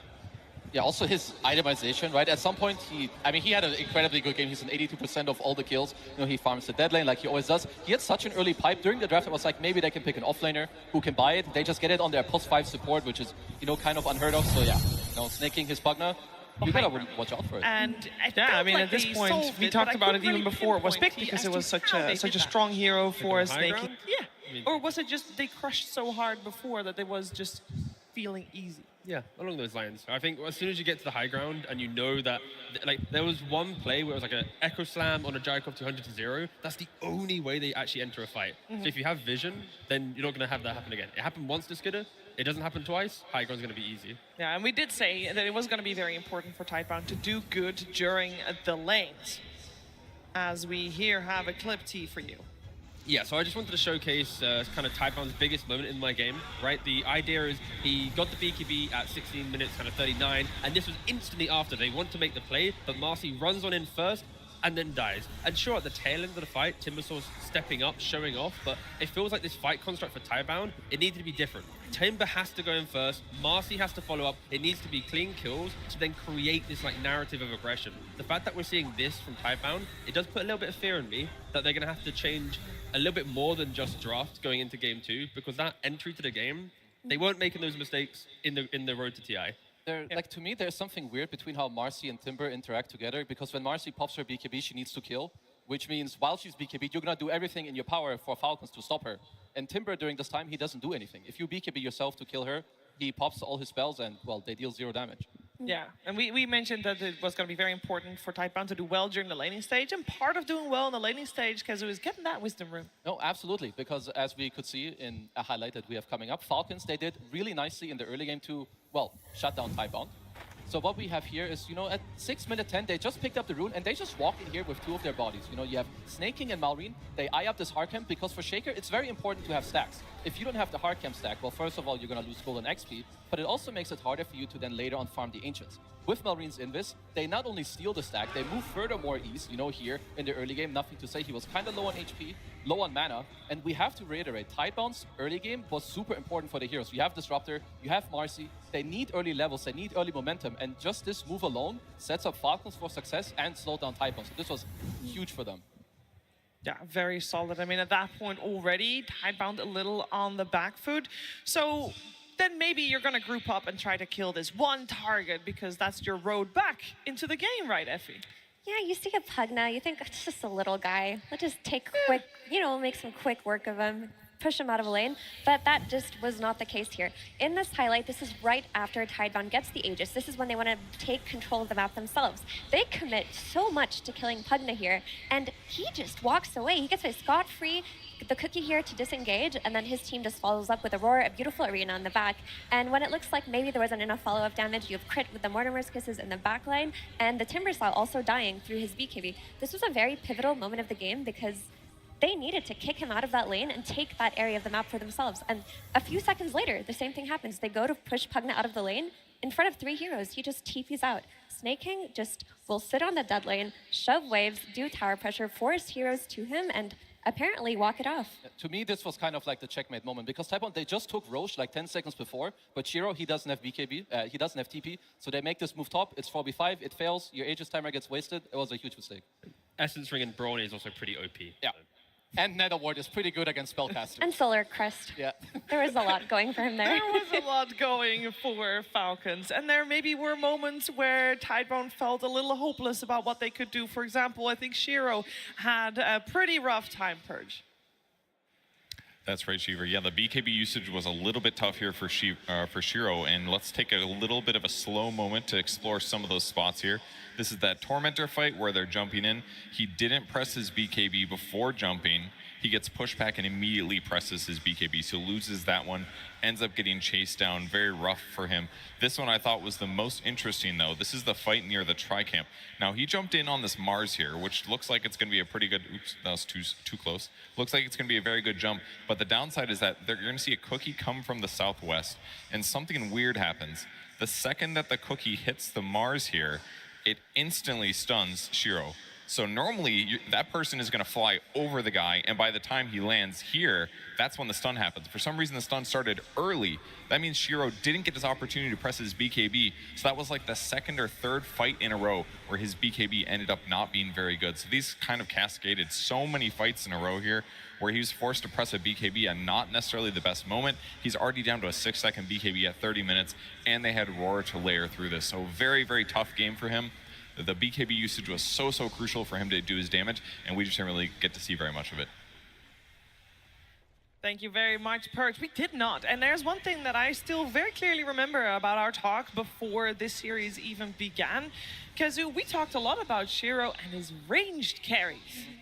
Yeah, I mean, this is not a ranged carry. No, usually that's what they go for, but maybe they wanted to, like, because they play against Falcons, they had a few days to decide. We're like, okay, we want to play a bit faster, maybe try the Marcy, which obviously, as we could see, it did not work out. I mean, 1 or 2 times he got maybe a little bit unlucky. Like, he got Cookie stunned because he disposed, and then because of how Cookie interacts with those spells, you get insta-stunned. I mean, that's just unlocked, but the rest, yeah, this is not his usual hero. I mean, there's a lot of layers to this where I feel like Shiro playing the Marcy brought life to the rest of the draft as well, where like Wise playing a Disruptor, he's going to play more Starved. I feel like the matchup of Tidebound and Falcons, if you put Shiro on too much scaling, you will have this issue of everyone scales on Falcons and then Tidebound have like everything only on a couple cores, right? So I can see why they're trying to adapt coming into this game.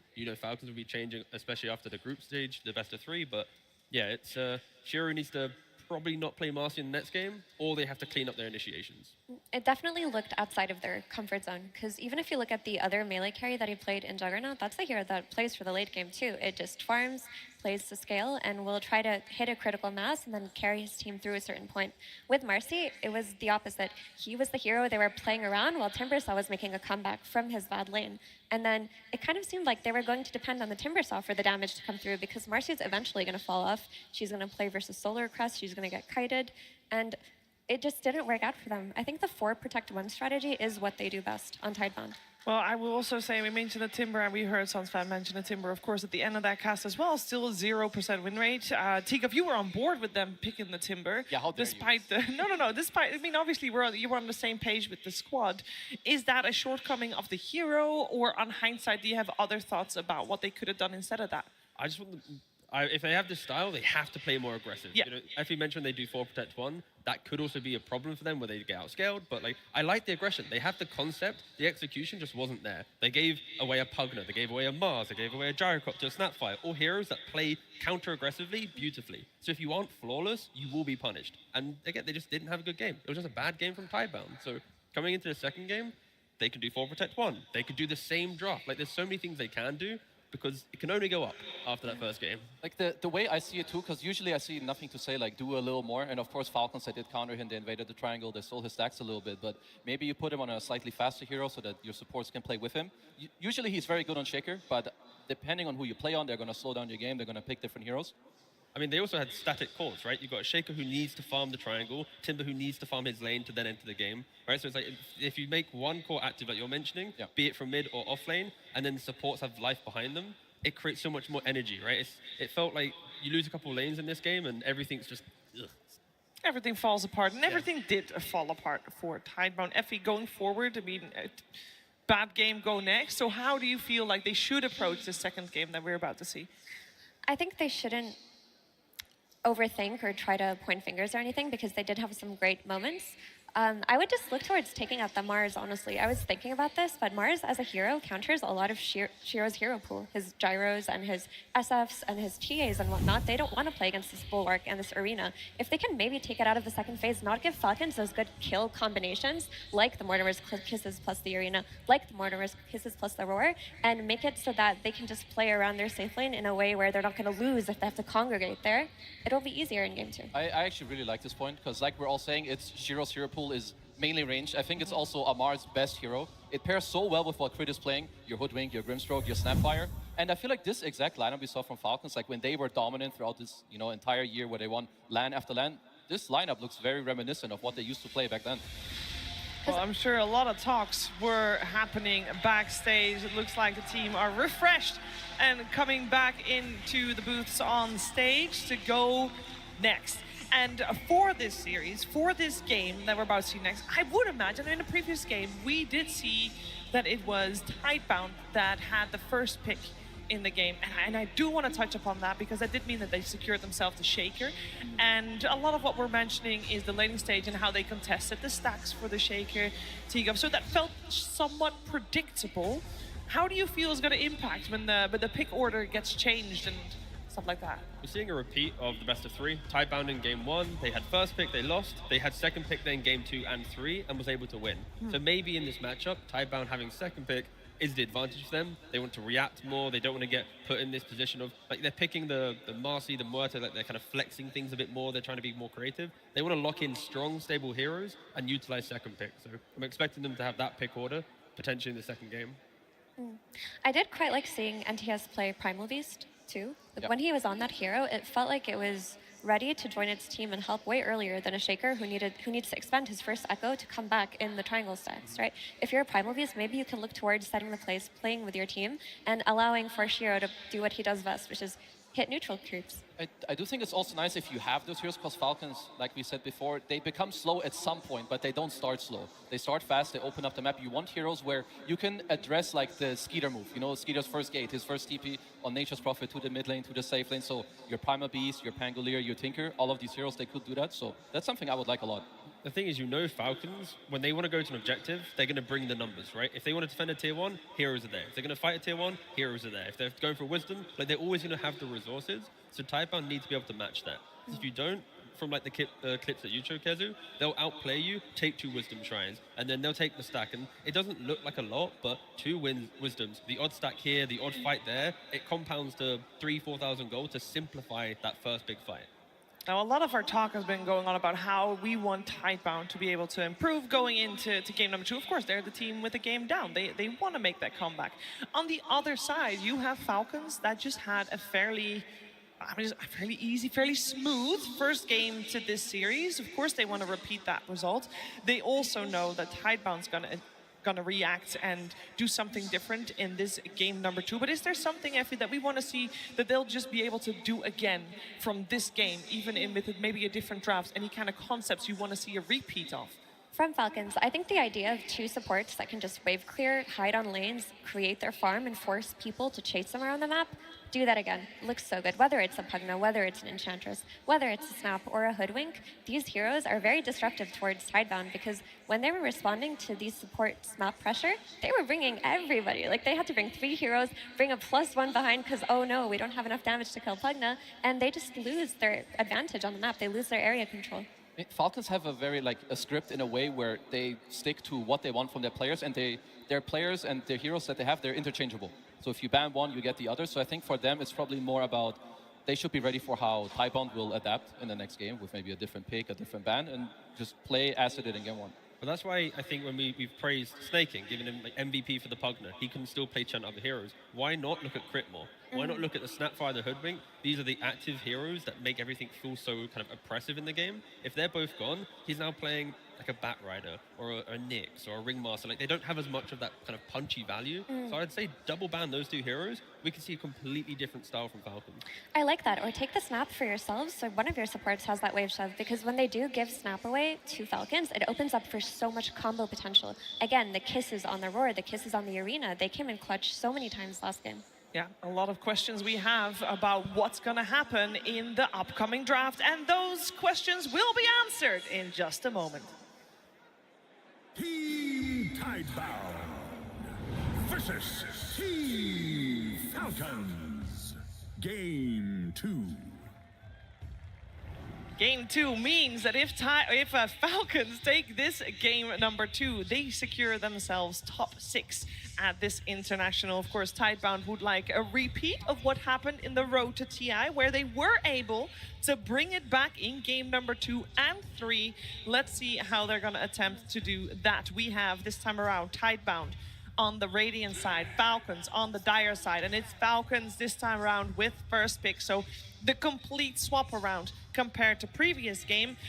But there is one thing that didn't change, is that the Ancient Declaration still gets first phase banned, even though right now Falcons only has those 3 bans. So that's a little bit surprising to me, but that also means we got extra juice left in the pool. I think they've identified something important, which was this hero has kind of been a crux to Tidebound in how they draft. It's always picked really early on. It's always their follow-up damage, and we haven't really seen Planet on very much else. We saw him just now on the Muerta, and it didn't look as good. He looked a lot less comfortable on that map. Yeah, and I think that's maybe where they should or have to look more at the heroes that you guys are mentioning too, with the Snap, with the Hoodwink, maybe something else that just makes it a little more easy, because yeah, the Muerta, it did not sell me in game 1. At least one thing that is here now for Falcons, if they do want to first pick it, which they've done a few times before, Sanking could be left open, because, you know, last game around it was banned, Tidebound went for the first pick Shaker, and they do ban out the NTS Tinker one more time. Can't blame them for doing that. Yeah, and the Naga makes it through also with that ban that we've had on the Beastmaster and the Shaker. We'll see if Tidebound wants to go for the Sand King themselves. I don't think I want to see that from Tidebound. We're going to see NTS hitting that triangle early on, trying to farm a certain item timing and just not being available to his team. This Naga Siren creates a lot of issues because last game we talked about the wave shove coming out of Falcons and how Tidebound couldn't respond to it that well. That is what this hero does best to you. Yeah, no, Naga Siren, how do you word it in a nice way? I forgot I'm at TI for a second. You're gonna hate the hero. I hate the hero. I mean, I'm a support player, but like, come on, man. It's like you press one button, I jump a guy, and then he sings from the tree line. Like, congratulations, man. You've got Shard, they're healing, like whatever. Like, it really simplifies Dota so much that you have wave shove, you have fight reset, and also it plays into Falcons' like logic of the game, which is we want to scale, and it is like the perfect Falcons hero. It's why it's banned out so much. I mean, they've been using this since like what, Singapore TI, where like even carry Naga was super good back then, where Skeeter played it every time, or snaking and they go with the flex. I like Tidebound's response. Centaur has really risen up in popularity a lot. Generally, when you see Naga, you want heroes that can stay there, you can clear illusions, have high HP region, maybe by a Vanguard. And I've seen the Aghanim Scepter, like the card, it's been getting picked up like a lot. Yeah. It's a really cool thing, especially if you have a carry like Shiro, who's gonna ranged carry and just be all of your net worth. If you can cart him late game, get him into the midst of the fight, keep him safe, that's one step better than what they had last game. Last game, not a single save existed for the carry. Here, you solve it through your offlaner. And with the laning matchup, right, the Centaur, the Naga Siren, Centaur will just be able to play the lane like Kezi's already mentioned. And I think knowing that your offlaner is going to have all this farm and doesn't need to rotate is a really good indicator to kind of a successful Tidebound lineup for sure. I want to see Shiro play Morph, if they can build a draft for it, because maybe take advantage of this AA ban from the enemy team. Make it so that it helps your draft in a way, that one of his counters are out of the pool. We've seen how good he looked when they played the Morph plus Centaur combo, as you showed us, Kezu. Yeah, I mean, that would be, I think, incredibly good for them. And like I like it a lot when you do make use of bans. There's also, there's no beast, you already banned it out. That would be good for the Morph too. Of course, we'll have to see it later, because picking it like in a vulnerable position can be very hard. I think one thing that I find like really funny to see in this draft, so Falcons last time around, they were the ones that picked out of the second phase and they took the snap. Now it's reverse. You have Tidebound that they pick out of phase, and you have Falcons that are like, Snapfire and Pugner are so good, we're not gonna let you have them. So it just shows you like the value of how highly they actually think of these heroes. Yeah, speaking of high value heroes though, Nature's Prophet definitely has been one and can also be flexed. And we can of course see it as support, but we can also see it in the hands of Shiro as a range carry. I'd like to see it as carry at the moment. Of course, the draft might change that, but just the general playstyle, Centaur doesn't care about Naga Siren. He's just going to play that lane. Nature's Prophet, good farm, you rotate in, you're now pressuring Skitter. You're like progressing the map. You're making Falcons react, and making them react in the early game, it really hurts them quite a lot. And this is the big trade-off that happens when you do expend a double support ban on Falcons. One of the most popular heroes of the tournament gets given away. We'll see what Shiro can do with it. I mean, when you talk about what Nature's Prophet does versus a hero like Naga Siren, he can just press ulti and negate a lot of the wave shove she provides. Yeah. So it's already a step up. I mean, Falcons for now, what they do a lot also with Sanking, I feel like they always make sure when he goes in, they give him the follow-up damage that he kills, but they also always have a hero that then allows him to get out again. So the Hoodwink allows you to kill. Naga Song is going to allow you to disengage. So I already like this a lot, and they stack so much. I will talk about it multiple hundred times while we're in this tournament. But Naga Siren, great stacker, Sanking will clear it. So I like honestly what both teams are presenting so far. Then surely we should see Tidebound focus a little bit on having a lineup that can contest those stacks. Surely. Contest stacks or just be efficient on the map. So when you know they're farming the stacks, you're shoving that additional wave, you're hitting that extra tower, you're making another move to make Falcons kind of trade going for them. And already with Tidebound's lineup, they're kind of offering Falcons like, please, we know you're going to jump us, but we have the Puck to coil you, the Centaur with the Aghanims down the line to save. Nature's Prophet, you can ignore every fight. You don't have to rotate on the map if you don't want to. You can just farm so much economy that you have BKB, Satanic, and all the big items when it matters. And they covered the Puck pick by picking Disruptor, which is one of Puck's counters. Another one is the Silencer or even the Lion or Shaman that are still within the pool. But you do want to pick up that instant disable for yourself if you're up against a Puck this early. When Sanking jumps in, Static Storm, thank you very much, kill him. It's very nice. Centaur has to be the damage soak for Tidebound. Like, positioning is key, because of course how explosive Falcons are. If your Prophet's out of position, if anyone's out of position, they will just get 100 to 0. So what do you want here if you're a Falcons? You probably pick Skeeter's hero. I think generally when I see Centaur, you kind of want a hero that eventually will, deal enough damage to kill through him, because he may buy some auras. You want like high physical damage. Generally speaking, you have heroes like Sven that are quite high up on the radar against this. Maybe because you have Naga Siren, you don't want it. Would he look more for a range hero, some gyro again? You could just go maximum map play and go Terrorblade. Then you have Terrorblade illusions pushing, Naga illusions pushing, Sanking, Hoodwink utilizing all of that to then find the pickoffs. When you eventually break them, then you can kind of progress the game state. It's quite a toxic way to play, but it's the old school Tundra way. At least that's how they won their that TI. Because on this slot, they have to decide what is the most valuable pick. Because you have one pick into the bans, you have to decide later. They go with this should be an Amar Bristleback. Yep. I don't really see Skeeter play it. I think Amar's just so good on his heroes. There's no real reason to flex them. is there enough damage right now with Taiban's heroes where we were... Yeah, that's pretty much it. Do they actually have any damage? Scaling, lovely. Love the scaling. Damage, not really. I think there are actually going to be big damage issues here, because Furion's going to take a while before he really packs a punch. Like, it takes him like 4 to 5 items to get through a lot of damage reduction. His biggest strength is his ability to instantly follow up on any kind of setups on the map or join and correct lanes and farm very quickly. But Bristleback also keeps tempo, will be incredibly tanky, and if a pipe comes out, who's really doing your damage early game for Taipang? Is that a reason to put that Nature's Prophet in the hands of Planet instead? I would be leaning that direction, because if not, then we're looking at a 4 position to fix the damage problems. And that's really hard. Yeah. That, especially with like Snap and other... If Ancient Apparition was available, perfect hero. Lovely. But not available. There's always a prospect of carry Doom, but again, that just does not fit Tidebound's playstyle and how they've been playing with Shiro.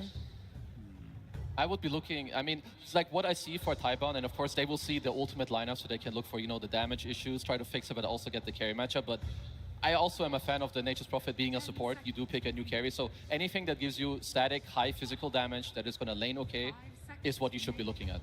If we're looking at carry, it could be like a Medusa, just to try and outscale, hold the high ground. And if you want a support for Planet, I'm thinking Phoenix. Have some Sunray, you then have all this control in front of you, you then utilize that, the Shard Sunray as well with your egg. But you have the first 20 minutes with a Phoenix support, it could be kind of scary. You overcome that, sure, the draft's gonna really be able to play itself out. And we're still, like, regardless of what position is going to be picked for Tidebound, we still want, if it's Shiro's hero that gets picked, or he gets an Nature's Prophet, we want a ranged carry. Not necessarily, more so just a hyper carry, not something like a Mercy. I mean, I was thinking that maybe they would want Ursa, but they banned it, so they're not going to get their hands on this. I think for Falcons, generally they play with 2 initiators nearly no matter what. And this time you have Amar, who's not the initiator, so I kind of feel like... He does initiate, he runs in. True, he runs in his big-ass body. He's going to get in there. So I would be leaning for Falcons, you know, for like the classic Skeeter hero. Your DK is banned out. There's still your Sven. Is there anything else that's like strength? Maybe, you know, it might jump in for his team. But does that hero need to be more of an objective taker, or...? Not necessarily. I feel like BB is quite good. No. It could be Faceless Void. True. And it looks like a pretty comfortable tech. Or a Vadin. I like this. Heroes we don't see Shiro play, but could also be good. Again, the carry Doom or a Lifestealer. We saw Lifestealer do well earlier today. Yeah. Lifestealer is good against all these 3 cores for sure. And good against the supports as well. You can just rage through the song, you can live through the epicenter damage. He can be kited, but you have a lot of lockdowns, so I feel like the heroes around you could cover, you know, for this, right? You have Glimpse, you have some kinetic fields, you have a coil here, you have a stampede for you. Does that mean that we do no longer, if you wanted to see the Shiro morphling, is this no longer a good game for this? I don't like it because it'll get easily outpaced by Abaddon plus Bristleback. It just looks too greedy. Okay. There's a lot of time left for Tidebound to come to the perfect solution for the last puzzle piece in their draft. I mean, I'm okay with the Lifestealer. I feel like there might be something better, but I can't... Like, I think of Lifestealer, I feel like it's good, but maybe there's like this, holy damn, you know, this one pick where everyone goes like, wow, what is this? I can't see it. We forgot about the one that they're going to pick is the one we're going to be, oh my gosh, we should have thought about that. We'll see, though. Of course, this could also be a time where Blink gives a speech to the squad about what the plan is in the early game, if they do want to play this for the late game. Because I don't see any game-breaking +4s, at least. Ooh, well, that is a hero. We have seen Shiro played on the road to TI, and it is a ranged carry, so we like that as 50-50, you know, all balanced, Tigov. Yeah, they want to try and kill in the lane, right? You have Disruptor plus Shadow Fiend, the Nature's Prophet TPing as well. We're going to expect tri-lanes from minute 3, 4, very early on, and that creates the tempo. We already know that Centaur should be independent, so tri-lane Amar with 2 supports and a Shadow Fiend, get some kind of moves going your way. I don't mind it. It's very good for what it does on the lane, but I do worry that as the game progresses and these like big tanky heroes on Falcons get these harpoons and these VKVs and get on top of the SF, there's not really much of a way to fight back. Yeah, I wonder like if Taipong can try to get off to a good start. I mean, you have the Nature's Prophet 4 who can try to offset some of the lanes. And I would also say that first Roche in this game is quite important. You want this on your SF, especially in this type of game. I do think they can make it happen. I would say they have okay lanes. You have Centaur, who should be fine in the bottom lane, which allows Planet to like kind of rotate around. So I think this early game, I got my eyes on him to like try and set up Taipon for a good start. Yeah, is it once again in this game number 2 just as important, Tikov, in the laning stage for Tidebound to hold the fort, hold their own? 1,000,000%. Like, Tidebound need to create their own tempo in the early game to try and overlap the Farmer Falcons so that the greedy heroes are scaling in the same areas, and then it kind of hurts them. If you allow Falcons the entire map, then, as we already mentioned, big damage problems. I mean, I am quite happy to, at least personally, like nothing to say last game, he didn't show me much. He had a hard time on the Earthshaker. This time, he's playing Puck. I think he's set up for a way better game. There are no, okay, the only instance they have, Blink's down from Sand King. But your team can bail you out, maybe they can start to fight for you. So he's set up for more, because for me, he's the most important player on this team. He's set up for more success. That's all I need to see. And what are they going to do with the stacks? Are they going to try to split the map, as we said as one of the solutions, or invade the triangle? You can invade. With a good start, they can absolutely invade. You can push in the lane with your SF, with your Disruptor, walk over, your Nature's Prophet, he can TP, place a ward. I think they're set up way better this game. Any final words and thoughts on these 2 drafts, Effie? I just worry that if Tidebound don't come out of lanes with like at least a 4K net worth advantage, like minute 12, I don't really see how the game is going to be played out for them because they're going to get outscaled and outfarmed. A lot of pressure on this game number 2 that is coming your way. But before we jump in the game, we're going to jump on stage where Tsunami is with Coach Blink. That is right. I am standing by with a Blink of Tidebound, where I got to say, this matchup against Falcons during the road was one of the best series that we have had. And now we're getting the rematch. But it seems that they've made some adaptations, so I was wondering what you think they've changed to get that game number 1 win. 那上周呢，在国际邀请赛之路上，就是 Falcons 战队的对决，你们太棒战队是形容个最精彩的对决了。然后呢，这次感觉他们已经做出了一些调整来应对你们的一些做出了应对你们的一些战略。就想问你，你个人认为他们做出哪些调整呢？他首先是他们班人吧，他们开始办我们狼人，办我们冰魂，办一些没有那么常规的英雄，就是他们可能回去深思熟虑的一些东西吧。Well, Team Falcons have definitely done their homework. Their bans are now much more effective. They are now banning heroes like Lycan, heroes like Ancient Apparition, which are not usual bans, but are bans that are very much our hero pool, so they've definitely done their work here. They have been doing their homework indeed, and I was wondering if I could get your perspective.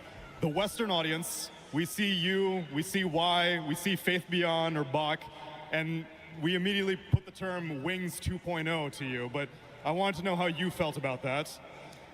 就是国外的、海外的这些观众呢，粉丝社区，他们看到你们战队，看到Y 队，看到边将，看到你，就是他们脑子里面想的就是太棒战队，就相当于是 Wings 2.0。那你对这种看法有什么评价呢？还是有一些区别的吧。我们现在就是太棒的。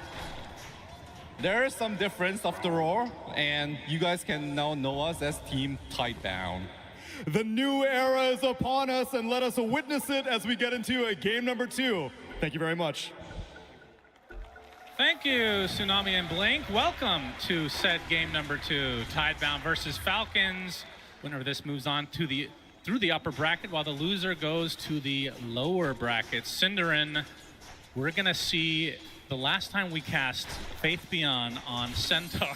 Oh yeah. Now, to be fair, they did lose, but it was the most entertaining game that we got to cast with all of the carts, with refreshers. I really, I know we were teasing this, or maybe some people don't enjoy it, I don't know, but the late game Dota between these 2 teams is something to truly behold, and I hope we get there this time.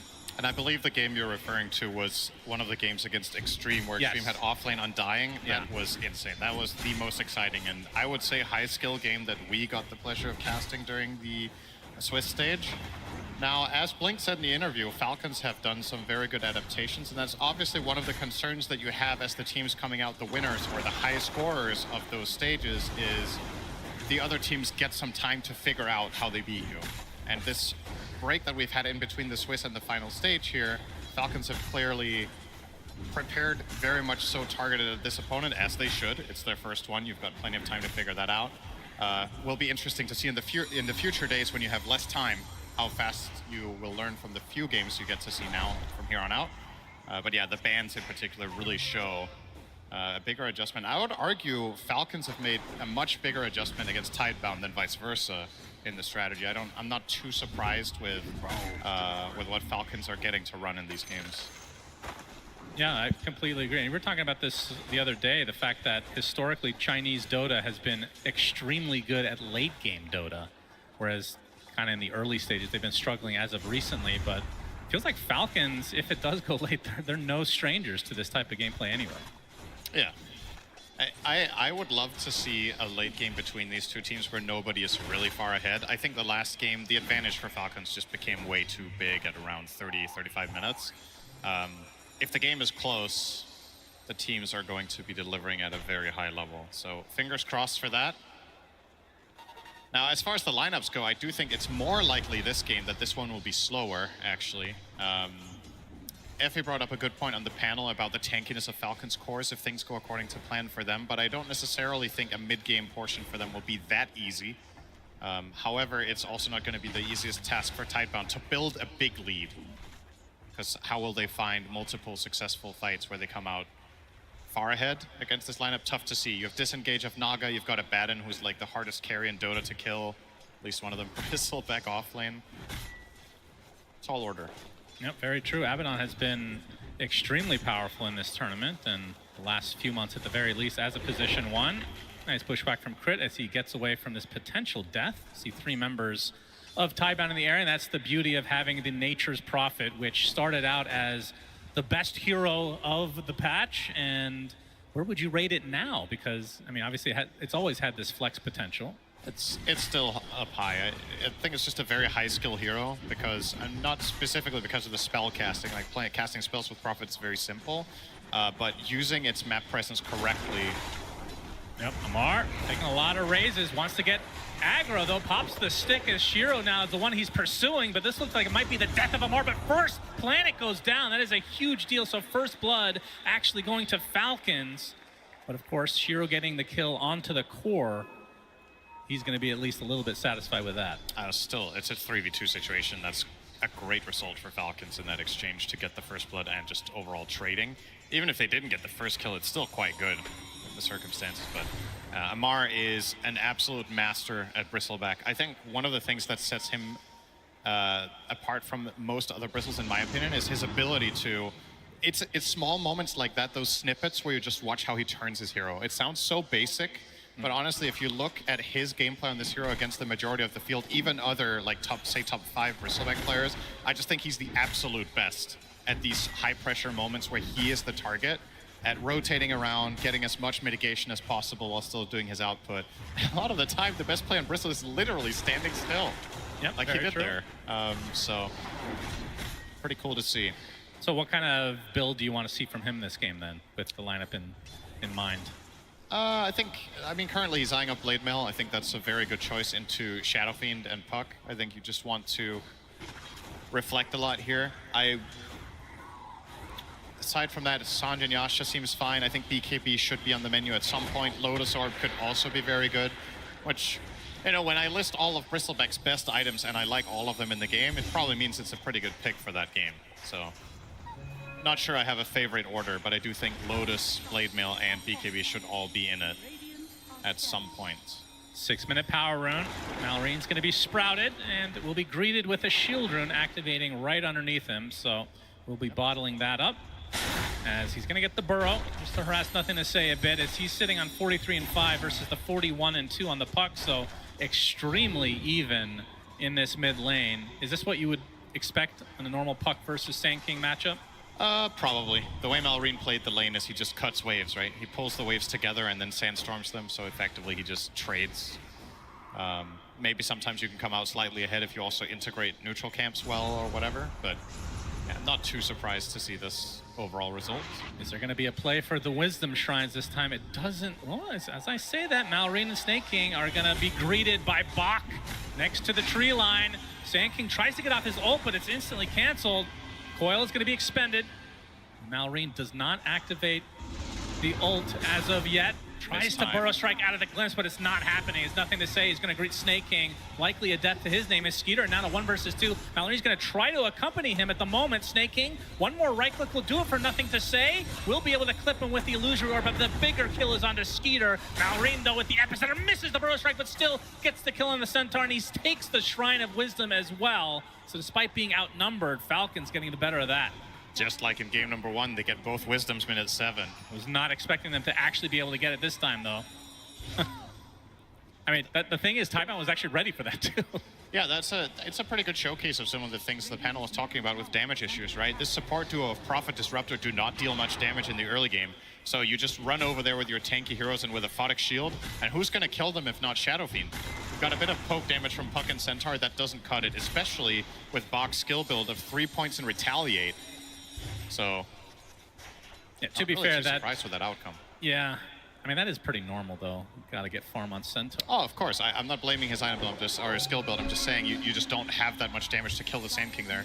They kind of had to disengage when he got a Photic Shield on him, and he just pursues.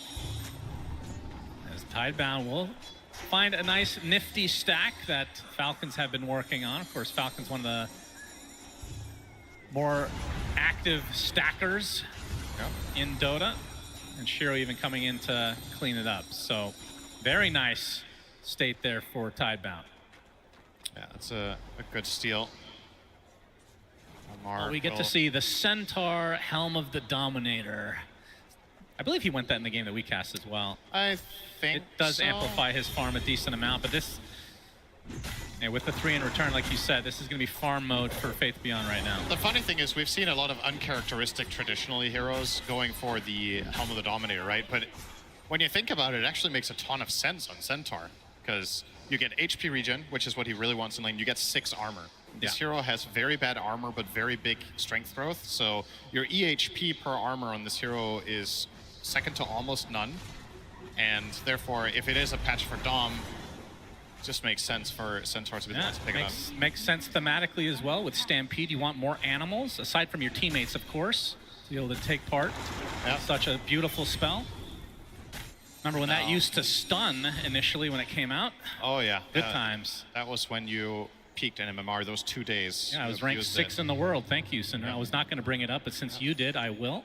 No, I didn't bring up your ranking in the world. I just said you gained MMR.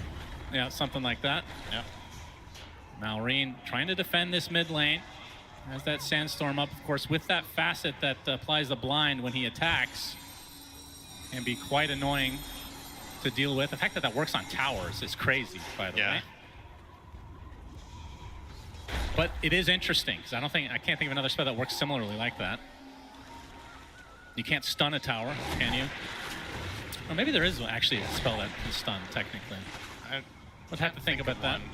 Off the top of I'll give you the rest of the game to think of that one. As Mask of Madness now online for Shiro. You can see the pressure being applied to this tier 1 as Shiro shows up with Planet as well. And it looks like this is going to be a nice pickoff for Tidebound. Will it turn into anything else, though? Malrine, he's going to be spotted. Glimpse back into the kinetic field. Nice pushback, going to slow them down a bit. Coil applied, but that's not going to really turn into much as the numbers have come from Falcons. Skeeter leading the way. Oh, my goodness. Okay. Has not leveled his ult as of yet, so does have to be a bit careful.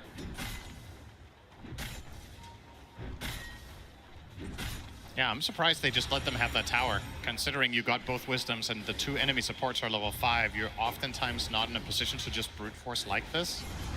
But a successful play call, Falcons were uninterested in bringing over the resources. And let's be honest, if they really wanted to defend that, they could have. That was a choice. If MR TPs, I think you don't lose that.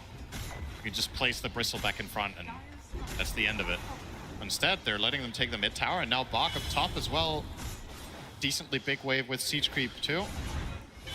Absolutely. See if they do anything about this one. Centaur left to his own devices can certainly push to a decent degree, especially with a Helm on top of it. Not going to tank up the tower for now, as there's still a siege unit on it, so this looks like another tower for Tidebound, playing super fast in this game too.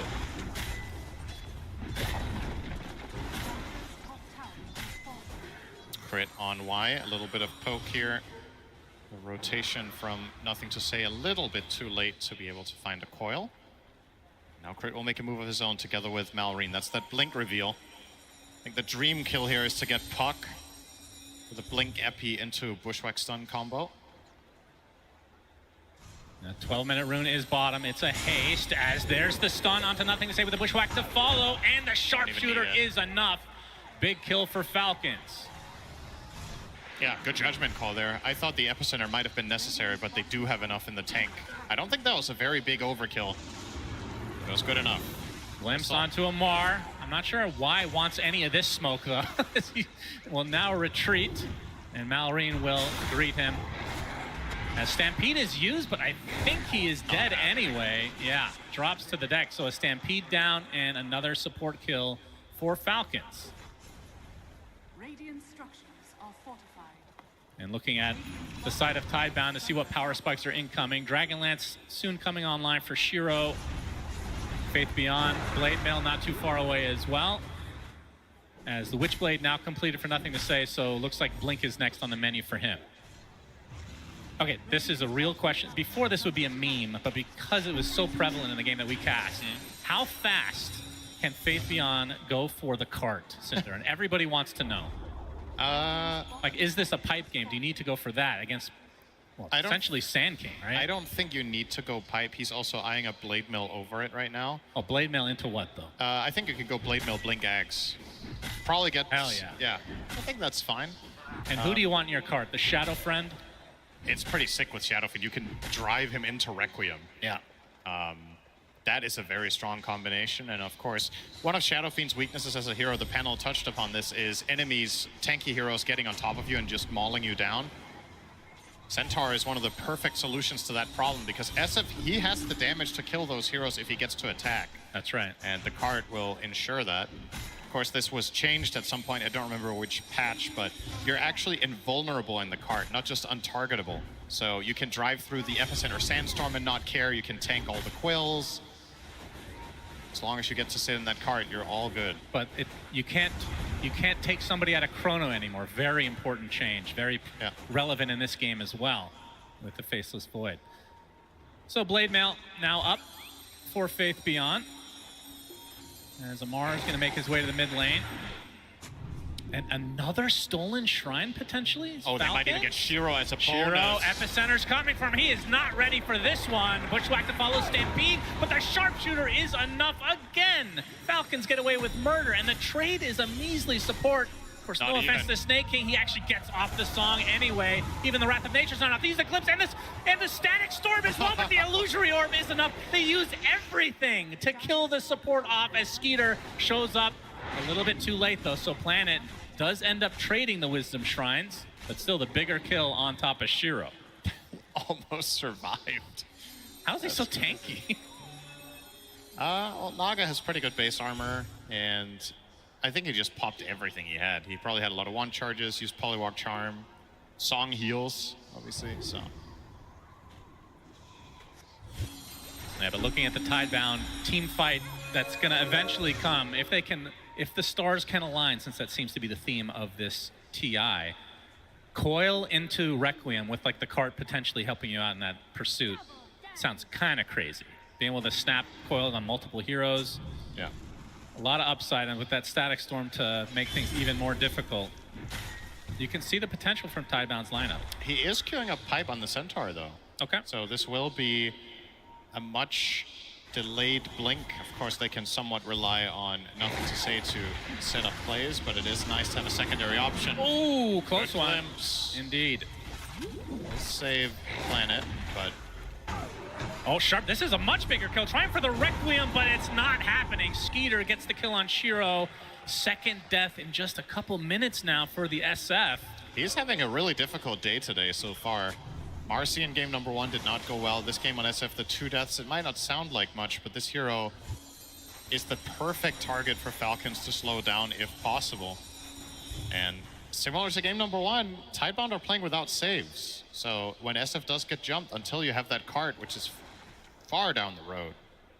Yeah, let's keep talking about the cart, by all means. Well, absolutely. It's... For once, it's actually important. The first 20 times I cast with you and you mentioned it, I didn't care. But this game I do. Yeah, you can see, I can see the future. I have vision. Yeah, you have vision. That's good. That's right. Stampede used again. This time it does get somebody out, and it's Bach himself. But you can, I mean, just based on how this game is played, Taiban has not been very aggressive at all. Like, maybe the laning stage a little bit with the TPs from Planet, but mostly it's been Falcons that have been setting the tempo. Yeah, they took the early mid tower and top tower, but that's it. All the moves have been Falcons to get 4 Wisdom Shrines, had a couple kills on the SF. It was 3. Oh, did they trade 1 for 1 on the second one? Planet ended up TPing to the other side. There's a Radiance now on Abaddon.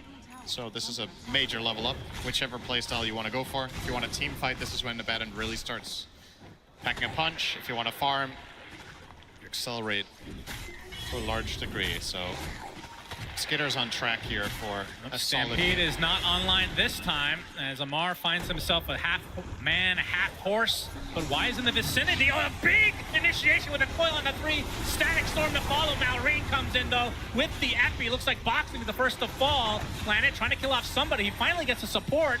Looks like he's going to die shortly after, though, as the song to try to reset. Shiro on the outskirts looking for the Requiem, will get it off to get the fear. Decent timing. Ensnare applied to the puck at the moment, though nothing to say. He's found in the tree line. Burrow Strike applied. Still stuck in the trees. Can they find him? They ping him out. Finally, the Illusory Orb comes. It's a curveball, though, back into the fray. He'd be able to blink out, though. It looks like the pursuit will finally come to an end. Is that... was all over the place. Well, he did get out, but that first orb, I have no idea what happened. That might have been a mouse slip. Like, you would want to curveball that one back to your base or just throw it in a straight line, but he orbed forward. Fortunately, did manage to find a way to play himself out of that, but that was scary. Still another good fight for Falcons. Having the damage, and Shadowfiend just arrives too late. If you want to take these fights as Tidebound, and you do have said damage issues, this guy needs to be involved. Yeah. Or you're just not killing him. I mean, they had Coil, Static Storm on 3 heroes. That is about as good of a start as you can hope for at this stage of the game for Taiwan. If there's a Requiem there, you team wipe them, right? But yeah, Falcons might not make the move to begin with that information. They're doing it because they know Shadowfiend is elsewhere. So it's a little bit of an unlikely hypothetical to really find that type of fight right now. And of course, if you do find yourself in the back foot, hang on, nothing to say. Sharpshooter again. The glimpse back onto Snake King gives the space needed for nothing to say to retreat. It is hard for Tidebound to land all of their stuff because there's the threat of Song at any given point. Now, in that example, Snake King was caught in the storm, but you cannot rely on that happening every time. I mean, this might be a game. Arriving. That's drums. You know, this might be a game where the 3 cores from Tidebound all have to get BKB because of the Song, potentially. I mean, the fact that Pipe is being bought by Bach means that that's not going to happen anytime soon. Yeah, it's far away. That'll be like a 4th, 5th item for him if the game gets to that point. Malrine, he's going to be able to pop the Epicenter, and that is way too easy onto Faith Beyond. And it looks like the rest of Tidebound might want to still fight. Glimpse onto Skeeter. Gets stunned up now, has the borrowed time, and the kinetic field not in time, so he is going to be able to shrug it off with the Aphotic Shield and the rest of Falcons nearby. Understandably, Y is hesitant to just go in there against an Abaddon ult, but ends up being a little bit too slow, doesn't land the field, and this is probably just going to cost them the Wait, are they contesting this? No, the Centaur taken out. They know this is happening, but indeed. Skeeter, of all the heroes, gets the shard. That's surprising. Talk about that in just a moment. Kinetic field with the Static Storm onto the Sand King, but there's no follow-up at all from Tidebound. They have to run away. This is such a good shard to get for free on Core Abaddon. Yeah, how did that even happen? He's 3rd in net worth on his team then, or he was at that point? Well, Crit bought his own, so he was competing against Naga, and Amar also has his own. He bought his too. Okay. So, yep. And if you subtract 1,400 from his current net worth, he's below Sand King. So, yeah. He was eligible. His other teammates are just that farmed. Yeah, that's pretty insane. I feel like Falcons are one of the teams that actually purchases shards a lot earlier than the average team. Probably one of the nerd stats from AUI 2000. One of his preferences, Skeeter. Under the tier 2 tower, Coil will snap thanks to the glimpse. Skeeter's ult is now down. Wrath of Nature coming for him. Does hit, but now the reinforcements have arrived. Burrow Strike from Malrine. Bushwhack not going to connect this time, and a Sharpshooter does. The Stampede does not give the distance needed, so another punish from Falcons as they now have a 5K lead. It doesn't seem like Tidebound are able to string anything much together in these attempted aggressive moves. They're just unable to connect on the heroes that they want and get the damage out. Abaddon being the target once again just doesn't really help if you don't have the follow-up. What you want to do is to force his ult without using Glimpse. If you use Glimpse to force the ulti every time, he just runs away. So if they're unable to force it without it, the play probably doesn't exist to begin with. And it's just a big waste of time. I mean, sure, you might not lose any kills or any heroes in the process, but you just know in the back of your mind, Falcons are farming on 3 cores the whole time. So they're beating you on efficiency if these moves fail. Yeah, well, now Faith Beyond has the pipe. Obviously, we talked about the fact that he opted to go for that before Blink, so it feels like they have to get something out of this. Oh, he's queuing up Crimson, too. Oh, okay. Well, you don't need Blink if you know you're going to get Aghanim Scepter at some point, Cinderin. You know? Well, that's debatable. I mean, the fact that you can Blink full range now with somebody in the card and it works. Yeah. Absurd. So many micro buffs over the last couple years with this item that we keep talking about we probably won't see, so we're just wasting everybody's time. But regardless, Falcons now through the gate as they have their sights set on nothing to say. Well, they don't have their sights yet, but they have an idea. He's up here. Burrow Strike finds him. Bushwhack to follow, and another sharpshooter kill for Crit. My goodness. He has 4 kills right now on the Hoodwink. Feels like nothing going the way of Tidebound so far in this game, too. This hero pairing is so good. So, Hoodwink plus Centaur, Hoodwink plus Sand King, you hit a Burrow Strike, you make sure you get the Boomerang in ASAP, you amplify all the spell damage from Sandstorm, from your other spells. He doesn't even have an offensive item in these kills. He's running Glimmer on Hoodwink, so he hasn't amped anything else than buying the Boomerang. That's good enough. Now mid tower finally for Falcons. 8,000 lead going to be on the board after this goes down. For 1 second, now it's back to 7, but it was a good second. Yeah, we will always remember that. Very memorable moment here at TI. Mallory now taking some creeps away from Tidebound, working on his BKB next, not that far away. And Shiro with the 2 deaths that, I mean, it's only 2 deaths, but it does feel like it's kind of compounded from game 1 to some respect, because he was just dying constantly. Yeah, he has 9 deaths so far today, I believe. Wasn't it 7 in the last game? Something like that. Sure, we'll just go with that. Working on the Silver Edge, so wants to be able to break the Bristleback, but again, this is an off-lane hero. You still have to worry about 2 more cores that are all mega farmed. And the question is, if you break him, does he even die? He has Lotus, Pipe, and Sanj. It's a really, really tanky Bristle here. Top of the net worth. I think you have to try to bide your time here as Tidebound, which is always going to be a dangerous strategy to have to play against Falcons, but realistically speaking, with the supports that you've drafted in this game, and also arguably in game number 1, you're putting a lot of pressure on your cores to do all of the damage, and if they're unable to find that early lead, you fall into this mid-game stalemate where you can't really pose that much of a threat. They will eventually get there. Puck is one of the best late gamers in Dota. Right from the mid lane.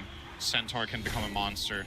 I'm not concerned about Tidebound's ability to win this game at the hour mark. I'm concerned about their ability to get there. Because Falcons are ramping up more and more, and if they hit their stride like they did in game number 1, we could be looking at a similar end time of like 45 minutes where the heroes are just invincible. Yeah, for sure. And I was going to say, he's holding on to a lot of gold, but changing his mind, going for the Blink Dagger now in Centaur. We'll see if Tidebound want to get a little bit more aggressive now. As a result, Shiro actually pops the smoke, the dust on the other side, though. They know that he has the Shadow Blade, don't have the vision required. They do find Y instead, though. Another sharpshooter kill. Man, oh man, Crit is farming up those fantasy points today. And this is all a setup for Roche. Amar with the amp damage, with the goo. They've got Curse of Avernus.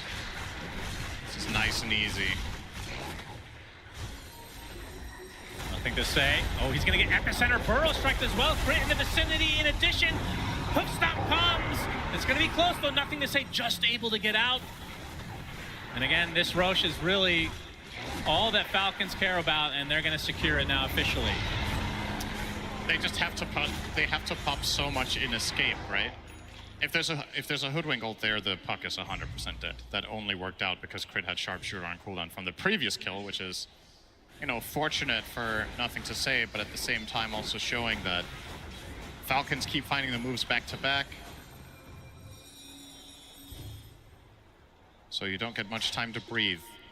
For a team that's got a reputation in this tournament for good reason, and in general of playing like slower and choking out the map, I feel like today Falcons are deliberately playing a higher pace against this opponent. Yeah, for sure.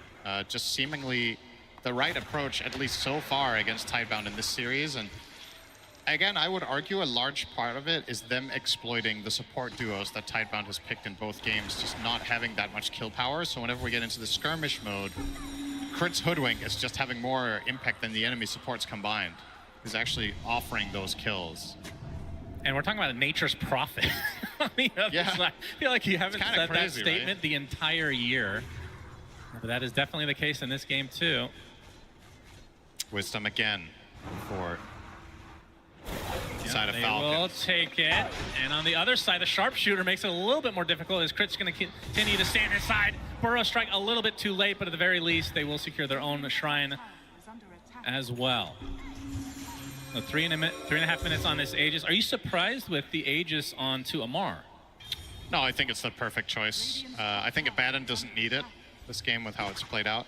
And Sinking has BKB and Ammar. A lot of the time when Falcons play with Bristleback, Ammar is playing almost as the carry of the game. So they're going to send him in front, and he can create all the space in the world knowing that he cannot die twice. So I don't mind it. I think it's good. He's level 18. Yeah. Top net worth in the game. Sounds like a good Aegis carrier to me. And he can certainly hit buildings as well. Classic Ammar fashion, he's of course running Seeing Red. We haven't talked about that. A lot of offlane bristles like the Snot Rocket, but Ammar wants to get up close and personal.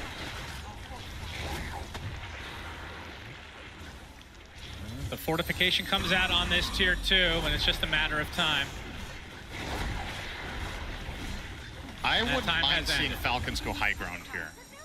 Already? Yeah, I understand there could be some concern with if you get caught on the back foot and you have to run away and then you get glimpsed back in. I really struggle to see the side of Tidebound killing this Bristle twice. I think they can at least burn the Aegis and see how much they can get. They have Song of the Siren, Aegis, Abaddon. It's difficult to deal with them. But so far playing it safe. Yeah. They have 2 tier 2s down now. Only the bottom lane remains as Planet currently pushing that out. He's working on an Aghanim Scepter for the Prophet. So Silver Edge now up for Shiro. And like you said, this is against the Bristleback, whose top net worth has the Aegis. Will they even have remotely close damage to bring him down? That's what's kind of interesting about this game state is Falcons, I think, are, I'm not going to say they're peaking right now, but I think if both teams just farm for another 5 minutes, I actually think that's good for Tidebound.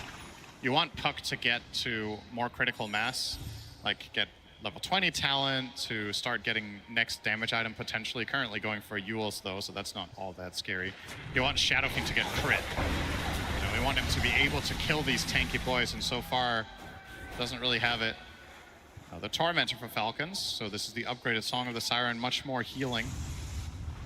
And also regenerates mana. Largely irrelevant in this game. But well, we'll see. I mean, it's percentage-based. The healing is good, the mana regen is Oh, yeah, that part. I don't think that... But percentage-based healing, when you have 3 strength or 3 tanky heroes that are your cores, is insane. It's very good. So as an example, it heals currently 6% max HP per second. So on Bristleback, what's that? That's like 150? Not bad. It's like 2 hearts. I thought heart was bad, though. Well, 2 hearts is good, but you can't do it. Okay, gotcha. Skeeter finds an opening, snaking with the ensnare. And this will be the death of Planet. Still working on that Ags. And yeah, it looks like Falcons are going to be pretty content with the 2 tier 2s down as the Aegis expiring in 15 seconds. But this is going to open up Tidebound smoke now, as they look for an opening. BKB, though, for Amar, that's going to replace the Aegis.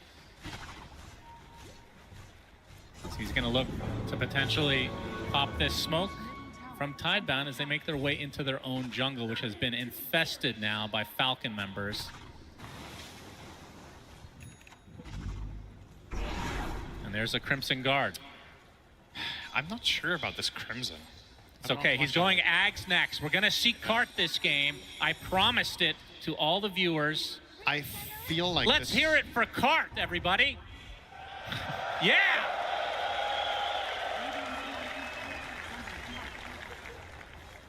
Do you think the Crimson Guard is worth it?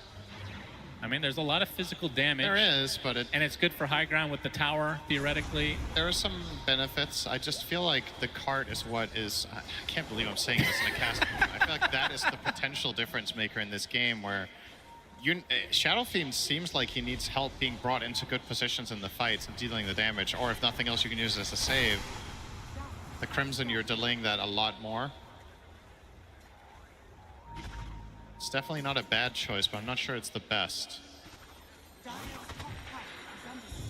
Anyway, might just get there regardless and get the cart. 4,000 gold shouldn't take 50 on all that long, probably 5 or so minutes, maybe 6. But that will, effectively, that will be after next Roche. Yeah. So that timing is unfortunate. Snake King's getting pretty farmed now. Has a Solar Crest with drums and Force Staff. Will be getting Greaves relatively shortly. This is a support hero, Cinderin. He has 140 CS. If we transported this image back 6 years to you, would you have a heart attack seeing that as a support player? I would have a heart attack at seeing how big the map is. Oh, okay. Yeah, that's fair. Maybe a heart attack is a very big statement, Shan. Relax. We're all about that. I would be surprised. Now, Naga is no stranger to farming. Like, this isn't a new thing that support Naga gets farmed. But obviously, when the map is bigger like this than a couple of years back and you are in control, Naga is one of the most oppressive heroes, which is why this hero gets banned so much, because whether it's played in a support or core role, the illusions are low cooldown scouting tools that push waves non-stop, so you always have to take care of that. Naga is Helm of the Dominator 2.0, right? The illusions just do the same thing as those Doms do by pushing out waves non-stop, farming for you, letting you scale. You can buy any items. He's effectively a core. I mean, he's only 3k behind Malrine, for God's sake. Yep. Pretty impressive. And that's probably the reason Malrine isn't ahead of at least Centaur, is because Naga is taking some space. Yeah. Otherwise, Sand King would get more, but he doesn't need to. Sharing is caring. Curious to see what Snake King will do after the Greaves, because I think we can already start thinking ahead for that. There's nothing indicating that he will stop farming. And 14k net worth already. What is a good item here for the support Naga? Dagger. I guess you could get Hex. Ooh, yeah, Hex would be good. Against the Puck. Plenty of options. Or both. Blink Hex. Yeah. Just become Shadow Shaman yourself. If he keeps farming at this rate, he will be 6 slotted at minute 50. So. Well, Shiro has Daedalus, so damage definitely online for Tidebound if they can get the connection. That's the big if right now. Falcons will smoke up. Looks like Tidebound might want to be doing the same here relatively shortly. Parasma. There's some big damage upgrades here for Tidebound. This feels like finally they have some tools that they have been lacking for the last 15 minutes. Yeah. If they actually do connect, I believe in their lineup to now be able to kill some of the cores. But the connection is the big question mark. How do you get Shadow Fiend into position when you don't have the cart yet? Centaur can go for a blink stun, but you have counterplay from Song, you have counterplay from Aphotic Shield. BKB on Bristle. I mean, Bristle just doesn't die, right? BKB, Pipe, Lotus, and another Plate Mill. This is basically full timer Roche as well, so yep. That benefits Tidebound. They've had time to kind of catch up a bit in terms of getting the items they feel are the next power spikes for them. Still won't have the cart on spawn. Let's talk about cart again. If Falcons want to force this now, they know it's up, because it couldn't have been any slower than this. And we'll see if they want to try to contest this, or if they want cart. What is more powerful, second Roche or cart? Only one way to find out, ladies and gentlemen. He can't afford it now. They're going to smoke. So, big moment here for the side of Tidebound. Oh yeah, he's getting it on the way. Workhorse about to activate. The crowd is going to cheer so loudly when it's in his inventory. There we go! We got the Workhorse cart! Enter the cart. Nothing can harm you any longer. Now, of course, he needs a BKB to be able to use it properly, Cinderin. There's still ways to go, but the important thing is he has the cart now. You and I thought the crowd at this event was going to be cheering for killed Dominator creeps, but it turns out it's the actual Centaur. That's right. Not the dominated one. The scepter in hand, the smoke, highly uneventful, just breaks and they're not really following up on it. But the standoff begins. Now this ward that they've placed above the Roche pit here for the side of Tidebound could be really powerful, but well, if the fight gets pulled away from there, it doesn't do very much exactly. I really hope this cart does something, or else we really did a shitty cast. I think either it's instrumental or it's completely irrelevant. One or the other. It needs a polarizing result here. It needs to not be okay. I mean, we want a big play. Yeah. Or we want it to be complete. Yeah, Faith Beyond is no stranger to this, as we talked about, so we're not worried about the execution. It's more, will he have the opportunity? As Falcons, with this 14K lead, pretty massive. I think it's worth pointing out the win expectancy graph of this game is flatlined in the last 10 minutes. Falcons were gaining and gaining and gaining, and now we're kind of stuck in this 3-1 favorite stage, which I think I could get on board with. I see a possibility for Tidebound to pull off a good fight, but definitely Falcons are in the driver's seat and have the easier to execute strategy at this point. Shiro almost has Pike now, another big item for him. We're talking about his inability to hit stuff. That will help. Yep, Roche. Belches in their face again. They've got 1 minute to do this before he is tired of being here. That's true. If they can delay this.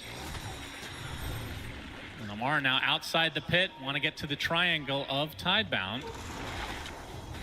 That's Planet being pursued in his own base. Oh my goodness. Burrow Strike Sharpshooter, it's enough. Planet actually out for 50 seconds with no buyback, so this is actually a 4 versus 5. I don't know how. He did not feel safe in his own base, and I can see why now. But still, Falcons not forcing the issue on the Roche. Want to capitalize on any potential mistakes. You can see the wave is already pushed in the mid lane, so perhaps forcing Tidebound back to base is what they do. Yep. And they're going to be pounding on this tier 3 rather, with the illusions to follow suit. And Shiro and the company, this is going to be a mass TP for Tidebound. And immediately Falcons just go straight towards the pit. Although, like you said, he's leaving. Roche is leaving. His home has now changed. It is summertime Roche, heading to the south, where closer to the equator, nice and warm. Falcons are already set up better in this area than Tidebound, courtesy of being there first, so once again, feels like they have things under control. Snaking will keep pushing out lanes with these pesky Naga illusions, and sure, you do have Nature's Prophet to try to do the same thing, but it just takes him longer to do it, and it's a bigger commitment. Using teleport every time puts you on that cooldown where you can't connect to your team. Naga just spawns the illusions, sends them out, and stays with the team. Always available for the save. Yep, true. Yeah.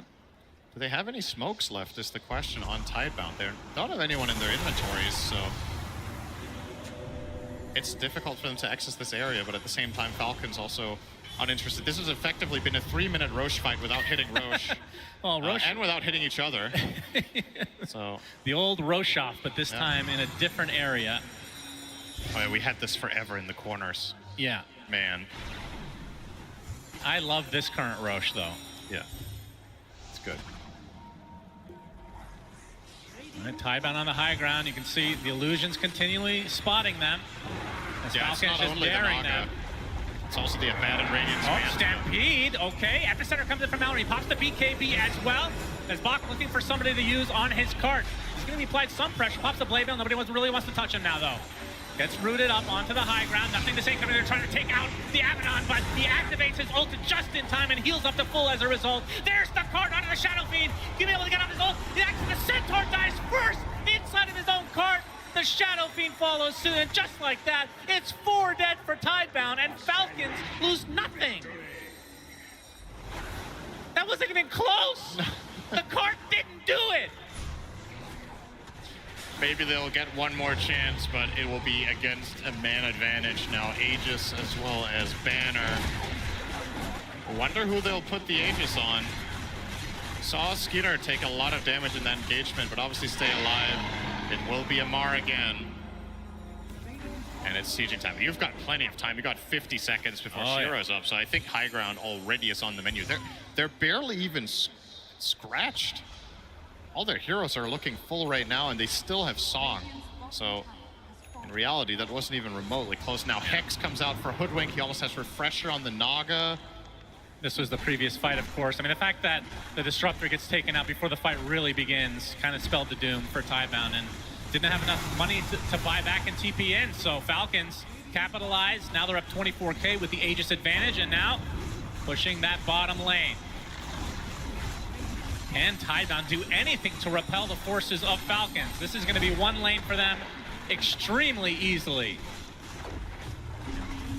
Not exactly a carbon copy of the previous game, but it's feeling really similar overall. Similar time for the overall high ground, going for the killing blow here at about 45 minutes. Executing the map better. He gets broken, but just going to shrug it off. The second lane in the sights for Falcons. Oh, the Hex onto the puck, the bushwhack to follow, the save! The cart saves the puck! Gonna try to turn this around, but where is the damage coming from exactly? Nature's Prophet in the midst of all of this, trying to TP out, but the Burrow Strike connects, bushwhack to follow, that'll be the death of the NP. And again, 3.5 minutes on the Aegis. Falcons have plenty of resources to work with as Amar looks like he's going to finish off this second barracks very shortly. Another Hex. The Burrow Strike actually misses, but they find the connection on the Nothing to Say. The Stampede is not enough. He is out for 90. No buyback.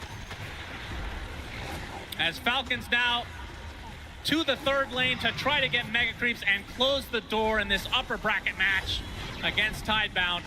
And it's looking like it's going to be a 2-0. What a stellar performance this game has been from Crit on the Hoodwink. Bach gets on the Hoof Stomp to try to break the Abaddon, but he already has his ult on as Amar just destroys Y. Cart onto the Shadow Fiend in retreat. They just call GG, and just like that, Falcons 2-0 Extreme in this upper bracket match. And this individual game more so than the first, not even remotely close when you look back at it. Tidebound maybe had one singular successful move, ending the game with 5 kills. At minute 45, Falcons in complete control the whole time. And as I was saying, for me, Crit, total standout performance of the Hoodwink. The way they played the map together, the Sand King and the Hoodwink, I feel like was what dictated almost everything that happened. So the overall strategy for Falcons is push in waves with Bristle, push in waves with Naga, push in waves with Abad and Manta, and then Hoodwink and Sand King, whenever heroes split up around the map trying to find farm or deal with the problems, they pick them off. So an absolutely incredible performance here from Falcons, and a series that you and I entering today were like, we were unsure how to place this one. I think maybe the previous series were a little bit more going the way we expected. This one we didn't know. We thought it was going to be 3 games.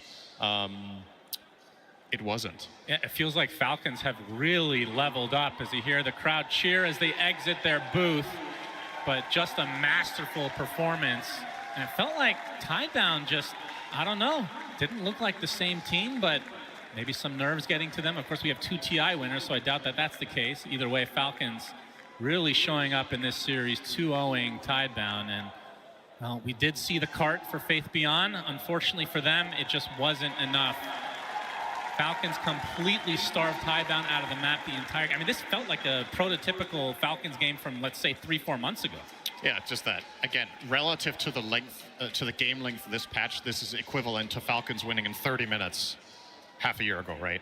Like this was way below their average game time of the tournament, sitting at about 54 minutes. So today, both the games they won, they did it about 10 minutes faster than they do on average, and against an exceptional opponent, so. It sounds like we have an interview with Amar. Thank you, Sunspan. Amar, is there any better feeling than winning games of Dota on the TI main stage? Oh, I mean, I had these games before, and you know, winning these games are nice, but you're still looking forward for the grand final.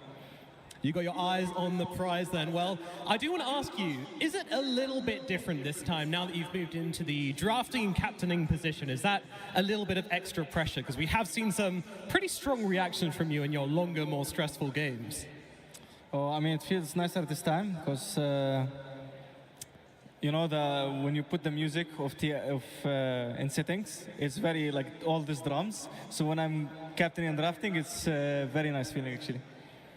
Good stuff. All right. Well, last time you met Tidebound, it didn't go quite this well. So was there anything about the series last time that you learned and you were able to take forward and get you this pretty clean win the second time around? I think it was stop throwing, because we were throwing a lot and we were going 1 hour games for no reason, and now we just played 2 fast games, like compared to before, you know? So that's the good part.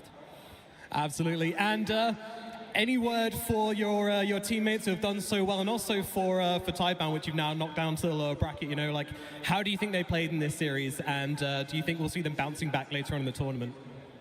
I mean, towards Tidebound, I still think they're gonna. I mean, they're still strong, you know. Like, I don't think because they lost to us, like, something they can still go through some strong lower bracket run.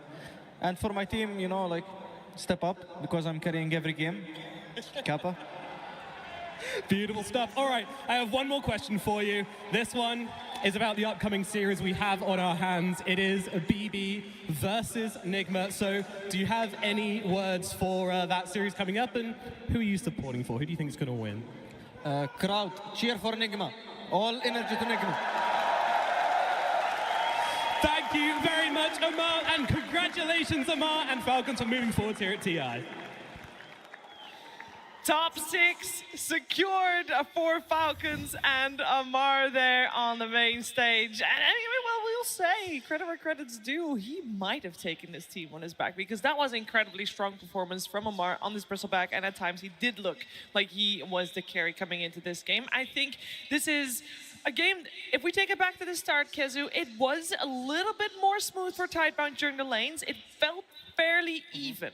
I mean, they did better, but I still feel like they did not get enough out of the draft with the heroes that they had, right? You have strong lanes with the SF, you have a Nature's Prophet who wants to go around, find TP kills. They ended the game with 5 kills in total. This is what I would expect them to have in like the first 10 minutes alone with their heroes. It's just not enough. And yeah, of course, as I kind of skip through it, these are my highlights from Crit, because this hero is so strong, like Hoodwink. All these sharpshooter kills that this hero just gets overall are just really, really strong.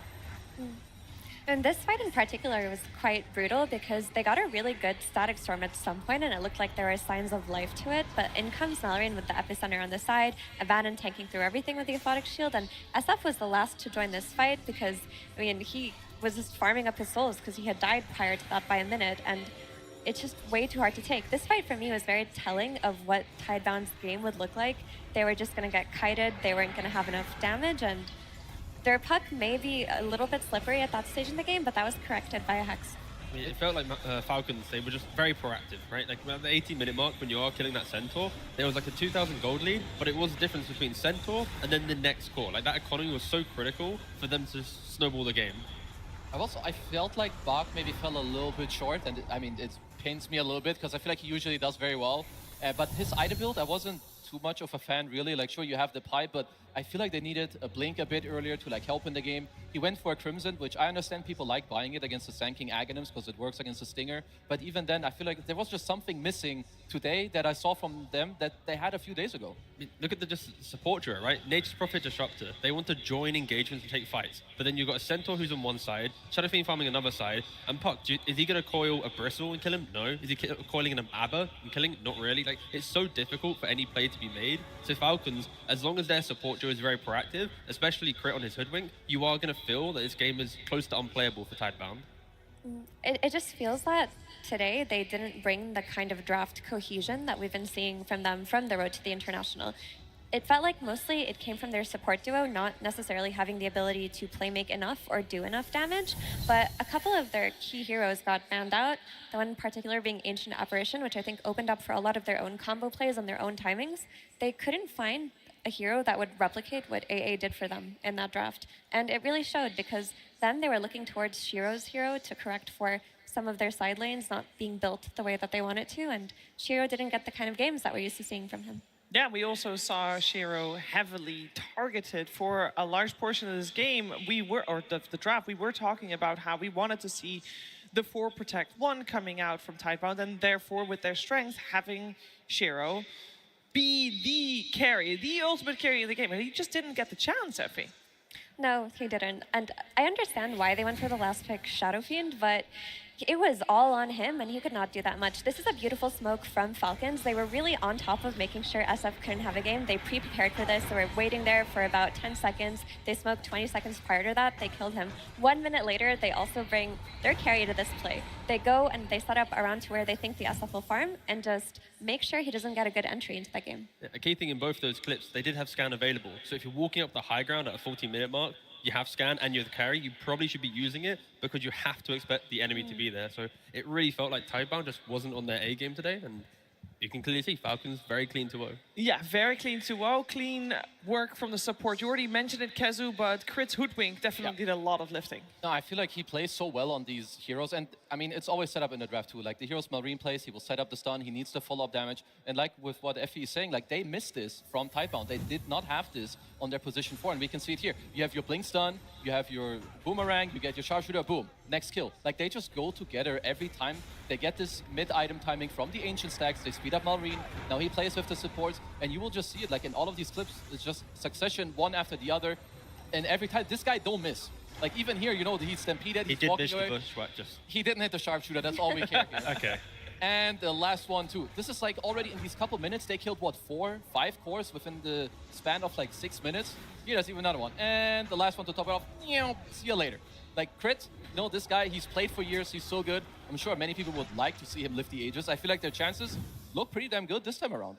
They do look very good. I will say a lot of people probably got inspired for potentially getting some kill steals in there, but this was all kill secure. This was needed damage coming out from the Hoodwink. Very well played, of course, by Crit. And we heard Amar joke about it on stage, and he did say Kappa at the end, saying, you know, team, step it up. I'm carrying everybody on my back. But Tigov, I believe you got some proof that he might just have done that? Yeah, we did find the exact minute in the game in which does support that he is the carry of the team, because if we look at the 26-minute 30 mark, he does have more net worth than his carry player. Thus, he is the carry. That's how it works in Dota, of course. And I think mainly from Kezu's videos, like we just saw the clips, all of those plays was Sanking plus Hoodwink or the Naga Siren. You never really saw the Bristle or Ava having to be involved. And because of that, 26 minutes into the game, both your offlane and your carry have equal economy, equal ability to take a fight if they want to, but they didn't even need to. Like, what we just witnessed is the perfect recipe of Falcons winning a game.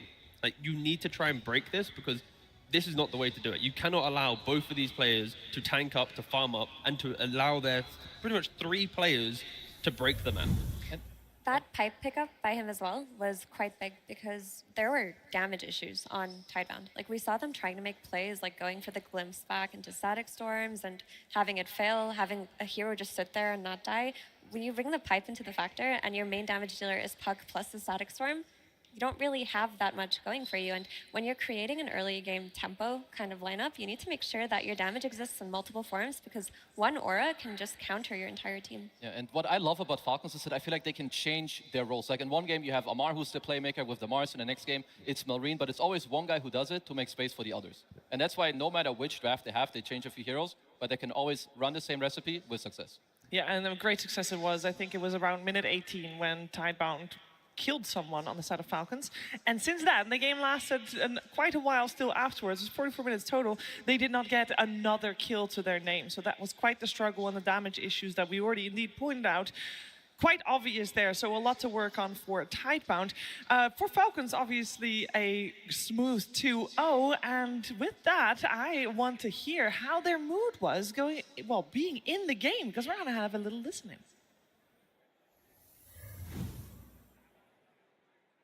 Use the SF1 on me, guys. Stampede, I'm going more. I'm fine. I'm zoning SF. No pike on SF. I'm chilling. Profit here. He's canceling. He finished on Furion. I'm going. He used No cart. seal. He used I'm cart. going No on the cart. side, No guys. cart. He will cart him. I'm Don't going on do the side, center. guys. Yeah, I'm killing center. I'm fine. I'm going more. I mean, it feels like they were pretty comfortable. Oh, they were absolutely chilling for sure. Even like at the end, he will cart him. He will like that's like the only thing is like there's a save coming out, but no, their team fighting is very good. They feel good in the game. It shows. I mean, if the communication is that clear and nobody's really yelling and people are content to not talk that much during a team fight, I think that's a very good sign. One critique. Spinner said here, like, what's that? Where could that? Like, Maybe he said here plus ping. If he pinged, then it's great, but with no ping, then could improve. Critical mistake here. Critical mistake.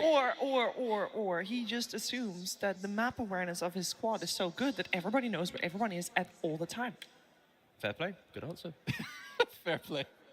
I can't review. Congratulations. I will say this series in a vacuum, we saw a clear trajectory from Falcons from having faced Tidebound before, having learned from that, and now coming back and taking the 2-0. I do wonder how do we feel about their power level going in further now that they're top 6?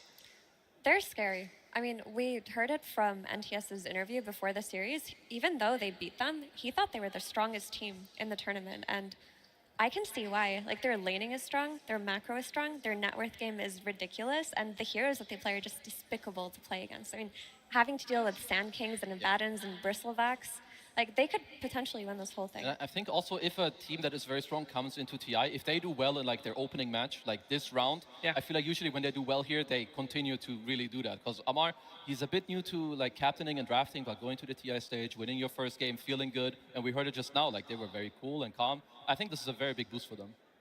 A very big boost for them indeed, and I'm sure that Tidebound's gonna have a good shot in that lower bracket as well if they can recover from the loss they suffered today. Now, we are gonna get a little bit of a treat, but of course there is a short film contest, and we're gonna look at one of the submissions. It's Dead Inside.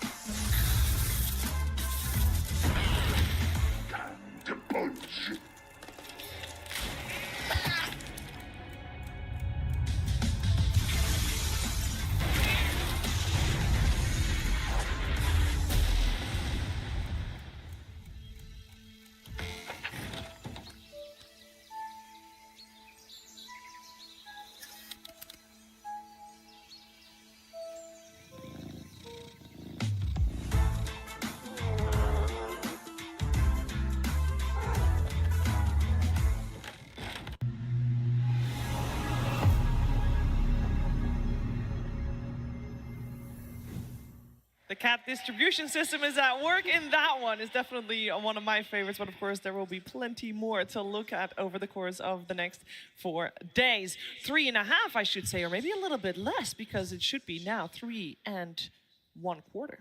Because we only have one more series coming your way today. Of course, it's time to jump into that one. We are going to get ready for BB Team versus Enigma Galaxy, a best of 3, and another series, T-Gov, that has already happened in the group stages.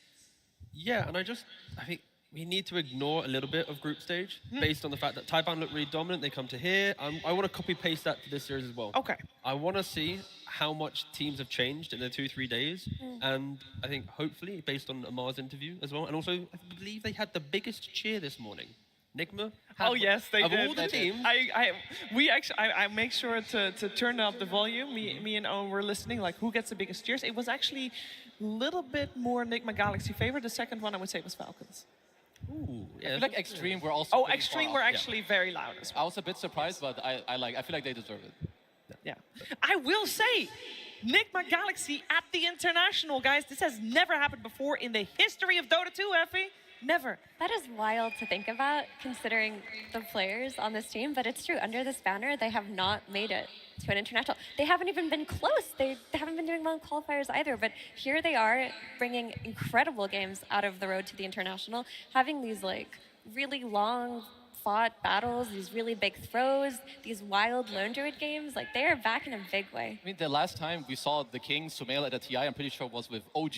This is like years ago. And 2021. This is crazy. Like this is literally 4 years ago. He played for like a completely different team. So yeah, just seeing them back in action and some of the other players too, of course, it's great. And they hold on to that magic. Slightly different roster, of course, but that magic that this squad had, it is still definitely there, as we could have seen during the road to TI. They had some fantastic games, Kazu. No, they absolutely did. Like I would even say that they surprised a lot of us, myself included, with what they were able to do. Not just with their strategy, but like their gameplay. You know, GH being able to pull out some of his signature heroes, some Caudal 5, some IOs here, his ETs, his Tusk. Ghost as well on some of the heroes with the LDs and Trolls, as we have here. Like, this is just a little bit of a summary of what I feel like Nigma play around. This is their strategy. If you look at the white bolded heroes, these are all the hard carries that Ghost plays. And it's not just about his pick, it's about how he's protected and set up. At the bottom, sure, just one lone druid, but its last pick completely destroyed the game. And you keep going up and up. There's a save, there's a heal, there's a save, a heal, 2 buffs, a save, a heal, more buffs. And in this clip, you can just see here, Ghost is super high net worth. GH already, he reflected the enemy units with a Lotus Orb, immediately hexed Pure, and now he threw another healing Lotus onto Sumail. Without these heals, he would have died. And with all this net worth and these buffs that they stack up onto Ghost, even in a game that kind of looks a little bit iffy, they just like bring it back because this is what they play for the entire game. From draft to gameplay, set him up, buff him up, let him succeed.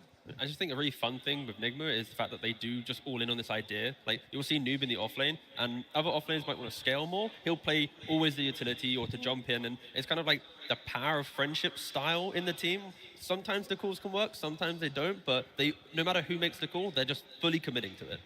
Yeah, Noob in particular, I remember watching a couple of his games, and I was watching him as an offlane Earthshaker walk mid, minute 5, gank for his mid laner, and then go back to his lane. How many offlaners are doing things like that? It's a little bit of that mid lane DNA coming to his mind, thinking it would be a good time to rotate, but definitely not playing for himself in that sense. Yeah, this team, it seems like the cohesion is there, the communication is there, and we must still think about Ghost maybe as the new kid on the block for this squad, but Tikov, Ghost, has got quite the experience under his belt. Yeah, I think we always talk about the likes of Kuroki or Sumo on the roster, but when you look at Ghost and his TI history, he's also played in multiple regions, right? Like, he lost a couple SEA Open qualifiers. He didn't have a team for TI 10. He then moved to China, qualified through the closed qualifier, got 1360. Moved to Extreme, didn't get through the closed qualifier, went back to SEA for like a fun stack with Raven, who now plays for Nemesis. And then after all of that regional shuffle and up and down turbulent, went to Nigma Galaxy. And the best thing, during all that, he had a 2-week trial on Nigma in between, I think, TI 12 and 13. Got kicked, by the way, after 2 weeks. He went to offlane. Then he stood in for them, got 3rd place as a carry. And then Nigma clearly went, wait, this guy's pretty good. And then a bit more longer, he's like, wait a second, now we bring him back. So between all of this history, he had a brief stint on Nigma, went to multiple regions, hasn't really achieved much. But then suddenly that one carry swap up to Nigma and happy days. What I'm hearing, T, is he isn't the problem, or wasn't the problem then. He was an offlaner, so maybe he was. We're going back to the who's the problem on Nigma. Yeah, exactly. Yeah. Really good. But right now, not a problem at all. Happy lad, doing well. No, it's really cool to see how sometimes all it takes is like a player-team combination or a player plus player on his lane combination, and they just look so different because the Ghost that you would watch in Chinese DPC from 3 years ago did not look like this Ghost. No, the team has leveled up, I feel like, also here during the road to the International, and I hope we'll see that in action as well against their opponent. But their opponent, speaking of leveling up, we saw them level up. It was actually at the very end of a series that they had against P-Vision where they qualified to be here at the International. And up until that series, they did not win a single series against P-Vision. You could see their happiness after taking that win. Unfortunately, there was a casualty of war. That was Miero's keyboard.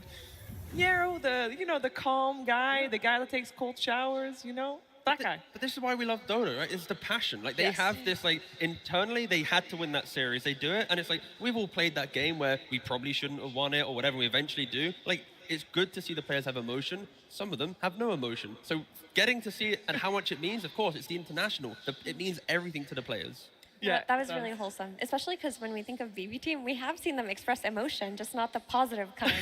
Very often. So For once, they can actually. And I feel like this is what TI generally does to players. Sometimes, for the better, sometimes sadly for the worse. But this is just kind of the moments that you play for as a player too. You beat the team. They always beat you, and you're finally like, yeah, screw you. This time we got you, and you just make it happen. Yeah, for context, that was a happy keyboard slam on the desk. It was. We didn't really apply the context for that. It was a joyous, like, yeah, Cool. No, they were incredibly excited, and rightfully so. They get to play here on the main stage, so it's time to bring them on, ladies and gentlemen. The first team here for the series, BB Team.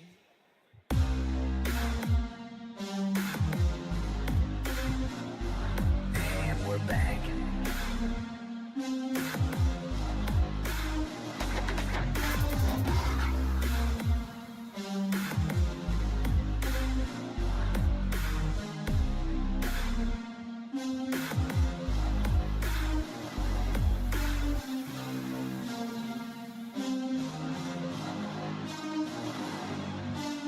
BB Team!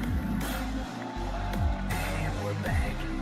We got Pure, GPK, Miero, Save, and Kata Omi taking the stage here in Hamburg. And this team with so much potential. We always talk about their potential. Can this be their best result? Yet the pressure is on. The game faces are on, and we're gonna see if they can get some revenge from the team that started the road to the international. It was BB Team on the losing end. Let's welcome in Enigma Galaxy.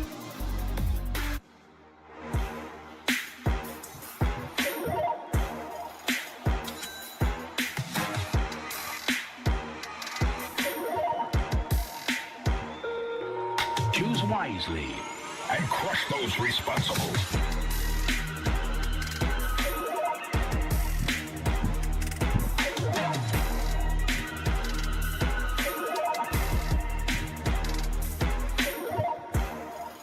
Enigma Galaxy! We got Ghost, Numomar, and GH, and this is without a doubt here the crowd favorite tonight. A lot of people cheering for them and cheering for good vibes and hopefully some nice back and forth games, and that is what Enigma Galaxy has brought to the table in the road to TI every single series. Entertaining and fun to watch sometimes, maybe at the detriment of their fans, because they definitely make those heartbeats pump a little faster. But this time round on the main stage, it's been a while. I am happy they're back, and I am happy we are going to see them go head-to-head against BB Team, because I do feel that these two teams, Kezu, can bring it all. No, they absolutely can. Like, BB Team, like, generally what we say about them, they're incredibly skilled individually. Maybe sometimes they fall a bit flat more on the team side. I think maybe Enigma Galaxy, without, like, trying to be like rude or anything, I think they're maybe the reverse. I think they're slightly less skilled players on some parts, but they have, the team mechanics, the way they play, the strategy. I think that is on their side, and that's what they should use today. Yeah, I mean, the draft's going to be so critical, right? I think we are looking, like Kazu's mentioned, I think if Enigma can get the correct draft and the good... I feel like we're downplaying them a bit too much with the vibes thing, but it kind of feels to be that case. Like, when you watch them play, they've had, 4-hour-long games where they've been ahead in a couple of them, and then they kind of made some bad choices to make it more difficult. Like, it hasn't been the cleanest journey to get here. So again, I'm hoping in that couple-day break, they've identified a key, one problem, fixed it, and then they have all of that coming into this series. Yeah, I could put it into a little perspective for you, T, if you want. They had one 0-2 loss against P-Vision. Other than that, every single series they played went the distance. It went all 3 games, and it weren't easy games either. I mean, that's what I'm hoping for. We have had 3 2-0s today, so I'm hoping at least we get 1 2-1. So that is a promising statistic. It is, and when we are looking at BB Team, Effie, we have to look at Miero, who has been a keystone here in BB Team's plays. Yeah, all reliable Miero. I mean, this is the type of player that you want on your team in this kind of patch. And if we could pull up his hero pool here, I wanted to talk about, in particular, the Lycan, which I don't think will come through very often. But when you think about the most popular offlaners in this patch, in the Lycan and the Beastmaster, this is his specialty. Like, Miero is the kind of offlaner who can play everything. As you see, he's 3-0 on Bristleback right now, but he can play every archetype of offlaner. If you need him to farm, he'll farm. If you need him to carry, he'll carry. If you need him to zoo it up, he'll zoo it up. You need him to play team fight and play that Magnus, he will do that for you. That's always been his biggest strength, and because of that, Save kind of has his pick of what kind of 4 he wants to play. If he wants to roam to mid, if he wants to maybe pick something to stomp the lane, maybe sacrifice Miero a little bit, Miero, his hero pool is there for that. Yeah, and the key thing for him is he always finds that scaling. But whilst he's trying to be active, he's not active at the detriment of his farm. He's always making sure both are balanced nicely. And it also layers with the fact that both Save, Katomi, GPK, they are very happy to move around the map, make these kind of aggressive. To be fair, they're a very aggressive team. I was about to mention 4 players, but Pure as well. Like, he's happy to join a fight. At any minute, they will just collapse on you if you are out of position.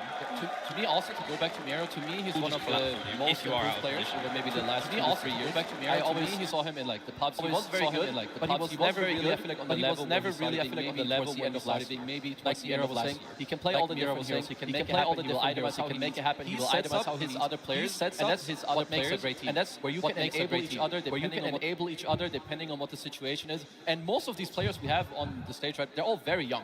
Like a lot of your Pures, Mieros, they're like 21. Yeah. Like all of these players have so much room to grow as well. And then we have GH. Yeah, my 30-year-old king. It's Papa GH. There's definitely, I mean, if you're looking at an average age, it is BB Team that is the younger team, especially compared to Nigma Galaxy. A lot of experience on the position 5 though for BB Team, with the oldest in the squad at 26. 4 TI appearances as well. When I look at this matchup though, I don't know why we haven't talked about it. GPK versus Samael, guys. That is the ultimate treat. I feel like when Samael came onto the scene, he was the prodigy. At some point, GPK, Kazu, was that prodigy as well. No, he was for sure, and I feel like he kept that for a while, and then he tapered off. But since a few months ago, I have not seen this guy like lose a mid lane. I feel like he destroys everyone. He can play mirror matchup, and he will beat you back. Yes. So it doesn't really, and they play through it so well. So yeah, this matchup, I'm gonna keep a very close eye on it. I agree. In terms of lane mechanics, GPK is the strongest in this tournament. It's just going to be about what kind of day they're having on BB Team, because they can be so hit or miss with how they play around him. Because I've seen him be thrown to the wolves at times, especially at TI. There have been TI main stage games where he's just getting camped by 3 heroes, and I don't know what's going on in the side lanes, but hopefully BB Team can get past that too. A key thing as well is they're relatively honest mid laners, right? They're not really utilizing later picks in the draft. They're not trying to get the one up with a Huskar or something to try and beat their opponent. They are just picking, I want my Storm, I take my Storm. I want my Invoker, I take it. That shows confidence that your supports will be able to come to mid lane if there are counter matchups. So I think both players will have this logic of, I want my hero, I don't really care. We're not going to suddenly see a major shift on that, but I think the supports will be the game changer because they're so equally skilled. It just takes one rune contest, one smoke gank, one TP, and either of these players can break a game. Also, I've seen a lot of games where Samael's just popped off, but then he won't buy a defensive item. Like a lot of the games during Road to the International, he'd be on Puck versus something like a Shaman. He'd be destroying the entire game, but not have like a Yules or a BKB or anything, just go straight for that Blink Parasma. Then all of a sudden, one fight, he gets caught, he's dead, suddenly there's a big throw. I mean, there's probably like, maybe it's because he often has like some task or bane, so maybe he's like really trying to like maximize, get that DPS going up. But like you're saying, when you miss this timing, it can really throw the game quite hard. So you have to make sure that like, you get through those mistakes, try to like talk about what is it that you want. Can you play with me to like enable me? Because yeah, both these teams, I feel like when they play well, they play incredibly well, but they both have tendencies of missing as well. So with that in mind, do we want, especially on the side lanes, do we want those lanes to be somewhat freed up, if you will, for the supports to have the space, Tikov, to roam, to help out their mid laner, if it's that important for that mid lane to do well? I mean, it's natural based on, we saw the hero pool from Miero. A lot of his heroes can be independent, right? Yeah. And that's going to be the key thing. What will Noob play? What will Miro play? If Noob's needing a hero that needs help, we're testing the crowd here. There is only one hometown hero here, other than Kezu on the panel. You know, we'll give him flowers, but Give me some. come on, you gotta give cheers where cheers are due when Kuroki is on the screen inside Hamburg, inside Germany here in the Barclays Arena. It is so good to see him back on the stage. I like this mini game of show him into cheer, into don't show him, into show him again. Let me guess. Are we going to show him again? We will definitely show him. Oh, I bet we're gonna show him play. I'm sure he realizes How will he by catches now. on, do you think? I think that smile kind of shows Yeah, that he yeah. realized that already. That is for sure. I do want to talk a little bit about the coaches and if you guys have more information about what kind of style of coaches both of these are. We got Bulk on the side of BB Team, of course, and Kuroki on the side of Nigma Galaxy. To be honest, Kuroki hasn't been a coach for that long yet. No, but of course, there's no point even trying to reference his experience. I think starting though with Bulk, I would say for BB, they've had a turbulent year, right? Bulk has not turned up to every tournament that they've played. He's sometimes been online, sometimes been ready. So it's like, I think they are very different in the fact that 100% from Kuroki, Bulk's maybe 75% due to like visa issues and that kind of shenanigans. Oh, we did see GH putting his headset on proper, rubbing his hands, and it's exactly the right time to do that as we are ready to jump into the series. BB Team versus Nigma Galaxy. Game 1. Is this the most awaited series of the day? I think for me it is. I will say the predictions that people had inside the client are heavily BB Team favored. I'll tell you right now, BB Team is sitting at 78% with Nigma Galaxy on the 22. But with in mind the series that they've had in the group stages, this should be, in my head, one of the closest ones. Who did you predict for this one, for your fantasy? Uh-oh. Go on, Shiva. Who'd you put down? Come on. Tell the arena. Leave her alone. No comment. Okay, so one beat. All right, Kezu, who did you put? BB Team. Effie, who'd you put? I didn't have a mouse and keyboard, so I didn't do my prediction. Am I the only one to have put Nigma in my... Okay, all right, my panel you is... at 22%. Yeah, wait, is it 22% just the arena, actually? Yeah, maybe. Hell yeah. Well, there's a chance Mira would have put Nigma had she had a mouse and keyboard. I absolutely would, because I believe in sure. I do. I'll tell you why. Because this is a triple Lebanese stack, and they're my boys, and I need them to do well. That is true. All right, let's focus our attention what's going on here with the draft as we are in it. We got BB Team Radiant, Nigma Galaxy on the dire side, and it is a shaker that gets picked up first by BB Team. We talked about respect for the mid laners. Yep. BB Team was like, yes, Shamil? Yes, sorry, bud. No Puck, no SF, no Queen of Pain. Yeah, this also just opens up a comfortable pathway to this being a mid Earthshaker. Like, it's mostly Nigma that's been flexing the Earthshaker to offlane more than any other team. It's just been an outright mid, but it works. If it works, it works, you know? Yeah. It does feel a little bit disrespectful, though, towards Nigma Galaxy supports, that they're not throwing a single support ban in there. Well, that's true, but then use it, right? Like Nigma, they get like their free pickings maybe next phase, they get what they want. So, and we saw, I believe, this exact same opening in the series just now. You had the first pick Earthshaker. I believe it was Falcons responded with Beast. You have the option of flexing it if you want. Noob has played it a lot. I would say that this is one of his probably better heroes. I like him on Beast. I like him on Mars. You know, you get the team fight going, you make it happen. So I feel like Nigma should be pretty happy with how this is starting. It also helped for BB. We mentioned that both GPK and Sumail kind of don't care picking their hero blind. When you ban like this and pick the Shaker with confidence, you're not overthinking it too much. It's enter the draft, be confident. But yeah, Nigma, they're going to be very happy having the Beastmaster. Noob, he excels, like Kezu just mentioned, when you can rally behind him. You don't want Noob on your team to be even in net worth or behind in net worth playing catch-up. That is the wrong way for Nigma to win a game. They need him to be, you know, leading the charge, taking the early tower, having the early pipe, the aura, and then you keep skirmishing around him. Yeah, and speaking of respect, the respect for the supports is still shown with the banning out of the IO. Nigma Galaxy has been one of the teams that have reoccurring IO plays in their road to TI, but not this game round.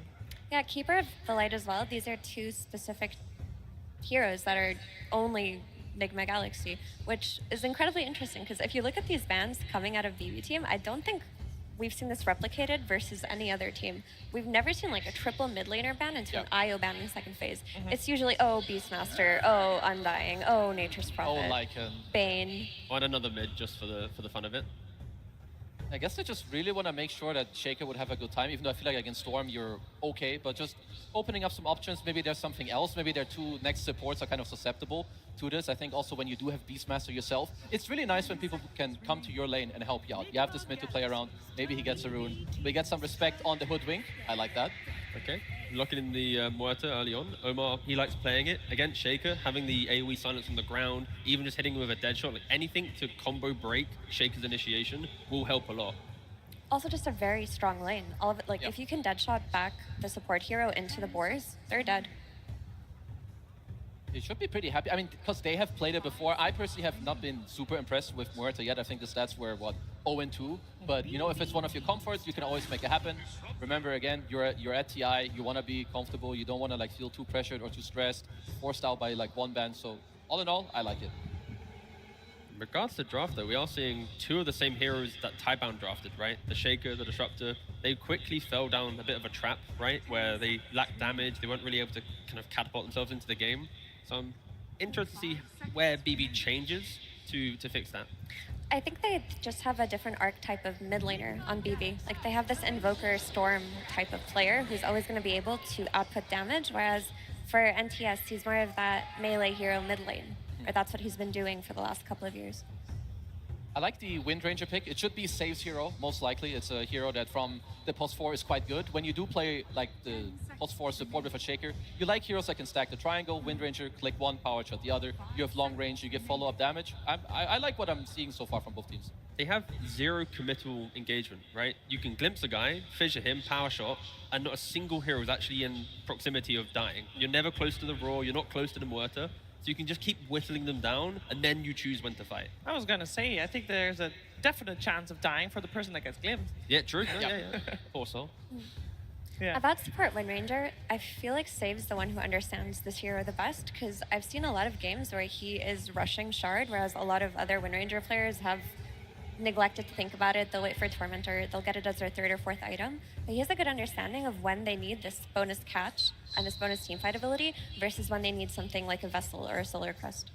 No, for sure. Like Save also, like him and Miero, they're like one of my favorite offlane duos. I think they both enable each other so much with the heroes they play, but also how they lane together. They win unwinnable lanes. They really make it happen. So Save for me is also one of the standout players when it does come to BB team. Now, if you're Enigma, like another reason that this Wind Ranger is a bit annoying, I think some of GH better heroes, they're also melee, like your Tusk 5, maybe your ET 5, they don't really lane well into Wind Ranger at all. I like the Phoenix a lot. I'm a big fan of this hero. I think this is AoE team fight, like taking over ground against Shaker, the Disruptor as well, like hero that wants to move forward, you drop the egg. I like it a lot. It puts fights on a bit of a timer as well, because what you're mentioning, when you slam, when you static storm, that egg goes, it's like, can you kill during your spells? Is egg going to stun you? Or is there going to be turnaround potential? And it's additional buff ups. Phoenix support will happily buy more utility with Sunray, Beastmaster with auras. Like you're really just throwing kind of one hero into the fight, and Troll Warlord, he's going to happily play in front of all this. And is there enough kiting on BB? That's kind of the key thing. When you see a troll, you want to have multiple 4-staffs and good lockdown and ways to annoy him when his BKB gets low.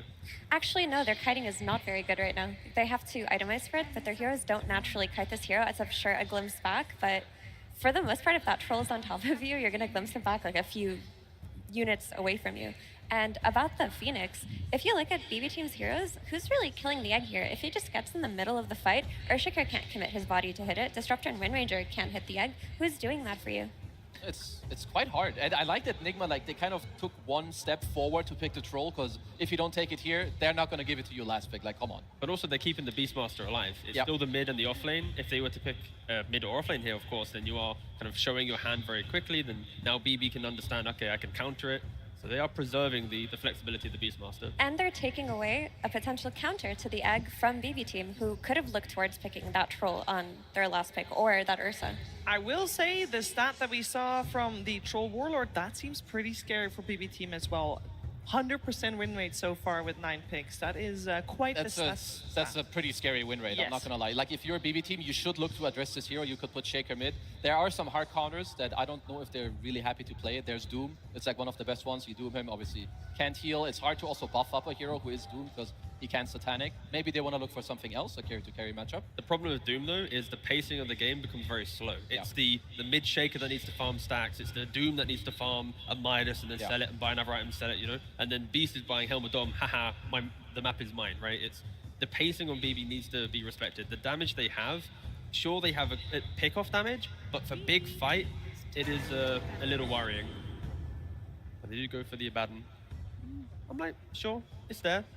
You can frontline, you buy Radiance. Eventually, you'll be able to ignore the troll, kind of soak up his damage. But still worried about the first kind of 20 minutes of the game. If the lanes are even, I'm expecting Nigma to control a lot of the pace in this game. If we're saying that BB team doesn't have enough kite yet to deal with the troll, why isn't the Wind Ranger shard or the Fisher? Is that not enough?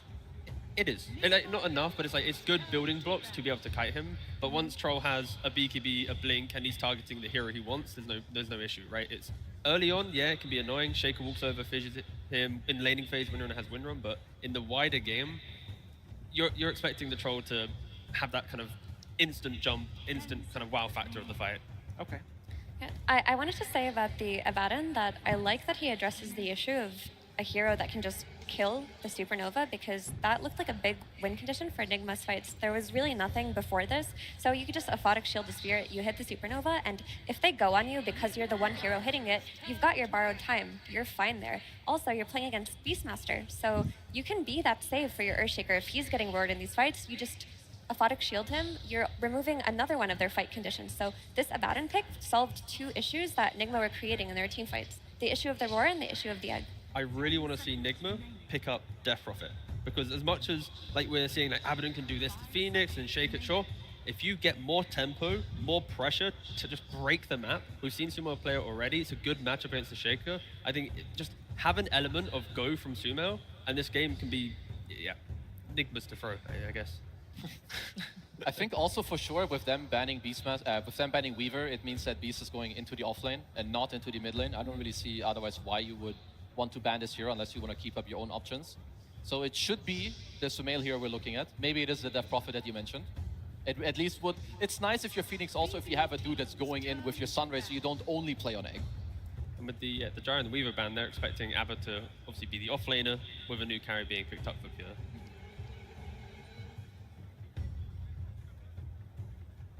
I mean, BB team, you want I don't know if I guess Abba could be the offlaner, but. Well, they don't really have many seconds left in their bonus time. Dawnbreaker is available, which could do enough to mitigate the early pressure of Nigma. You survive the odd fight or two, you Solar Guardian, then you reset. Suddenly, Abba's come online, but instead, a lone Druid. I feel like that's a page out of Nigma Galaxy's book. They have it really is. 100% win rate so far as well this tournament, and I know that in fact at least one of them was in the hands of Ghost.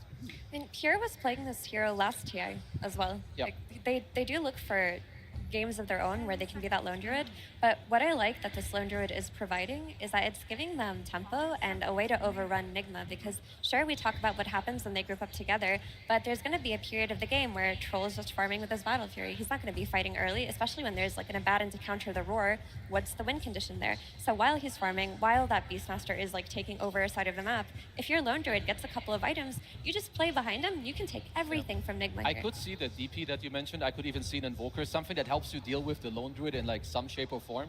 I would not mind it. There's that Invoker. Is Invoker for everyone now Helm of the Dominator Invoker? Yeah. For Sumail. You go the Helm of Dom into drums, you're really strong together. You have so much Zoo already that's just like swarming the opponent. Lone Druid is not that good against it. It's gonna need a couple of items. But I mean, I don't know if I like or dislike that BB team took like maybe more what like Nigma, you know, used against him to beat them. But I agree with Effie, and I just remember that he did play it a lot last year.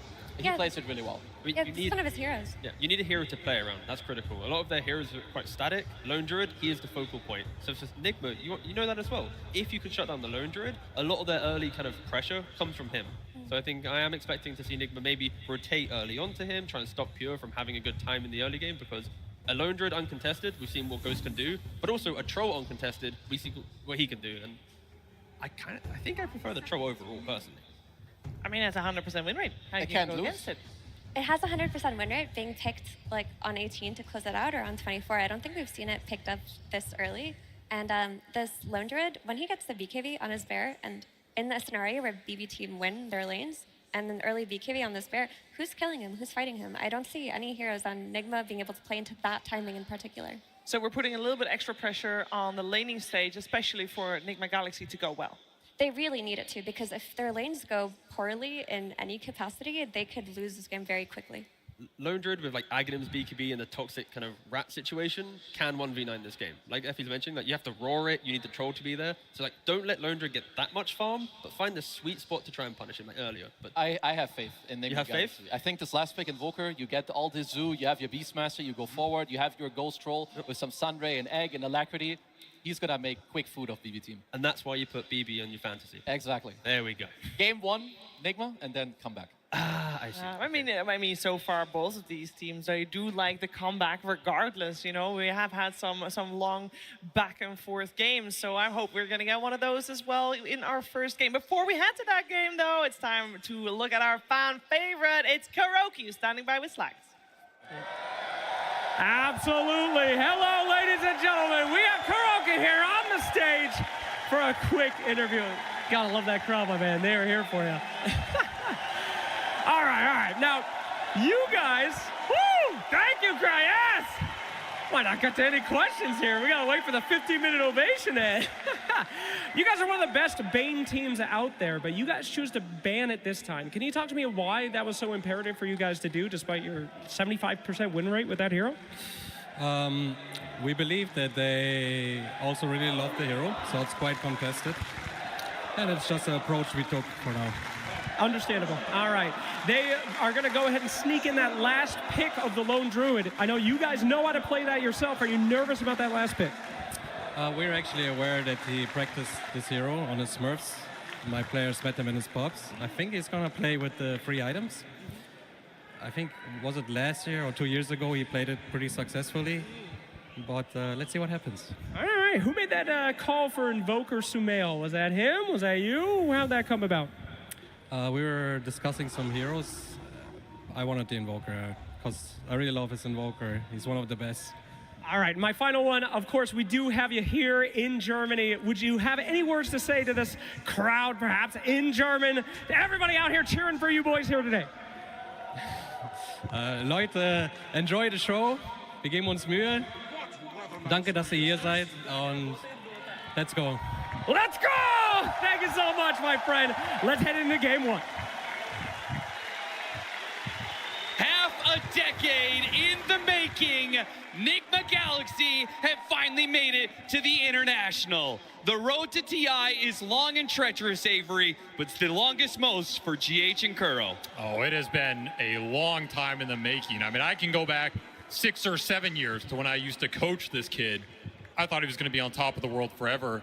Now he's at TI trying to reprove himself, a very different situation. And to me, that is the story of this series. Two teams who need to prove that they belong in that podium finish, that they can go on a deep bracket run here. And it all starts game one. A Sunstrike to start things off. Omar will take the first blood on Miro. Nigma start their TI debut over the last 5 years in a hot way. These guys are going to be hungry this series. BB team need to be ready for some aggression, for some pace, probably some throws at some point. And then you need to make sure you close that out if you're either team in this series. We have seen both of these push games to the limit, and both of them have that game slip away.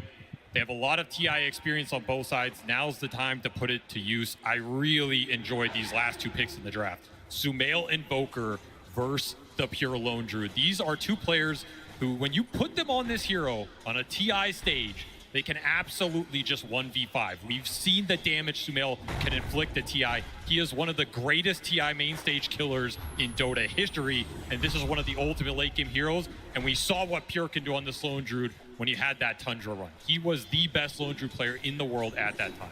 Despite all that TI experience, this team is coming into this matchup as underdogs, right? Matched up against BB Team, a team who has also been working year over year over year. Particularly the duo of Pure and GPK have been working together for quite some time. They have been hunting this Aegis for so long together, and while they have had success in various tournaments, they just always cannot seem to close it out when it comes to TI.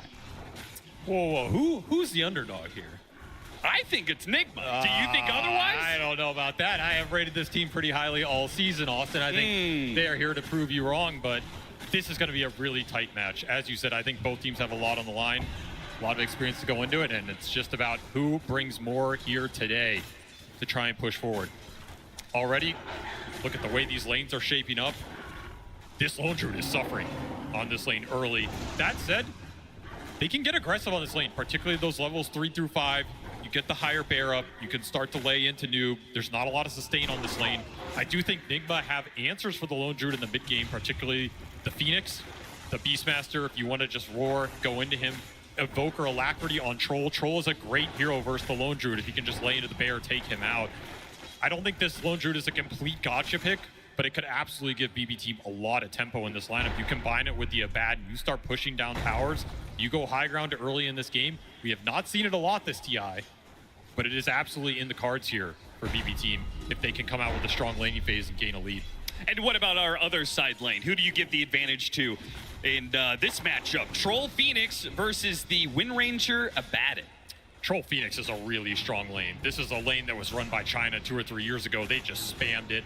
It's probably the best carry to get Phoenix through the laning phase. Nowadays, this hero is stronger, so the help goes a long way, but Save is he's a Wind Ranger master, man. He's probably the only guy at this tournament who's going to bust us out on the 4 position. I'm a big fan of this hero. Nobody, when you pick it, nobody on your team in a pub is a fan of you picking it. But once you perform, you know, you prove them wrong. This guy knows how to execute on this hero. He can do a lot in these team fights, particularly if you land those shackles. Can absolutely be one of the best stuns in the game. He has that kill shot to put through. Can be a really annoying spell for Troll. Keep that in mind, right? This is a hero that likes to get low, try and pop ult at some of these last minutes. You get kill shot down, you're just out of that fight completely. I think this off lane is pretty strong for BB Team. I think BB Team is going to pull ahead in these lanes over the 5 to 10 minute mark, even if some of the early waves are a little rough for them. And they are already doing pretty well for themselves, particularly that mid matchup. GPK is taking that one heavily. 21 and 5 CS score.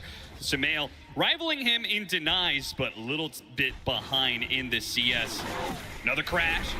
Omar trying to go after the kill on a Pure before he himself dies. A scare back into the bear. They get the kill, and the Lone Druid does not go down. Now Katomi, he's going to take a lot of damage for this one. It's a strike. He didn't see that coming. Where was the communication?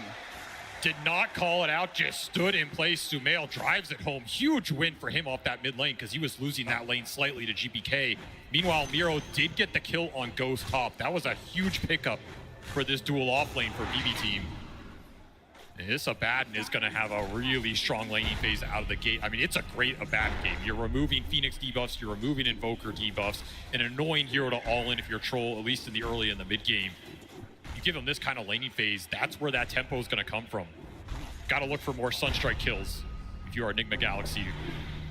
Now, we heard some of the experts talk about GPK. For you, is he the mid laner of all mid laners when it comes to that first 5 to 10 minutes, you think? Oh, Miro. He's going to be run down here. They may have gotten that sneaky kill on Ghost earlier. Miro limping away, and they try and gift another Sunstrike over to Sumail. This one will not find its mark. This is going to be a fast game because everybody wants some early kills to try and either build the tempo or dissuade it. Going for another bear kill would be super valuable if you get it here. Level it up, but it's still a little bit exposed. Feed over a Lotus to make sure the bear stays alive, and they keep that bounty out of Noob's hands. That's a huge bear kill. You got to remember, he died to Sunstrike, came back, insta-resummon, so that's a 90-second cooldown on that bear if it goes down right now. I mean, even if it doesn't die, if he's scared of losing the bear and can't use it to CS properly, that's going to have its toll, right? Oh, absolutely. You just want to keep the Lone Druid levels down. You want to make sure that the Disruptor has to sit here and babysit him more and more. You give Lone Druid solo XP, the hero absolutely runs away with it.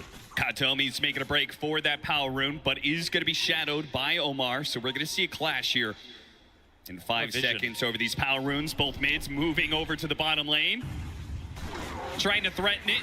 It is not going to spawn bottom, and that means GPK is going to be in some trouble here. And he is surrounded on both sides. He gets up to the high ground and will manage to get away. No Sunstrike mana.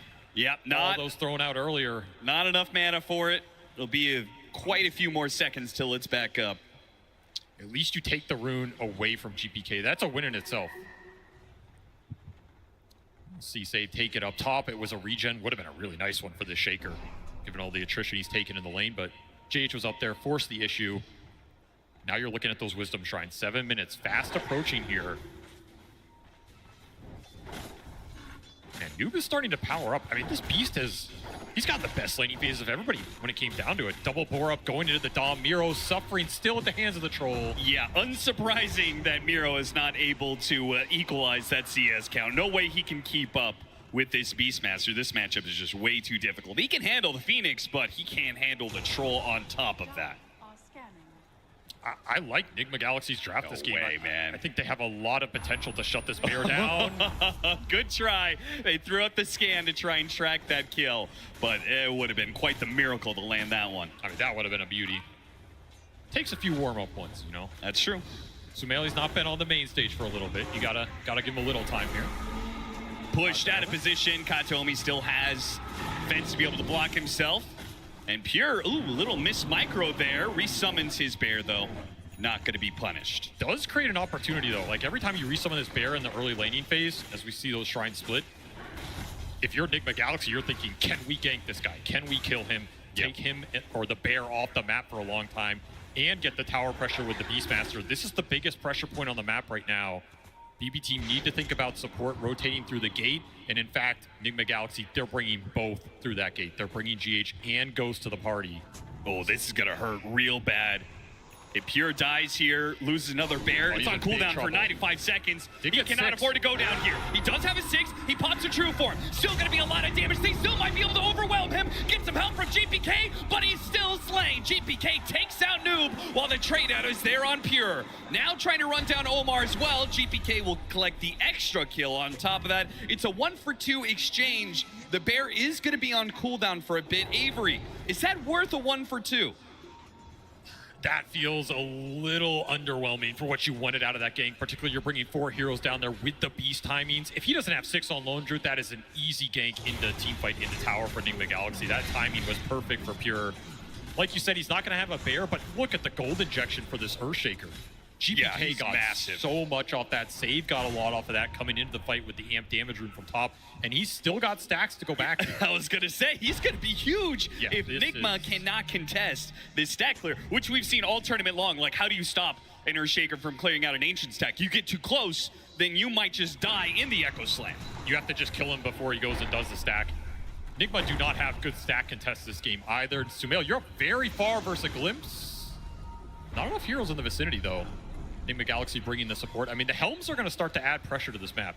You have Forge Spirits, you have the Invoker Helm, you have the Beast Boars, you have the Beast Helm. You have a Troll who can push a tower on his own. BB team are really going to be split trying to defend all of these tier 1s in the early game. Yeah, this is a cool idea. Pressuring the mid lane because the Beastmaster puts enough pressure on bottom. Lone Druid feels like he can't be there, so support has to be there. That's going to be saved, so they outnumber the mid lane. And it also makes sure the Earthshaker can't clear that stack, right? You go and clear that stack, your mid tower is dead. That's the trade-off. This is where the big pressure in the early game can come from.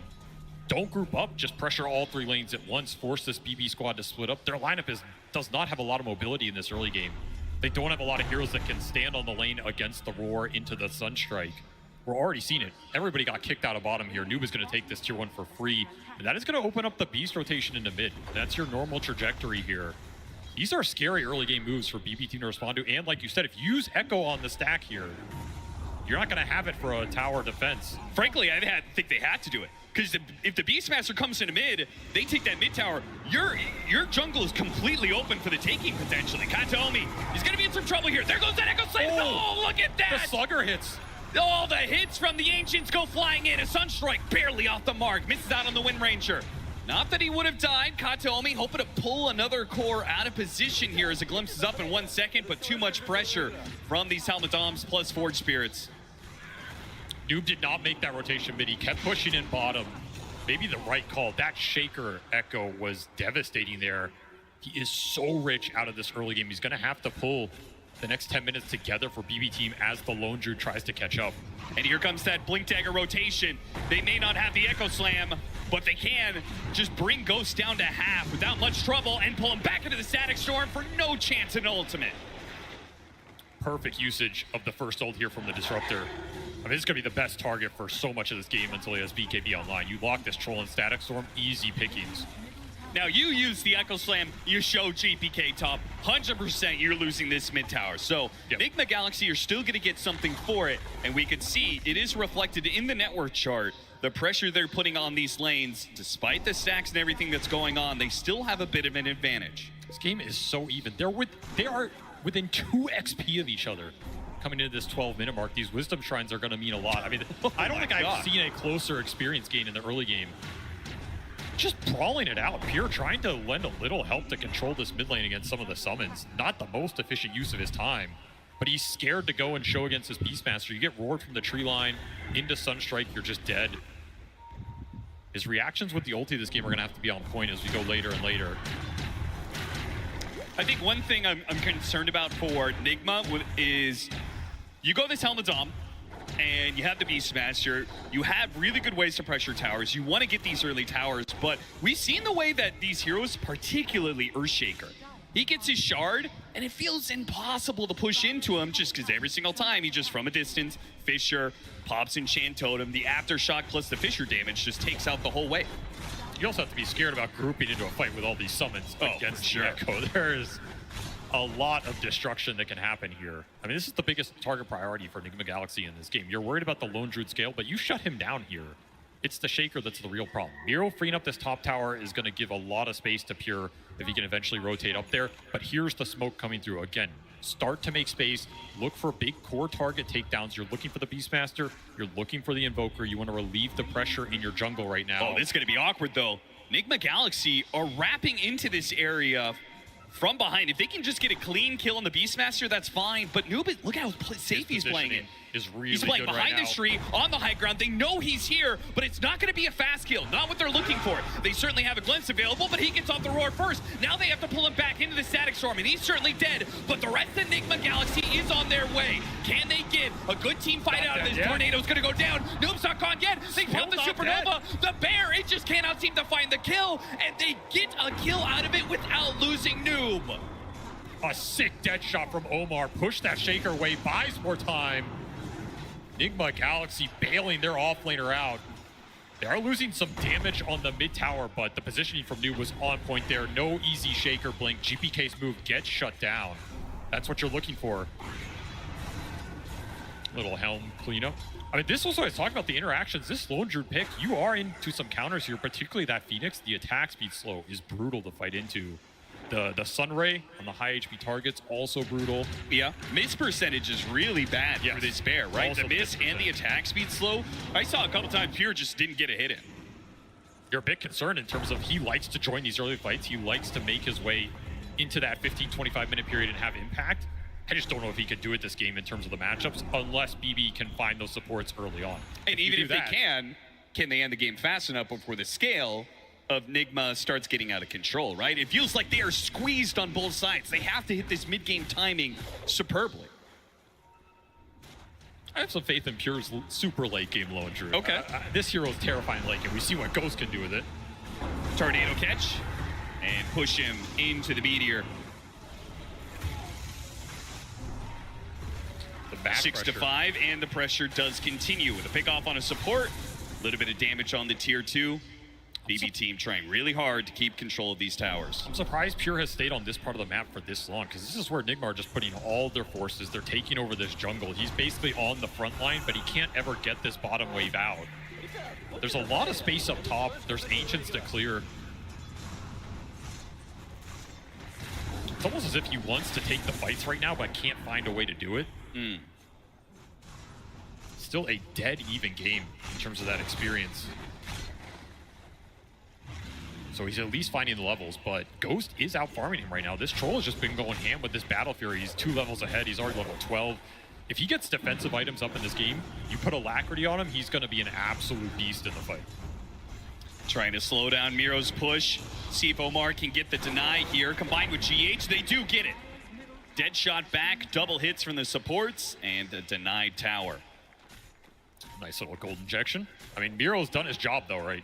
He had the tough lane, he got through it, got the kill on Ghost, took the 2 tier 1s. He's opened up the map for Pure. Yeah, I mean, the fact that he's even close to the Nigma cores, I mean, that says a lot about what he's managed to pull together after that rough laning phase.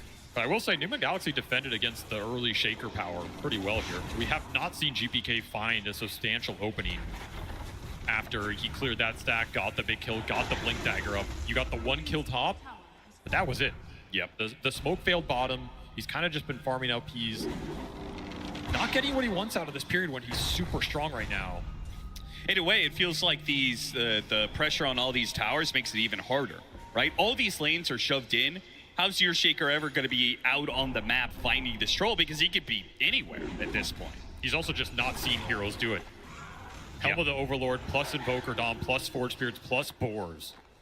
Dead Shot, Fire Spirits. There's a lot of ghost shove in this game. Kind of hard for GPK to find targets to jump and initiate on. Hard to find glimpse targets right now. And the mid lane has been a big issue. BB team have had struggles pushing this mid lane out. Small opportunity, but not enough backup there. Spots the Lone Druid. Pure is able to back away safely. If Nigma Galaxy get to some BKBs, Mantle on the Troll, 1 or 2 defensive items, they are going to force Roshan in this game. And it's going to go down incredibly fast, and BB is going to be forced into a tough situation of fighting into that Supernova, fighting into the calling around a choke point. It's an incredible Roshan team, incredible Tormentor team. This is why you wanted to outpace them here. Early defusal on the Abaddon, and not a conventional item. He's looking to ramp his own damage and control in the fight. But now he's in trouble. Nice use of the Hurricane. That extra bit of distance in the Echo Slam. It found Samael's Invoker. In trouble. Half HP, a power shot. That's not going to do it. Getting a bit of a helping hand from his supports. Oh, and the backside here. He gets right on top of Samael with the bear, but he can't hit him right now. He's got to get. Oh, he just follows him, gives him the vision from the power shot, and save. He don't miss. GH, he may have popped that Supernova, but he's come back in. His second life isn't going to do him a bit of good. BB team, they rout Nigma Galaxy on this one. GPK finally getting that connection he was looking for on the biggest target of that Invoker before the BKB comes out. And Pure lending a helping hand. Hey, I'll throw the bear in there, give you some vision, maybe some body blocks. You get the kill shot. Easy, out cleaning up Ancients the whole time. Extra levels coming in now for BB team. They should have a Vessel pretty soon on save as well. He got a lot out of that fight. Level 10.5. Quietly having himself a game here. Certainly been BB team's MO. Save. He rocks kind of like the same 3 or 4 heroes when it comes to a tournament, and he has a tendency to be one of those supports that scales up into a real threat going into the mid to late game. And we'll see him do that with the Vessel. Certainly needed, because we saw that initiation on Samael. It was not a fast kill by any stretch of the imagination. With some of the stat buildup from Invoker, he is tanky, man. 1750 HP. That said, if I'm BB team, I want to fight right now. Before the Invoker BKB comes out, before extra defensive items on the Troll come out. That's when this Vessel is going to give you the maximum value. They're smoking up, trying to do just that. Would love a big core kill off this smoke committal. Backing up the Lone Druid as he pushes out top. Katomi and GPK barreling through this jungle area. Anything they pop in should be a glimpse kill. They run into New. He's so tanky. He is so tanky, he hasn't even popped the pipe yet. He's not going to go down easy. While the Disruptor on the front lines, that's going to be an easier pickup perhaps. Needs a little bit more damage. One more hit is all it should take, but can't quite find it. Meanwhile, Miro locked down, but he still has his ultimate. He's okay for now. They turn back, deal with the Granite Golem, and go back to Ghost, who still has his ultimate. He's okay for now, but as you said, the BKB timing for Nigma Galaxy is so crucial. They don't have to force this. They don't have to try and defend this Tormentor if they just want to wait for this extra 1,500 gold. But no, aggression name of the game for Nigma Galaxy. They re-smoke up. And Noob trying to give them the opening, trying to find something. This could be a tough contest. Your Beastmaster's just so low. Doesn't have pipe for another 15 Omar, he's seconds. gonna break. Pure's in this jungle area, but he's already popped his true form. He's too tanky to get initiation on. Sumail goes in for the side. They find the Disruptor, and they do manage to bring him down. While Miro, he doesn't have his ultimate this time around. Popped that earlier. They're backed him in the Tormentor. There's nowhere to run to. They're kind of to a corner. They just got to TP away and hope it works out for him. Miro trying to deny himself. He gets the deny. But what about Pure? A sick little play, but the carry. It's going to be both him and his little dog, too. They both die. Nigma Galaxy's attack points in that fight were so damn good. You had Sumail and Ghost flanking from the back, cleaning up the weak supports, threatening the Abaddon who didn't have ult. This bear ran into the Phoenix and the Beastmaster. This bear's just dying. He got no damage done in that fight. Quite literally, it says 0 for Pure. Oh, no. That is brutal. Like, That this is brutal. Not the carry player who is used to having 0 damage. This bear just never gets an attack off it. It's just struggling through the attack speed slows and whatever. I mean, he's obviously doing some damage here, so the game did not like It's not. the bug damage, but I love how aggressive Omar, he sees weakness, he just goes in. Finding that dead shot, catching Pure, because otherwise that would have been, okay, we got a Disruptor, a deny on the Abaddon. It would have been okay. They would have gotten Tormentor. That would have felt good, but catching Pure, wow, that was great. I think the first half of that was okay for BB. They're wearing through that. That Beastmaster, you run into him, he's so tanky. He had Granite Golem, he had Pipe, 2,500 HP.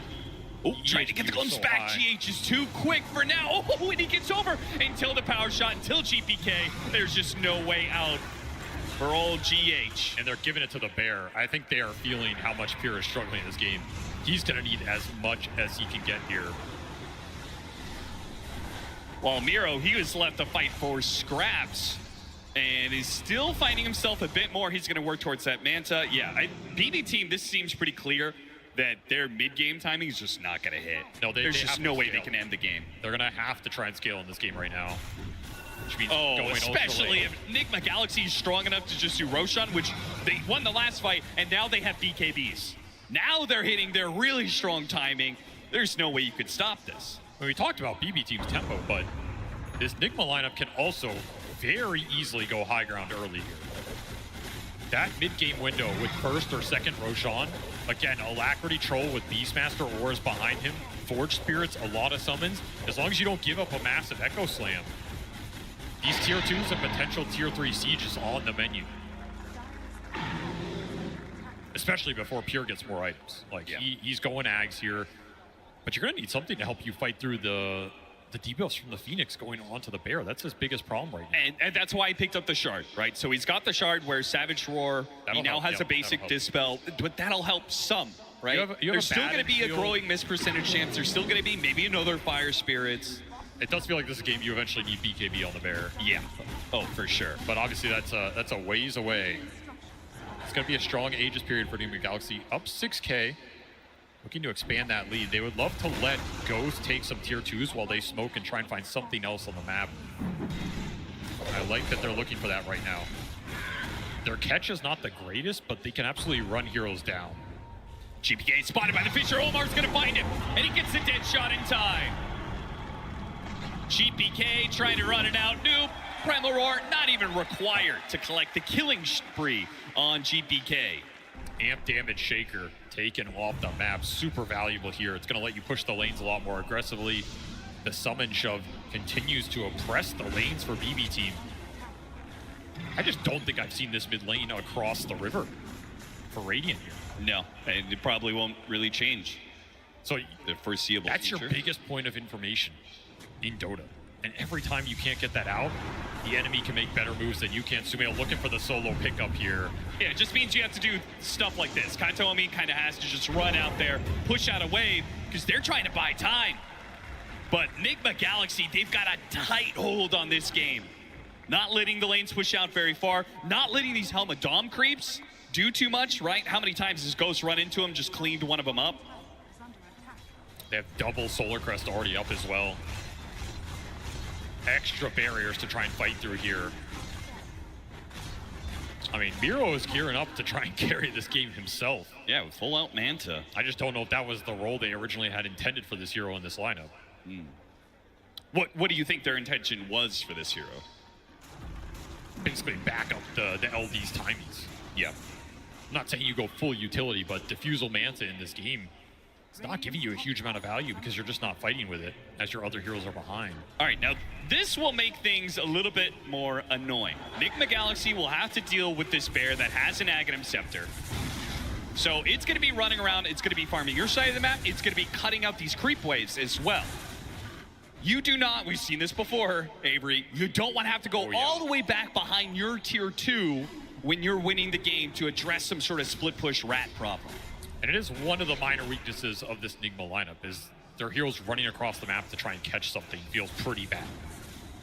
They'd rather just group up at this point behind the troll and push. The Invoker is the one catch, but this Bear Ags is already doing work. You're stealing Ancient Stacks, you're killing couriers, you're cutting waves.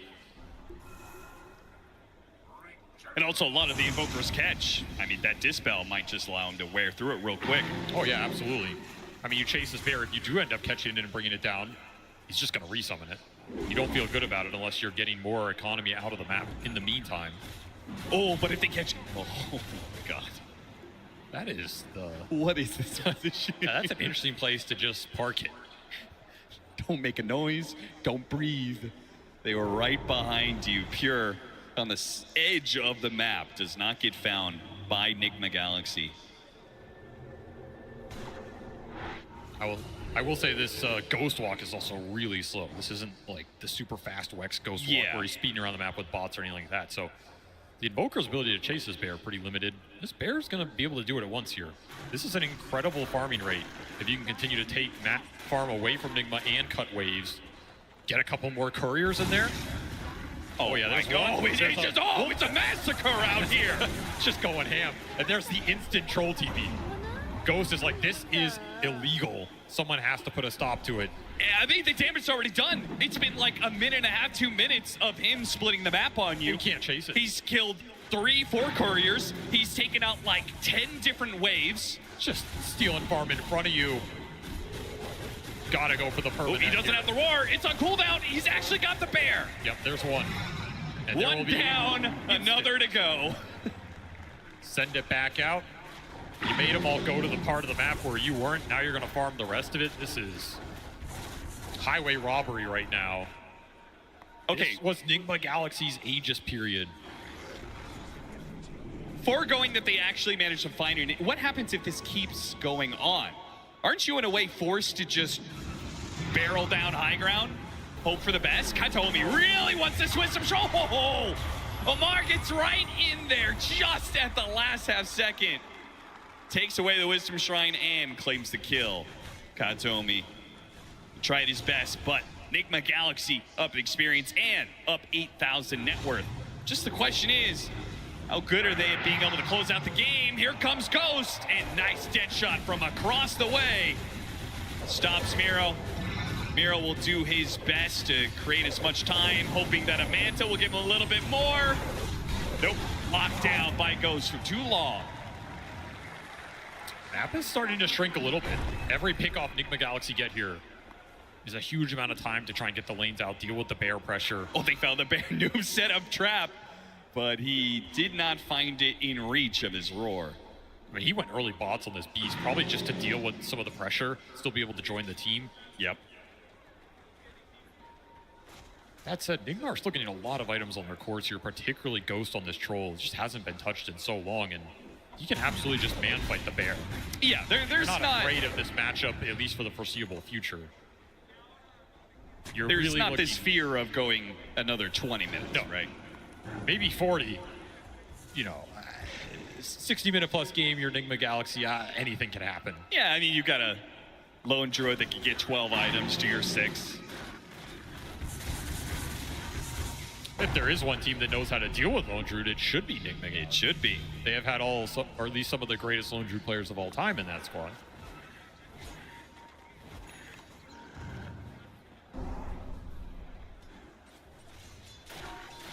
AC next for Pure. Be a very nice power spike for him if he can get there. Another smoke up.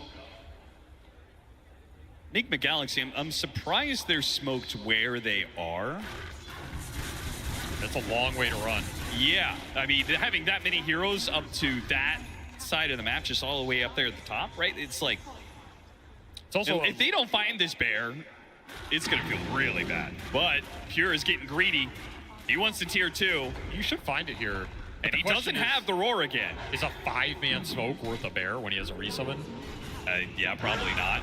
Yeah, you have to roar it. He can't afford this chase to go on too long. He still gets the... I mean, you'll take it, but it's a little awkward timing-wise, right? If this was when the Roche was spawning, which it could, though it absolutely could line up here. But if you delay that smoke 30 seconds or a minute, and you clear out the map, you can just go straight into Roche if BB Team continue to dodge you. What is BB Team doing though? What is going on here? They're going for... They're going to try and sneak away a Tormentor? Yeah, that's exactly what they're doing. That's a pretty cool play.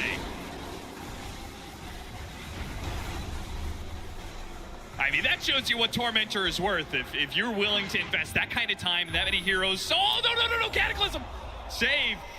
He wasn't sure if that TP was going to get him out of there in time, but now he's just got to lead Enigma Galaxy. Ooh, that dead shot so close. He gets through the gate, and he might be okay to make it back home safely.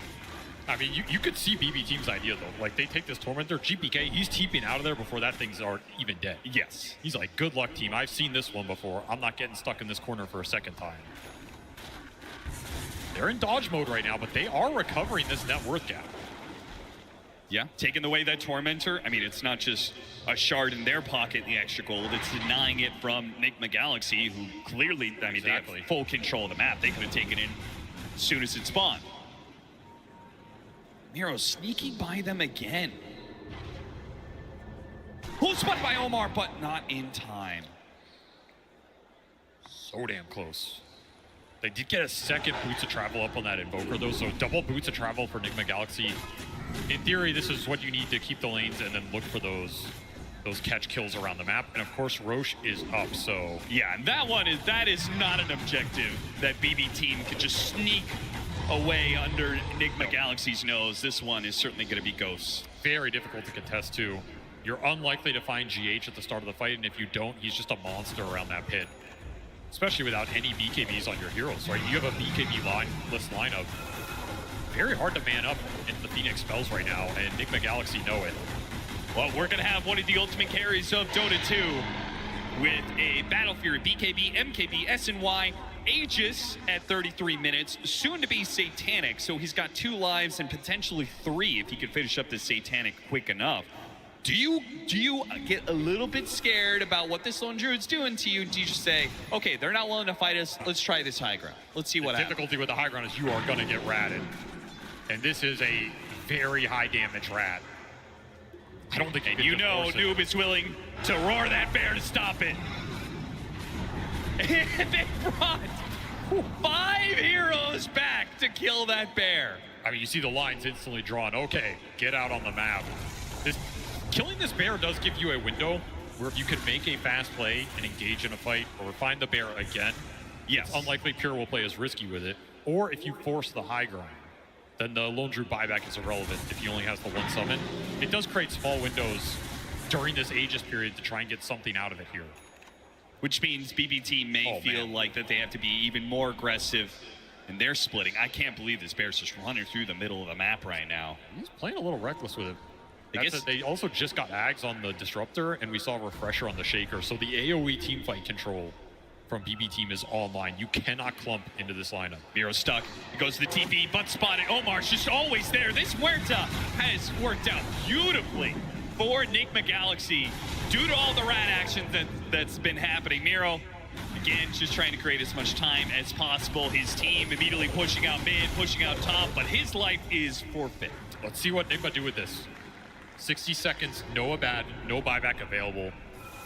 And Bear, another Bear, not up for another 50 seconds. So you don't have that backup still. You can just go down mid here.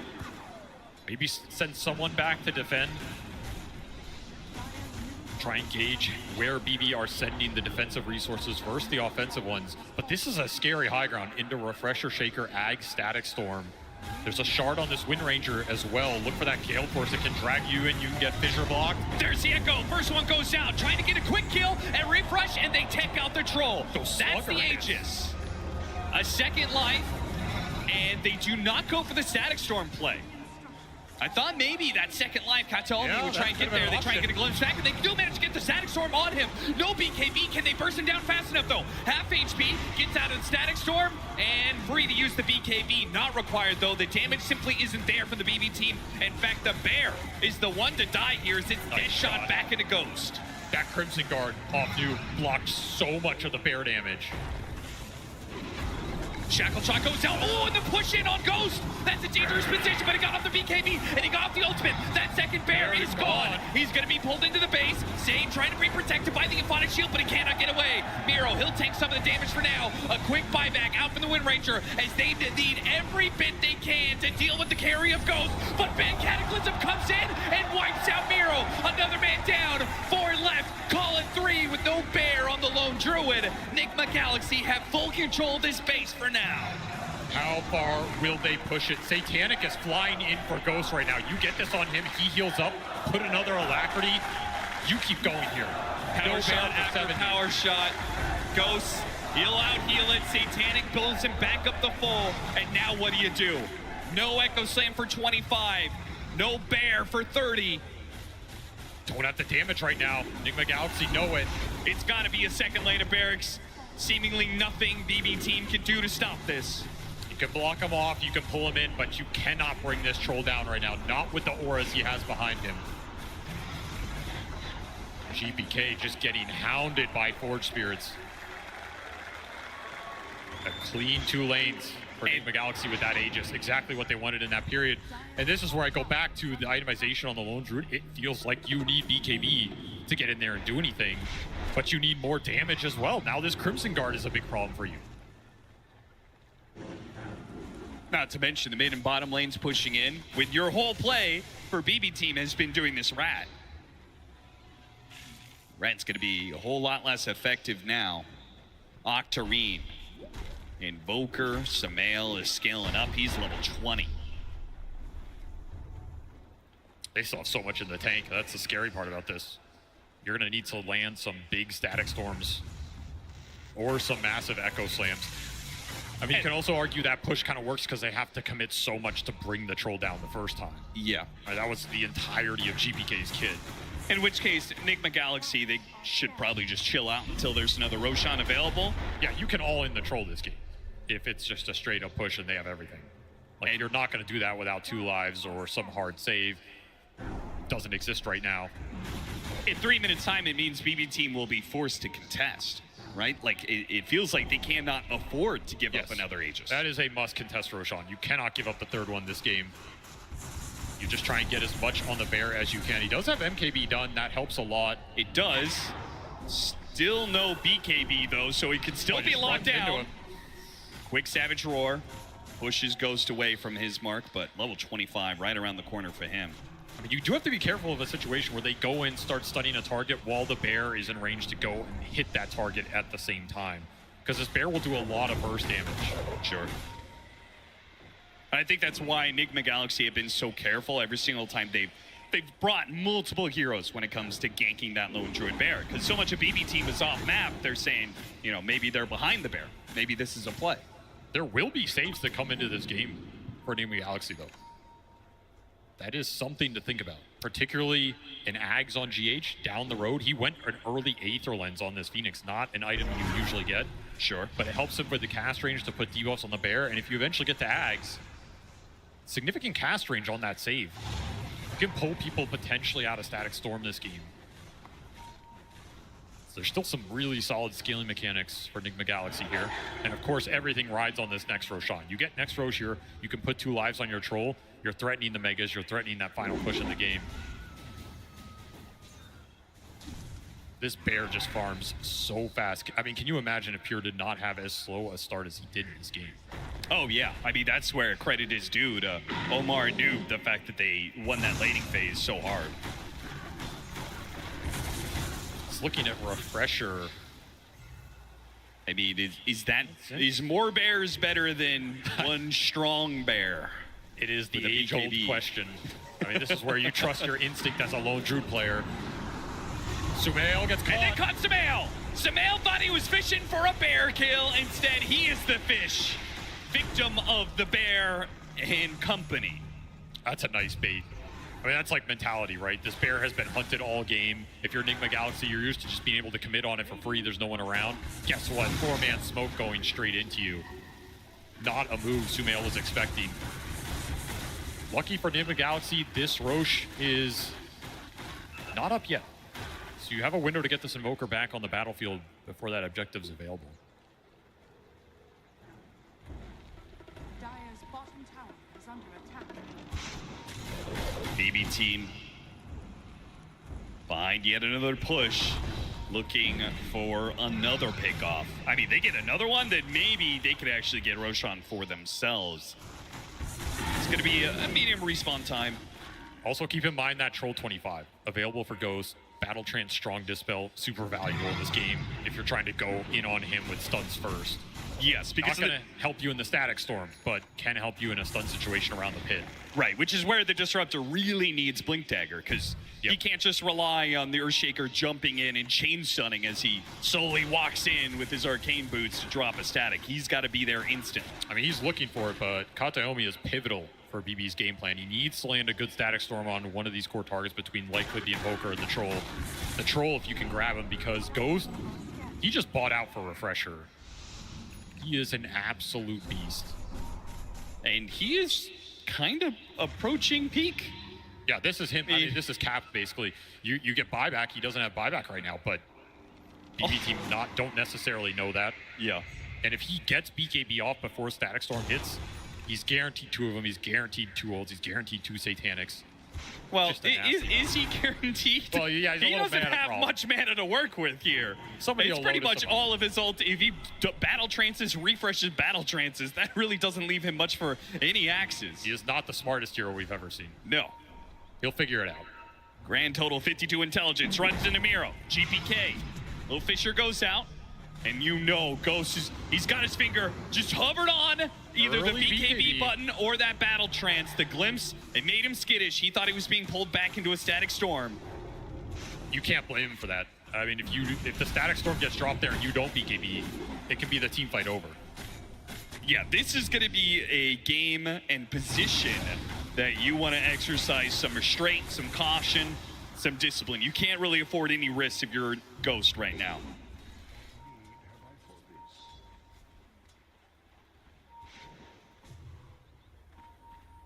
And so it all comes down to this Roche. And it's a position that Enigma Galaxy, they have the advantage. Cataclysm scouting things out. They have the advantage, right? They have the outpost advantage. They have the net worth advantage. So they can play off of buybacks. But Roshan will switch over in a minute's time. So the clock... It's not favorable for them right now. Yeah, it's kind of against them. And also, this bear is farming BKB. He's 1,000 away. Pure's going to buy out for it.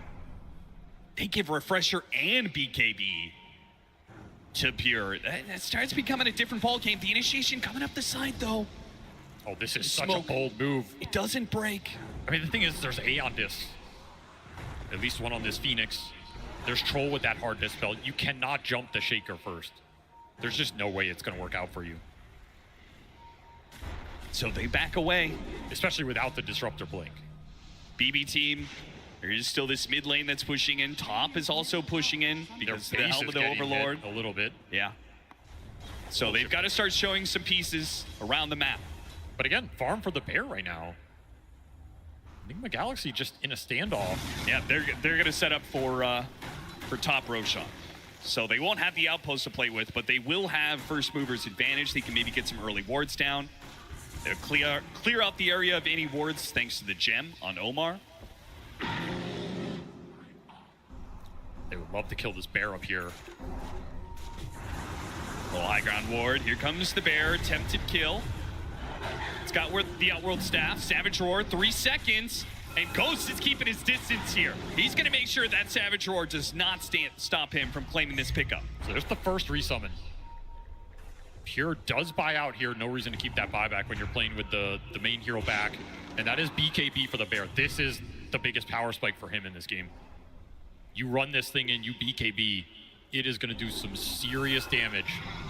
Yeah, I think BB team is happy with the way the standoff is going currently. Enigma Galaxy are the ones who do need to kind of force things. Might not be too happy about this. Roshan roars, the Bear will TP in. And it'll start checking out the pit. Cataclysm goes out, maybe it'll just jump in. All in after Ghost. The Cataclysms are coming in, but Ghost is already gone. A quick buyback gonna be used. It maybe costs them a Bear. Yep, there goes the Bear. It's a dead shot. Through the Bear, hits 2 heroes. Nice shot from Omar, but it doesn't undo the damage that was done. Ghost, he lost his buyback, and now he desperately needs that Aegis. Enigma are all in on this Roshan. Concerning fight for GPK though. Again, this is not an easy fight for the Shaker going into the calling. They can't do anything about it, right? He's got BKB, he's got strong battle trance. They jump over the Echo Slam. They force the BKB, and the Aegis will be dropped. Ghost picks it up immediately. BB team, no, they just cannot contest here. They can play for the high ground, but they say, Enigma Galaxy, they use that buyback on the Troll. It's not even guaranteed they're gonna do anything with this Aegis in the first place. Not confident to go without Static Storm here. That's the biggest factor. But that means you're gonna have to take this Troll down at least once without it. I mean, this is Enigma's best chance to force that last lane. Do you have the confidence to go in without the Troll buyback? Well, I'll tell you right now, Enigma Galaxy fans, I know they don't have the confidence in it. Little Outworld staff got up the BKB.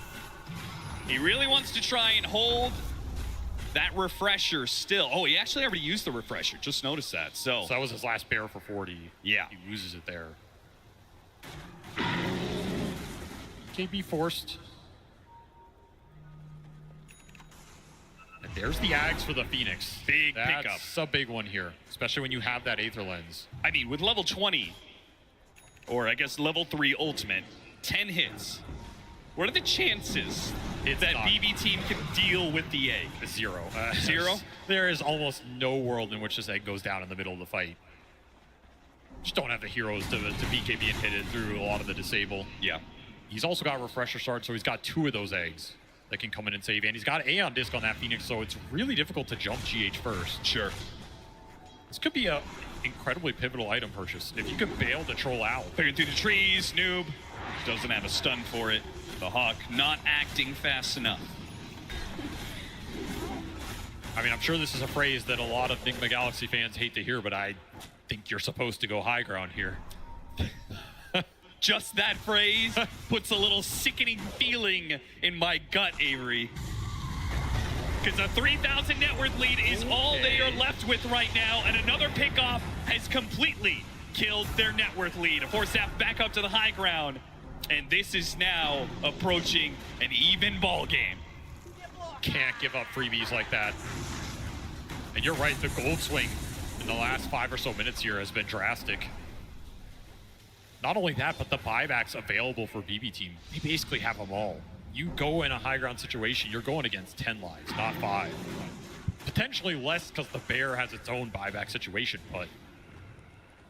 And now, if you're Noob's Beastmaster, you start feeling really bad. I mean, your build was correct. You got this wonderful pipe that gave you so much of the early team fight, but if this game starts going another 10, 20 minutes, this Abaddon may actually start doing more than you in fights. This is not the hard scaling Beastmaster build. You don't have the Refresher right now. Yeah. Don't have that Ags. Can still absolutely find his mark, but I mean, you are just looking at this Bear vacuum up the map. The net worth Pure is soaking in right now is insane. This is where I go back to that Invoker versus the Lone Druid in the last picks in those drafts. 2 players on some ultimate late game heroes that they are specialists on. You have to be able to match it here. Samael trying to stop this Bear where it can. Pure almost has enough for Swift Blink for the Bear, but the Enigma Galaxy, they're gonna go and sneak a little high ground push here with a banner, and a minute and a half left on this Aegis. Now's the time. You said, do or die. Now's the time to go for that high ground. Enigma Galaxy, if they want it, they've got to do it the hard way. Pushed into BB team's base, the tier 3 gone. The Fisher leads things off, Nullifier placed onto him. Activates the Satanic. Just trying to stall, hoping that they can get through this minute that the Aegis protects Ghost and be able to all-in him. A bear almost going down. Savage Roar pushes him away just in time before it falls. But that leaves Ghost. He just runs back up to the high ground. Here comes Cataclysm. Ooh, not that much damage. Oh, and the Echo Change. He's gone. And on the second life, here comes the Static Storm. Where's going to be the save? It's all to GH now, and he's got the Supernova save. He bails out his carry Ghost, and BB Team, now they're the ones on the run, as a fresh life Ghost will approach the stage with no Static Storm to stop him. Another Echo Slam, almost the first damage, but he got him to Battle Trance. GPK, his Aeon Disc only protects him for so long. A refresh from Ghost. He's dealt with one. A Vavac's gonna be used. Can he get off another Battle Trance? He's got one more to go. Another Supernova save, and no way to stop the egg. Megas inbound now, as on another life, they'll finish off the building. BB Team will have to play against Megas in game 1. And if you get out without being glimpsed, that is an absolute win here. You got GPK's buyback, you got Megas, 2 perfect saves from GH. They were not ready for that egg cast range. I was surprised he got it. He was on the other side of that Static Storm. The item investment from GH, you saw this from 50 minutes ago. Yeah, hover over that range. It's massive, man. Yeah, it's Blood Right, Aether Lens. And as you said, if there's no fear of the egg going down. No, there's zero fear in this game. Absolutely no way an egg dies. Just got to make sure you bail your troll out at the right points. And now what do? You got to get a refresher on your disruptor. Maybe. So you Static Storm, he eggs, and then you Static Storm the egg as they're about to revive? Refresh disruptor, or somebody finds that Phoenix and checks him in the fight, which we just haven't seen at all. Yeah, I mean, BB Team have been playing defense so much, the very idea of them wrapping around on Enigma Galaxy seems an entirely foreign concept. That said, Megas is not the game here. Oh, right? No. Not it's a lot harder to take that throne down than it is to get Megas sometimes. Which means we're probably going to be playing for yet another Roshan. 60-minute items as well. Yeah. If you're Enigma, you would love to item starve BB Team. Like, get that Roche, get 60-minute items, get them up before they do, and try and all in. Could be an interesting window. That damage from the Earthshaker, though, has been pretty crazy. Oh, it's insane, yeah. He's got the Whisper of the Dread, plus an 8% Spell Amp from Timeless. So his Spell Amp is pretty high. That burst damage was more than I was expecting when he jumps on the troll. He's got 3,500 HP, but he just ripped through him pretty casually. Or you've also got Shiva's amp it up even more. Oh, yeah, true. Yeah, you're going to get exploded. You add in like a power shot on top of that, which there's another Whisper of the Dread on save with some percentage based off of the kill shot. Damage does come quick and fast when it does, but BB Team, they've been running out of spells as they've had to endure Enigma Galaxy's advantage, and we said the net worth was going even. Well, now it's back up to 20K, Megas, and perhaps a bear pick off. Big bear kill if you can find it, yep. Might be at the point you roar that every single time, because that's a 30-second roar. Yeah, might as well. All right, this is the biggest threat in the game. You take it down when you can. Don't overthink it. So is Abaddon ever going to be enough of a threat? He's got Nullifier, he's got Bloodthorn. He is building up the damage. I think, yeah, I like this. I think he needs Blink Dagger. I think he's the one who has to address GH. I think you get this Abaddon on the back line. Not a target Enigma wants to prioritize. Just let him cause some chaos, right? Yeah. Threaten the Phoenix maybe. Throw this Nullifier Bloodthorn into one of the supports or the Invoker there. Get an early BKB out. Yeah, I mean, he has the Silence, he has the Nullifier to get through Aeon Disc. Like, theoretically, he can address the Phoenix. Now, whether you can put that to paper, particularly since BB Team is going to be stuck inside their base for the foreseeable future. It is Megas pushing into you. You don't have any super creeps on your own side. And you've got a Cataclysm going off every, like, 35 seconds or something. So it's all easier said than done here. Yeah.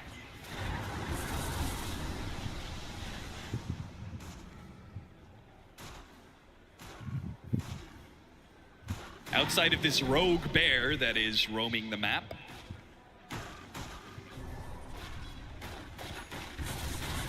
Enigma Galaxy can kind of play and go wherever they want. There's one other scenario that I want to mention. Okay. I don't want to mention it. No, this but is I have gonna to be mention a it. true Hail Mary. You do not want to get caught in a fight and get ratted by the bear onto your throne. Yeah, but there's some time for that, right? You've got tier 3s, you've got tier 4s, you've got Glyph. It is a scenario that we've seen.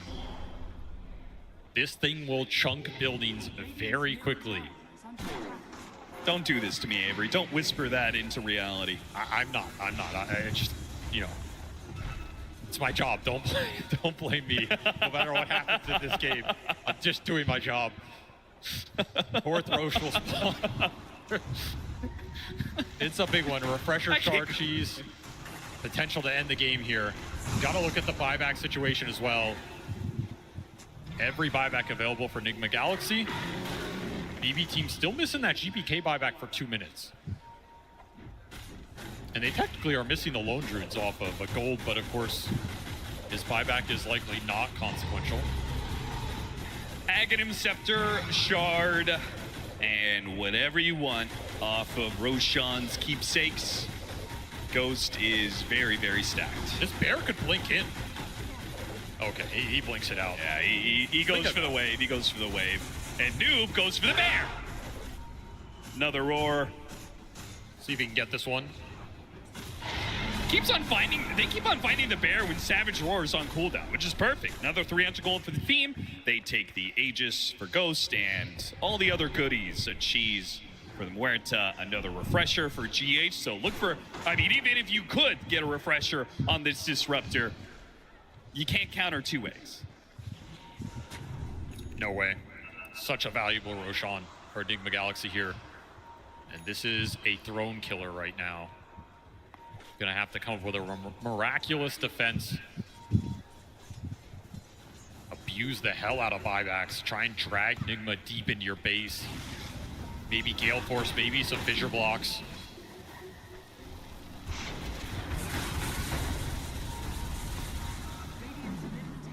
under attack.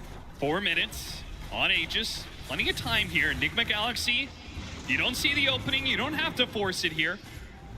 World Staff, not dodging that. You know, GH might try and blow him up. They got him. Woo! Faster than he can battle trans, but here comes Noob. Aurora goes out. Cataclysm, that's going to be denied by the Eontes. Ghost on his second life. Got to be quicker on the trigger. If he wants to stop that Echo Slam damage, he's got to get off that battle trance. Solid move. Jump onto Noob, got the BKB out of him. That's going to be Bloodthorn Nullifier used and deal with the banner. I mean, this is going great for a BB team. They're getting so much out of Enigma right now, and they're paying nothing for it. It is. Kind of feels like Enigma Galaxy, no point to even try this anymore, considering how bad it kind of started. You also just can't go in and roar a backline target like that. I mean, it's tempting in this game in terms of target prioritization, but there's Aeon Discs, there's Force Staves. Sure. No one's locking onto this target when you go in like that if you're new. Nice out, World Staff. Certainly helps against the Invoker. Dealing with some of the Meteor. Another Cataclysm attempted to find that Lone Druid bear kill, but no. 60 minutes is in almost 30 seconds here. Yeah, it is inevitable. We're going to see some tier 5 items guaranteed. Our BB team's going to get that many, though. The bear, yeah. I mean, the bear can get what he can, but you've got to collect so many of those shards. It's going to be a lot slower, for sure. Yeah, you're going to be left with this drought where Enigma Galaxy have their tier 5s and you don't. So I'm saying, man, if you can get some Helms of Undying or books up, just throw these books in, let GPK kill himself on the Necro units. Might have a little window here to make that push a little more enticing. You could wait for next Roshan as well. Say, hey, we messed up that last push. We'll be a bit more disciplined about it next time. I mean, not disciplined enough. What could they have done better outside of Ghost getting off battle trance? They don't really have another way to protect him. It's just pure reaction time.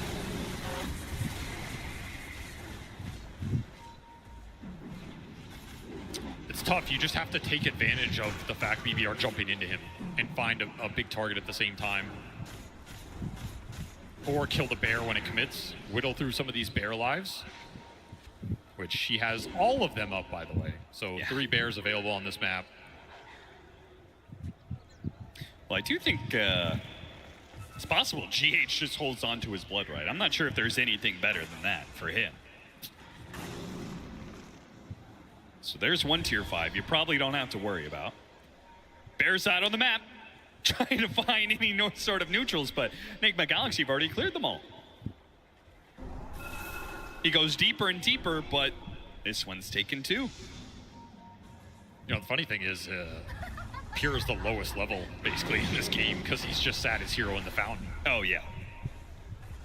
Which, I mean, does 25 matter that much to a lone druid? Probably not. No, not the way he's playing it, not at all. Could be bad for someone's fantasy, though. That's true. They're getting close to that disruptor. All right, pressure. Helm of Undying. Oh, yeah, those on are big. Beastmaster, Helm of Undying, Huerta, Fallen Sky, Sumail. So he's got an interesting meteor combo from himself. Minotaur Horn for Ghost. Potential bear kill. 1 of 3. Tried to save it with the Aphotic Shield, but it has its own Helm of Undying. They actually jump for it. But the push away at the same time made things kind of weird. Not that swift execution they're looking for, and Aeon is going to be popped on the Huerta. That's double Echo Slam. Yeah, that was... Maybe he thought he'd get a lot more damage off the Slugger, but it felt very casual. He does have the Echo Slam cooldown, but popping a Refresher there feels pretty bad. This Helm of Undying on the bear is going to be insane if it's in the middle of the fight. That was a huge find from Pure. And he gets 2 of them, so. Yeah, pretty disgusting. That is an extra 100 something. attack speed, 80 magic damage from the Audacious as well. All right, bear number 2. It's beginning to stack up. Oh, trying to get it out of there. They do manage to bail it out. But still, the forces are beginning to push in. Ghost going in here. Invaders on all sides. Ghost will push in without an Aegis. They're not going to wait for another Roshan. They're going to jump in with Storm, though. Katayomi smoke. They're certainly going to try. Shackle goes out for a Echo Slam, but he's going to be saved. They do have the bird damage. Here comes the Roar. Cataclysm, double Cataclysm, big damage. Oh, the Earthshaker, a little bit more. He gets up the Aphotic Shield, but it is not enough to save him. You're going to have to burn through some buybacks now as the Pure Bear tries to hold onto these tier 4s, but Ghost locked on with Alacrity on him. He will make short work of these tier 4s. They cannot concede many more of these buildings. They're going to have to fight. Miro tries, draws a little attention to himself. A beautiful tornado. Catches the Earthshaker a second time. Oh, Fallen Sky onto Miro. He jumps in and goes. He sees the opportunity. He goes to the buildings. They pop the glyph. He's going to back out for now. You have Confidence BKB. They got the Alacrity. He can commit. He goes after save. Waiting his time. Waiting for the glyph. Noob is just trying to create some space so they can all in on the throne. They see their opportunity. And Echo Slam jumps in. And Fisher. Another a Supernova save from Oma. What a save from GH. And Ghost will finish this game. 64 minutes. And it's Enigma Galaxy to take game 1. What a performance here, especially in that last fight from Sumail. He absolutely diced them up with the double kata, double meteor combination. Just burnt them to a crisp. As Enigma Galaxy, they controlled that game from, it felt like the mid-game to the end there, finally able to close it out. Bit of a nail-biter, but I mean, as far as Enigma Galaxy late games go, that was pretty convincing. It was. I mean, they got the lead early. Enigma Galaxy have done that time and time again, but it seems like they have significantly improved on closing out the game, something that has plagued this team all year round, and it's come a massive improvement just in time for TI. Non-stop pressure. Enigma Galaxy making sure that BB team was sweating in their base for the majority of that game. There's a lot to talk about with this one, Effie. We're gonna dive right into it, and it did feel like Enigma Galaxy knew exactly what was coming from the get-go. I mean, from the laning stage, they did such a great job in shutting down Lone Druid and slowing down his game progression. Like, Noob and Ahmed on that lane, they were kind of kicking his ass, right? They had like 18 denies on that beat in Beastmaster minute 4. They were like dead-shotting him. They were making it so that the bear was always chipped down and they couldn't play. And then when they brought the pressure to the Lone Druid, it made it so that that early Ags timing he wanted to hit was slowed down by 4 minutes. Yeah, I feel like they had a lot of early stuff like going their way where they did well in lanes. At minute 10, they're pressuring like 3 separate lanes. And you can see here already, there's like, what, it's a 4K lead at minute 18. This is where BB team, I think they got to strike back a little bit, if I don't remember, like if I remember correctly, like Sumail ends up dying, some stuff. Like, and they do get to strike it, but at this point already, Nigma are up 5K gold. And at this point, I already thought that BB team, there's some weird stuff going on. So Miero, he did like a pivot where he went Diffusal. Maybe because Pure had a much worse game. Like usually your LD does better, so you can go Radiance. But yeah, all in all, I feel like Nigma Galaxy really had BB team's number team. Yeah, I mean, the lanes just fell apart so heavily for BB that Nigma was very, very confident, right? The fact that you have Beastmaster able to free do what he wants, Ghost with the Battle Fury kind of uncontested, and then Invoker being able to kind of pick and choose what fights he wants, you couldn't ask for a better start to the game. And Nick was able to kind of utilize that throughout. Sure, there were some moments where they had like a, an unlucky deny on a Baron and they couldn't find a kill here and there, but like, and the main thing is they kept moving forward. They never really stopped. Even when they died, going for the Roshan pit with the shot drags, go for a buyback, instantly take the Aegis, don't give BB any hope of coming back into the game. And I feel critically, in the group stage, once they made one mistake, it compounded to 2 or 3 more. Here, they made one mistake, instantly fixed it, and made sure they secured the game. And they overall played quite well. Like, there were also a lot of clutch plays, like you see like 1, 2, 3, 4, like GHX saves, it's kind of crazy. I still feel like it's gotta be kind of crazy to be a Nigma fan. I was pretty much rooting for them this game, and it looked like it was going to be over at minute 20. I mean, and then there's play after play. You're just like, what is happening? Are you going to win? Are you losing? Are they throwing it again?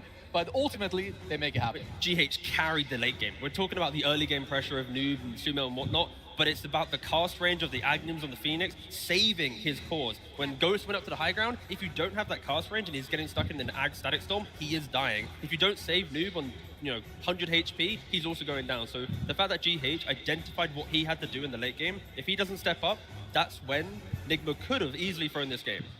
Yeah, but I also want to shout out Ahmed on the Muerta, because that was an exceptional performance from him. One of his standouts this tournament. Like, when you talk about the first 20 minutes, that's what Nigma really did very well to slow down Lone Druid's timing, because as we saw later, it became whack a bear, chase the bear. But because of Ahmed on the Muerta, there were so many clutch the callings that he was dropping, stopping some Echo Slams, stopping from some spell casting from going on. There were so many dead shots to cancel TPs, dead shots to secure kills. Like, this is one of the best performances I've seen come out of him.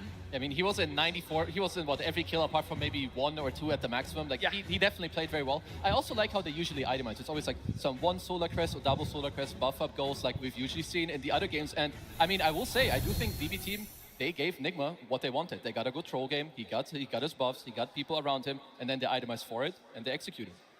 Yeah, they did execute very well, and I think Kazu, they executed especially well maybe in a high ground push they went for. And to be fair, they went for quite a few high ground pushes. So we're looking at the one in bot lane? Yeah, no, for sure. Like, they always have, like, they know what they want to do, like what Ghost needs to do if they need to save him. So here, you have your Aegis, they have a gold lead. It's only 7,000 gold, and there's, there's your Echo, but already Sunray starting to heal him up, and then sure. So now they have the Axe on the Disruptor. So they need to all in Ghost here if they want to go for a play. So they try, they slow him down, they go for a glyph, and they're gonna go for, what is he? So a glimpse, static storm, and they just got the MKB on Pure. Like, this is an all-in play. This has to happen for you. Someone passes a Lotus again here to Noob, healing him up during the stun lock, a 4-step out, a Crimson, a Pipe, a Force. Get him out, now they get to turn, and at this point, you've used everything. You used your Refresher double Echo, you lost your Bear who just bought MKB. This is what Nigma, this is what gave them like their double racks, and ultimately, I think, the ultimate win of the game.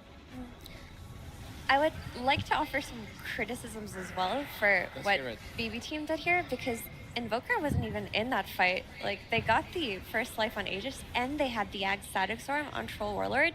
That's something that on paper should have gone to BB team.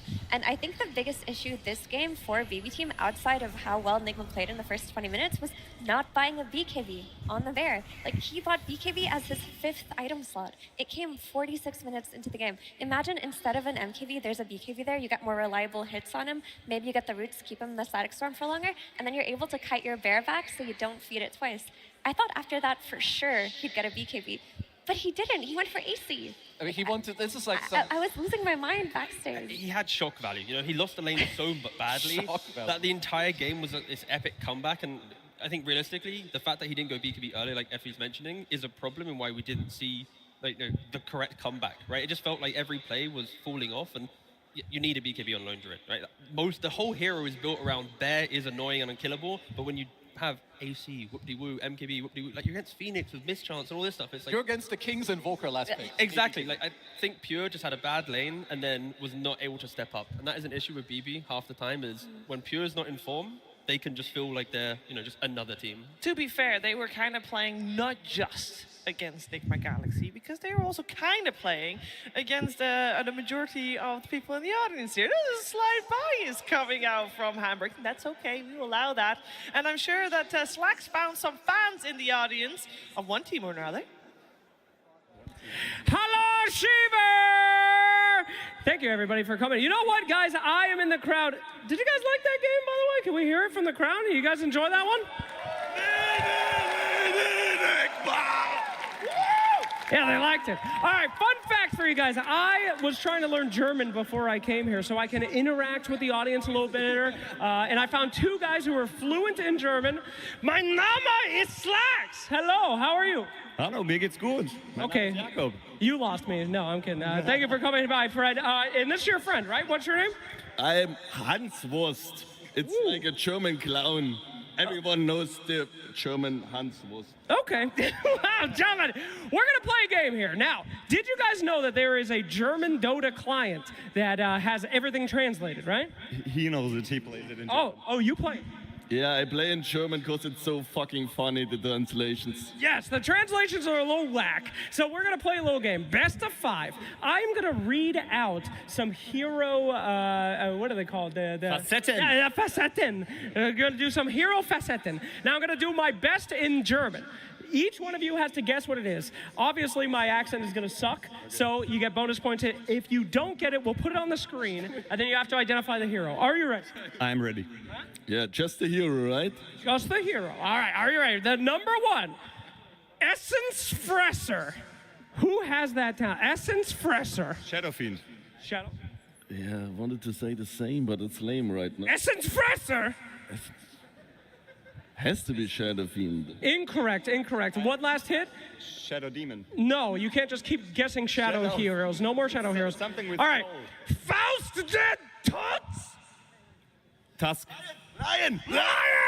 That's Fist of Death! Fist of Death! Well done, my friend. Well done. All right. Number two. This is Gegenschlag. Legion? No. Gegenschlag. Dankeschön. Ich habe ein kleiner Hund die Ecke. Darkseer? What? Darkseer. Darkseer. No. One more. Preferred Stalkerin. One more time. Preferred Stalken. Show the screen, please. Can we get the second one on the screen, please? For Peter Stalken. Okay, here it comes. Don't worry. Production's very quick. They'll have it in a few seconds. This is where they told me to fill. Keep repeating. Here we go. Peter Tower. Centaur. Centaur. All right, you both said that. I'll give it to you. All right, 1-1. We're going to move on. Okay, this is Unterstandsmann. What? I don't know. It doesn't make sense. You said it perfectly. Unterstandsgefer. All right, put it on the screen, please.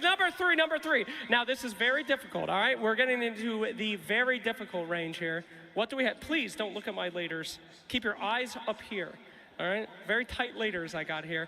It is coming up on the screen soon for, there's another one too. It's Versklinggenderskrit. You make it really hard, man. What do you mean I'm making it hard? That is a perfect translation. We are coming up with a third hero any moment now on screen. Any guesses for Verschlingenderskrit? Gobble up, Snapfire? No. I wanted to say Snapfire as well. Underlord. Underlord. Oh, here it is. That's the second one. Verschlingenderskrit. Who could it be? What? Audience, any ideas? You want to help him out? Clinks! Clanks! It was Clanks! Engulfing step and suppressive fire. All right, for the win. He's about to win. You better get this one next. Oh, God. Concentrate! Oh, yeah. Uberfundsor clicker lichter. Put it on the screen. There it is. Oh, we had it. Bring it back. Bring it back. Uberfundsor lichter. Is it IO? Hell no, that is not IO. Cuddle? No, no. Audience? X, that is correct. You win. Congratulations. All right, give it up for our winner, please. Now, this is the guy that made the Enigma Galaxy cheer for the audience, right? I did. Yes, he made a whole Reddit thread about it. I'll let you have a choice of one of 3 presents from my little packet. However, while he's choosing, I do have a punishment for you. Would you like to know what it is? I've lost your prizes. They're gone, but I promise you I'll give them later. I have been pickpocketed. I'm so sorry. However, I do have the losing prize. Please bring it over. I have brought you the biggest insult a German could ever have, a currywurst with no curry, and now you must eat it. Oh no. That's it. I'm so sorry. Ladies and gentlemen, please egg this poor man on as he has a simple worst. It's Thüringer Bratwurst now. Disgusting. Eat it now. Yes! Thank you. I will get you a prize, even though I was pickpocketed. I apologize for that. But can I have the second worst, please? We'll just give him the second worst. Give me that one as well. Yes! Ladies and gentlemen, the winner will also be punished. Thank you for watching. We love Hamburg. Back to you guys on the panel. Thank you. Talk. Thank you very much, Slacks. And that was, I mean, I'm surprised how many people do play with the German client, Kazu.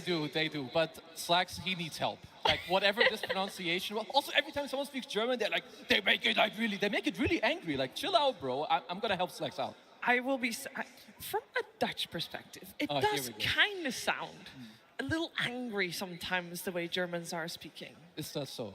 To me, the Dutch and Danish, it sounds even worse than German. All right, well, it's a good thing we're doing this show in English, isn't that right, T? I speak one language and not very well. So anyway, back to you, Shiva. What's the next part of this segment? The next part is that we are going to look towards seeing what's coming our way for game number 2, because both of these teams, I mean, I'm going to be honest, of course BB Team wants to take game number 2 to force out a third game, but if you are Enigma Galaxy, coming off a win real hot, that's obviously great. But Effie, surely you want to end the game before minute 60.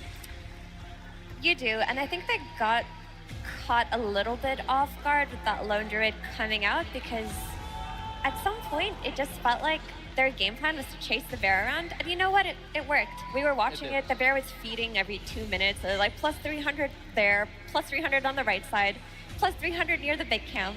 But a lot of that was due to maybe mis-execution from Pure. I don't think he played the cleanest game, and I think now that Nigma have seen that, they're going to have it in mind. They don't want to give him a cheese pick at the very end. Like, they will be prepared for this game too.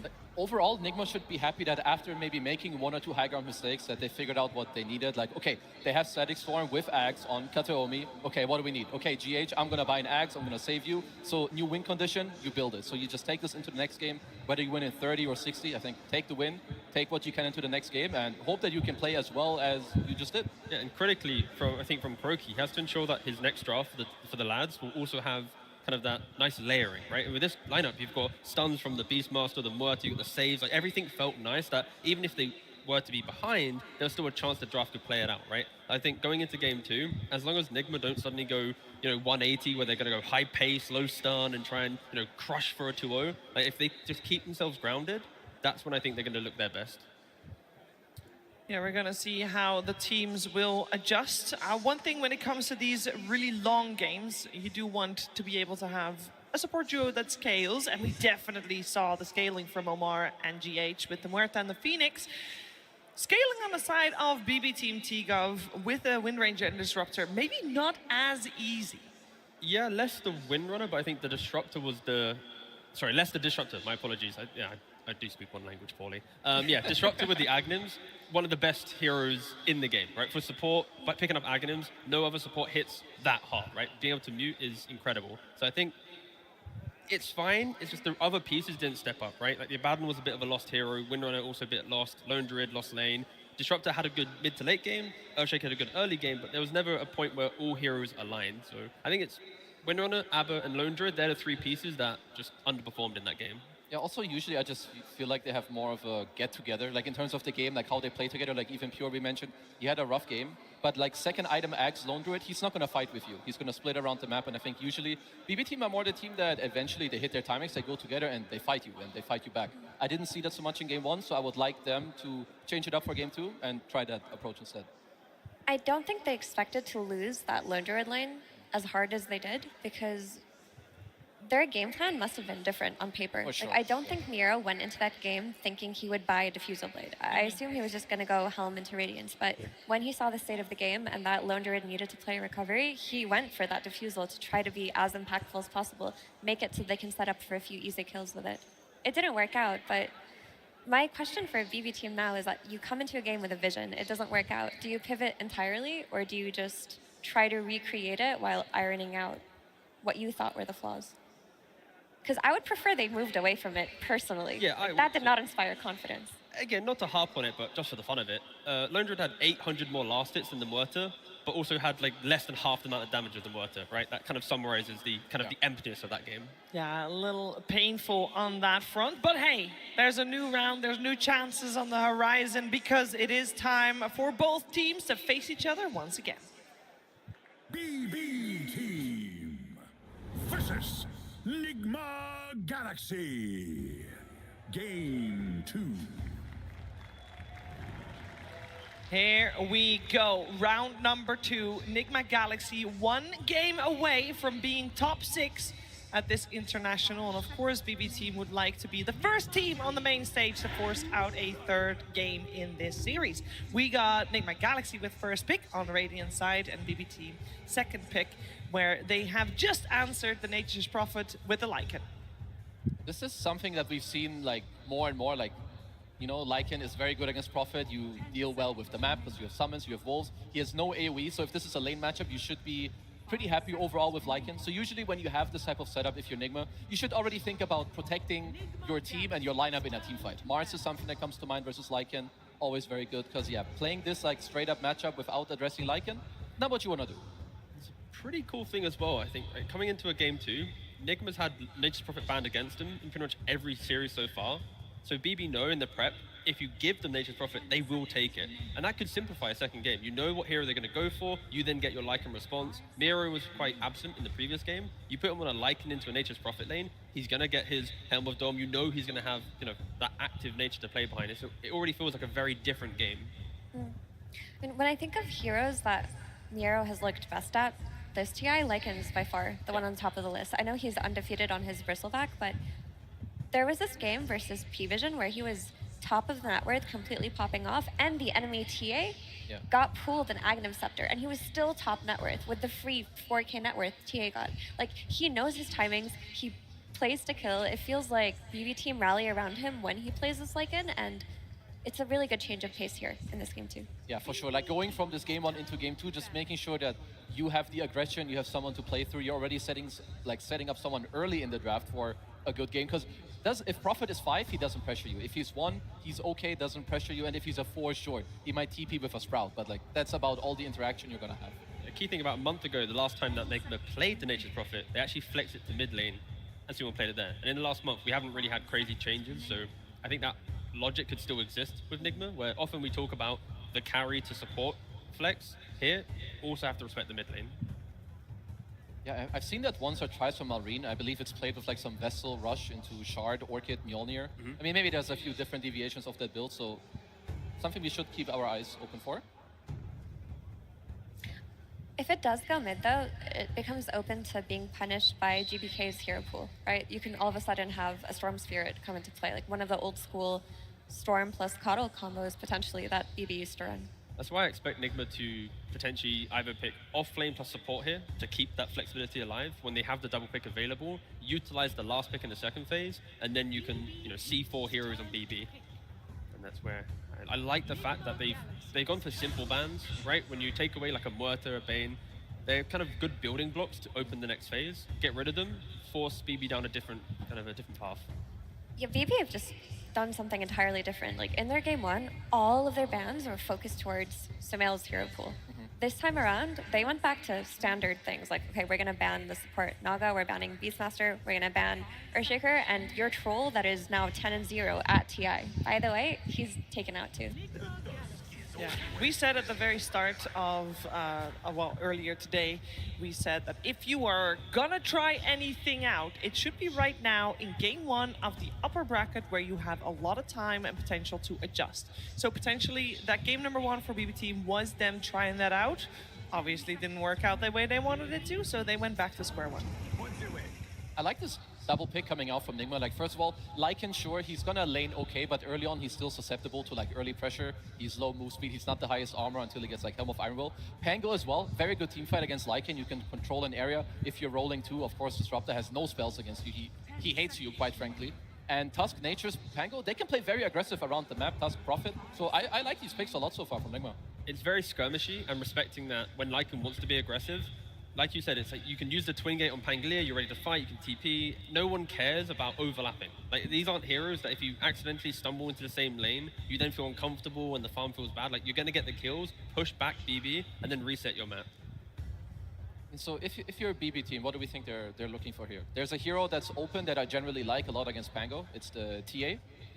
When you have Lycan, in my opinion, you have a lot of options. You can go for like a minus armor strat. You could play a melee carry that abuses Wolfbite later. Or do you guys think we're going to see like the other support in the mid? The open pick is go for like a Void Spirit mid lane. Generic mid that GPK has played it multiple times. You have good catch, you don't die to the Pangolier, you can always find the back lane. You create information for everyone else to thrive with, good glimpses, Lycan with the wolves. Ooh.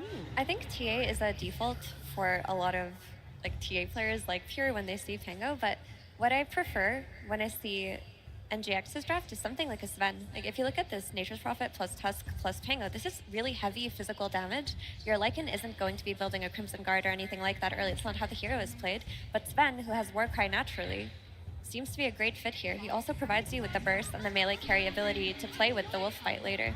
Pure hasn't played any games of it yet though, this TI.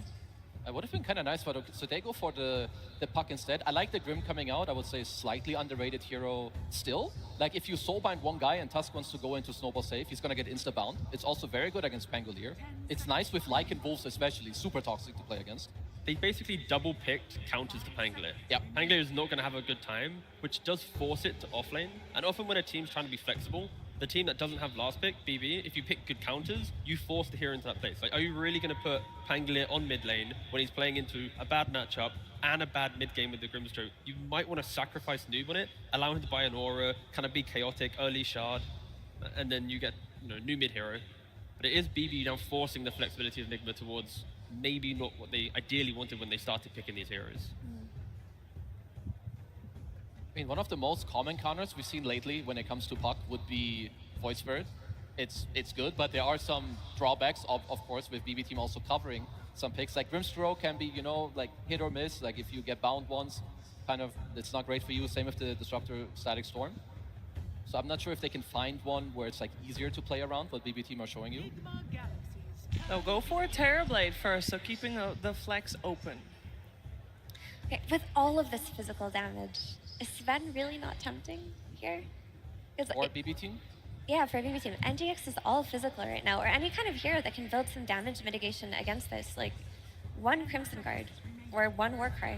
Anything can help. Like, all of their damage is in one basket right now on NGX. I mean, it's good against, I don't like it as much against the TP, but maybe Lycan can also then, again, like, offset this matchup, or like maybe you have enough spell damage for like Sven to fight through it, because I love him for the Warcry aspect. I mean, and he kills everyone else, that's for sure. I mean, is there even anything better? I'm trying to think. I could see last pick faces Void if it looks good. I think it's very scary to play into. I don't think these Nigma Galaxy heroes kill that hero. It could still also just be a TA, and then you rely on your Lycan to buy the Crimson Guard. But when you see one damage type, it is so tempting to just counter it here. It will be BB Team with the overall last pick, so they will see the full picture of Nigma Galaxy's draft before having to be making a decision on what they want to go for last.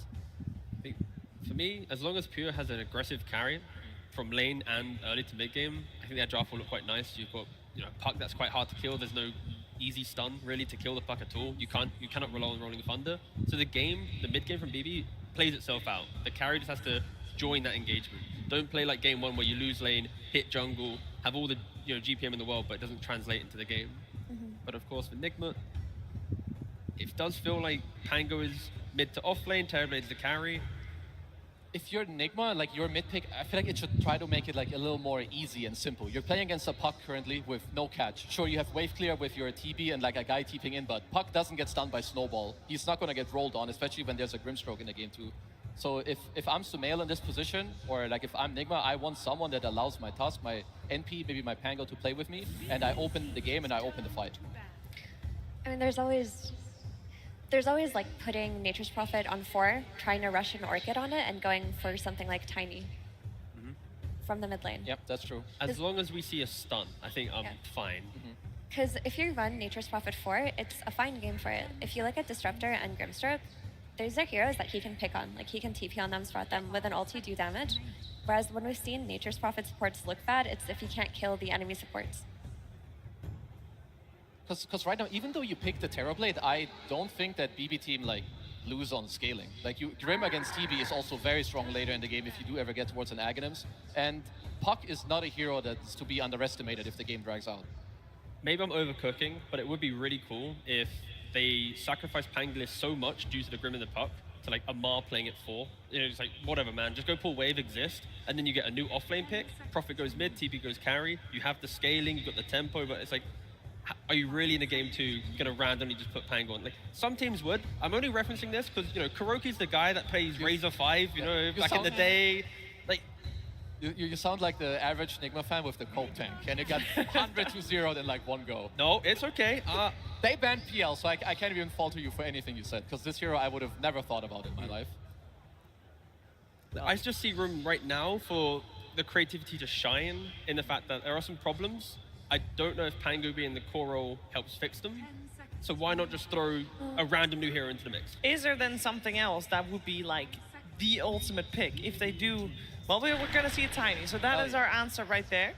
We don't know exactly where each hero will be played until people pick their hero. I feel it's pretty obvious that Tiny is going mid. Because like you can just run your Nature's Prophet 4 with the Pango and you're strengthening his lane, allowing him to have a better entry into the game. Because while sure he is countered by Soulbind and whatnot, and Coil later on, if he's getting his Link Dagger and just rolls on the backline, he's going to have his impact in the game. Faces Void still showing. Oh, it's actually not a mid Tiny. It is the mid. It is the mid Prophet coming out, and Noob will play the Pango on the off lane. Okay, so let's see. I mean, I have played a lot of Pango into Void, and in my opinion, it's one of the worst matchups. You don't really pressure him too much, and you can get chronoed and die. I like Nigma's lineup overall, and I think it goes with what they like to do, like play aggressive, be oppressive on the map, take it over. But I think BB Team, if they're not behind in this game, their tri-core scaling is like out of this world. They have the ability to punish mistakes. Unlike the last game, they couldn't really convert on Nigma making the mistake. But having the Prophet mid, I'm really looking at can Sumail from laning phase, break that, go towards the TV lane with meta, get a kill, look at a tower. Go to the Pango lane, sure he's under pressure, but the correct TP, when Pure wastes his time walk, boom, that's another kill. Like, I think all of Nigma's lineup is built around Sumail creating so much chaos, and then everyone just kind of shining from that. For sure, but I'd also like to say that Nigma's safe lane is looking really strong. Like Tusk plus Terrorblade versus Lycan, if he steps out a little bit, they can punish. So they can depend on that safe lane too to maybe bring them into the game, especially if Sumail joins, gets a few early sprouts. Like, I could see this Nigma draft doing it. But I do think BB Team's draft looks a lot more stable, and a lot more cohesive, and it's not too dependent on, okay, Lone Druid's going to carry the game. All of them have their ability to enter and play in this game. Yeah, for me too, like Nigma, they have to do well on their lanes and play off of that. Like Effie was mentioning, with the Prophet TPing around your mid, you have a good safe lane, play through it. With the gates, open up the map, play fast, because yeah, if a good player like Pure plays Void this game and he gets there with 3-4 items, he's not losing. Is there anything in particular other than the Faceless Void you're looking towards to get to that point to begin with? Like in space and also GPK on the puck in a fairly good puck game. Early Crimson Guard would be so good. I mentioned it before, but like their damage is so purely physical, and now that Tiny has been revealed to be a support, he's not going to do much by way of damage either. I mean, BB didn't choke in the draft this time, so it should be a much more competitive game too. That is good news. I think for all the Dota fans, we would like to see a series go the full distance, and this could potentially be the one. Before we jump into this game, though, we're jumping on stage where Tsunami is not jumping. He's standing next to Bull. So I think save it for the camera. Thank you very much. Yes, I am joined by a bulk of BB team. Congratulations on making it this far, but this team has consistently been an issue for you. You guys only lost to one team in the road, and it was Nigma. What is it about these guys that makes it tricky for you? Nigma Galaxy была единственной командой, которую вы проиграли в предыдущем этапе турнира. Что в ней так сложно, что вы не можете с ней справиться? У них очень много хороших стратегий и неприятных героев для нас, поэтому они ими хорошо играют, и нам очень тяжело подготовиться адекватно к этой команде и к их героям. У них просто очень хорошие ответы на наши стратегии. They've got very good answers to our strategies because they have good heroes and we can't really... We're really bad against them, basically. I got it. So then, how about in the mid lane matchup? You think Nature's Prophet is a good hero versus GPK's Puck? Because I know GPK is on a lot of fantasy rosters right now. People want to see if he's any good in this matchup. Как ты думаешь, ГПК справится в миде? Потому что он сейчас во многих фэнтези-составах, и многие люди на него рассчитывают. Я думаю, люди, которые поставили его в фэнтези, не прогадали, потому что на этой карте Данек покажет, почему заслужил это место в ваших фэнтези. Daniel will show, GPK will show why he's the favorite for all of people's fantasy. I've been seeing all the posts. Now let's see if you can put up the numbers. Good luck, Bulk, in this game number 2.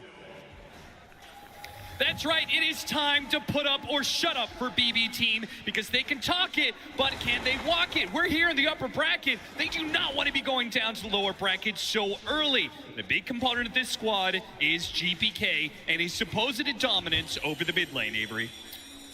That's a tough player to dominate in terms of the early lane, though. Sumail is not the player you can go into a series and expect to come out lane-wise victorious a lot of the time, so he has his work cut out ahead of him. But I do agree with the panel. This draft looks a lot more well-rounded for BB team. They're not all in on this, gimmick last pick hero for pure. They have a lot of scale, a lot of team fight, easy ways to start fights. They have the Lycan Grimstroke combination that LGD was super good with a couple of years ago. And honestly, I'm looking to the Grimstroke more than anything. This is not a hero we see a lot, but man, does it look good this game. And I think Save was playing well last game. Just Wind Ranger can only do so much, right? But this is a hero great against the Pango, great against the Tusk, and then you have some really good illusion targets in the late game. And if he gets farmed this game, Ags, Aetherlens, Blink in that late game, E-Blade, he is going to be an absolute menace. We talked about how some of the drafting problems for BB team, they were put in this position where they didn't win the laning phase and late game was going to be a crunch. So they kind of had to perform mid-game, and they were so far behind, they couldn't do that. This time around, they certainly have good late game, right? They've got the Faceless Void. This is the undefeated late game carry in this individual game, right? You can always win late game with this hero. It comes down to Chronos, especially when you get 2 up, Refresher Shard off Rose, or if you get to your own Refresher, you're just broken. You're straight broken. Sometimes it can come down to you also have damage to throw in the Chrono, but this game just looks like a solid Chronosphere game. And to me, it points to Nigma need to find a little tempo here. They don't need to completely run this game over, but they want this TV to be the first hero on that network chart. They want the Furion to be first or second. They want these 2 cores to be up there so you can overwhelm BB team with an early advantage, translating into an early item advantage. That's where these heroes are going to thrive. And of course, you have the Terrorblade Lycan matchup. Like, that's why Ghost is on this hero in this game. I mean, this was a matchup where, going back to Arteezy, who loves this, see Lycan, pick Terrorblade, win game. It's that simple. And why is it that simple? A reflection. You just, you go in every fight, you reflect this guy, you get auras, you just get free amp damage. Free 40% damage? Yeah, that sounds pretty broken on the highest base damage hero in the game. It's just stupid. Lycan also gives you a pretty free laning phase, and you are an illusion hero that can kind of push out the map, deal with his lane pressure a little bit, and Lycan is all single target. So he's not going and threatening you, or at least your illusions in the fight. Just a very one-sided matchup. Hopefully Ghost can make the most of it when it comes down to those team fighting and getting the big reflections off. So far though, in this early game, Pure feeling the heat again. This off lane for Enigma Galaxy overperforming, I think, in this series so far. Oh yeah, I mean, they killed it in the first game, and putting this much pressure on Pure early though, Noob, I think he thought he had a kill on his hands. Omar, there was still cooldown on his spells. I mean, they want Pure here. This wave got pulled to a stack camp for Katayomi. Usually really nice, but Pure got chipped so much, he's having a hard time staying. Teleport coming in from Sumail, immediate glimpse from Katayomi, but inside of the Sprout, and the Avalanche on 2. That's actually pretty decent damage. Still though, Pure, he thought he could go after Noob there, but way too much HP, and Pure, he's only got one single shared tango to deal with Omar. He takes the aggro for Noob to finish him off with the shield crash, a double for the Enigma off lane.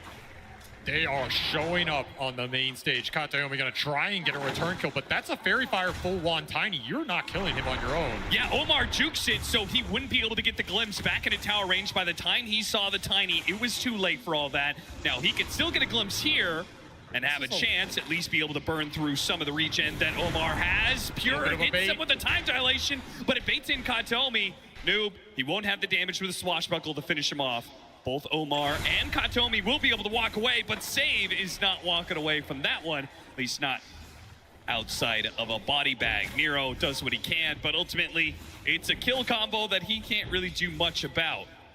What an incredible start for Enigma in this game too. Just straight up winning 3 lanes across the board. Huge amount of solo experience going into Sumail. He's gonna have Wrath of Nature up in couple hundred XP, Urn already online. This Fury on TP plus ult is going to be devastating around the map.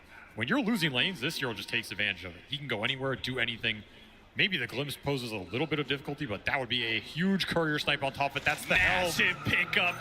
Goodbye to the helm and an immediate tip from Noob onto Pure, who's already struggling this lane, but a big pick. Oh, nice snowball save. That rolls Sumail straight into Katayomi, though. It looks like no way out for Sumail. GPK finds that kill. Can he find his way out of this way? Turn around, coil on a 2.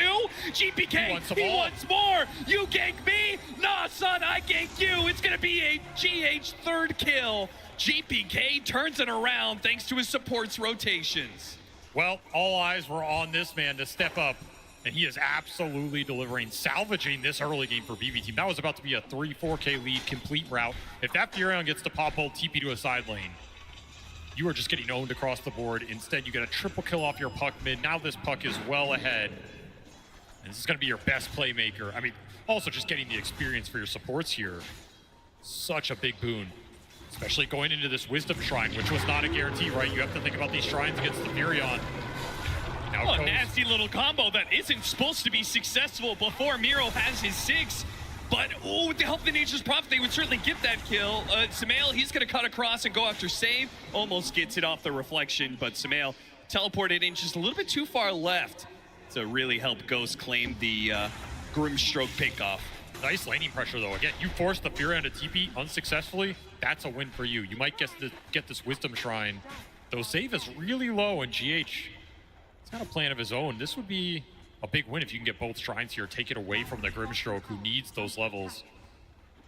Yeah, it doesn't look like there's... He's gonna let the Terrorblade illusion scout things out, see if there's a possibility. But, you know, there's no harm in trying, right? Ghost is perfectly fine solo in lane. Better that GH doesn't share in that experience, while GPK continues to pressure that mid lane off of the advantage he won from the kills, and now the Nature's Prophet rotating out of lane. Free damage on the mid tower.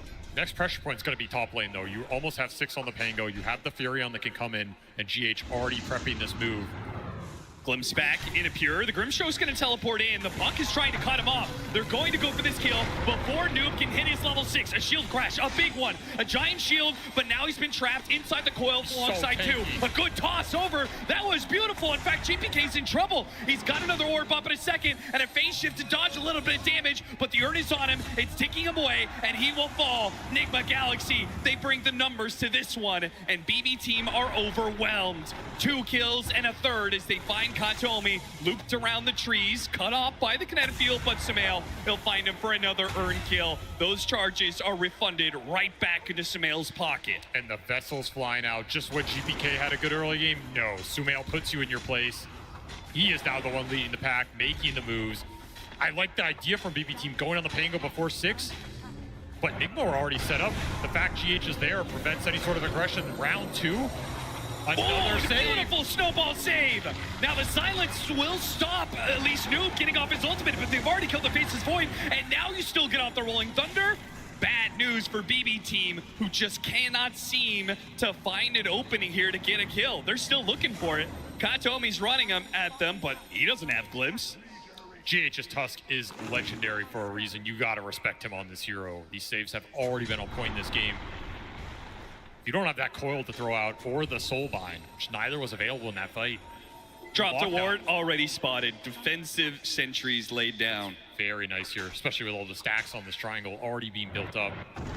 BB team committed a lot of resources to try and shut this Pango down, play through the nice Faceless Void matchup, and they just got straight rebuked.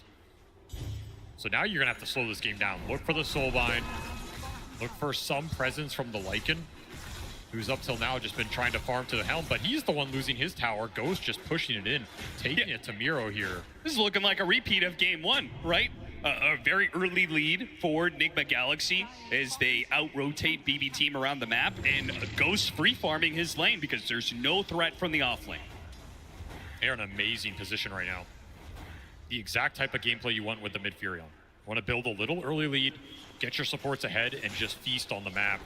Teleport behind Miro. Miro, he's gonna have to pop a shapeshift, but can he even get out with the Sprout and the shards? He's locked in a physical cage. He can't just Quelling Blade and run away. GH has owned this game. He has been in the right part of the map every time to make these plays happen. And now they're gonna eye the GPK puck mid. I mean, this would be a backbreaker if you lose him with an Arcane in his pocket. You just need those level 6s on the BB team. Because even if they bring equal numbers to the fights, Nigma Galaxy, they'll just beat you on ults. You need that Static Storm. Just look at the aggressive positioning. We're 10 minutes of the game. They have a ward on the cliff. They have a ward around that tier 2 top. They're scouting behind these towers. They're looking for aggressive opportunities. There's a meta on a tier 1 mid.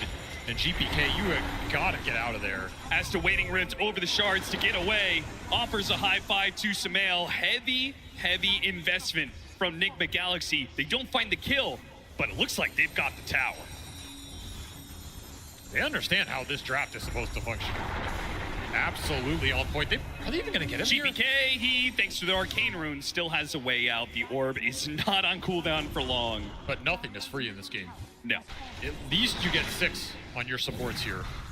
That's the one thing BB are getting out of this period. Yeah, still waiting for it. They just took your mid tower, and Katomi's still trying to soak experience. He finally gets it now, but Noob, the time to isolate him is gone. The mid lane tower is gone, and Nigma Galaxy can then break apart. You see the tiny Reed joining his Pango. GH guarding Ghost as he clears out through the triangle. You also need a lot of heroes to create threat around this map if you're BB. The Void's not giving you any damage. Disruptor's pretty minimal. The Lycan can be really minimal, depending on where that fight breaks out. Katomi wants this Nature's Prophet kill. Level 10 Sumail. They have the Wolves on him, and he's teleporting. Where is he teleporting to? He's going to try and find Miro. Does he know he's going to be outnumbered? Does he know the 2 supports are sitting on top of this Lycan? Underneath the Static Storm. Now caught in the Soulbind. No snowball save this time around. The double silence. The Soulbind, it just lasts too long. GH, now he's going to be hit by the coil. GPK takes advantage of the situation, runs down the river, and finds the +1. Really nice rotation from Save. Leads the pack, you get a massive Soulbind. Exactly what you want against this Tusk. You want to create a situation where GH can't come in and get those snowballs due to all the roots and the AoE silences you have. Just let the Lycan go to work. Combine the damage, let the Void farm. Like, this Faceless Void is not the hero you want to play around in this early game. No. It's the Grim, it's the Puck. Those are your two playmakers. Smail just gets caught off guard. You could try and time walk that off, but you're gonna have to Chronosphere to stop the Rolling Thunder. But then even Omar's on the other side, and GH closes in from the other, completely surrounded. You'll get a 2-for-1 refill those Vessel charges. The pace just does not stop here. And this is not the pace of game that a Faceless Void wants, especially when the fighting is around his lane. Enigma Galaxy picking up more and more speed. A 3-man smoke and a play through the gate. 45 seconds until the Wisdom Shrine spawns. You know that's where they're headed. GH absolutely has plans around this spot. As a ward as well, you could just plant a high ground ward, camp this, potentially bait it out on top of getting it. You always have Furion to back you up. Or just go look for the kills. They are gonna look and find Katomi. Turns around, Static Storm does what he can, but Ghost always quick to join his team. And of course, Samael can teleport in with full confidence that with 4 heroes behind him, no matter how aggressively he's teleporting in, BB team can't turn it around. What, they've got a Faceless Void. What are you gonna do with that? Your best combination's Inkswell Wolf right now. Not enough to win this shrine. More experience advantage for Enigma Galaxy. That's going to be another transformation wasted for the Lycan. Shapeshifts, I mean, he used it once when he got ganked there, then a second time here trying to respond to all this aggression, but... And they were just all these heroes on the other side of the map. GH is already threatening Pure, and they even got some good damage on him there with the Wrath of Nature. Time Walk being on cooldown, can't undo that. I mean, I'm sure he's crying on the comms right now. Like, I need something. I need some pressure on the map. I need some space. This is not a playable game for me right now. You just lost all your tier 1s so fast in this game. It's a lot of space for this Sumail Furion to operate on. And Orchid already up. He has absolute solo kill potential on anybody in this game right now. It feels like BB team were sinking into the meta that was developed in the road to TI, right? Very slow games, not really these fast run-you-over pace, but Enigma Galaxy are showing they're able to buck the trend, and a toss will put a stop to that. No Rolling Thunder needed. Meanwhile, on the other side, a coil does find GH, and he will meet his end on the other side of the map. But are you gonna lose Pure? I mean, maybe. He's gonna have to chrono again. Oh man! And again, not even the Rolling Thunder required to be used. He still has it. He's still gonna go after him. Oh, Pure, why did you run back? Now Samael's gonna catch you. Got him on the Orchid. A little bit damage with the Spirit Vessel. Is it enough? A tick out, not quite enough. A beautiful Soulbind sets up the kill on the Pango, and maybe Samael's Nature's Prophet as well. It takes a little bit to wear through him. Nice phase shift dodge. Big damage was coming out from Omar. GPK's life threatened, but he managed to dodge it all. Keeping up with Samael. Got to be careful of that Wrath of Nature, though. Could it be big damage? Save. Nice Sunder save. Beautiful setup from Ghost to make sure they do not bleed out a Samael kill. He is level 12. He is worth a hefty amount when it comes to that experience. Managed to prevent losses there. Enigma Galaxy hold on to a 5K lead. That last stroke from Save was coming through. That Sunder might have been necessary. If stuff is going to go well for BB team, it's off the back of this Soulbind. I mean, that is the only spell that's really giving them an advantage in the fight and something they can play around. It's been impactful already. Very good against Enigma's heroes. And I mean, that evened out a solid chunk of this lead. Is this going to be yet another defensive phase shift from Miro?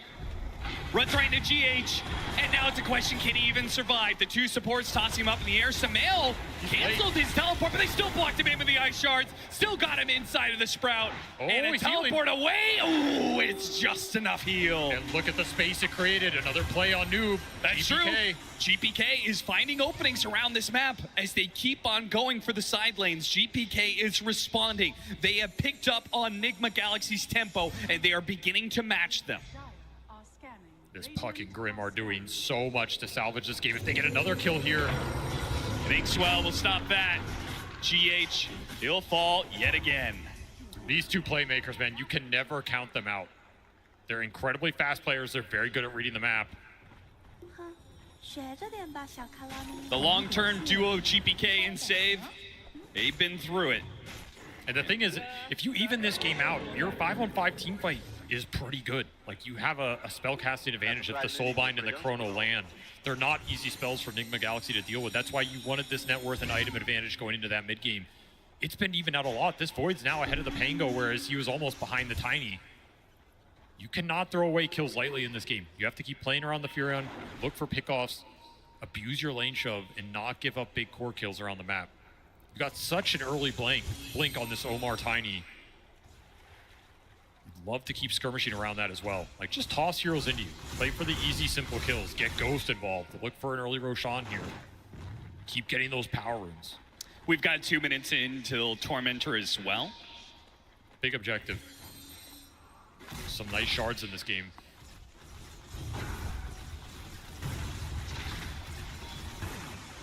There's a smoke. Letting the Tiny lead the charge. Gonna try and find a nice target, just toss him in, combo him down. Oh, Pure, he's on the low ground right now. That would have been a huge catch. You still have a chance, though. They're gonna run into Katomi. Katomi breaks it, blink for blink, though. He thought that was gonna be the play, but Omar has him met. But honestly, BB team, they'll take that. Sure. Like, lead the 5, who already had his item bought, to buy space for the Void and the Puck, who are farming sides of the map right now. Downside is you might lose a big objective. 4 points in the tag team, straight into the Roshan. Nigma Galaxy are going to try and get something off this smoke play. This feels super efficient, getting that kill and going straight to Roshan, and in a minute's time, Tormentor is going to spawn in the top left. Them being in this part of the map feels incredible for them. It's going to be an efficient sequence for them. I mean, all of BB team are farming, so you're not going to gain a lot of net worth off this play, but you're going to get a lot of objective pace out of it. Yeah. And you can turn that into more gold later. You can pressure some tier 2s. You can play more aggressive on the side lanes. You see what Katomi's up to? They're going to get this Roshan, but I think BB team made the call that if they try and go for Tormentor, they want to take that team fight. They've got Chronosphere. If they can get the wards down, they've got Static Storm. They've got a huge team fight, as you said. An aggressive ward laid out. Waiting. All about that Soulbind. Seeing if Nigma Galaxy take the bait. Sumail would be a perfect target for them. They smoke up. They did see him for a brief second there. Now it's a question of reaction. They got a Static Storm on 2, only catching the Tiny inside. It's a valuable target. They do manage to take him out. Ghost is right in the middle of them, though with that Aegis. So they can turn and focus on this Terrorblade, but can they chase? They go for the Chronosphere on a Sumail. They say ignore that Aegis, go straight for the big guy. Another Sunder save out from Ghost, and Sumail not dead yet, turns it back around with an Orchid. Can't finish off Pure either. The timer goes off. Sumail run down by Miro, and he's got a decent amount of damage on to Ghost, who sundered earlier. Has to dodge the Rolling Thunder, though. BB team have wisely called it quits, at least for now. Ducking into the trees and teleport away. Denied as the Avalanche covers him. Miro, he'll be the one to fall, but BB team, it's 2 cores in exchange for some kills, a buyback, and a very important kill on that Nature's Prophet yet again. Expensive buyback from Omar. Does secure the puck kill, so you can argue it's worth it, but the fact they brought him down at the start of the fight, super valuable. Frees up that fight for GPK, barring the buyback. Eventually pays the price. And man, Sumail just got chunked from those Lycan summons. He took 2,000 damage from Lycan in that fight. Just got whittled down. The Chrono came in at the end. He got sundered and then killed through it again. Shout out to Ghost, though, twice now with the Sunder saves on Sumail. Those are very clutch pickups, especially since that boost of HP, I mean, the Nature's Prophet is tanky, man. It's a hard hero to kill. 17 armor, 2,000 HP. Tough Spark of Courage gives you the bonus armor. Valuable summoners for sure, especially when you have Aegis. They're not going to focus you down anyway. Kind of crazy there was no Soulbind in that fight. Oh, no. Bit forward there. There was Static Storm, but I guess the fear of Sumail rotating in, Katomi almost getting caught by that. They back away and will give their tier 2 up to Nigma Galaxy. Trying to get something out of this Aegis period. It feels like Pure recovered in this game, though. I mean, this was looking like one of those games he might have just never played Dota in. I mean, if you get that tier 2, but naturally, you're going to break apart afterwards. And look at this pincer move from PB team. This is nasty if it lands. Once again, the deadly duo of GPK and Save.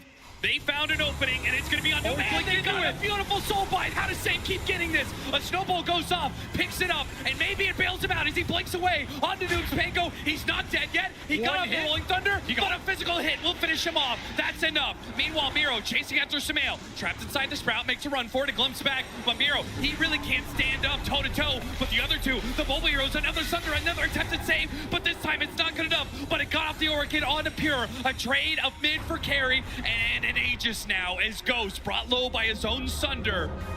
Does he have the survivability to get out on this second life, or is GH, is he gonna be left behind? Ghost is trying to help him out. GPK and all their mobility, they just keep on swarming in and out of the fight, hounding after Nigma Galaxy. He wants GH here. And they've got the glimpse back to do it. Ghost will have to give up the chase. He'll go back to farm. GH will create what little space he can. BB team, they lost their carry, but another time that they're able to stand toe-to-toe against Nigma Galaxy's early game. I mean, look at the puck damage. It is all GPK in this exchange. What an angle, too. Him and Save from the back, not a move Nigma expected. They kind of bailed out that link with another very clutch snowball, splitting it up. Noob almost survives, dies to the last right click from GPK. That is such a close fight. It was. Did him no favors that the Sunder save was a lot less effective because they were both low HP. Yes. So that kind of hurt them a lot, but we're kind of seeing the fight paradigm. They're just running at the Furion, and he's just kind of sitting there and taking it. Like, he can't output enough damage to dissuade the summons on his own. There's little summon clear in this lineup. Oh, beautiful glimpse. Kataomi with this blink dagger, but a better save from Ghost. A little Manta dodge to save his life. That will absolutely do it. Still, and that will ensure Ghost can get to his butterfly, which is a massive pickup. Yep. Huge timing for Nigma Galaxy. Everything is now riding on this Terrorblade. The Furion had his shot to completely snowball this game. He's going to have to try and scale too. But the pace that GPK is setting, he has an amp damage right now, 6-2 and 8. Haste, amp damage, and bigger moves than Omar's got. He jumps away from the initiation, and now right into the middle, the thick of it. The Static Storm gets one, looks after GH next, but he jumps away to his Curveball Orb. He puts a little pressure on Nigma Galaxy, threatens to overwhelm them, and then backs away. There's no need to keep up the pressure. He created the space. Pure, he's farming away and loving it, I'm sure. This is a scary game to give Puck late game items in, because your lockdown is pretty limited to that support duo. And Tusk is not always the most reliable. You are really dependent on this tiny combination. Yeah, we're also seeing with the Faceless Void, right? If you have troubles locking down this Puck, it's only going to be worse, because Faceless Void is going to be just as mobile as this hero. Give him a little extra help there with the Grimstroke. Not quite the stun combination they were looking for this time around. Noob trying to use his shard to make sure he gets a lockdown after the phase shift, but there's still the Yules. GPK does manage to get away in the Rolling Thunder. Being used like that, Nigma Galaxy, they gotta probably take a break a little bit.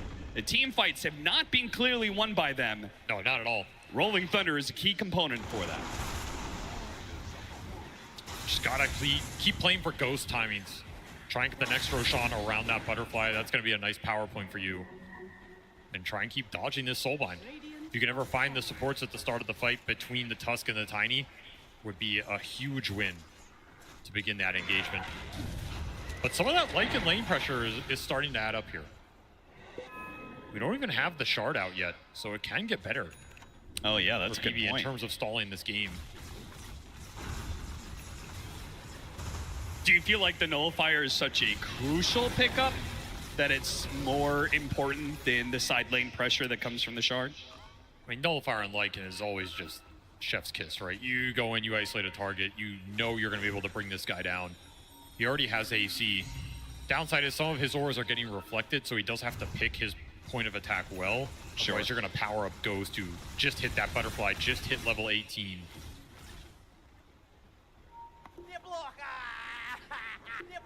But the Lycan doesn't have to be the first one in. I think for BB, that's ideal.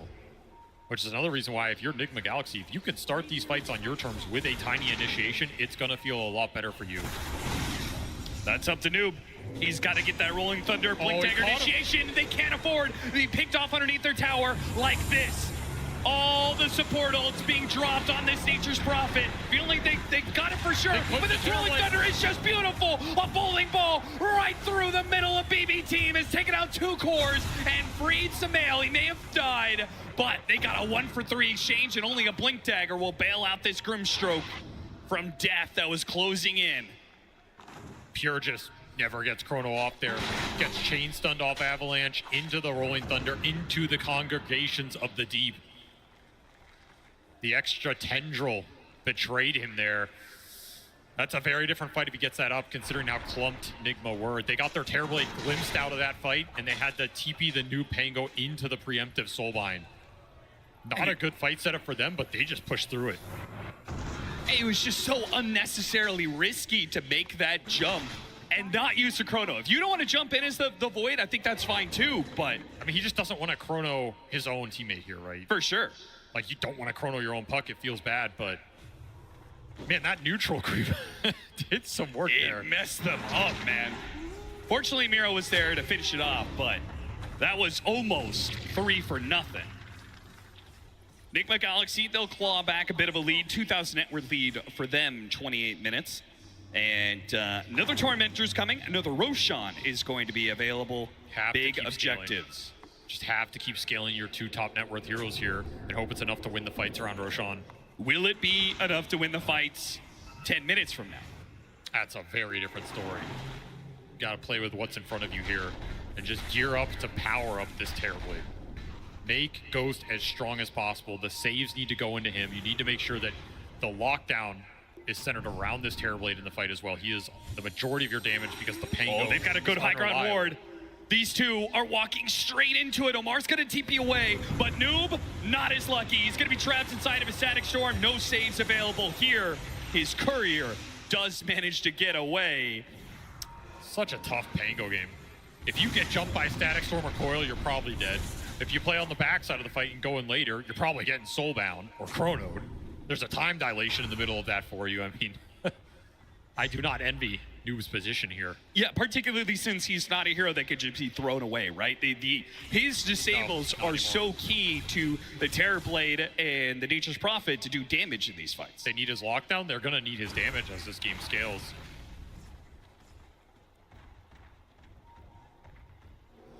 Scotty will certainly help if that will help to, you know, just slow down some of these heroes just a tad bit if Ghost can get to that point. BKB will be a massive pickup for Samael, at least until the Disruptor has an Aghanim Scepter, and Katomi is really not that far away. He's been killing on the Disruptor with this early Blink Dagger, and the conservation of resources, he's just barreling straight to a fast axe. I mean, he's honestly had a very good game for how poorly that top lane went.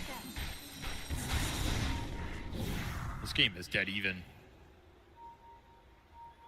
It's another game, they're within like 200 XP of each other. I don't know how these teams keep doing it. One team fight could break things open. BKBs are wanted on both sides of the table here. The Nature's Prophet and the Faceless Void are so close to it. It doesn't feel equal though, Avery.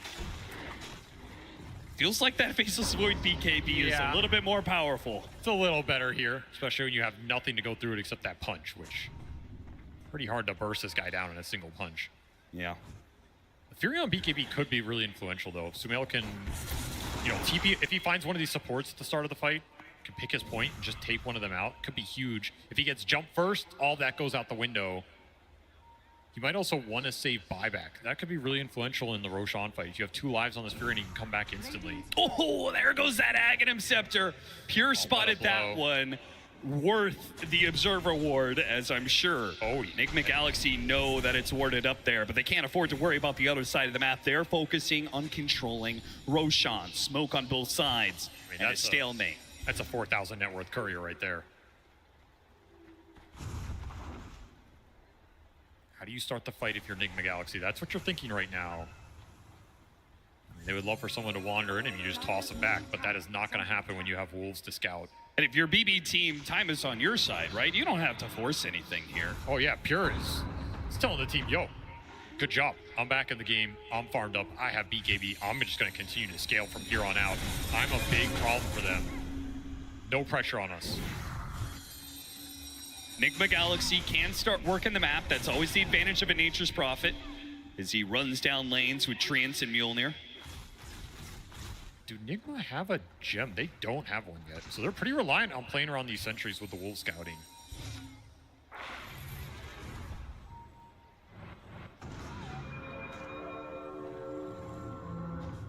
Level 20 puck already, so you got that Waning Rift cooldown on top of the Octarine. That's where this hero just becomes almost impossible to kill. Yeah.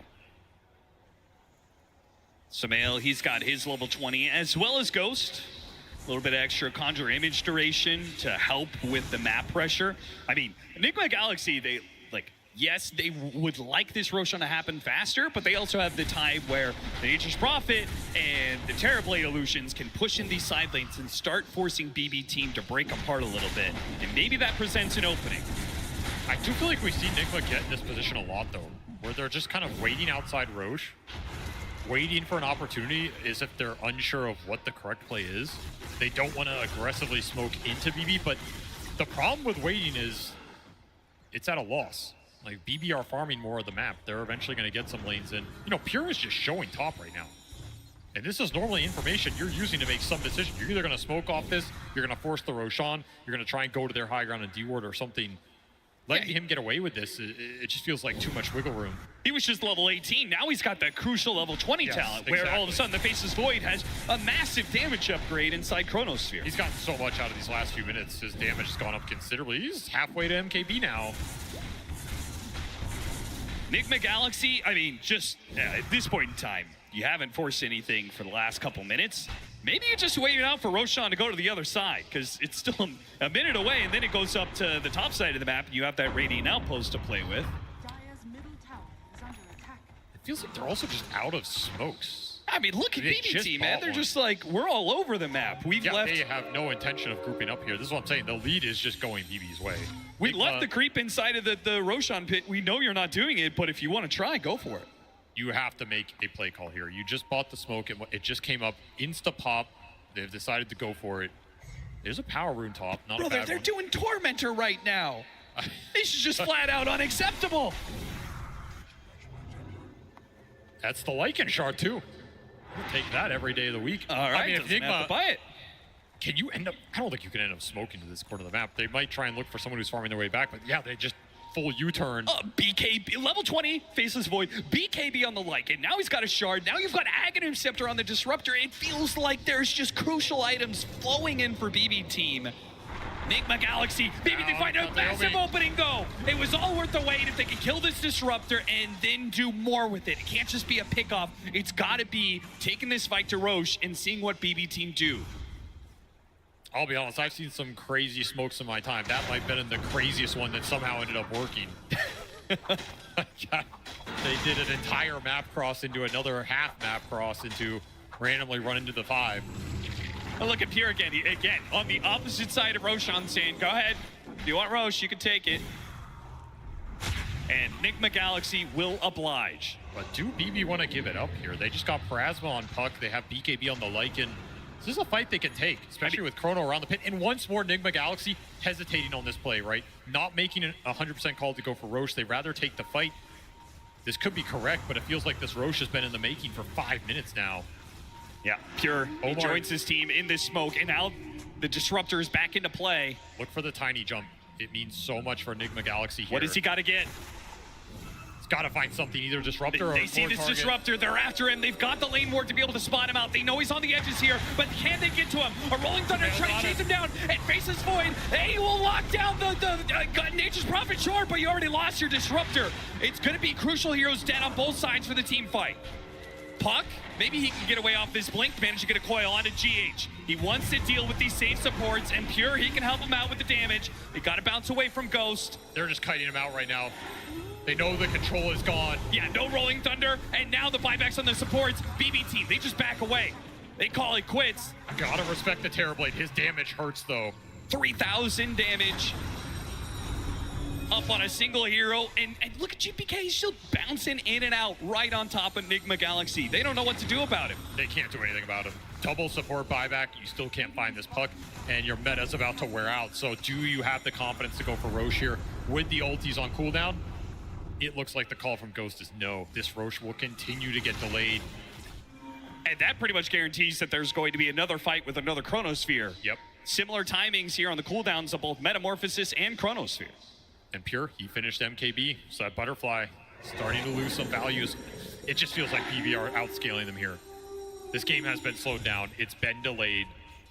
I just cannot believe how much they overextended themselves for that Disruptor kill. I mean, Sumail committing for that kill had to have known that he was going to get Chrono. I mean, he has to, right? Like, you have to take this Disruptor out of the fight. It's too deadly for your cores. GPK? Oh yeah!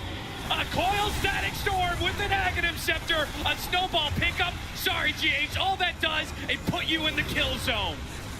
Pure will go to work on Sumail. There's just nothing Nigma Galaxy can do about the team fight now. This game is slipping away one fight at a time. You're getting outscaled, you're getting out-controlled. You need too many items to power through it right now, and that man right there, GPK, he salvages mid-game and he is taking over the late game. Suddenly, Pure has all the damage he needs. The fights are just becoming too easy. You throw out the coil, you throw out a Soulbind, you land a Static Storm, that fight is just probably over. There's no way to bail it out like last game. There is no Supernova to save you this time around, and a beautiful jump from GPK gives them a two-man Static Storm on two of the best targets you could hope for.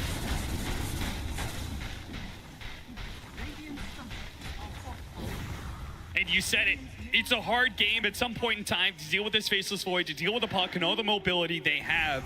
It's also not a great game now for the GH saves, right? If that means he's still going to be locked inside of Static Storm and he goes in for the Snowball, then you can't make the same kind of miracle plays that he did with the Supernova saves from game one.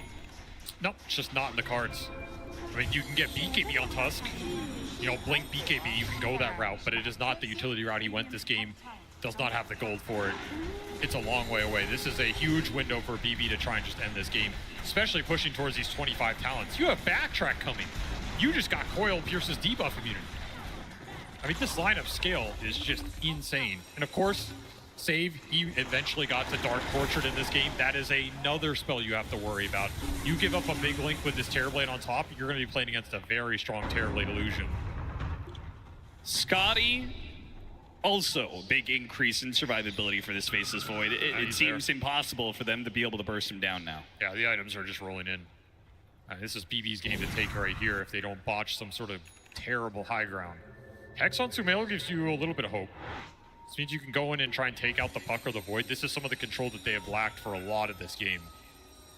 That means if you go in, you pop BKBs early, you ignore Static Storm, you have a chance to burst down one of these big targets with Chain Stun between the Hex and the Tiny. That's what you have to look for here.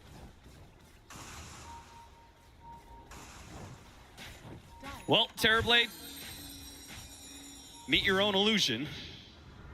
Grimstroke's going to be running his own TB illusions down lanes. So that, alongside the Lycan Shard, alongside a 15,000 net worth lead, it kind of takes all the gas out of Enigma Galaxy's map play that they were doing in the first 30 minutes.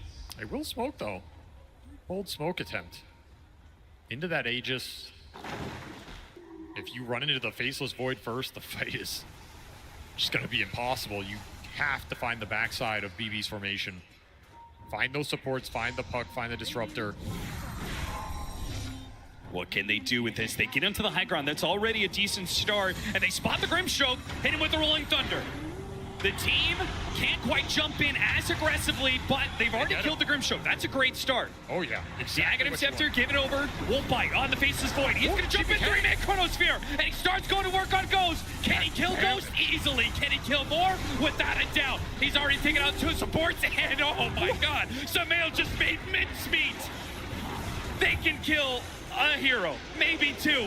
But once Pure gets involved, it's all over. Dude, that wolf fight was straight nasty. A wolf above time just demolished them in a second. No hesitation to chrono GBK there. He's like, brother, you carried the early game. I'm going to carry the late. And Pure, I mean, he's known for these sort of calls. He knows how to end games when they've got an advantage. He's just going to go straight for the tier 4s. Enigma Galaxy left with only 2 buybacks here. You got a glimpse to Fountain. Oh, I thought he got flips. I guess they will defend it here with buybacks, but... Our BB team actually going to back away because you still have a minute left on this Aegis. Nah, you have Aegis, you push it. Yeah, Pure doesn't even need Chronosphere to be a threat. They get a couple of the buildings and will actually give respect. Nigma Galaxy. Okay. I mean, that's a defense. Hold on for now. Wait. Or is it? Or is the wolf bite? He's just going in. The wolf is at your door. He's knocking the damn door down. That's going to be Barracks gone yet again. And Pure waits for his next victim. New pulled back in from the glimpse. All right, got the Rolling Thunder out of him. Time walks. Wait, I'm back in. Hit by an avalanche. But of course, even if they could kill him, he still has that extra life. GH, he throws out the punch just to try and save his own life. Miro's gonna chase after. Oh, 1,000 damage crit to finish him off. Got him inside the Sprout. And Miro doesn't actually have a way out of this one. The Quelling Blade's still on cooldown. But what about the rest of them? Side the Vice, put onto the Faceless Void. They ignore him for now. Coil onto 2. Onto Nature's Prophet. Pure's gonna jump in after him. And he's got the Nature's Prophet. Again, he does not need Chronosphere to just knock you down. Just full on auto attacks all the way through. A click into the base. Whether it's heroes or buildings, they will all fall. Unless Pure can be locked inside the fountain. No, good try. But he's gonna kill you in the fountain. Is that what you wanted? Because you can have it. Into the fountain goes Pure. He wipes out Nigma Galaxy in their own fountain to push us to a Game 3. We've had a lot of 2-0 series today, but finally this crowd will get what they deserve. A Game 3, the last game of the night, with maybe one of the most anticipated teams. Couldn't ask for more in this series. A very back and forth game. Nigma Galaxy, they had the tempo, they had the advantage. They had the laning phase win with one of the fastest mids in the meta, but that shows why it's very risky to go for the tempo all-in strats in this meta, because these games go late, they get stalled out, Wolves start pushing waves, Dom creeps start pushing waves. You mess up one fight, you lose one core once, that game flips on its head, and you're in big trouble. Both teams on the edge of a knife as we go into Game 3.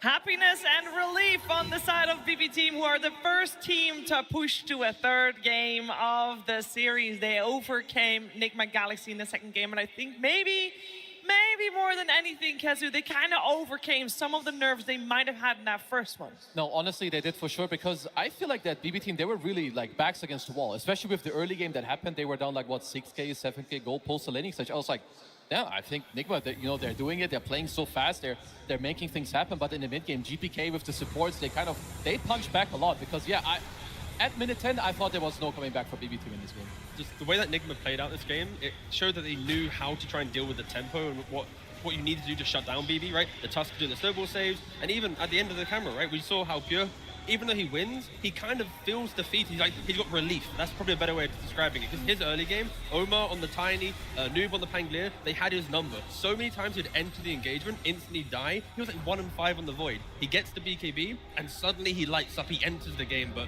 yeah, BB, they're struggling in the early game. This time around, they found the way to come back. Yeah, this is where BB just really uses the elusiveness of the puck and Lycan's strength in wave shove, and they just made space. That is what Pure needed this game. That's what he needed last game too on the Lone Druid. But this time around, he has a Faceless Void. He's going to outscale pretty much everybody, and he's going to give them the solutions that they need to win. They just needed to get him there, and that they did. There's also like one point, I think it was a couple minutes ago in this game from the highlight we're seeing now, Nigma still had an okay position, and I think Pure was looking to get like a BKB, but then maybe also an MKB. And he got both those timings without anything really happening from the Nigma side. I think there's a lot of pressure coming to you, especially when you look at BB Team's lineup, you know you are on a clock with the own draft you have. You know that it's coming in a couple minutes, you need to make something happen, you don't find it, it starts creeping up, and I think it showed a lot in their gameplay towards the end. I mean, their draft was very heavy on pickoff, very heavy on like snowballing from lanes, maybe running together early, getting that first Aegis, trying to run them down, but they did not have the team fight to punch back into BB Team's team fight. Like we saw in that highlight just now, when they were dropping Static Storm on the Terrorblade, there really wasn't counterplay. It's not something that a snowball can save you from. You can't blink into the Static Storm. So when you're playing against this overwhelming team fight later on, you have to just find a way to like isolate targets, play the map yourself, and BB Team just did not let them. Yeah, I mean, the positioning was somewhat flawless from the supports, right? And of course, that's because of GPK on the park. He's always going in, like you've already mentioned, FE Kezu with the Lycan. But once you have that recipe, the supports truly shine, right? Katomi on his disruptor, constant thunder strikes playing in tree line. There's a top fight as well where he's on like 200 HP. He doesn't leave the fight. He hugs the tree and then save. It felt like every single engagement, there was a soulbind that was turning things around. Be it a preemptive soulbind to stop the snowball when he jumps in, or it's one just binding the Pangolier. So I think the support had an incredible game. They did have an incredible game. And to be honest, Nigma Galaxy, for those first 10, 15 minutes, they had an incredible game too, Effie. They really did. And who I wanted to focus on in particular was their offlane. I mean, last game too, they had Pier's number. This game, same exact thing. As you see